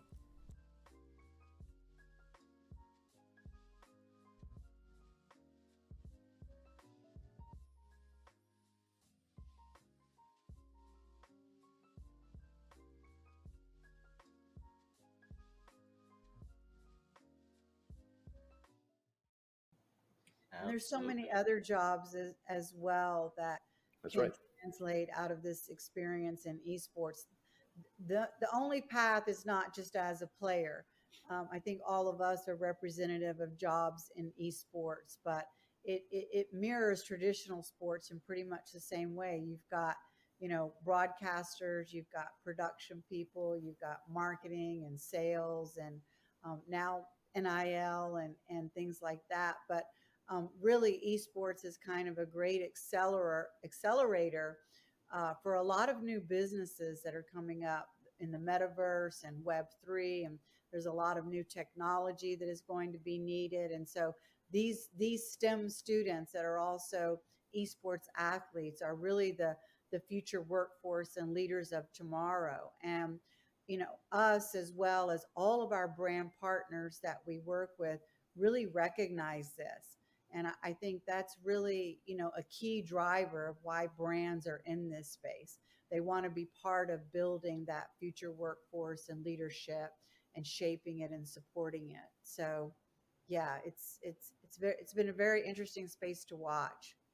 And we offer such a big, we offer such a big counterpart to traditional sports also, because it's a counterpart, but it's also the same, is what I'm trying to say. Because when you're traditional sports and they're done after their 2-a-day workout and they're done after their practice scrim, they're coming home to play Call of Duty and relax and put their feet up and get a drink and play video games. It grows their brain, problem-solving skills, and their hand-eye coordination while they're home. Hand-eye coordination, if you're a football player, massive skill. So it helps build those things while they're off the field. And then for us, vice versa, if you're an esports athlete, one of the errors I had growing up when I was competing in esports is that I was not active enough. I played sports, I competed a little bit, but I wasn't active enough truly when I look at it. So that's one area that esports players can learn from in terms of activity and physical and the marrying of both. People say, oh, sports and esports, video games. Not really. We're just kind of the tech industry's competitive form of competition, as to where traditional sports are more physical, hands-on. So I believe in the marrying of these two sectors and that they actually live together while also being counterparts. I think then to speak to something about marrying, right, from traditional to esports, that to me speaks to this whole new thing, at least again from you guys, right? You guys have more traditional sports background, right? Paul, Lee, Mike, and all of that. But I think let's talk NIL then, because I think that's something that I think is really interesting, that at least when I heard about it, right, of what we're trying to do with, esports athletes, schools, programs in general, because it wasn't something you would think normally, right? You could understand, right, football player on the field, star quarterback, it makes sense, right? The guy is somebody that everybody knows on campus, whether you're on the team, off the team, or you're just going to the school, it makes sense. But I think, nowadays it's not as common, or people don't think that they could be somebody that their name is out there, right? Or that they're known, right? As we're growing this space, as we're putting this together, it almost feels really interesting that, your star entry in Valorant, or your star forward on Rocket League, right? Whatever the case might be, now they can have NIL deals. It's a thing out there, and I think, I don't know, maybe Mike, you want to start off, but I think thank you for teeing that up. So I was talking for too long.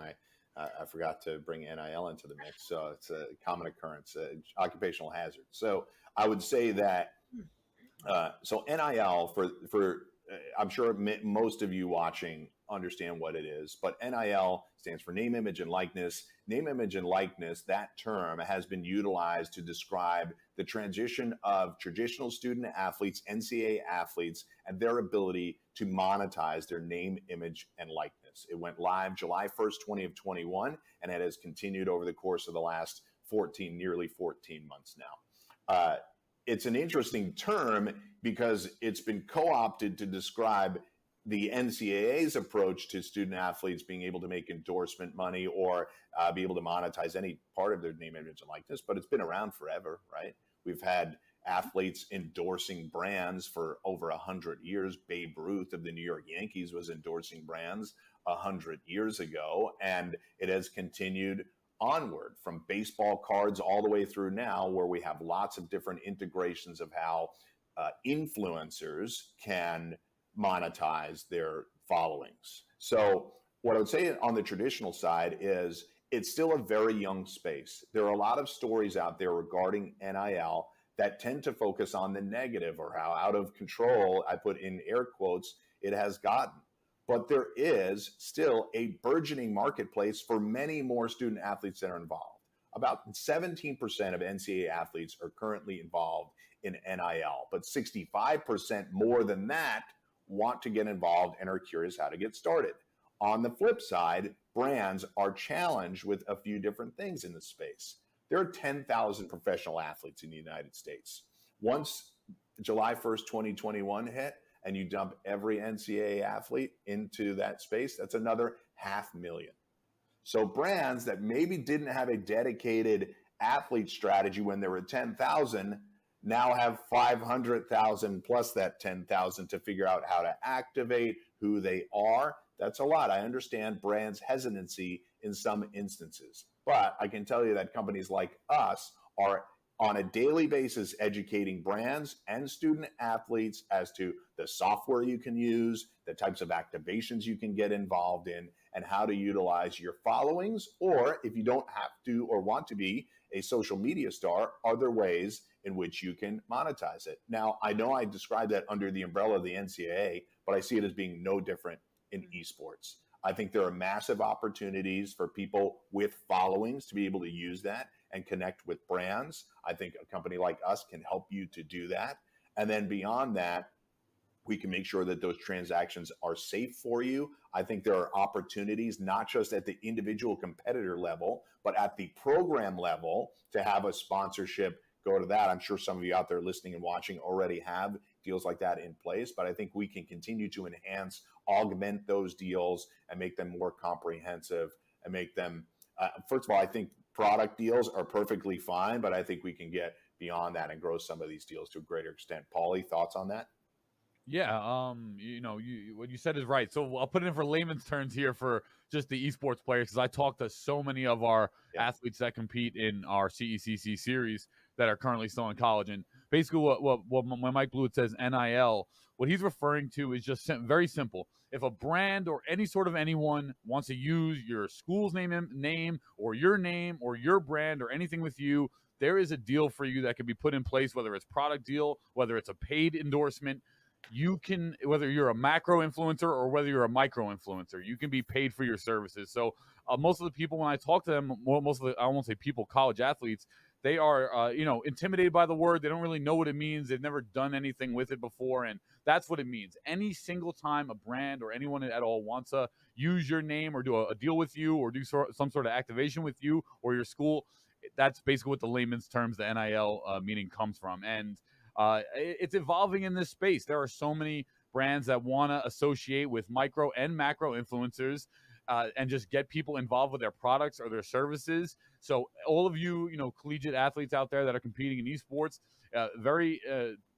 not only are we trying to broker those deals, but also keep your eyes, ears open, and don't be shy or scared to take these deals, because that's what I've heard the most, is that most of the time they're just scared to take them. They don't know what they are. They don't know if they're locking themselves into some agreement or terms that they're like going to give their name away or something too. So this is a really important space, and it's how you're all going to physically make money and build your brands along with company brands. So it's really important to learn. And my advice is to just get your feet wet. Don't worry about shying away. Read the contracts and take some of these deals, because growing your own brand is the future of what our industry is going to be, in my opinion.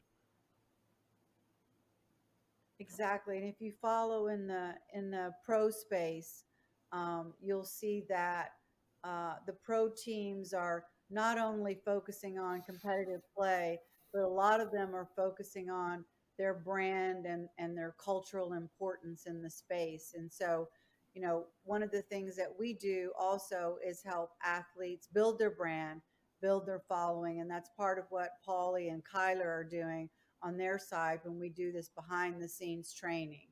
And so, building your brand, this is the creator economy. Anybody and everybody can be anything they want to be. And so we just really want to be the conduit that supports that across the board. Absolutely. Absolutely. Yeah, I think so. With that said, thank you everyone for, I think, great insights in terms of, for any of you that were watching this and maybe had questions about, what is Esports U, what is CSMG, who are they, what are they doing, what are our plans, right? Well, we know we kind of tried to make a bigger splash in the spring, and we're excited to bring more stuff with you guys for the next year. But I think maybe as we close out here, I know we're slowly approaching on time then, but maybe let's go around the room with everyone here of just what's one thing that we're all excited for this next upcoming year. I know we touched on our plans and a lot of things, but if anyone had to speak, if you had to speak to just one thing of just what has you excited for us as a company, for us as the collegiate or college esports space, right? What's one thing that has all of you guys excited? And maybe we'll start with Mike, since our traditional sports guy, and we'll let Mike speak first. Sure. So I would say many things on the traditional side, but I'll focus on esports. And I'd say the thing that I'm most excited about going forward is, after yet another year of us doing a round of events, I'm excited that more schools will understand exactly what we're doing with our regional events and culminating in CECC and getting more schools involved. I think schools will be more excited to compete in our events because we've established it over the course of a year, and I welcome any and all conversations with getting people involved. I think for me, I'm most excited about like the schools and conferences. Mike, that's amazing. That's so exciting. I'm also excited about the brands that we're starting to be able to get involved in this. In our Commissioner's Cup in last May, we had over 14 brands, blue chip brands, participating in our event. Barbasol, Microsoft, CDW, Morgan Stanley, New Street, Air Force. And so I think brands are really starting to get excited about being involved in college esports, and we're offering them a platform that not only gives them, a big event, a big yearly event, but also regular daily programming where they can have exposure in front of this audience that they want to build affinity for with their brand. So I'm super excited about seeing the brands get on board and help grow the space along with us. A rising tide lifts all boats. And I think that's probably one of our mottos here at CSMG and Esports U. We're growing our brand, but at the same time, we're also really growing the college esports space as a whole. And that's our goal, for it to be a healthy ecosystem for all parties involved. Yeah, I agree there. And I guess for me, obviously always, seeing the collegiate esports space elevate, coming from competing, this didn't exist when I was competing, and just to see it now in literally within the last 5 years probably really come to fruition and start just blossomed out of nowhere, and now becoming a space and seeing everyone, schools, players, productions, companies all elevate together has been really, really nice to see. But if I was the most excited for one thing, it would probably be the city where we're going to land for CECC 23. I'm really excited to know where we're going to be. There's a lot of great cities. I mean, I personally would love for it to come to New York, despite whether we got a positive bid or not. I want it to come to New York, but I just think the atmosphere in New York when you throw an event here is just super magical, especially in the summertime. But either way, I'm really excited to see where it lands. Tons of great cities, tons of great opportunities, and yeah, who knows? And I think that's going to be the most exciting process for me. Absolutely. I won't speak to anything. I think I'm filling Paulie's job on this one because Paulie's more a panelist than this one. So, you know, normally Paul's the host, and I don't know. I think me personally, I'll just say something real quick. I'm just excited to keep telling your stories. If you're a student, if you're a program, let me know. Let us, reach out to us. We just ultimately at the end of the day, we want to tell your story, and I think that's what has me most excited because now I think we're getting to a point where people know us.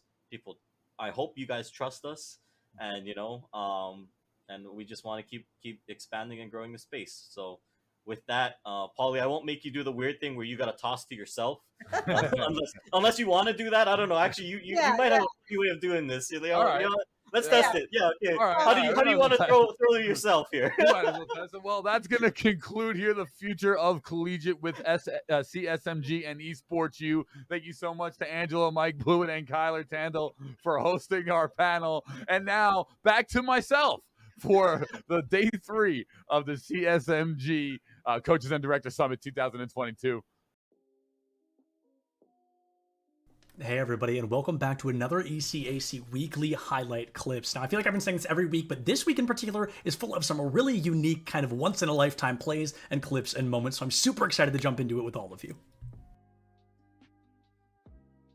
We're kicking things off with one of my favorites, Overwatch 2. University of Albany finds themselves back against the wall, 1/3 of the point already capped, but with a lot of great communication and a little bit of teamwork, they're able to snipe this fight back quickly. Controlling these fights, and now are able just to go with the blade. It's gonna get one, gonna be able to get a few with the cleanup as well. It's just near team kill gonna come out. There it is, Loose Milk getting taken down.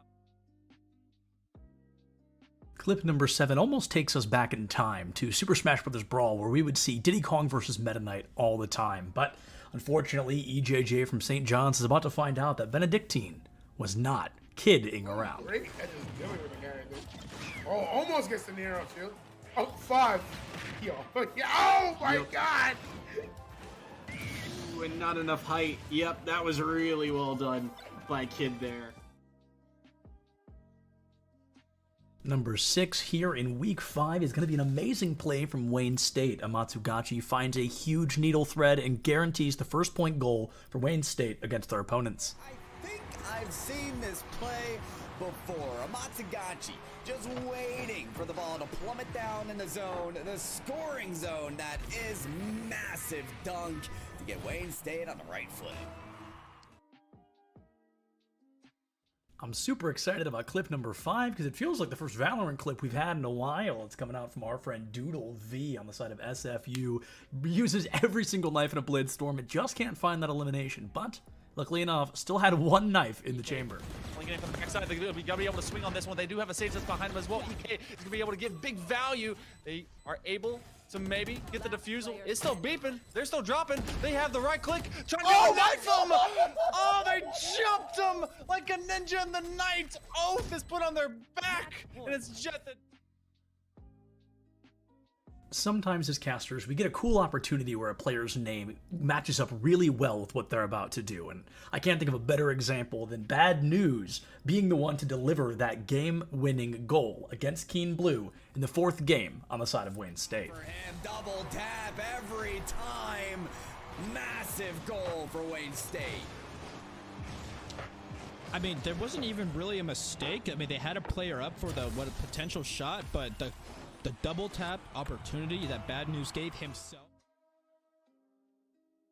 Now, I hope you're not sick of SFU, because while they already had their time in this weekly reel, they're going to find themselves here in slot number 3 as well. Mako, a shark in the water against the side of Muskingum to guarantee another round win for SFU on Pearl. One, Mako will back up an operator that could get a collat here in all of a second. They get one, have to reload, can't quite get the other one, don't need to. Sky's able to be the limit. They get another. Stomachs are just being opened up with holes in the shape of a bullet, and it doesn't tag at least that one. Another through the wall bang them because they can't kill the Mako. Using an ultimate in Overwatch 2 can be incredibly dangerous. If you miss your ultimate, it could put your team in a very poor position, but with a little Riz from Shiz, he kicked the door wide open for his main tank to come in and save the day. Now you don't even have another chance to recalibrate yourself. And the big EMP into the shatter! Oh my god! That EMP shatter was devastating! 6 seconds left for Sumter to try and touch. There's not going to be a recontest. Now, for this #1 highlight of the week, I think anybody watching is going to know right away. Ridley is not a popular character in Smash Ultimate. So you know when you see 2 Ridleys going head-to-head, something incredible is bound to happen. That's what I would do. Yep, and then you sit and just take that up smash. Such a strong and potent kill move. Oh, we're going for the offstage gameplay. There's the stage spike from the neutral air. Holo is a monster. They live that. They live that. And now Holo has a very even game to play from. Minixo struggling to stabilize, air dodges in. We're seeing but then the goes for one of their reverse. own. They do the same exact thing. Oh, Minixo gives Holo a taste of their own medicine. And that brings week 5 to a close. Thank you all so much for watching this with me and getting to share all these moments and relive all these hype, fantastic plays in the ECAC. It's been a wild ride. We've got insane weeks coming up ahead as we get closer and closer to the end. The caliber of play gets higher and higher, and these players, they just improve and impress week after week. If you want to keep an eye on it, feel free to follow on all of the channels. If you want to follow me, it's just Septilence. You know where to find me on any social media. Thank you so much for watching. Check your posture, drink some water. Don't forget to love each other, and we'll see you next time.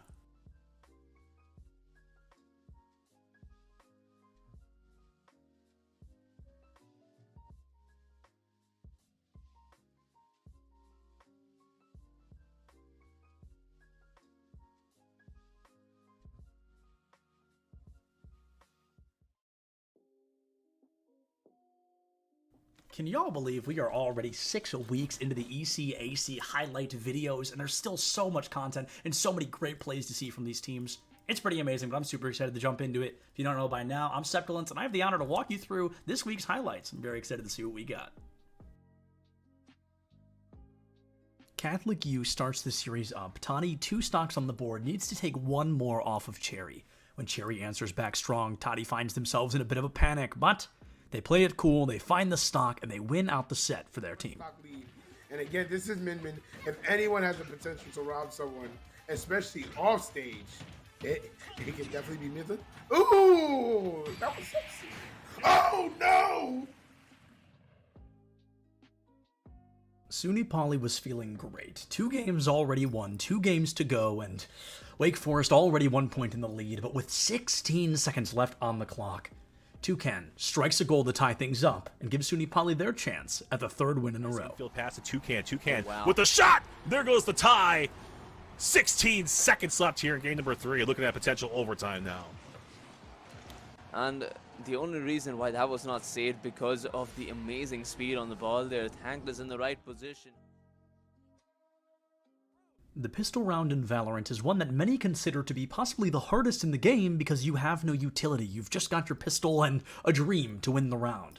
Space from UA, however, had his opponent seeing stars when he takes down all 5 of them in less than a minute with only a pistol. That to cut off vision and go for a defusal.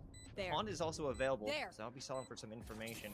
Crossfire, it's going to be something of a nightmare to deal with. One enemy. He's going to back up. Oh, a nice dink. That's a 4K. Looking for the ace is Shadow, as they want to be able to get another one, and they're going to open up this game. For clip number 5 here, our keen-eyed viewers might notice that clip number 7 does in fact spoil the result of this one, but does not make it any less interesting. Suni Polly, things are close, but in the final half of this game, they close it out aggressively against Wake Forest. Go ahead and push it through. Of course you are. Had plenty of boost as well. Why not?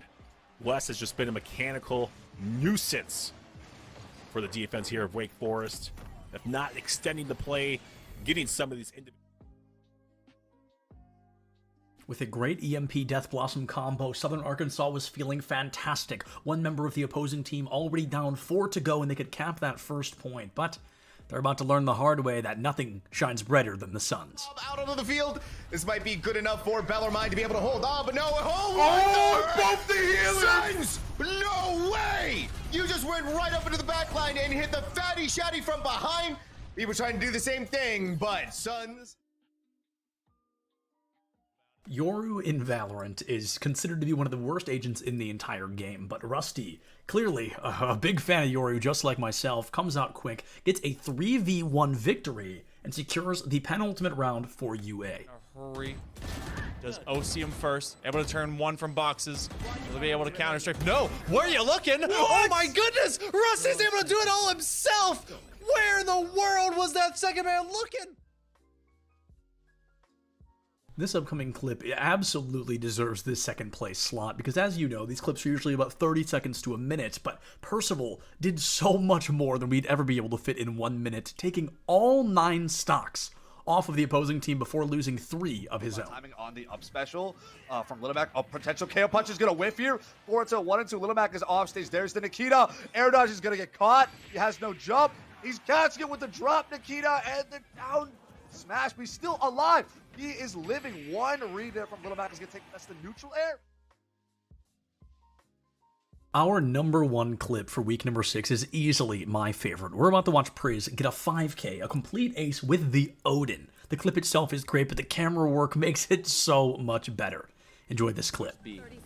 And they go, okay, so they're systematically clearing. You love to see this, but they're running into 2 Odins. This definitely isn't a fun time for anybody that's involved. Priz gonna find 1 here in Boathouse. The ping's coming out. Priz gets the collapse. Priz finds it. Priz finds 4. Can he get the 5th? The ace for Priz coming out with the Odin. Just camping out in Boathouse. He has a campfire. He's got some marshmallows and some graham crackers, and he's making s'mores out of Stonehill.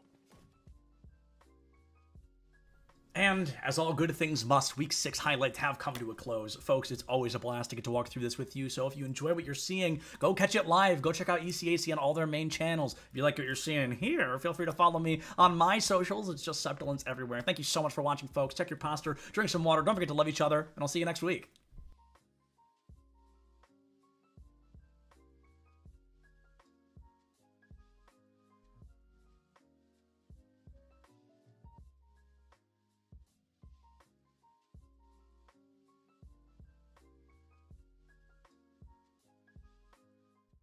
Is that we don't have these preconceived notions, and we're willing to listen to our membership and read the room, read college athletics and how it's connected and how it's not, and take what we have expertise in championships, but also throw out some of the other stuff. I remember when we first started, there were some conferences were applying their amateurism rules to all of their esports competitors, and I think we knew enough to know that no, that's not going to work in an esports culture. It's got to be very different. And by the way, the NCAA was going in a different direction. You could see that Train had already left the station on that, and so it's an incredibly dynamic area and ever changing, and will continue to change. And just as we didn't know when we started what it's going to be looking like, I think similarly we still don't know what it's going to be in another 5 years. I know enough to know that all of us are still going to have a thriving esports program that's doing a real good service for our members and for our competitors. But we still don't know necessarily what some of that is going to look like, and that's pretty cool about it all. Let me ask you this, because you all are used to dealing with your athletic directors, and each of them are dealing with what's in front of them in their athletic departments.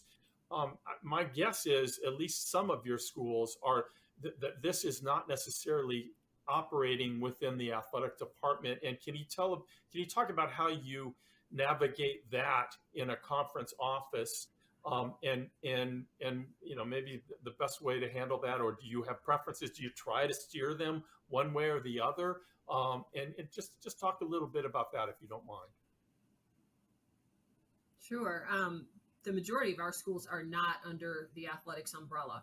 We have one institution that perhaps by next year will be under the auspices of athletics, but most of them are in other departments across campus. Right. One of the things that has helped us is that we have support from the president's office. And so in order to participate in Mountain West events, you have to have an adult non-student administrator that oversees that, the eSport program. And that's where we get assistance with, eligibility checks and, what, please complete your roster, things like that. I don't know in the future, and it depends on, who's sitting in the athletics director's chairs, whether or not more esport teams will go under the umbrella of athletics.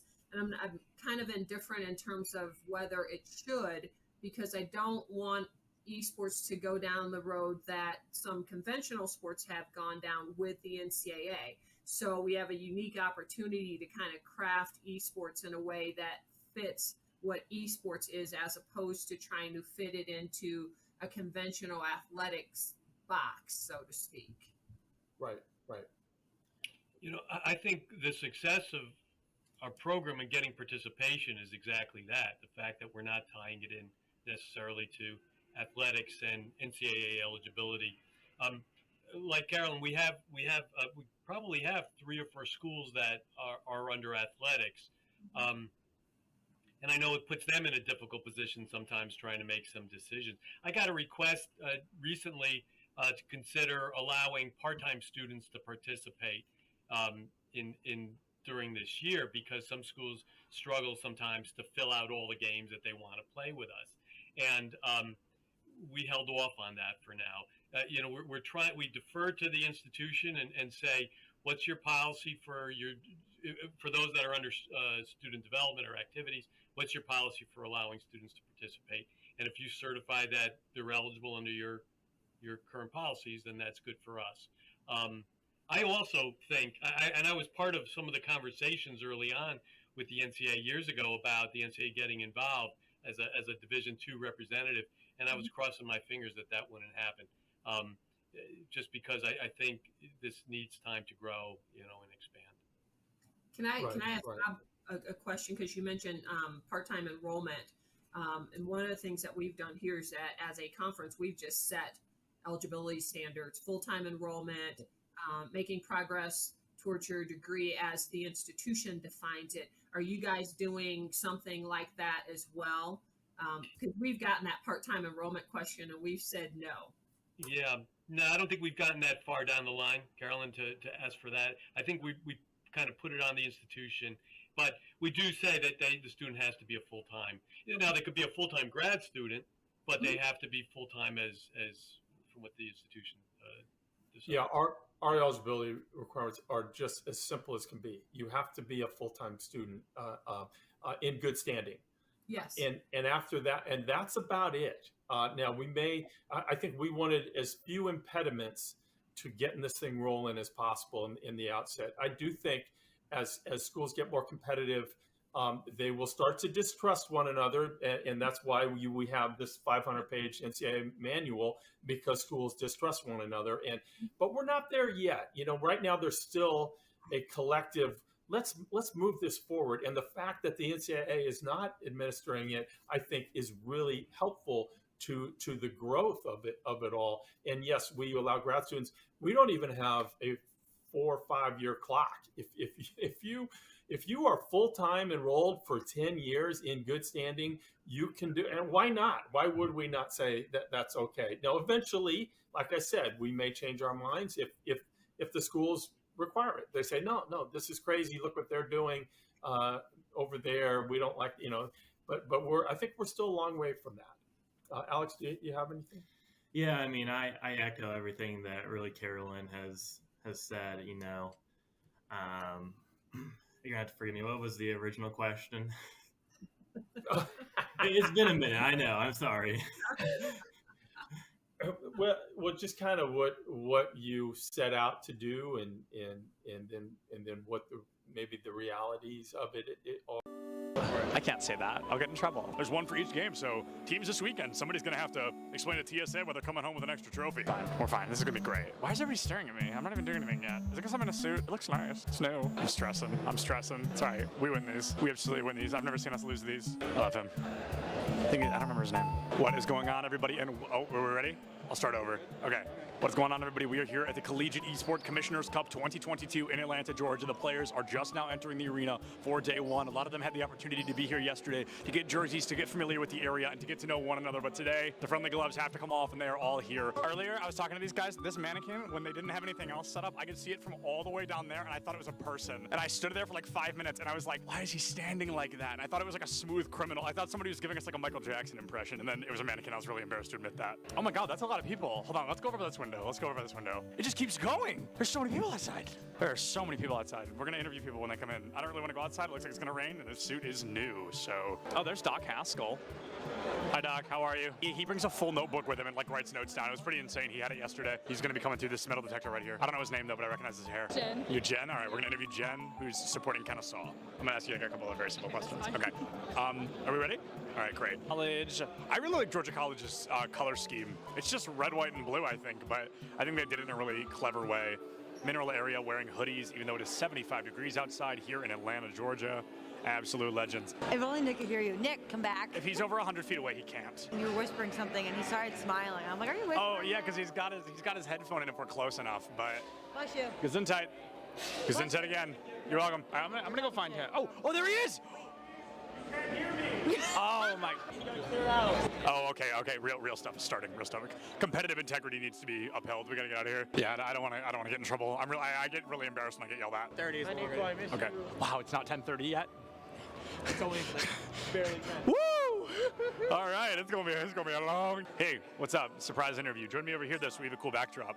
What are we here for? Rocket League. Awesome. I'm not going to ask what school you go to because unless you swapped hoodies, that seems pretty clear. No, you know, I got my jersey on with my name on it. Oh, you do? Show us your jersey. Look at John T. Turbo here. Yeah, that's not his name. I just keep calling him that. Yeah. His name is John, but my name is John Turbesi. Yeah, that's not John T. Turbo. Yeah, I get the message that I'm going to Nebraska where I met you. Oh, that's so crazy. So context, if we're probably never going to use this, but we're going to talk about it. Turbo and I met at a LAN like over a year ago. That's so crazy. What is going on, everybody, and welcome back to the Collegiate Esports Commissioners Cup. I am Seb Dillons, joined by a man I have interviewed probably well over 10 times. It's going to be my good friend Neb, here from Bay State Overwatch team. Neb looked at me before he started his last series, and he said, we are not dropping a map for the rest of the day. And so far, he has lived up to that title. But Neb, is there anybody you're thinking, we've got to get them out of the way, we've got to take them down? No. No? Just looking at it, each fight's its own, every game, going into it, just taking it as it comes? I have the confidence right now that we're not going to drop a single map. I love Neb because not only is he confident, but he's correct. Bay State is one of the best Overwatch teams I've ever seen. So it's always good to hear. I love the confidence, and I love Bay State, so I hope they do a great job this weekend. So what qualifier, did you win a qualifier to get here? At-large bid. We're looking at Rocket League. We're thinking high odds, low odds. Where do we think we're walking away? I think pretty high. I think we're doing pretty good. Is there anybody that you're looking at, you're like, please do not let us go up against them unless we absolutely have to? I mean, really, everybody's good competition, so. And sorry, what was your name? Ethan. Ethan from Mineral area. Yep. Very exciting. Well, Ethan, good luck. Thank you. We'll see you soon. What kind of pass? A player pass? Let me get you a lanyard. No, you actually have to like tape it to your chest, like really awkwardly with masking tape. Okay. And it's gonna fall off. Yeah. It's gonna be uncomfortable, I promise. That's a guarantee. Okay, cut that, I'm gonna sneeze. Okay, good. I'm great, everything's good. Who do we interview? Who should we interview? I don't know, I'm just here. I need caffeine. That's why we're here, right? This is why a lot of people are trying to figure out, how do we replicate what you guys are doing? How do they do what you guys are doing to a degree, or why are you guys doing what you're doing to a degree? But to kind of, I think, focus in then a little bit more, I want to talk about gameplay a little bit before we jump into business and all of the other stuff. Jensen, this one's for you, right? I want to talk a little bit about this because to someone like me who's traditionally a League of Legends fan and all that, I know that you've been a coach that's been, all over the world. You've worked with a lot of different professional teams and different regions. My question, I think a lot of people want to know, how did you end up at Maryville, and why a North American collegiate college? What was the draw, or what brought you here? How did you get to this point? When I first came to NA, I worked with the Immortals, with the academy team, and I realized that there's a lot of cultural challenges that exist in that's very unique to any esports, right? Where there's this very interesting intersection, because in unlike traditional sports, in esports, players they don't start training with under a structure or a system or a coach from a very early age, which is what happens if you want to pick up any other sport, right? Like you start going to community events or whatsoever, and then you start developing your skills and your literacy of the game from the age of 6 or 7, and you're very used to working in a team environment, a coaching environment. But in esports and for League of Legends, a lot of times players they go through they go up, they climb the ranks in solo queue where everything is basically self-taught, and then all of a sudden they need to be placed into a team environment. And I realized that this is something that the Asian teams got right, where they had these B teams. They have the B houses in Korea and Taiwan. You would spend almost close to a year just being a understudy or training partner for the team before you even join an academy team in the first place. And in China, they have like these massive B team systems with like lots of players in them. The moment you hit a certain rank on the ladder, they fly you in. You are then boot camping for a month there at the facility, and depending on how well you do, they then decide whether to retain you on as a training partner or as a trainee in whatever capacity, given how well you perform in those scenarios. So the West was very lacking in all of this, and culturally to do the same things and try to replicate the B house environment or what they do in China or Taiwan would not be possible to do. But the West has a very successful model of developing sports and talent, especially in America, when that is in the collegiate space. So I looked at this, I saw the resources that was available, and when then when Clerky pitched his vision to me, it's like, yeah, this is what I think should be the future for development in the any ecosystem for esports. Oh, right on. I think maybe let's follow up on that a little bit then. Because Dan, okay, so Dan, you pick up Jensen, you've got this going. I think that's going to be my question then is, or to any other schools that want to be competitive like you guys on that level, is this something that we should be expecting to see in the future? Right? Is this now the standard that you guys, Jensen, you and Dan, do you guys feel that this, if every college across the nation starts doing this, if they start recruiting coaches like Jensen and trying to build this atmosphere, is this going to be the next standard, or is this something that's very successful that obviously it's proven to work, but is it sustainable? Is it possible for everyone, or maybe not everyone, but right, the greater sense of the industry and the ecosystem? How do you guys feel about that? It's a dream of mine, obviously, to get to a point in the future where every university has an esports team that's taken seriously, and every day they report to practice. It's an improvement-driven mindset across the whole program. I think for me though, like the reason isn't necessarily like to see like a March Madness with millions of dollars flowing through it. For me, it's a little bit more simpler than that. The reason why this is my vision is just because uh, it's best for player development and just players in general.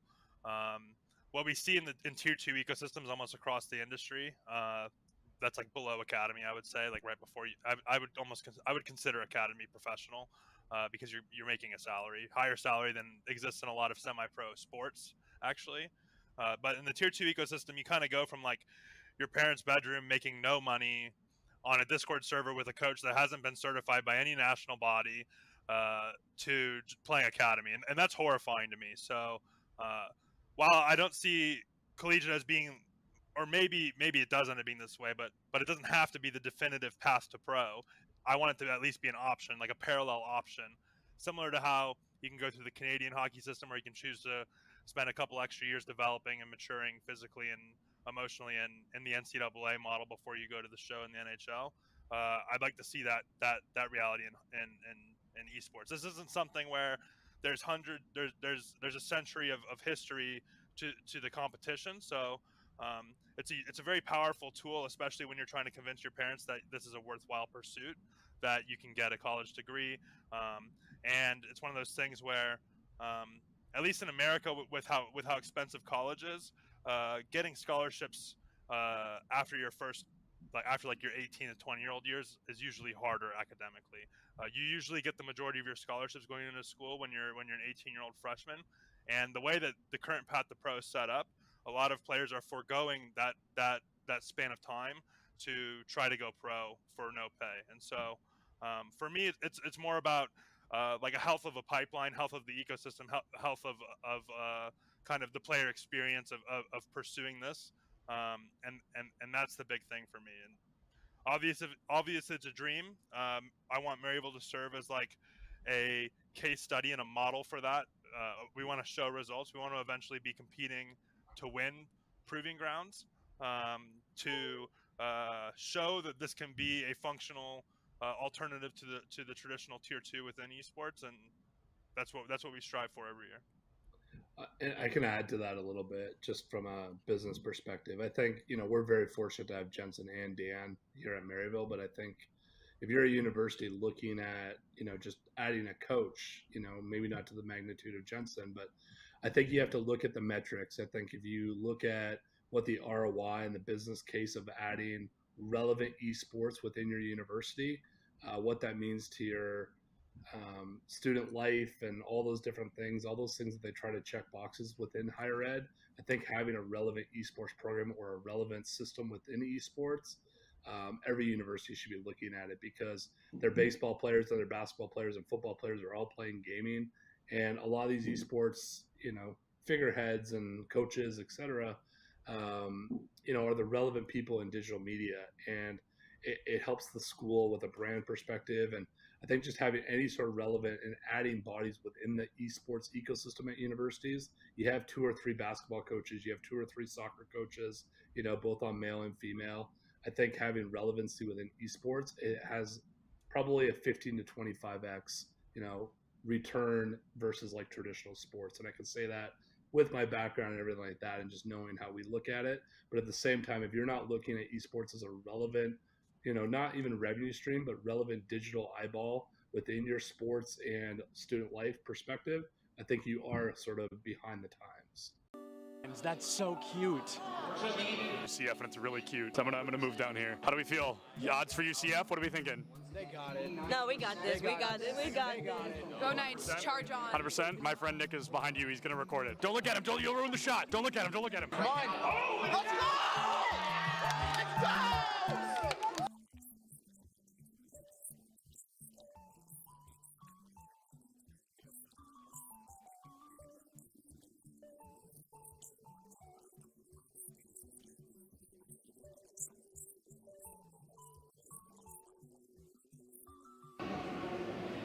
My smile's probably really creepy. I was just being weird. Oh, I love being in the shadows, though. Big shout out to the shadows. We could interview Dilly just because I think he's handsome. You weren't supposed to hear. Here's the thing about the event. I'm the greatest that's ever lived. Literally true. I know him. I think everyone knows that. I think everyone's aware of that. Hey, do you have a VIP access badge on? I actually have an all access. Oh, an all access. I thought it said VIP access. And that's only available for the best. That's true. He's right. That's a main stage TO right there. If this goes live, I'm suing everybody. It's all right. A video of me, the first clip is me saying, don't put that in. And then it was the first, cut the cameras. Oh, you're recording already? Great. So this is this is Bay State versus UCF. I believe something that we saw yesterday on day 1 of the tournament, but instead we're going to have that run back here. I think they're fighting for a spot in Grand Finals. Anarchy, one of the best Greninja players in the United States, currently struggling against a Terry. Terry notorious for that DLC privilege, being a very strong character with some very strong abilities. Greninja, not so much, considered one of the weaker characters in the game. A Falco player, one of the best in the United States, and he just got spiked by a Terry. Same Terry that took out Anarchy literally minutes ago. UCF still up by 2 stocks. This guy is looking to rip this team apart single-handedly. That is, nuts, to say the very least. Absolutely absurd. That was a disgusting spike. I cannot believe that happened. Will you hold the microphone so I can sign this? Sorry. For context, he's got a fan. He's actually signing something. He's so excited. What was it like to not hear my voice for 2 minutes? For 30 seconds maybe, what was it like? Probably bliss. I was signing a mouse pad, which is really cool. I've never done that before. Nobody's ever asked me for a signature, so I'm gonna start blushing, but I'm really excited about that. And then he wants a picture. Can you take a picture of us? I said, is it bad? She went, No. I'm gonna go ahead and take that as a yes.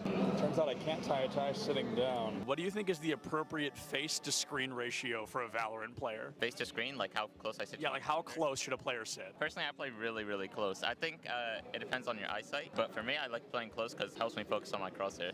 Is the value of sitting close, the crosshair being the only thing in your line of sight? Yeah, that's pretty much the main benefit of it. It's so funny how close some of these guys sit. Oh my goodness. What do you think is the healthy face-to-screen distance for a Valorant player? I think it's all kind of personal preference. I guess I would consider myself like pretty close when I play because I like to like zone in on my crosshair. It is the second person to say that. It's all about the crosshair. And then what's up with the horizontal keyboard? I don't know, like it just kind of fits like the form when I'm close to monitor. Like I don't know, it might sound cringy, but I like to like be one with my gun, you know? No, bro, I feel it absolutely.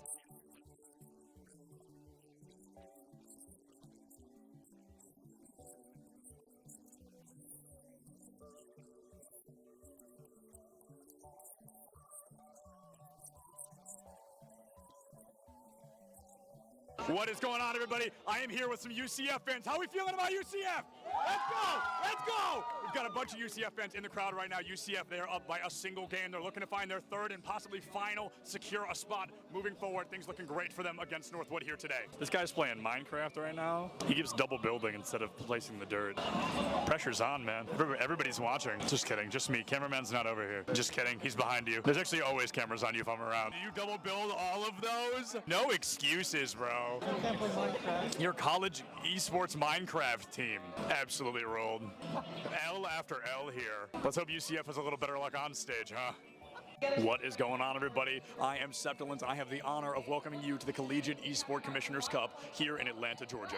All right, that was good. That was good. Good content, good content.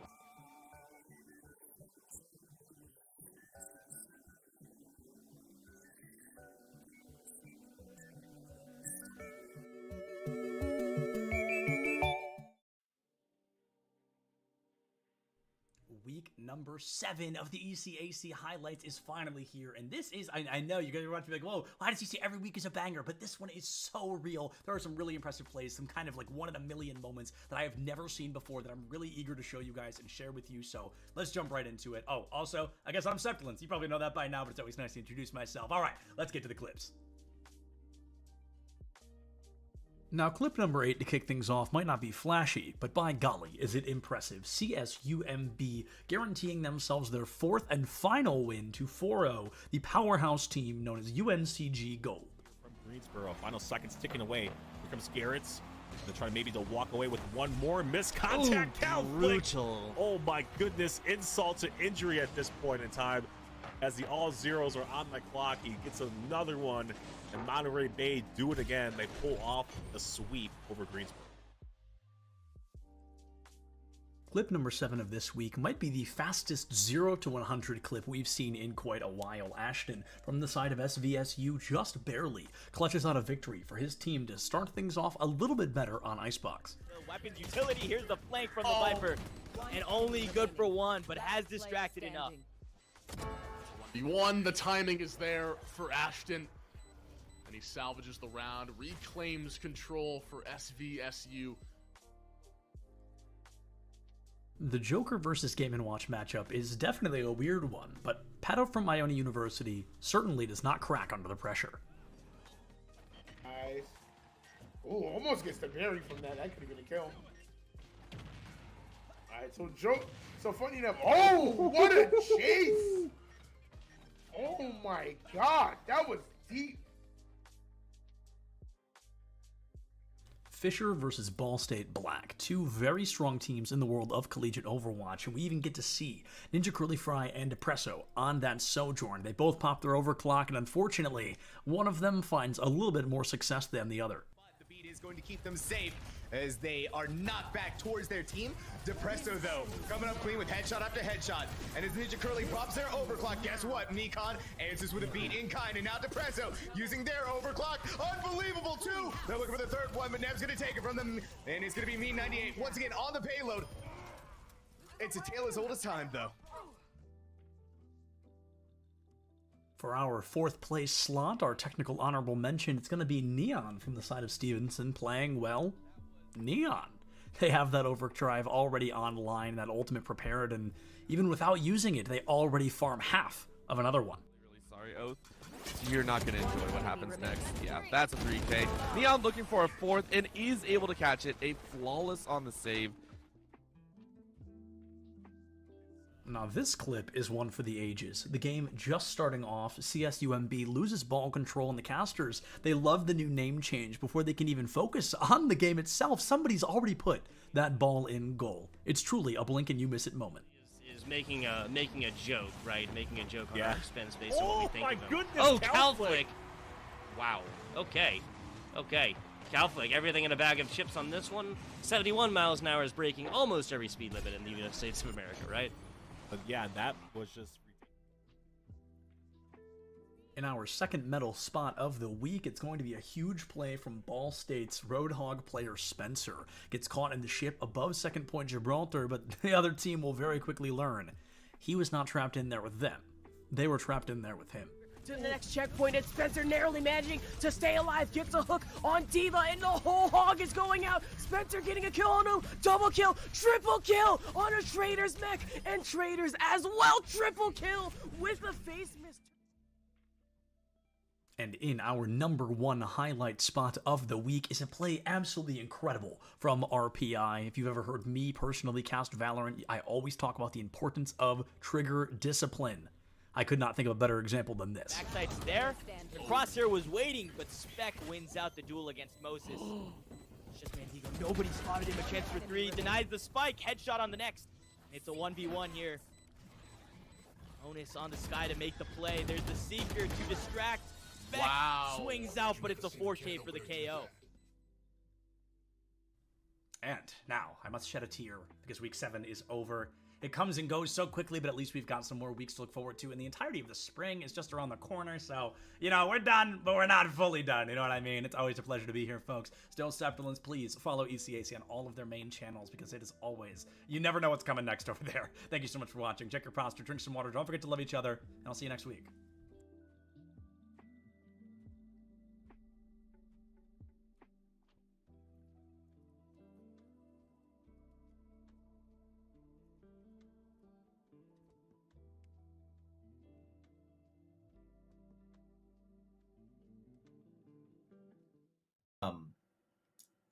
I really think that there's been a sorely missed opportunity for developers to take a step back from competition and take a step forward with community.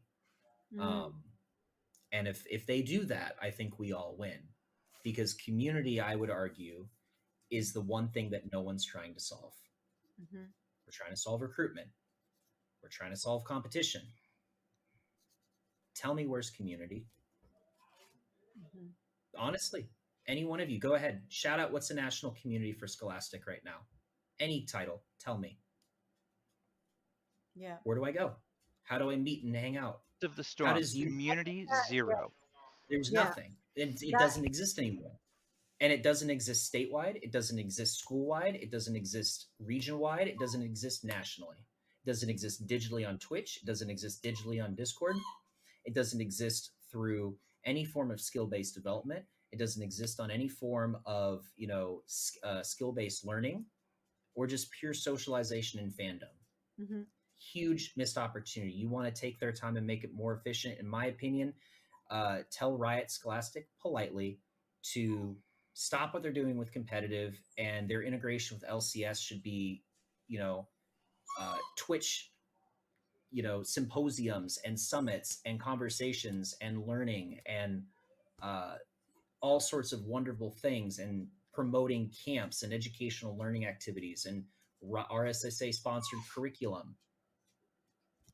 That will move the needle. I don't see any of that. So Chris, that was pretty much the last topic. You kind of wrapped it in a nice package called community. And I was kind of thinking more from an organizer and a broadcaster point of view around growing fandom. And how do we get fandom around collegiate esports to look more like traditional sports across the board? And, that helps us go out and sell sponsorships in the place of which trickles down to all our member schools that we represent. But when we go to brands and we can't check that box of, you know, 1 billion impressions and 1 million views, we still are challenged with selling those sponsorships. So my last and final is, do we have any secrets around how to grow fandom or grow community on, let's just start with on campus. I got the big one real quick. Okay. Best way to grow community: food nights. Has nothing to do with playing the game. I'll give you a real life example. We used to do dollar burger night at the University of Cincinnati. We'd just go out to Bar Louie. We used to have dollar burgers every Wednesday. We'd post in at this time those Facebook groups, tell people where to show up. 6 people, 12 people showed up the first week. By the third month, we had 40 plus people coming. And it was the biggest revenue night of the week for Bar Louie every week, purely because of us. But we had friendships, we had relationships, we had roommates, we had all sorts of great, wonderful things come from that. And that translated to our lands, our club meetings, and everything from that. Mm-hmm. It was nothing beats food nights. Just like pro sports, we need to focus on tribalism. And the way that you create tribalism is you have to prioritize in-person experience, in my opinion. I think that there's a lot of companies trying to become unicorn online platforms, but at the end of the day, I think we need pockets and hubs around the country that serve as regional and local hubs. Once you get a group of people together that share their love for the team that is on their campus, they start to develop a bond around that. You can do that online, but it won't be nearly as effective. Professional esports is having this tribalism problem because it's the majority of it's online. It's resulted in fans following players more so than the teams. I mean, that's a pretty broad topic, though. Like, we're starting to see those trends in traditional sports as well start to occur.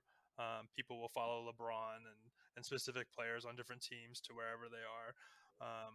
But I think for collegiate specifically, schools need to create meaningful live experiences. And if we're talking explicitly about fandom, you have to make the students on your campus care about the team first. That's the biggest thing. Either you create a level of pride through community engagement, or through the team itself. At a lot of schools, the groundwork is there for this. Like, there are schools like UBC, Ohio State, with Buckeye Gaming Collective that have clubs that number in the 2,000 to 3,000 range, right? So they have a base to begin with. At a school like Maryville, like, we kind of developed it the opposite way. When I came in and started building our esports program, we had 3 kids in our esports club. And so we've kind of built the team, and then the club has followed, which is kind of the opposite for a lot of schools. But I think that we have to develop tribalism, and that starts with meaningful live events. And the more that these events, the longer that these events continue to be like only online, the less effective it is in creating that final goal. Agreed. Doc, you wrap it up for us, please. I would just say this: clubs ebb and flow based on their leadership. But if all students, all clubs, all groups are given regular and meaningful invitations to come in, use the space, create what you want out of this, then it will continue to thrive despite the change in leadership. I can just imagine that Cincy student group with Chris heavy in the leadership there just being amazing. But there's not always someone with his skill set at the helm. So you just need to be open and look for opportunities to serve, even though it can be more difficult, especially in the scheduling of the space. I know a lot of people that don't like anybody else but the players they're recruited to use their space. As much as we can, if we want to build community, we have to open the space to people that we wouldn't normally see in there and let them do the types of things that they want to do. One more thing, so like on a national level though, if we want to raise the general viewership of all of collegiate esports and not just different pockets, that's a hard one because people watch esports to see people do stuff that they're better than them at, right?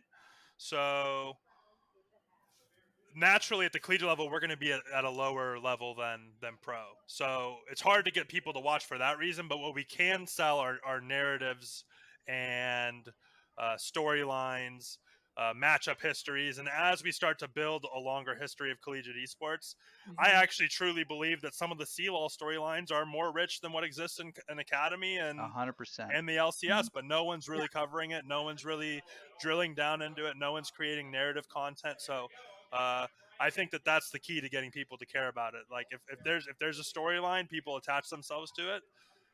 Yeah. Yeah. I'll add one more thing before we end. The largest organizations on any university campus. This is a very blanket statement. Could be wrong for you. It's right for many.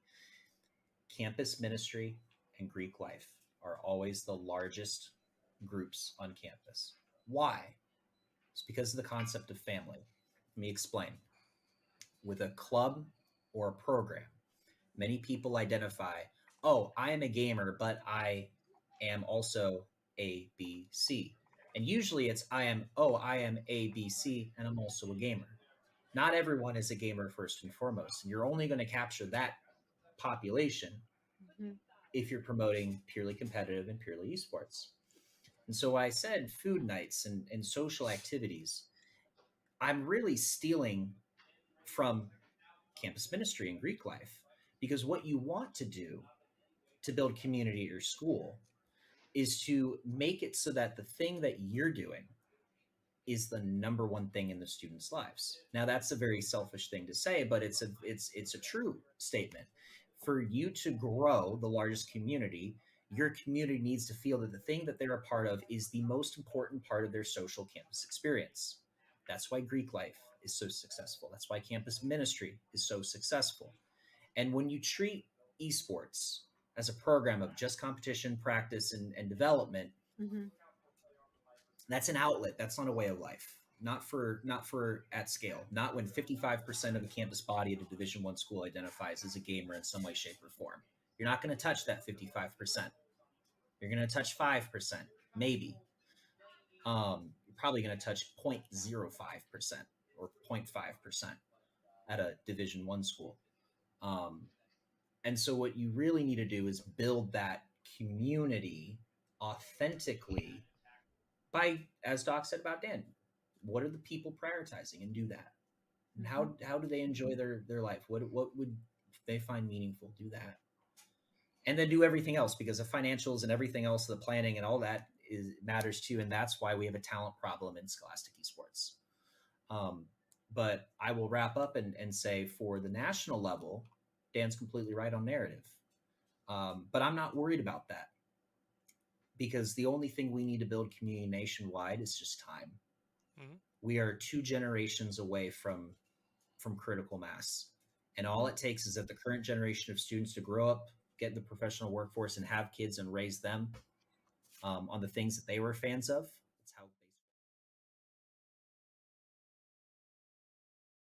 We're at the Collegiate Esports Commissioners Cup. Let's make some noise. Oh, and it's going to be what? Corner judges go for 1, 2, yeah, he needs more. They're doing even more here. You gotta touch the point. Mr. Collins walks it in. Toy Boy is gonna drop. Knife him. Right out in front. Yeah. 3, 2, 1. Johnny.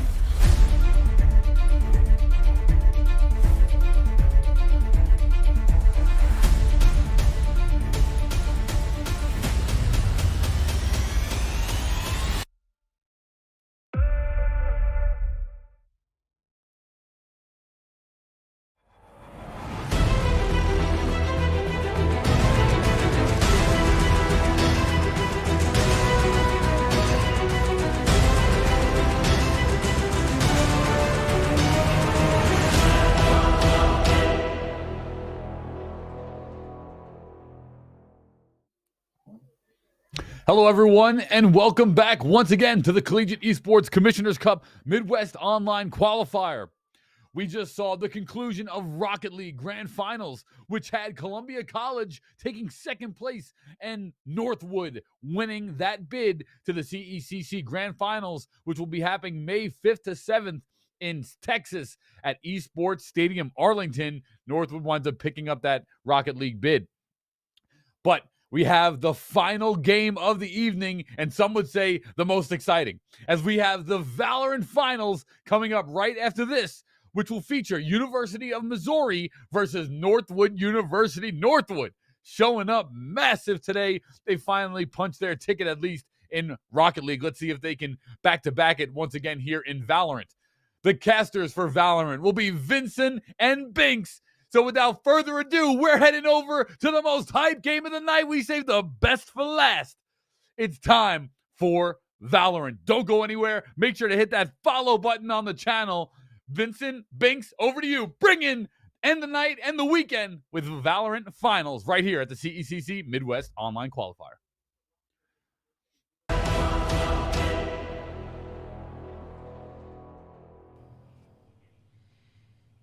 Hello and welcome everyone to the CECC Midwest Regional Qualifiers. We're headed in to Valorant and we got a fantastic slate of series coming up for you. My name is Vincent, Binks alongside me, and I gotta say, I'm incredibly excited for what we have on offer. We got Northwood and Mizzou coming up.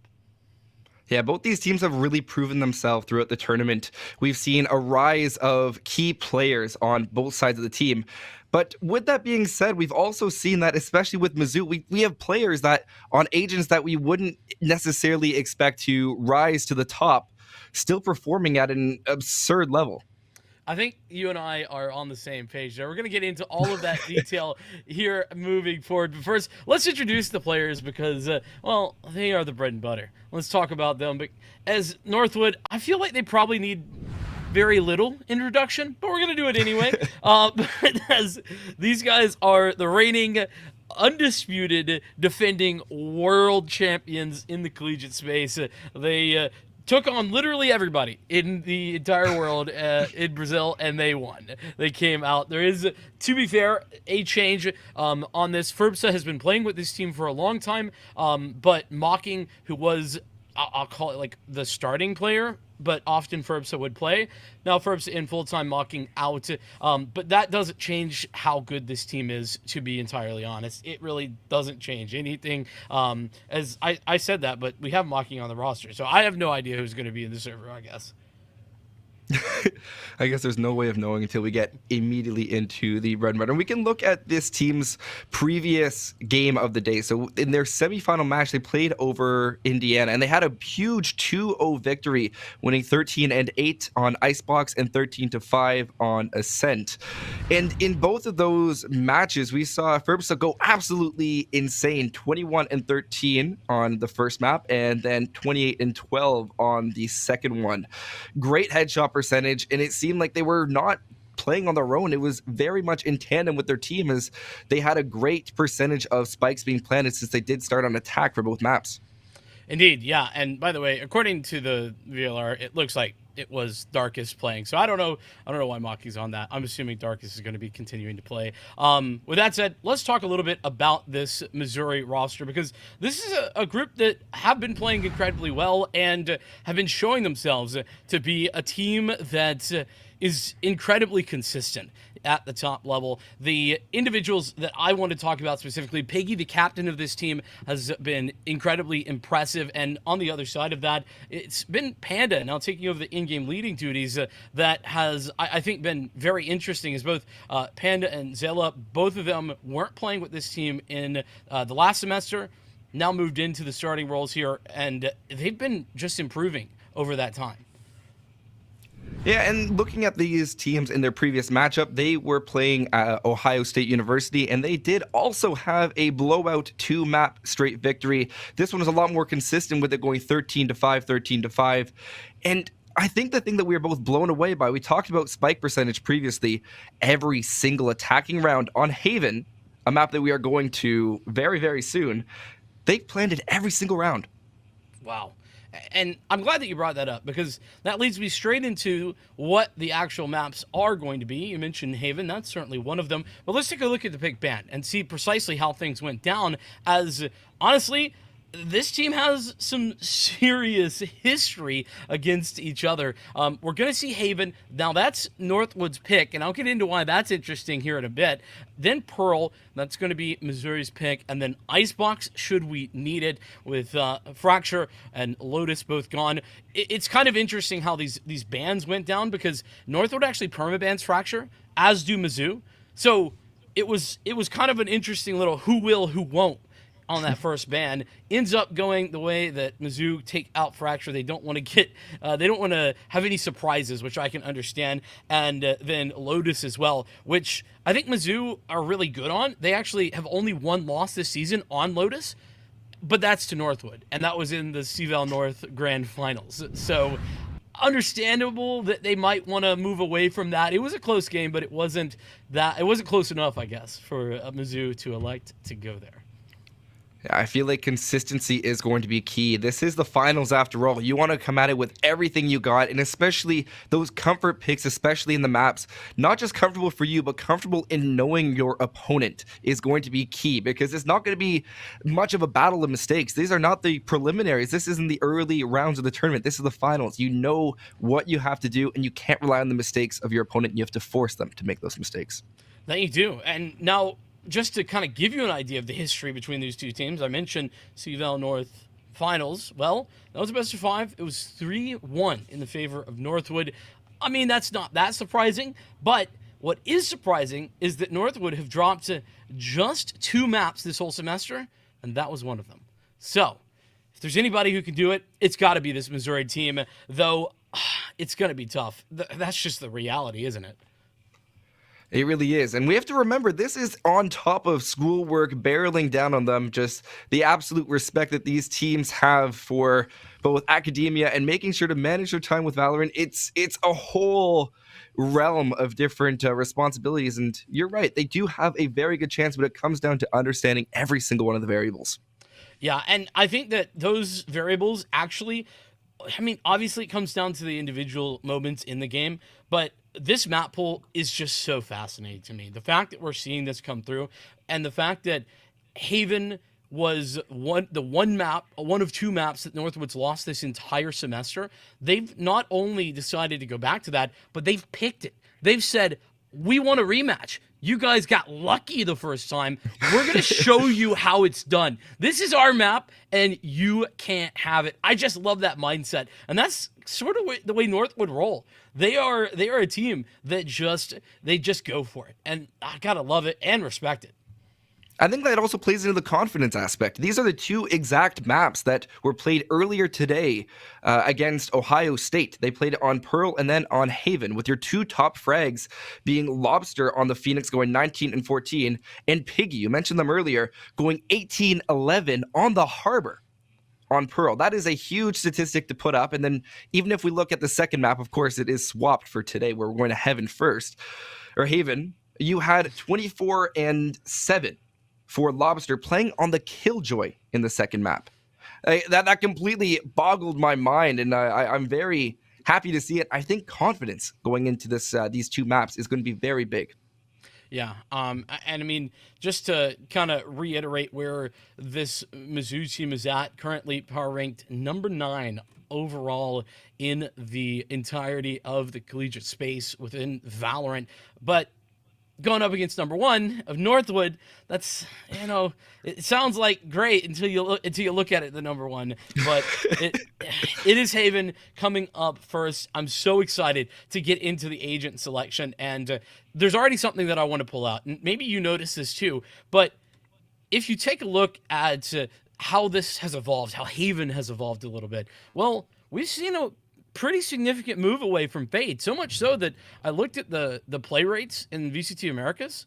3% play rate for the Fade here on Haven. Mizzou, they've kept with it. Not working with the Rays, as that Season Nade combo has been so big. They've just stuck with the Fade, which is really interesting because no other team really doing that at the higher level. And, well, Northwood, they're sticking with the standard, what I'd consider the meta. I feel like it could play into their ability to pounce on their opponents. As crazy as that sounds, the Fade is very active. You have to act immediately on the intel that those eyes are providing, that you're able to capture with the dogs. And if you play towards that, I think that the Fade pick on here, especially in the collegiate scene, can evolve into that aggression, that confidence that I was talking about earlier. Indeed, yeah. Aggression, though, is certainly one of the things that I want to mention as well. That being defensive aggression, actually. Most of this map, I feel like, is based off of whether you can gather map control by being aggressive on the defense. If you can do that effectively, then you'll be looking good. If you struggle to do so, well, this map's really tough because there's so much ground to cover. And you have to be able to rotate yourself pretty aggressively in order to make sure that you can actually retake or make sure you hang on to these sites. Yeah, very fair point. And as we just jump into our matchup, one final statistic that I want to bring up is that we have Northwood starting on the attack. I think this is so crucial because we don't have direct stats from today of their plant potential on Haven. But another pick that I'd like to talk about is the breach on the defense, where as we immediately see fault lines ringing out, you have a lot of different great options for stunning, gathering information, and especially as the push towards A is well underway, every single bit of utility is coming into play. That it is. This offense for Northwood setting up early, but remember that aggression point I just made? Look at how far Mizzou is. They're already in the attack respawn as the take comes in. Northwood, they'll have the side, but they're going to be quickly flanked here in just a moment, depending on how fast Mizzou takes up this. And with that, the possibilities do abound. First frag will come out. Lobster to be able to capture Ali, and there's a second one for the defenders. This has been a tremendous retake. First making their way back onto site. Defuse is well underway, almost halfway. Benji has to swing around and stop it. We have a complete blowout from Ferbza, who just rings out. This play of a retake running back into the defender's spawn is like we changed roles, changed position, while maintaining all the comfort, all the utility that was needed by the attackers. This is a classic Ferbza moment. It's been really impressive on this duelist role and has just been continually finding success. One of the things you mentioned in the matchup in the semifinals was Ferbza going crazy, continually having that high impact, and that's what we can continue to expect in this matchup.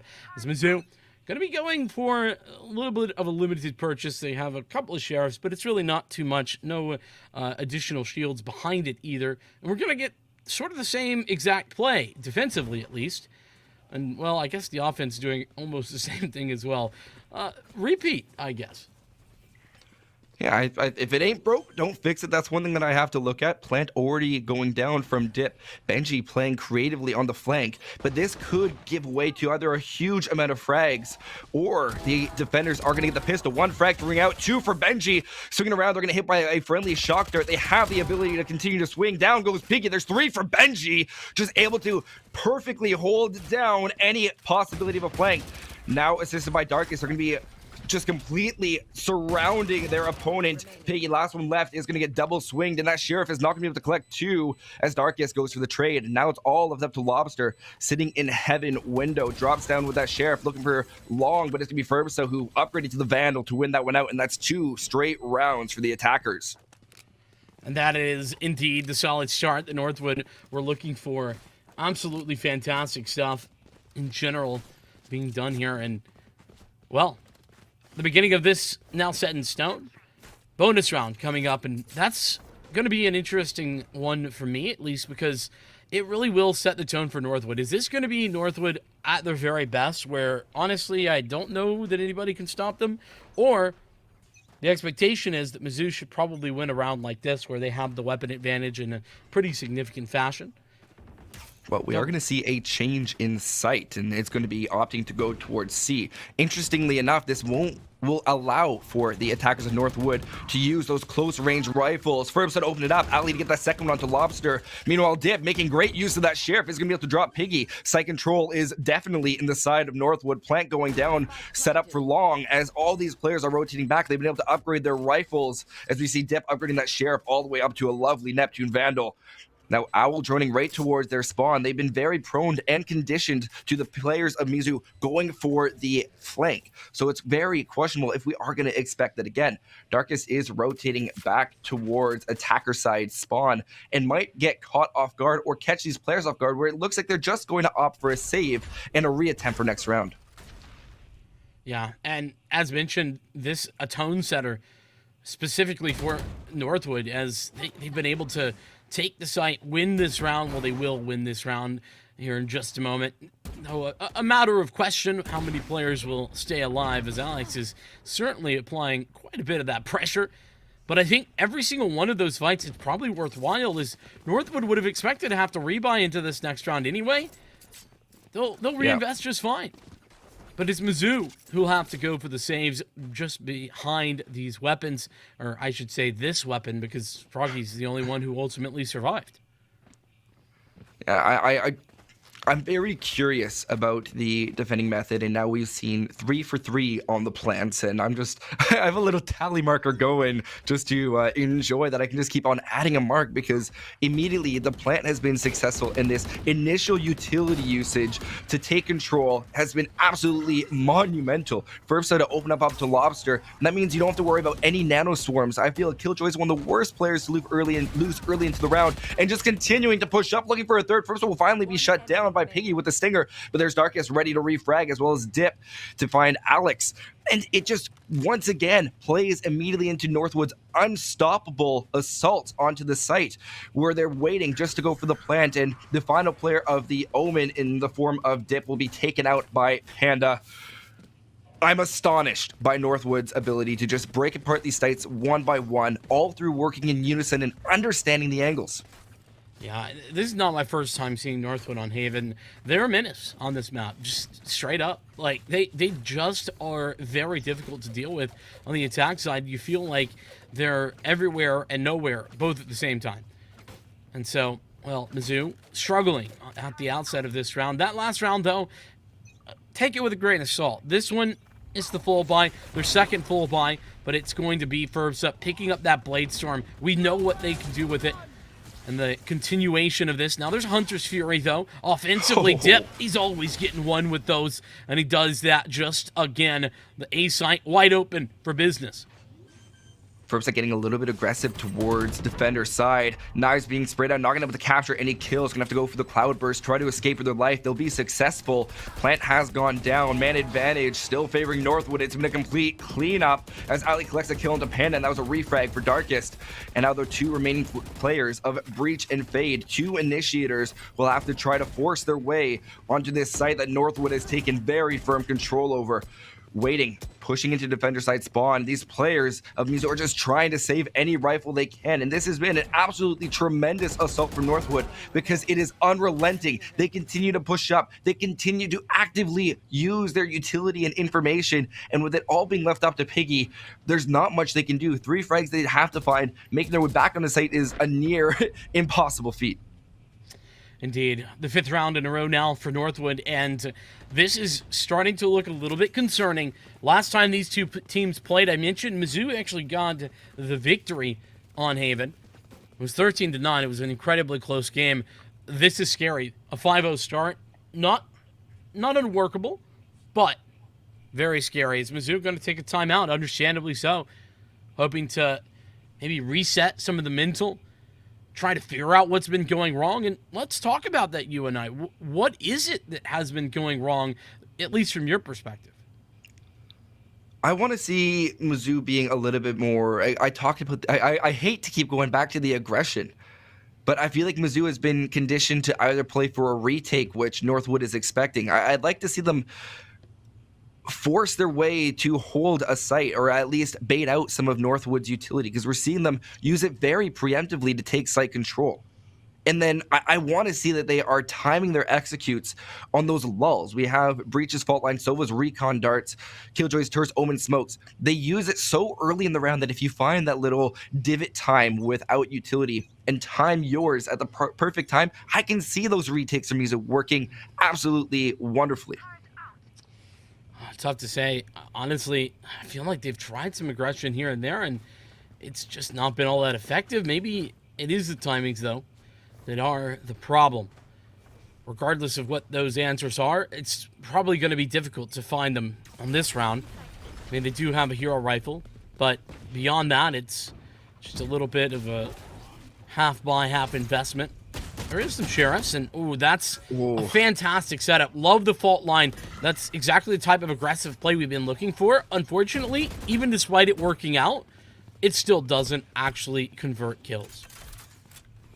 We do see a one-man disadvantage for Mizu, and they do have good retake potential, but jumping onto site, no chance for a refrag. Darkness is easily able to pick up a kill onto Piggy, and a very much more passive and reactive approach from Northwood. Swinging with the Stinger, Panda will be able to capture a quick frag, narrowing things down to a 3-2 man advantage. But there's a beautiful spray by Benji to collect onto Panda, and now just a lonesome player in the form of the Killjoy, having to take on 3 ready attackers from Northwood, and Benji with a 3K to lock down a site once again.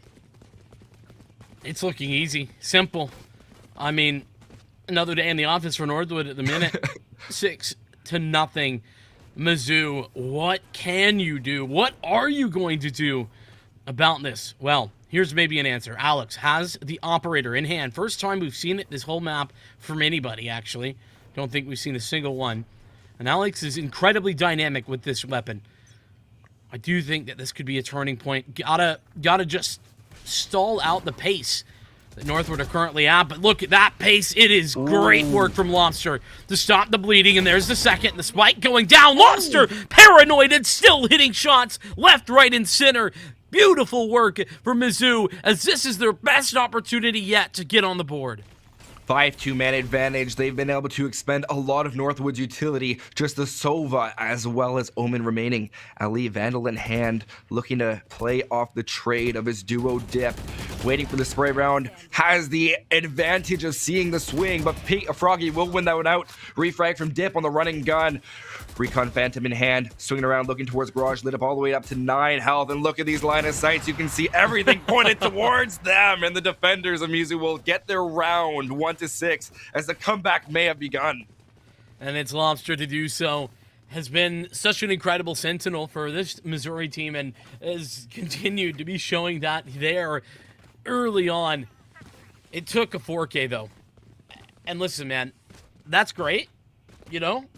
I love it, but that's a bit worrying. No, it takes a 4K to win a round.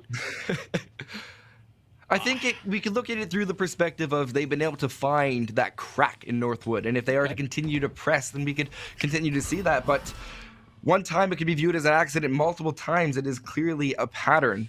So we'll see this round if Mizu is able to properly account for it. Great use of the Cloudburst, avoiding the Nano Swarm, taking a lot of damage, but this is a plant on B, and this is exactly what Killjoy's utility was set up for. But that is the one attacker from Northwood that will fall to the ground. Darkest will be able to collect a frag onto Miss Piggy as the collapse from the defenders back towards B site has quickly begun. Lobster, Panda also able to collect onto their frags, first to fall. And that's all the top frags gone from Northwood. This has been a complete blowout. Lobster to collect 3. What is going on? That is 2 consecutive rounds for the defenders. And like I said, once it's luck, and 2, it's beginning to form a pattern. I mean, you're right, but also at the same time, 7 kills in 2 rounds. Is that a pattern that can really continue? I would argue no, it can't. So, Mizzou, fair enough. Taking a huge victory right there and starting to get the ball rolling. But I'm not a believer yet. I think we need to see a bit more. Maybe a round that doesn't include a ridiculous Lobster play. That's what I'm asking for. Well, if we look at the eco from Northwood, this is going to be the real test. If you really want to shatter the eco, the attackers, it's all going to come down to this. We have the forced op buy from Ferbsa, and if this does work out for the attackers, then great. They'll be able to maintain their utility, but it is all going to come down to this narrow push on A. Initially setting up for A long, they'll immediately rotate back. And I love this aggressive approach from Mizu. They're immediately working their way up C long. Even though the push is coming to B and C, they're not going to have even a slight second to be prepared. Yeah, it's a great response. Specifically as well, Northwood's response to Alex's op down A long, taking that fight gives it a chance. Darkest, though, has lurked into the backlines. Will definitely get a freebie here, but could be on for much, much more. Will do just that. It's almost a third for Darkest in the backlines. It'll be Northwood putting the spike down and finding that into the ground over towards C. But Mizzou, they've used all of their ultimates, or rather, those that have them are already down. First, we'll also be able to ring out with that operator, holding sight strong, double the man advantage. And Froggy opting to pick up the op and go for the save. Panda not in the same position, spraying out, trying to find Ali, their counterpart Omen, but they'll win it out. Now all left up to the fade of Froggy. But they've rotated all the way over to A, saving the op for the next round. And it is exactly like you said. You have these patterns that repeat, and it's just that boom-bust economy that will allow for Northwood to come back out on top. For those that haven't seen this Mizzou squad before, I want to contextualize how good they are compared to everyone else that isn't Northwood. Like, they play in a couple different leagues, and I won't mention which ones, but over those leagues in the regular season, they've not dropped a series, Mizzou. In 2 different leagues, they've not dropped a series. Like, they're very good. And now, against this Northwood team, it's just a different beast, and, I mean, that's not unique to Missouri. It's everybody that sort of runs up against Northwood, and they feel that way. But that's a great start. Alex, that operator, we saw it find success just 2 rounds ago. It gets rebought, and it finds success here once again. Lobster waiting patiently for the push from Darkest. This is just the calm before the storm, looking for it. Lobster spraying, able to collect 1, lit up all the way down to 8 health, hit by the paranoia inside a garage that will leave them stuck being the refrag by Ali. Meanwhile, Panda will be able to capture the Sova of Dip. As the spike carrier is down, Northwood's down to a 2-4 man disadvantage. And just waiting and... What? That's ridiculous. He's dead and he's falling down the hill? Meanwhile, the push will come out. Froggy trying to hold down Spike will be successful. Ali waiting, hit by the fault line, holding for their life. They're going to have a huge streak. They're hit by the C's, the decay finally going out. And we can see these 2 lines of sight waiting, able to find 1, isolating that 1-on-1. This could be an ace clutch from Northwood. Getting ready. Smoke will be sent out. Faking the shrouded step, and you can see that quick flick over. The lines of sight looking the wrong way, but they might not be accounting for the one holding all the way from spawn, waiting, looking for it, able to find 1, but there's a beautiful refrag, shutting down Ali's hopes of an ace clutch, as Mizzou is able to capture a 3-7 game. Yeah, don't ever count out Northwood in the clutch scenarios. Specifically, I mean, everyone on Northwood are very good in the clutch, but specifically Ollie and Darkest, I've noticed personally, I've just seen them clutch so many rounds in such ridiculous fashion. I'm never ever believing that a round is over when it's in this game. I'm just saying, I don't. With that said, we're heading into the last few rounds of this first half, and well, it'll be the Blade Storm Ferbsa pulling that out. There's a bit of an architect with the blades at times, and I think this should be a free A site. Everybody's giving it up, so, well, giving it up relative as the lockdown goes in, but Lobster, I thought was going to do the old lockdown for lockdown routine, which I do enjoy. It can be a lot of fun, but they'll hang on to it, fall back, and then try again later. Normally you see this going from the other direction with the Blade double up draft, but this time, from the attacker's perspective. Finally, we're going to have the Killjoy set down, and there's the problem with placing down early. Great use of the utility. We're going to see the Aftershock be able to take out any sort of hope of a lockdown. We still have the Breach ultimate getting ready to cook out, and it's going to go right into the defender's spawn as everyone will be thrown all over the place. Prowler sent in, not going to check. This is going to allow a free kill for Furs. I'll make that 1-2. Then he was finally shut down. Kills erupting all over the board, resulting in the 3-1 advantage for the attackers of Northwood, leaving the Killjoy of Lobster to run as far away from that A site as they can, as this has been another dominant round from Northwood and great reactive utility, adapting to anything that their opponents threw at them. Yeah, I'm glad you mentioned that because I want to go back to it specifically because Mizzou thought that they were one step ahead. Actually, they were one step behind. they wait on the counter lockdown, and they put the lockdown at these, as you mentioned, kind of off to the side a little bit so that the Nano Swarm can't destroy it. Well, that's no problem.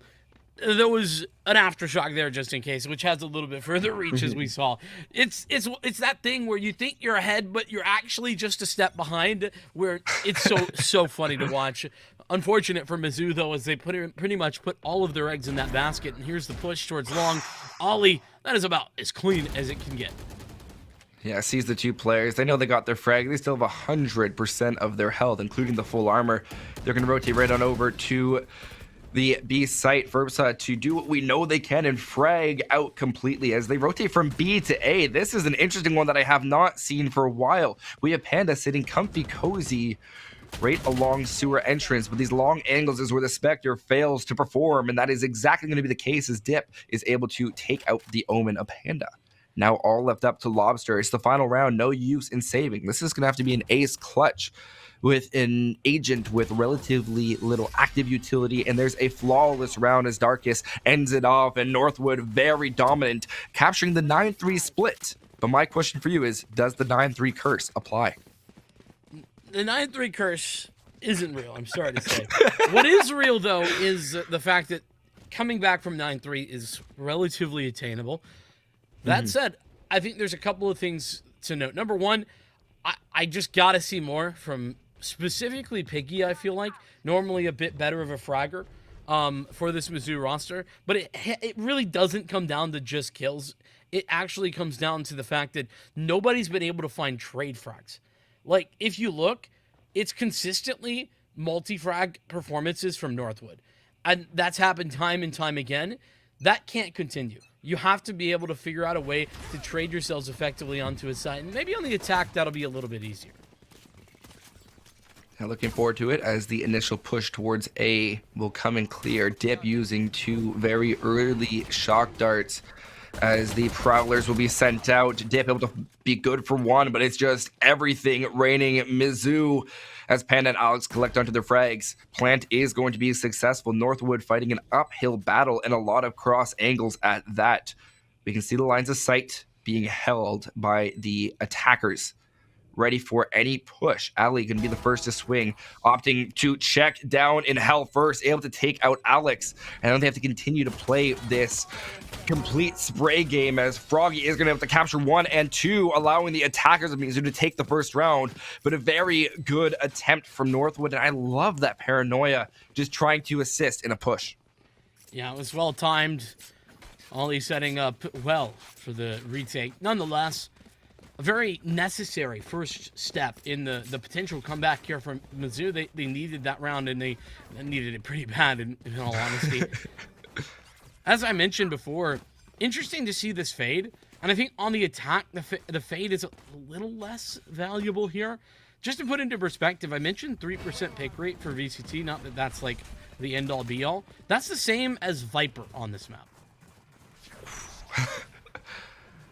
I'm just going to let that one sink in for a second as we have the push completely spring on in from Mizzou, trying to use their abilities to the best angle and advantage, and they definitely have the gun advantage as Dip searching for a frag is going to get gunned down by the vastly superior Spectres, and it's going to be a flawless round for Mizzou, and that is exactly what you want to see on your rifle round. Everyone keeps the Spectre going into the next one, except for Froggy, who has somehow lost it. I think they might have just not bought a Spectre, but that will allow them to go for a light buy, and I love this sort of give and take mentality, but this is the real test. We talked about it previously. Northwood has the eco advantage. They have the rifles.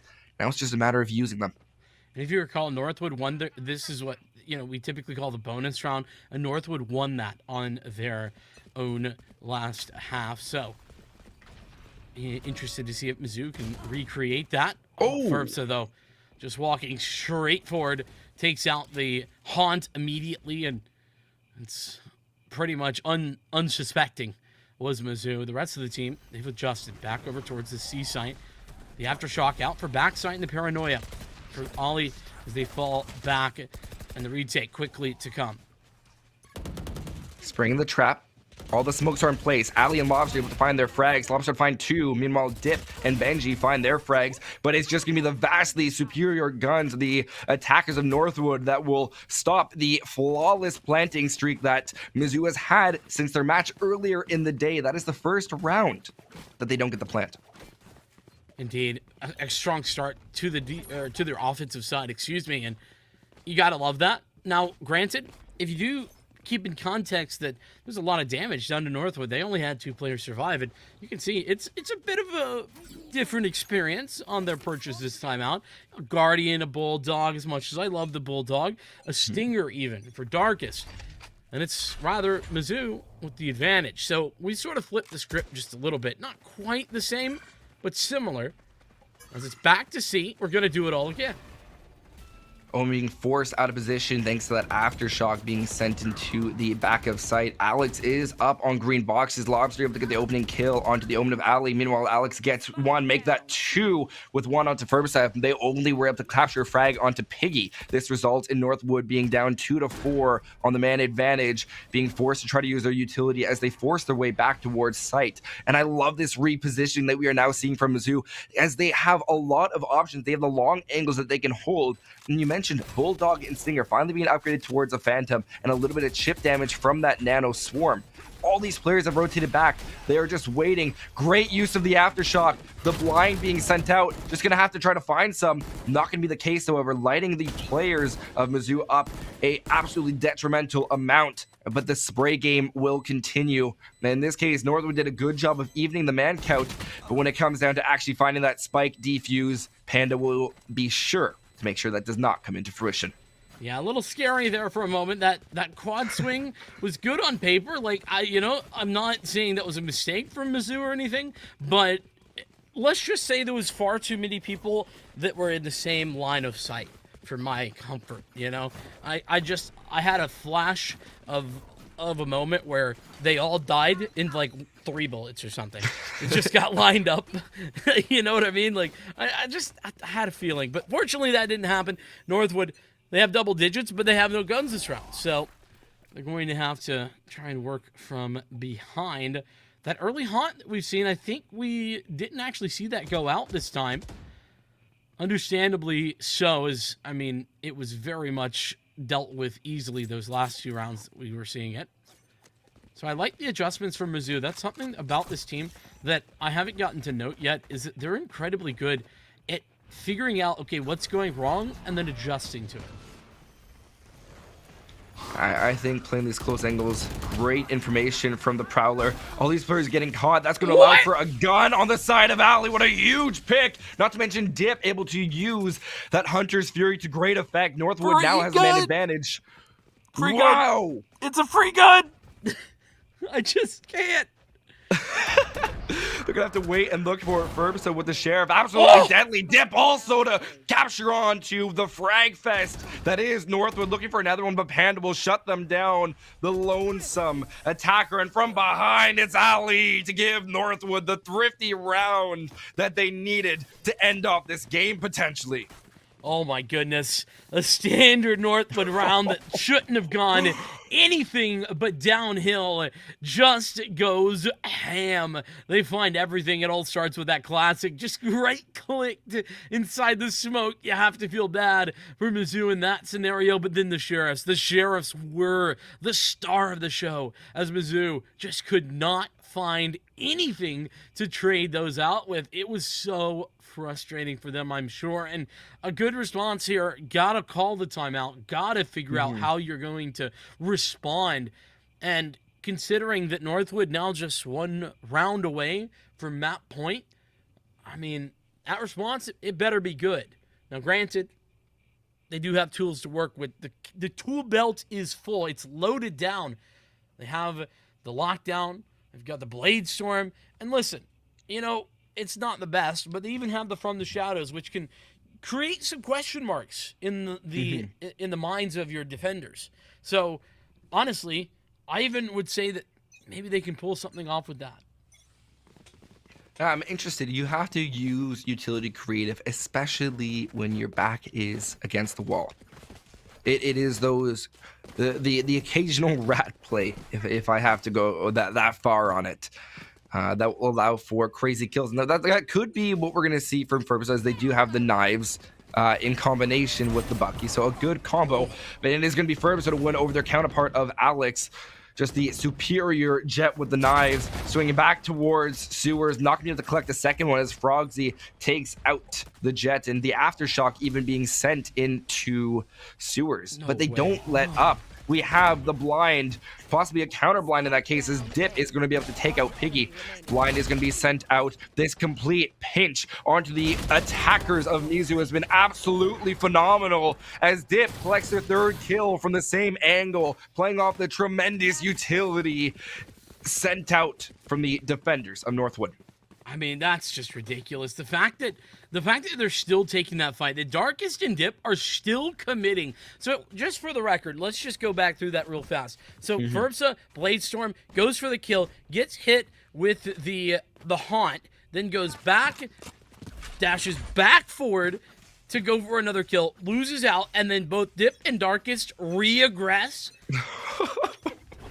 They're unstoppable. What do you do? How do you adapt and overcome that? It's a very daunting task, to say the least. Shoot them better. That's the only answer. Just shoot them better, I guess. I don't know. Use your gun.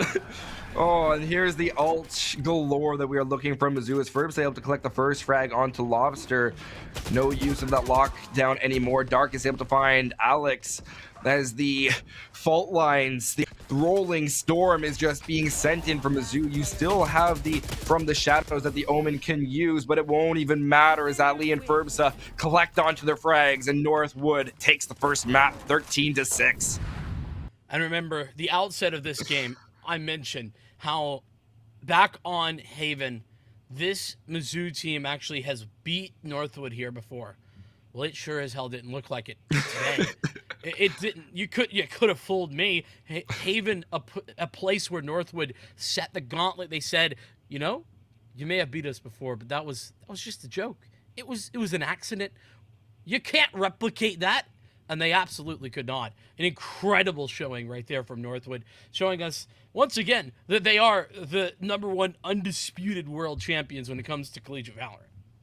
Very clear. And one point that I didn't make during the game that I quickly want to bring up near the end was the efficient use of those Killjoy setups, where we saw on numerous occasions, every single round, those nano swarms were doing little chip damage that can make the difference, especially in these gunfights that we're seeing where they go down all the way to 9 health. It does make that difference in capturing those gunfights, and especially the use of the turret as well as alarm bot on both Garage, B, or over on C. I loved those setups, and it really allowed for a lot of freedom from the defenders of Northwood on that second half. And even for Mizzou on the first half, they were using it a tremendous amount. There's also one other thing I want to mention, is that Darkest, 14 assists. Regularly this happens with Darkest, where he has more assists than kills when they're playing the Breach. And that just goes to show how much of a team player Darkest is when playing the Breach. I bring it up every time. I have to bring it up again. It's just so impressive. I mean, to be fair, Piggy was playing well on the Breach as well, 11 assists, but it's just crazy to see. Darkest always delivering alongside the assists as well, both the frag department and the assists. It's pretty cool to watch all of that go down. With that said, it's going to be Pearl up next, and I think, understandably, we're going to take a moment to get that set up. Give Mizzou a moment to breathe, as it is their pick. Pearl up next when we come back.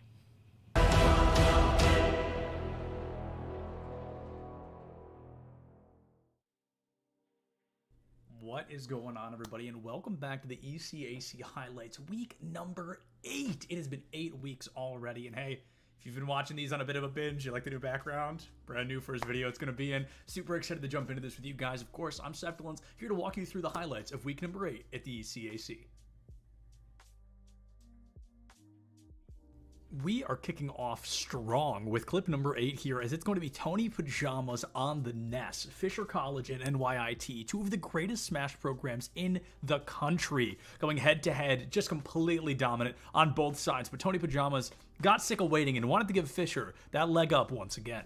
Dying to limit options, but push this Piranha plan away.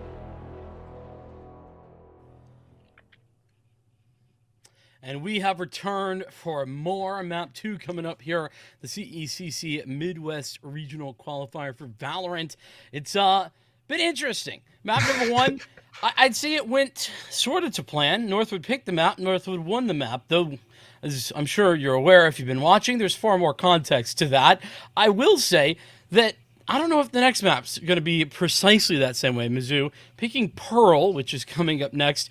Though, before we get all into that or too deep into the weeds, I want to shout out and let you know that the CECC Midwest Regional Qualifier is, of course, brought to you by ZipChair and DreamSeat. As the official gaming chair of the CECC, head over to zipchair.com to elevate your gaming chair today. And as you can see, I've done that already. In between map 1 and 2, I've upgraded. So I'm now going to be an infinitely better caster because that's how it works. See, I'm stuck in this little foam chair. That's not a zip chair. No, I might fall off, or I'm going to have to go for like a chiropractor appointment because my back is just no longer aligned because of the lack of a good chair. I'm doing fine. I'm loving life. Just like you could. Zipchair.com. Make sure to check them out. With that said, let's check out Pearl. Talk to me a little bit about what your thoughts are coming into this, because there's certainly some interesting juice available for this Pearl matchup. Well, I'm going to immediately go over to Mizzou because it is their map pick, and we saw it earlier on today, which means there is a chance that, going back and looking at the stats, Northwood has seen the stats of Mizzou already. But I want to highlight 2 key players on that map, which was Piggy as well as Lobster, where on Pearl, we did see that it was 19 and 14 as Lobster on the Phoenix, and then Piggy on the Harbor, 18, 11, and 6. That's a huge statistic for me because it tells me the ability to push with the Harbor, as well as follow up on the relevant information that you can use from the Cove, the Cascade, just completely blocking off lines of sight. And instead of taking that over a Viper, it's a very interesting mentality of convertible utility. Indeed. And as we get into the agent selection, there it is. I think that's something I had written down as well, is that this Mizzou team willing to work with the Harbor. Honestly, I've been enjoying anytime I've seen Harbor as of late, though I do think it's sometimes a question mark about whether or not it's the best controller to be putting to use on this map specifically. That said, I'm very open to it. I mean, Mizzou, I mentioned, they're a great Pearl team. Like, they've not lost Pearl except for to guess who. Just take a gander. I'm very good at being wrong as a caster, but this is one where I could say, tell me, so I can avoid being even more wrong. Well, it's Northwood. I mean, yeah, just a now classic. that makes me look even worse. No, that fear of being wrong. Don't to put be your fair, hand up if to be you don't fair, know the I'm answer. wrong. It was actually Waterloo Gold. I lied. It was in Waterloo CVAL. Gold, that's a It was in Canadian team. CVAL. It is, yeah, a good Canadian team, another top 30 Very team. good. Yeah, that being said, all of this leading into what for me is going to be an interesting game, simply because, well, I don't know if I've actually seen a ton of Harbor here on Pearl, though I know it's been experimented with a lot. But the double controller, which I think is what is being run, is very interesting. Yeah, it's Astra alongside the Harbor, I believe. Yeah, I love the Astra. It's a tremendous pick. My biggest curiosity is using it in combination with the Cove. Are you going to try to pull players out of the Cove, into the Cove, or even just completely use it as separate utility? I love the options, and I think Pearl, although it has settled quite nicely into the meta, is constantly having new strategies tested and is very much shifting, as we could very well see from both these two teams in the coming rounds. Indeed. Well, let's get it started. Let's make those moves. One of the other things that's been cool about the Pearl play is the comeback of Phoenix. I mean, it's been pretty consistent. I feel like, you can definitely use other duelists, as we're seeing Northwood going to end up going for a different decision. But I love, whether you're playing the Neon or not, I love that the Phoenix has made a comeback. Farming up those ultimates, a big deal as we see the B push coming on. Yeah, great use of the eye to spot out any potential defenders of Mizzou just lurking around. And it makes for a lot of interesting scenarios. It's going to be 4 players just springing the trap on the flank, and it's just going to be a complete cleanup for Northwood, ready for exactly that. Wow, near flawless round for Northwood, and that's a very explosive way to open things up. And I think we haven't talked about the Neon pick nearly enough from Dip, and I really like the Duelist, and I'm not going to say I'm a Neon main myself, but I've really picked them up recently because of their movement potential. And at a team like Northwood, where they love to take that aggressive pressure on the attack, knowing that they're starting on the attack, it makes all the difference. Yeah, I think the key with the Neon is the movement, is that, because here's the thing, like, obviously the Blade Storm is like a good ultimate. The Run It Back's a good ultimate. Overdrive, it's dog water. It's literally awful. You just can't win. Like, it's so bad against good players, really. You have to be very creative to get anything out of it. Yeah. So you have to be good with the movement for it to be reasonable. Yeah, it's a very fair point, as Froggy and Piggy will collect onto their frags, but here you see the rifles come in true, but will be corrected as Alex takes out Dip. It's all left to a final player. Blinded will be Verbsa looking for the Phoenix. The Molly will cook them for the thrifty round that Mizzou was looking for, and that is a tremendous way to clear back out the B site, and this is looking a lot more like a match. It certainly is, especially when you, I mean, I didn't mention too much because I'm like, they're still on pistols, but that was a B stock. They had all but one of their members there did Mizzou from the very beginning, and they read Northwood like a book, and they did find all of the connections necessary. I didn't pay attention, but I do wonder if the 0 point caught more than 2 players, and if so, why we didn't see a rotate. Regardless, question marks aside, it's going to be, I guess that's why, if that's the default that Darkest has been going with, that's why I didn't catch anybody. Back to the B site. That's what I was going to say. I like that they are going for these initial aggression, but as is key on is you don't have to commit to a site.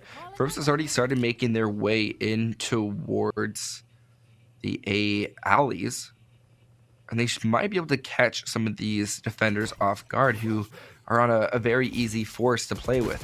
Flash will catch the Sage off guard, and they're stuck with a lot of pistols, and this immediate pressure will prompt the Sage to stay all the way over on B, but all these players are rotating inside of spawn. We're going to have a fight between the Killjoy and the Aster. Ferbsa playing a great angle. Alex also to collect onto their frag on the rotate back. Panda winning their frag over Ferb, so this is exactly what you expect, but a great feat to get that spike planted. That extra bit of credits for Northwood will be absolutely pivotal going to the next round. Now the rifles, once again, we've talked about it multiple times, and the Cove able to soak up 500 health on a pistol round, on a thrifty round. That is absolutely crazy, as it stops any sort of refrag potential, but it won't even matter because all the players of Northwood are done and relegated to the bench for the rest of the round, and there's a flawless round for Mizzou.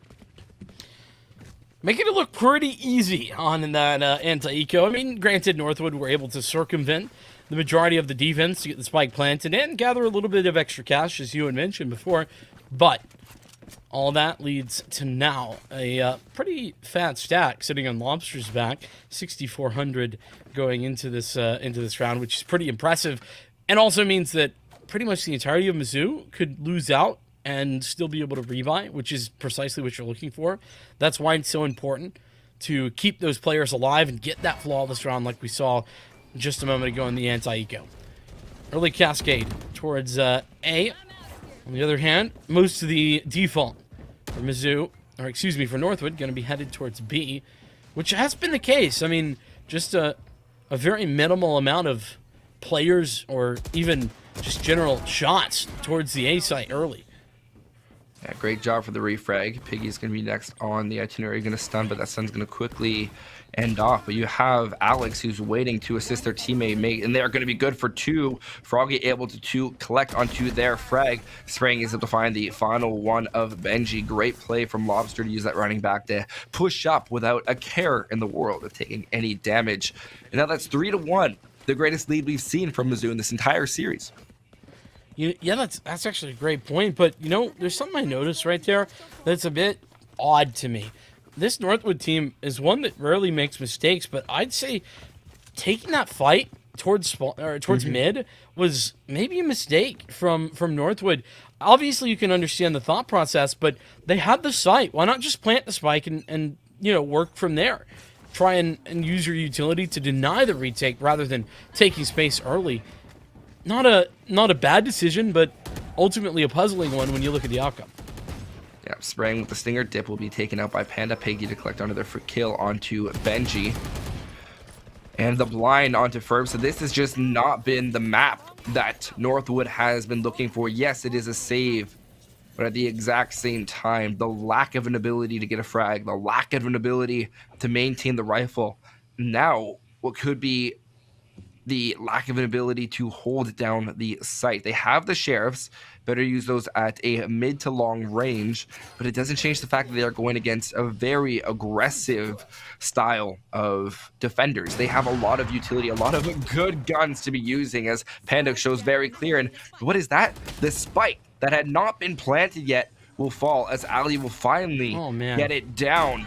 5-2, 0 kills so far for the players of Northwood, and that is going to be yet another flawless round. It feels to me like Northwood are just a little bit uncomfortable right now on this map, which seems crazy because now they don't play it very often, but they've played it twice this semester, and it's up against two teams that are top 30. I mean, it's not like they're playing nobodies on this map and just winning. They've played good teams and they've beat them. I mean, they even beat that U Waterloo Gold team that was that Mizzou lost to. Now, granted, I didn't mention that actually Mizzou was kind of doing a bit of trolling here. They were playing a Yoru comp when they lost that map. So they've not lost this map otherwise when they're playing this comp. I purposely left out that little nugget. Well, good ultimates for Northwood, and I think those are going to be pivotal to winning this round. And you mentioned the overdrive. You have to use it great, and that's going to be 1 kill for Dip, springing their way right onto site. Darkest, well as Ali, not expecting the rat play from the Phoenix, and that's going to leave Dip with their ultimate ticking down slowly. And it's exactly like you said, it's so very hard to use that utility and that ultimate unless it's accompanied, and that's going to result in Mizzou winning yet another defending round, 5-1. Yeah, I think we got the obvious answer to how the overdrive works. It only works against blind opponents. That's it. Yep. It's just not. Otherwise, you're in trouble. You're gonna have to do some like crazy movement, and yeah, that's exactly the way it went. It's a tough one too because, well, those 2 kills that I think it was Lobster got. It's like just an unfortunate moment where you don't check the corner, and it's maximum punish off the back of that. So Northwood, uncharacteristic position for them to be in, down 5-1, and this is shaping up to be a very interesting series.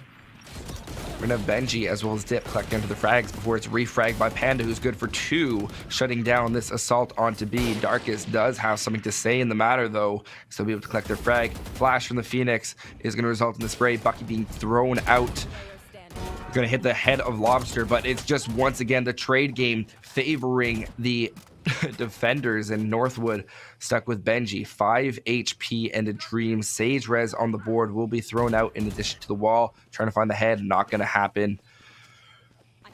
I don't know if we see the timeout come yet or what needs to be changed by Northwood. Yeah, I don't know. It's kind of felt like to me that, you know, I mentioned before that I feel like they don't maybe have as good a grasp of this map, generally speaking. It's felt like there's been a not very effective default being set up. And even when they're getting onto sites, whereas it feels like everybody has a plan, like there's always some positions and crossfires that have been practiced. Northwood right now, they just seem like they don't have that in place. Yeah, great use of the Cove, and sometimes I'd say maybe don't expend all that utility, but you want to clear a site quick, easy, and efficient. That is the way to do it, as Panda will go for the initial defuse and leave it for one of their 2 other allies who need to reuse or improve their utility stars to be able to use those ultimates once again. And I'm not gonna lie, I'm a little bit blown away from Northwood's performance and their inability to isolate a site the way they did so keenly on Haven. But this could also be Mizzou's impeccable ability thus far to shut down the assaults. Yeah, I do think that was maybe overkill with the Reckoning. But at the same time, I think that is also Mizzou just respecting the clutch factor there for Northwood, that everybody can kind of pick up some of those clutches whenever they're given the opportunity. So don't give them the opportunity. That's the mindset I would imagine. Alex, I love these creative walls. They're so much fun. Well, unfortunately, it doesn't work out. We're going to see that Neon looking to charge right on into sight. Clears it out using the 0 point. Astra Cosmic Divide is in play. There isn't going to be very much audio to use. Meanwhile, the plant will be going down for the players of Mizzou. Sorry, for Northwood. And Mizzou is stuck with a 5-5 retake, something I don't think we've seen yet in this game. There's no one coming from the flank. A very interesting thing is the attacker Killjoy is even being sent out. Countering that will be the Nightmare from Fade. Great use of all of Harbor's abilities. The counter Nightmare now will force the players of Mizzou to go all the way back. Meanwhile, the spike has been planted. They're waiting for the opportunity to pounce. We haven't had a single frag yet. Pulled by multiple gravity wells will be Dip. Spike continuing to go down. Benji holding inside of the cove is going to have to spray. Then it's not going to be an opportunity where the attackers are going to lose out any of those gunfights, winning dominantly 3-0 in those trade-offs. That was an ult fiesta, man. Everybody just pressing their ultimate button, deciding, yep, now's the time. And to be fair, there's been a lot of waiting. Like Northwood, I mentioned it before, but they've gone onto the site a bunch of times. When they've planted the spike and actually played post-plant, that's been a scary few of those times. So, as we can see, when they played the post-plant, now granted they had a ton of good utility for it, including the lockdown, the nightfall, etc. But when they played it, they won it. So, that begs the question, well, why haven't we seen that more from Northwood, and will we be seeing more of it going forward? I sure hope so. I'll lift up to speculation. Look at all this map control. This is a ridiculous amount of map control for Mizzou. They're in their spawn. It's where you buy guns, dude. They're just everywhere. Mizzou has the whole map. What do you do as Northwood? You're going to be pinched from two long angles that you're not going to be hold. You're not going to have cover to play with. You will have that Killjoy alarm bot. You have someone playing back and waiting. But the moment you get this plant down, those areas that you think to be safe are very much not going to. That's 4 players. Is that maybe 5? No, 4 players with the Astra being the lonesome defender waiting inside a spawn. First Cascade will be cooked out. Alarm bot will notify all the players, and we can see all these lines of sight. The Cascade doing absolute wonders. Dark is able to find one. Alex with the refrag on the Darkest. Froggy, they able to take out Benji. These are absolutely huge frags. Great use of the Sage healing factor. 30% health remaining for Furbs. If they can collect one, that would be great, but they will fall to the ground as Ali as well as Dip are the 2 remaining attackers for Northwood. We'll have to fend off the retake of this dominant Mizzou squad. Spraying out, it is going to be the gravity wall to stop it once. Then it is going to be a great spray. Ali and Dip to bring it all the way back to a 1v1. They're going to have to get aggressive with the Phantom, and they're going to do it. But is there enough time? I don't think so. Not. Oh my goodness. Mizzou, they should have had that on lockdown. But, I mean, the reality is that just great job from Ollie to stay alive for so long there in the back hall, but as well, the crossfire setup was beautiful, and a called timeout for Mizzou. They know they messed up. They know that shouldn't have gotten out of hand in that manner. And I was going to mention, assuming that Mizzou was going to win that round, I'll bring it back to it just because of how interesting it is, but, you know, it's so crazy the amount of players on that flank. It's not just the alarm bot's there. It's gonna notify Northwood, specifically Furbs, say, hey, there's somebody on the flank. Well, no, actually that's great, but it's not enough. There was 4 players just on the flank, and so for that reason, it's actually a bit of a false sense of security, knowing you think, oh, there's 1 flanking. No. There's 4 flanking, man. There's so many people there. Unfortunately, it didn't matter, but I think that's more down to Mizzou just kind of giving Northwood a little too much respect. Yeah. I'm curious what was talked about during that timeout and how we're going to see a change in Mizzou's play style. As the players we've seen, especially early round, are very lucid in their movement early round. They're not set to one area. They're very fluid with their motion. So, hot take, I don't think they should change anything early round. I think Mizzou are playing a near-perfect defensive game right now. They're doing a great job. How's that a hot take? I don't Sounds know. like a correct take to me. Maybe it's not a hot take. Listen. If you say hot take before, like this might be a hot take, then anyone who disagrees with you just instantly can't say anything because you're admitting it's a hot take. Oh, You know what that's I mean? a fair point. It's big brain, actually. We are in actually a tech pause here now, so maybe that was more about whatever the tech issue was instead of the tech side of things. Potentially, I don't know. Either way, I won't speculate beyond. Obviously, it's a mouse issue. It always is. Too bad. It's either that or audio.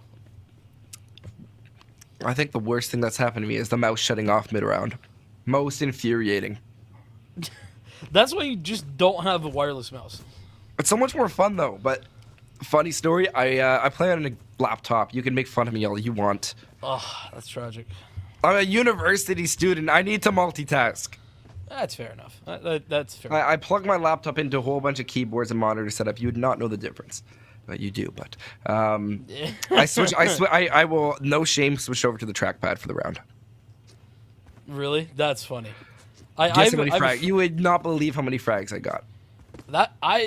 Actually, 0. You say that? I have okay. I was giving you more credit. Never mind. I have a friend who unironically plays with a trackball. I've always wanted to try that because I feel like that's so interesting to do. They're also like not bad at like shooter games. Like they're like, if you know what to flick, like Diamond and Apex and like LE and Counter Strike. Like they're pretty good. No. I'd love to try that. Have like a you don't want to try it. I've tried it. It's just not fun. It's just painful. I feel like if I learnt on that growing up, I feel like there'd be. I'm curious what the skill level would be. Well, that's what it was for my friend. But yeah, I tried his trackball once, and I was in pain. Like physically, my hands were hurting. tried one when I was super little. I was so frustrated because I could never get my thumb to twitch on time. And I guarantee that player that you're talking about was probably a console player to start. Alrighty, well, let's get into this action. Back into it. Cosmic Divide has been a pretty fantastic ultimate for Northwood. It's going to let him back onto the side. This time it's A for once. They've gone to A for the first time in like 4 rounds. Yeah, I do like that. The post plant has been good from Northwood as we're seeing a lot of things that are reminiscent of Haven. The push out from site, relatively little cover, let them expend their immediate utility to get back on a site, and then flip the script and go right back the other way as Froggy and Piggy are waiting to make their assault. Piggy to find one before they're refragged inside of Alley as Mizzou has even man count, finally going for the defuse. Will the Axel not able to be sucked by the gravity well? It won't matter as the defuse is once again being attempted. They're gonna have to spray right on through, hit by the Nano Swarm, and a great round from Northwood to continue this comeback, moving it 6-4. Oh, tough luck there. Benji gonna go down to the spike at the very last of moments, but actually that will put some pressure on the economy of Northwood, considering that Ferbsa will have to buy Ollie, and it's sub 1,000 for a couple of these players. They're not broke, but it's a little bit worse than they would have liked. But we are headed right into the last couple of rounds of this half, last 2 specifically, and this is now time for Mizzou to get back in the game. They've got to figure out a way to do so. Yeah, it's going to come down to these initial frags. Will they get the plant dip to find one early? And it's going to be an immediate refrag as there's all this pressure coming in through mid as Dark is able to refrag onto Miss Piggy, all resulting in positive trades for Northwood as they move towards B site. It's like a switch was flipped here between like the first 6-7 rounds and now. I mean, Northwood, they've not put a foot wrong for the last 4 in a row. It's ridiculous. They're doing it here once again. A very swift split towards mid. That's not something they've done before. Actually, I don't think they've even been in mid other than dying there when they tried to push through B. Yeah, it's interesting to say the least. And as we're running into the dying seconds of the round, Spike's been planted for Northwood. It appears they're opting to go for the rotate back and save as Froggy collects their frag. They have their ultimate ready. They have nothing left to gain from pushing this round. They have their gun. They have utility for next round.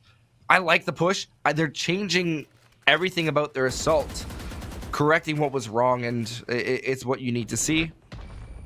Enough said. Well, exactly. And it's actually not even... Well, oh. That's very nice. That insult Making sure injury. to take an extra gun out of the hands of Lobster, but it's not even anything that's all that specific. It's just the coherency that Northwood had early on was not there.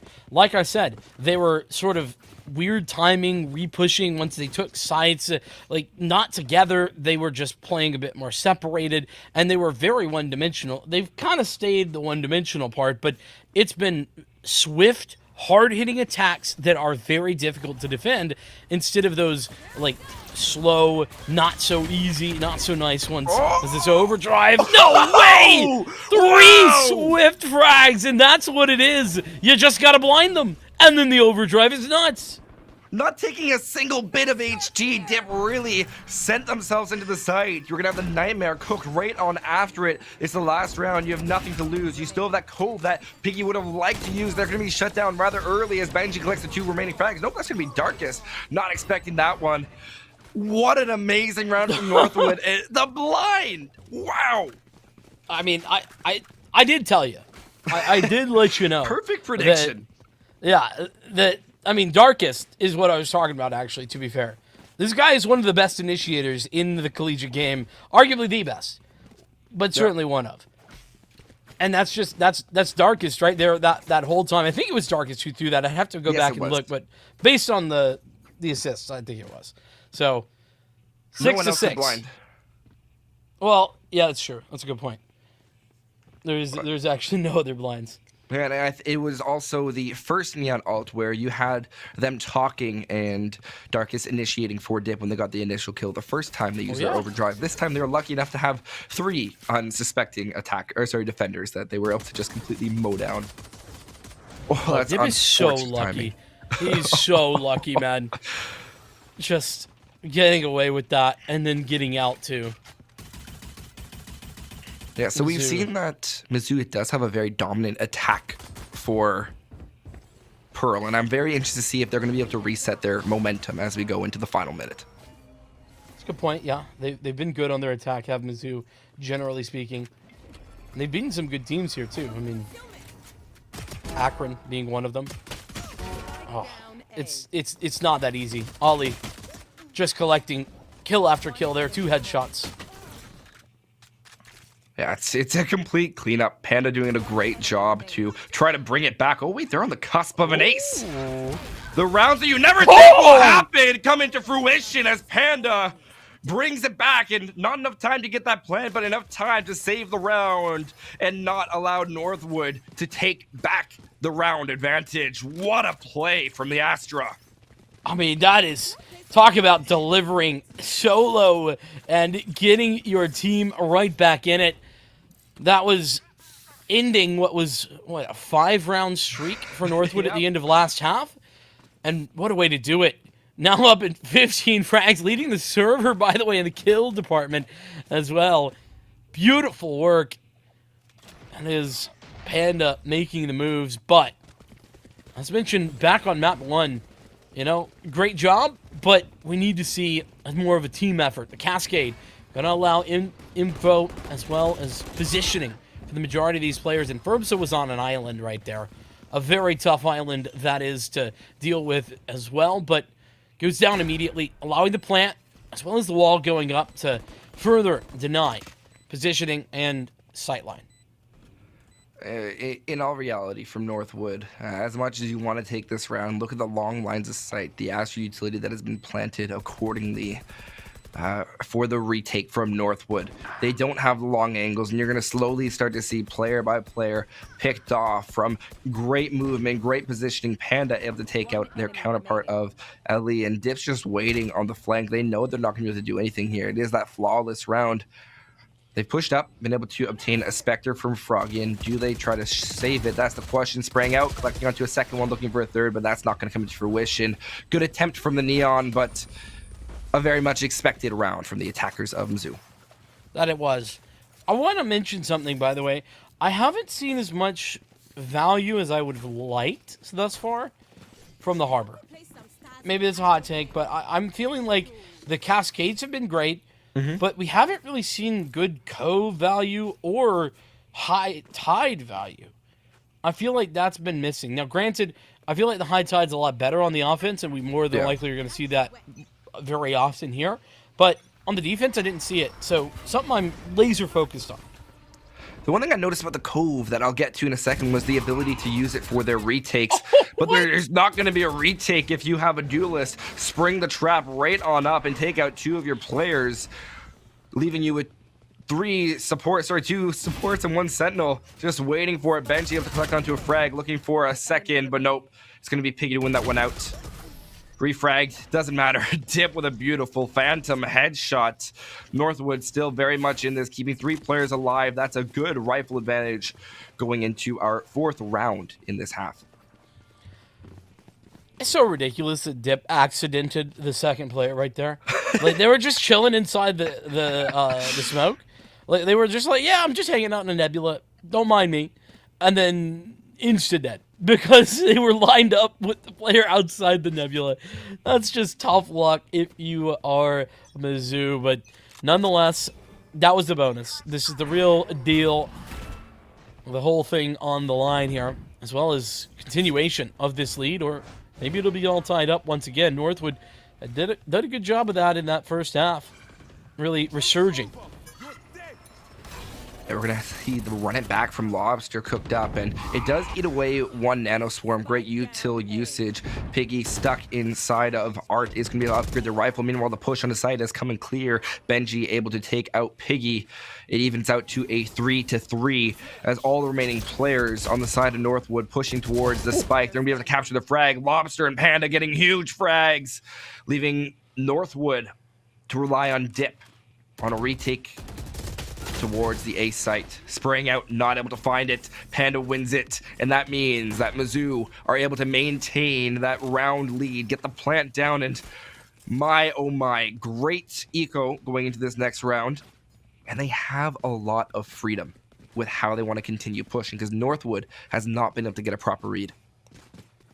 Give us this third map. I'm so hyped to potentially see Icebox, to be honest with you. That, of course, a little bit away potentially, though. Northwood still have a chance to make this comeback, but their comeback hopes, they've been dashed somewhat.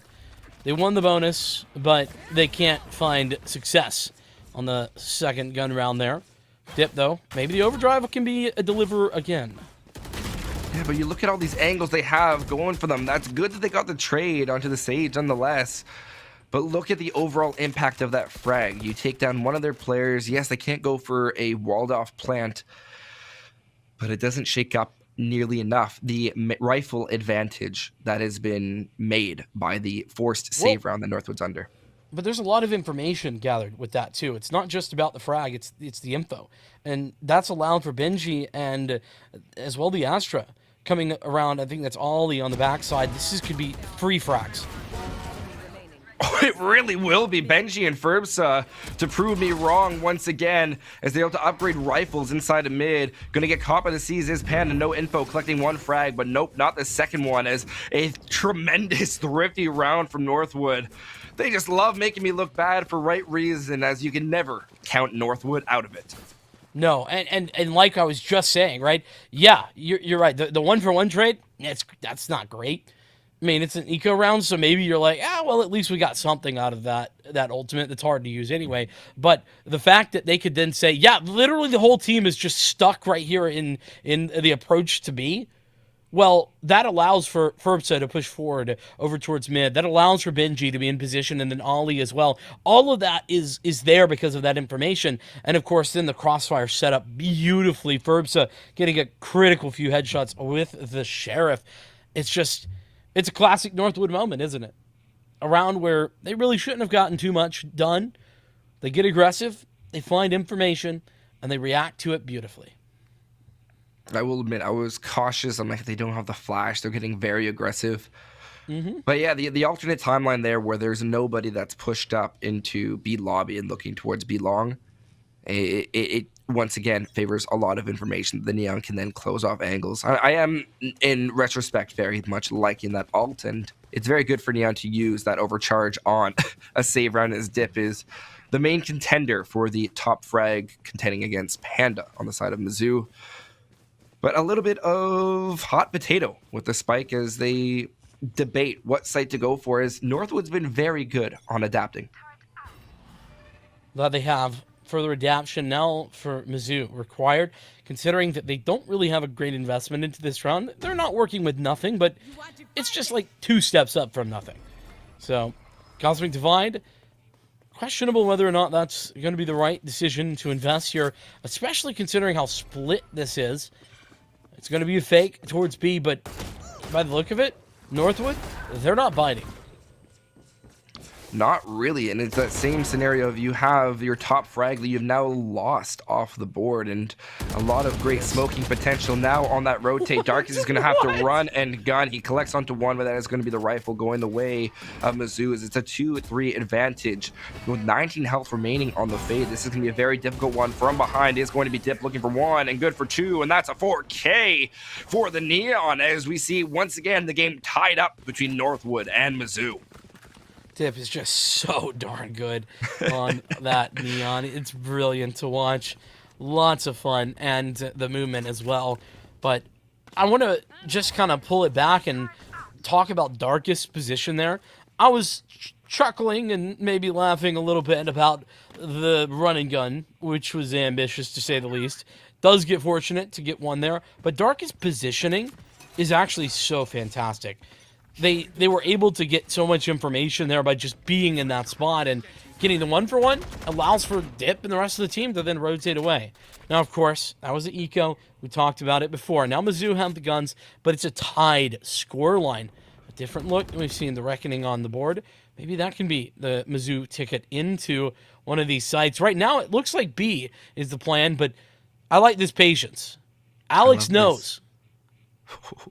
It's very interesting to see Alex waiting for the Neon, looking the wrong way. It doesn't matter, they'll flick onto the head of Dip. There goes the top frag of Northwood as the trap has been sprung onto A. Beautiful shot from Darkest. They're going to go and throw down any sort of molly, delay this push.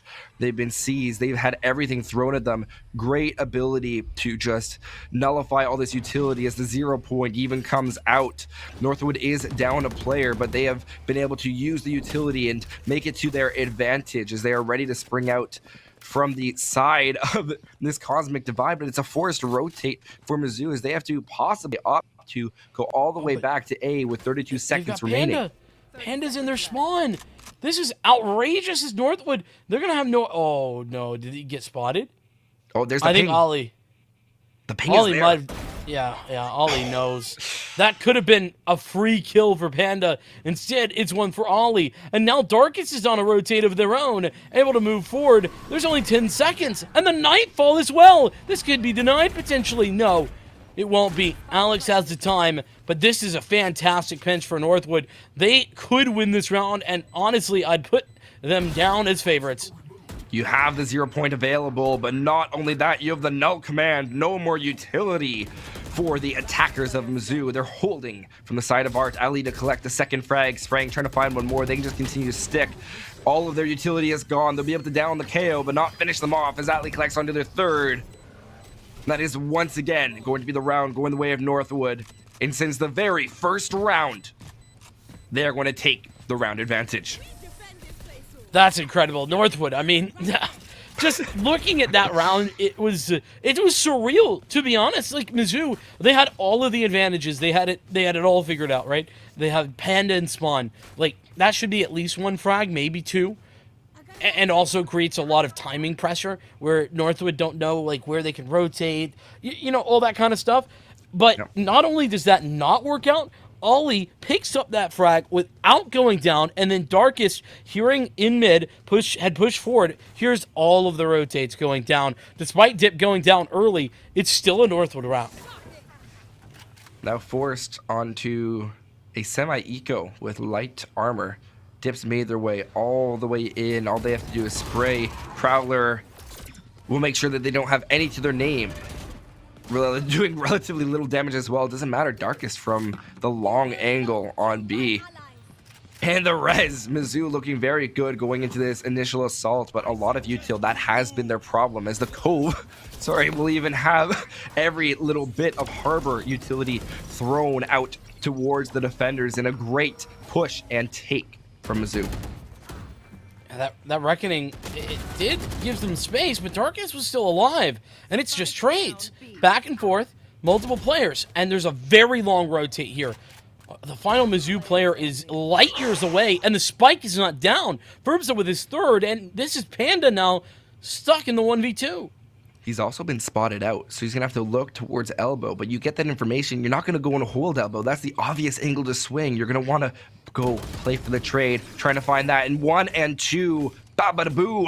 And Furbza, a beautiful 4K to extend the lead to 2 for Northwood. 2 rounds, from winning out the entire finals. Indeed. This is incredibly impressive, booking their ticket towards the main CECC event, and this would be beautiful to say the least. If you've been here earlier, you know Northwood actually they weren't just competing in, they also competed, I think it was a Rocket League that they competed in earlier. Won that as well. There's the High Tide. Finally seeing some use. I like the passive usage of Harbor's High Tide so far. I think it's just a matter of using it to clear area in a very exclusive way to keep control of it. In that scenario, Ali and Benji have ensured that High Tide did not do anything for Mizzou, as they've pushed up and been forced to rotate, trying to find a reconciliation frag at that, holding for these angles, passive at best. And with just 3 players alive against the 5 of Northwood, there's a lot of question marks, and Dip is about to answer one of those questions now. But Piggy, super ultra prepared as Ollie goes down as well, sort of caught in no man's land. Big adjustment now and upgrades for the Mizzou squad will put Northwood in a bit of a weird spot. That 0 point doesn't catch anything. That's tough. Darkest has no information whatsoever about where this push is going. They are forced to relegate themselves back, and Fade could get caught in a very undesirable position. Benji swinging out, trying to find their pick. They'll find 2! Almost the 4K on the round! All left up to the Harbor. Second High Tide is going to be cooked out. Not expecting the great positioning of Furbza, as the defenders of Northwood have an absolute crazy string of rounds, leading them towards match and series point. Beautiful, beautiful stuff for Northwood. And I mean, Mizzou, right this moment, this is still winnable. I'm not saying that they can't bring this back, but they've got to be kicking themselves right now. No, they were up 6-1 at one point, and then they lost 5 rounds in a row to lose out the half. Won the pistol, and they found 1 round since then. 1 round. Northwood have been on a comeback trail ever since they found those first few rounds in the first half. Back to the Cosmic Divide. This Cosmic Divide clearly setting up a plan. The spray will be out. No. There's 2, but one of them was on to the run it back from Phoenix. Darkseid able to take out Alex, leaving it at a 3-4 man advantage for Northwood. Looking to end this one off. You still have the Cosmic Divide up. The Fade has to go for the plant as they've been caught. The Cosmic Divide falls, and it's all going to come down to how would these play these angles. Spike has yet to be planted. Prowler will go and find the Phoenix. Stars still ringing out. Froggy and Panda to find their frags. Furbza and Darkest to fall. All left up to the 2 remaining players of Northwood. 1 in heaven, 1 coming from B-Link. Great use of Phoenix's wall. They have not gotten this plant yet, and they could play for that. Ali collects a single frag. Plant being attempted. Spraying towards screens. Is it the find one? Is Benji all left to the final player of Froggy, but it will not be enough as Ali collects the final kill. Benji goes to the defuse, and Northwood has qualified for the... Oh my god, how do you swing that? Just incredible. Northwood, just, one of the best teams, the best team in the collegiate space for a reason. We already knew that, but to see it happen live right here, the CECC Midwest Regional Qualifier, tickets now booked for Northwood. I mean, we were expecting it, but still booked for the main event in Texas coming up. I mean, gotta say that Mizzou put up a great fight, but I really think that they probably should have been able to close Pearl. It just feels like that should have been the case, though. Props to Northwood for the comeback. They definitely were the ones to architect that. And, they were playing with Mizzou in the most unreasonable ways on that defensive side. Yeah, I wanted to see a little bit more from the Harbor on Mizzou. I feel like that was something that was very well adapted throughout the game. And I think the Northwood will continue to rise, and I'm really looking forward to see their performance. And it's like you said, they're the best in the collegiate scene.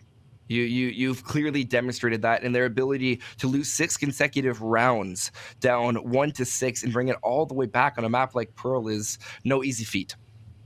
No, it's not. And, all of the talking point, the conversations that we were having prior to this game about how, if there was a team that could maybe push Northwood to their limits, it might be Mizzou. I think that is still true. It's tough, really, that Mizzou has to be in the same region as Northwood, because they're a great team, and honestly, if it wasn't for the fact that they had to play Northwood all the time, they might be seen as even better. That said, we do get the final outcome, 13-6 and then 13-9, back-to-back wins for Northwood. I think that at the end of the day, my takeaways were this. Now, I agree with the fact that Harbor might have been a little bit better, or could have been a little bit better, but realistically, the individuals just stepped up big time. Dip came alive in the second half, and the calls were so incredible. I think Dip's still doing the in-game leading as well, and if that's true, whoever's doing the in-game leading, I felt like just called a near perfect half in the second for Northwood, and that really was what it was, more so than anything else. Yeah, you got a very fair point there. And my closing remarks on the matter of that game is that we had Northwood. They've consistently proven their ability to adapt. You said the individuals stepping up, but they weren't alone. You saw we saw Darkest once again. Those assists, man, oh man, and just playing together with your team, setting your team up to give your duelist that confidence to swing, that advantage going into the gunfight. That's what makes Valorant. The ability to come back and completely play around and outsmart your opponent. Those assists, courtesy of Darkest, making it possible for Dip to have some of those incredibly important rounds with, we were talking about the overdrive constantly, but, it is a huge portion of some of those turnarounds that we've been talking about. That said, that is going to be the victory for Northwood. Don't know if we're going to get an interview, but before we do go to a break, I want to once again remind everybody that this Midwest Regional Qualifier is brought to you by Zip Chair and Dream Seat as the official gaming chair of the CECC. Make sure that you head on over to zipchair.com to elevate your gaming chair today, just like I have. It is worth that. Do not mistake. With that said, we're going to head to a break. We'll see you in a bit.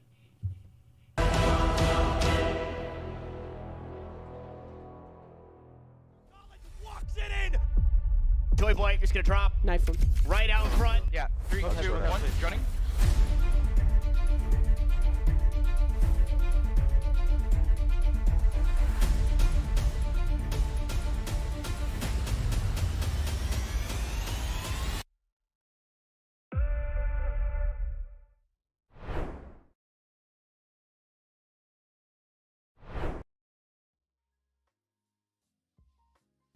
Hello everybody and welcome back to ECAC Plays of the Week, and it's not just any week this time, it is the playoffs. We've got 8 incredible clips and I'm super excited to jump into them. My name's Septilence, I hope you're ready to hop into the ride because it's going to be a great one.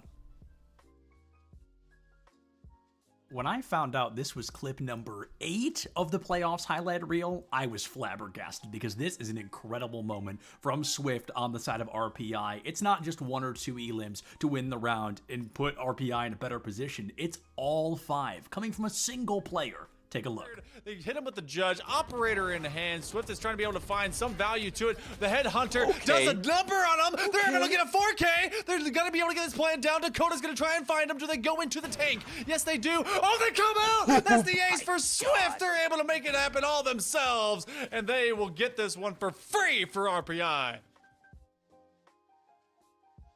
Clip number 7 tells a pretty amazing story as well. Ball State already up 2 games in a best-of-7 series, and they find themselves tied 2-2, less than a minute left on the clock. Perhaps a little bit more pressure than they'd want there in game number 3, but it's Daffy from Ball State that takes all the pressure and immediately relieves it from the team. Find it back, pass to Daffy, bar down and in. Ball State will not be denied a game. Crossbar has been doing a heck of a job here for Hartford, keeping the ball out of the net, but it only lasts for so long as Daffy's able to get... Playoffs call for one thing: unconventional plays and crazy moments. And I knew this was going to be a crazy moment when the clip started with me looking at the casters. This stock comes through so fast from Northwood that we couldn't even get just the gameplay in the clip. It wouldn't be long enough. It is an incredible moment from SGP, and it just goes to show how good Northwood continues to be. See, seconds into the match, and SGP's got a spike, a 0 to death at that. Brother, that was literally 1 down here. After Fireball, bro, please. Oh, and now we're playing this dangerous game at the ledge. For clip number 5, we're jumping into one of my favorite games, and we get the chance to see one of my favorite ultimate combinations in the game right now. The Roadhog ultimate and the Kitsune Rush from Kiriko. So unbelievably strong, and it really helps Newberry kind of snap back in a moment where they were struggling to gain their footing once again. To deal with that Nano Blade. You really just have to get around the protection Suzu and the Sleep Dart. Well, there's the whole hog, there's the Kitsune Rush, and there goes the lives of Alfred State. Depressus is going to find a third. That's going to be a team kill. Kitsune Rush plus whole hog. Overpowered, I swear. Clip number 4, not quite on the podium, but still very, very impressive. Emery and Henry versus St. Lawrence going head-to-head. Both teams, 2 players left, but Hispanerd wants to clean up their opponents as quick as humanly possible, and quick they certainly were. Yeah, little in fact, PhD actually stands for pretty heavy dude, because Dr. Mario might as well be ahead with how he hits and how hard he can be to kill sometimes. The fact that he has Mario's hitboxes, his get off the tools, and these kill confirms at ledge, like I said, throw confirms. At the beginning of this video, I talked about the individual presence a single player can have to make or break success for their team. Keller from Fisher College proves that point in its entirety by dropping a 4K against Ball State University and removing any iota of wind from their sails on Kings Row. They could potentially use to be able to make something happen here. Now Ravenstrider is going to use the Kitsune Keller! 2 kills inside of the oh my word, inside of the Dragons, and now they're looking for a 4K. For our silver medal spot, our second clip here in the highlights of the playoffs is going to go to none other than Lackawanna. They have peppered themselves in these highlight reels week after week, and when they entered this upper bracket round 1, they immediately wanted to send the message they were there to win. That's a big reason why Barton shouldn't be feeling too hard done by if they lose this series. That's a beautiful play. And our number 1 gold medal clip of the ECAC playoff highlights is a beautiful moment from Hybrid, one that left my jaw on the floor. Let's see if the same goes for you. For the team, it means a lot, right? Hybrid lurking in front, annihilate for giving, yeah! Blows up that entire push. And as much as I hate to say it, folks, this is the final ECAC top plays of the week here for the fall split. It's a sad moment, and I'm really glad that I've had the opportunity to sit through this with you week after week and really highlight these individual players, because as great as the team play can be, it's awesome to see these moments where one person can make or break such an incredible moment for their team. I have been Septilence. You have been wonderful in rocking through all of these weeks with me, getting to see all these wonderful moments, and I'm looking forward to seeing you in the spring. But until then, check your posture, drink some water, don't forget to love each other, and I'll see you on the other side.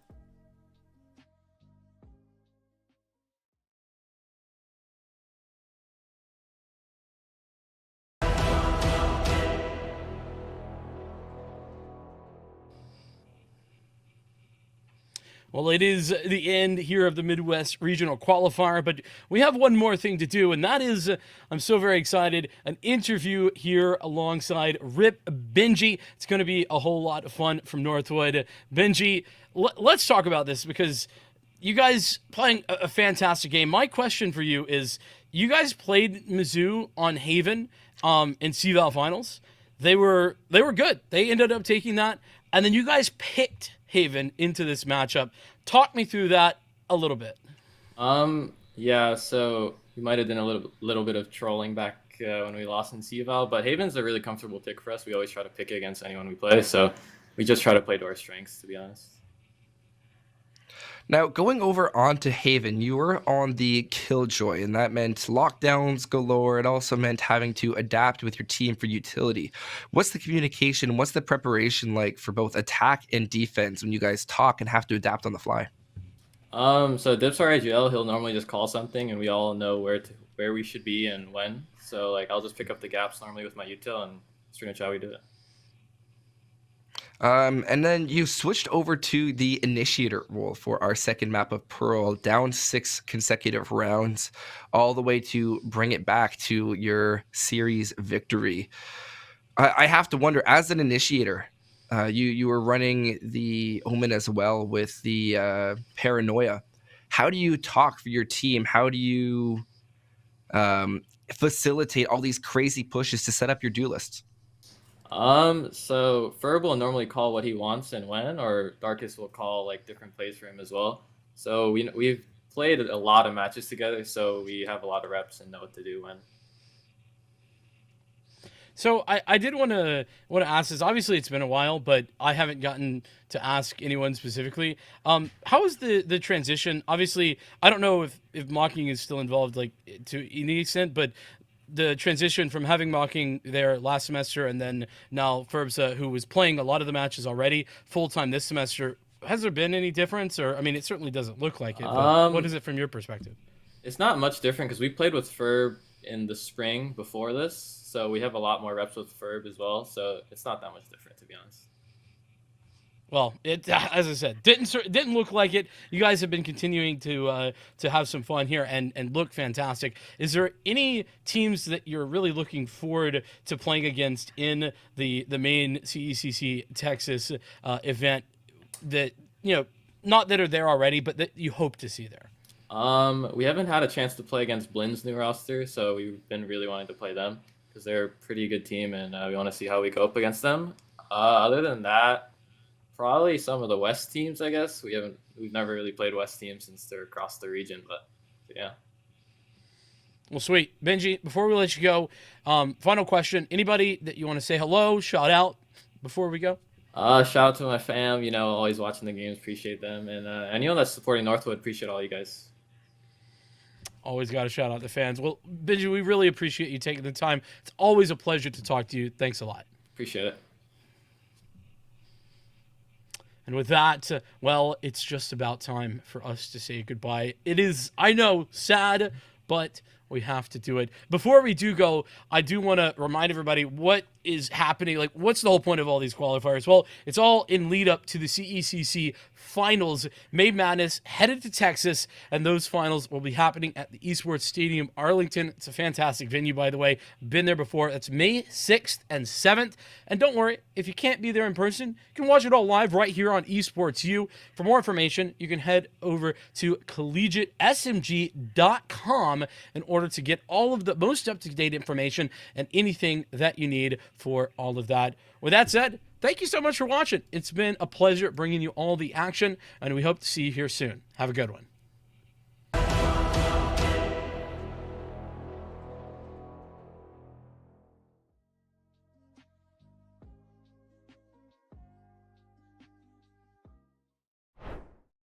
Welcome everybody here to the top 5 plays of the week from Esports U. Clutchkey here to help you bring those 5 plays, and we got one from each game lined up. Let's start with play number 5, and this one takes us to Rocket League, where the Bulldogs of Louisiana Tech and the SUNY Poly Wildcats squaring off. But for the Bulldogs, they show us why the saying goes, teamwork makes the dream work, with insane passes and a goal to end it. The options have to go and recover defensively because that's a big long clear. And, well, the long clear can either catalyze an offense or bring into situations like this. Jazz leaps up for the shot, knocks it home. Now, the Wildcats were able to take a game off the Bulldogs, but in the end, Louisiana Tech would go on to win the series 4-1. Coming in at number 4 is from League of Legends, and it's the Army West Point Black Knights and the Lethbridge College Kodiaks playing in a USA versus Canada game on the Rift. But down 2 people mid-game, it was looking kind of like the Black Knights had a challenging fight coming up in top lane. But then again, the Army isn't called tough for nothing. 2v4, by the way. Now a 3v1 into another 3v1. This is Army West Point just doing the duty list, right? That is almost a full ace. Yeah, the minions will help him out. That is an ace. Now, that was in game number 1, and Army West Point would go on to win the entire series 2-0. Let's go to number 3 now in Overwatch 2 action, where the Great Danes of Albany and the Bulls of South Florida squaring off. First map on Oasis, and things started to look good for South Florida to flip the point. Unfortunately for them, one player was hitting shots, and one player was showing why Doomfist has Doom in his name. Getting 2 picks, although that comes out right back. Bob is out on the floor. Ski gets 2. Ski gets 2. This is just an annihilating fracture here from Ski. It's unbelievable. The fight continues on, and it looks like it's going to be a fight win here for Albany. Albany would go ahead and take that game and take on the sweep as they would defeat South Florida 3-0. 2 spots left on the countdown, and coming in at number 2 is Super Smash Bros. Sauce from the Fisher Falcons taking on Neo Joe from the St. Thomas Aquinas Spartans. It's Mario taking on the Pokemon trainer with the Squirtle out, but don't let Sauce start cooking, or they could lay the smackdown on you. Sauce, there's a couple of Mario players kind of making waves right now, but it's about what Sauce is doing right now to Neo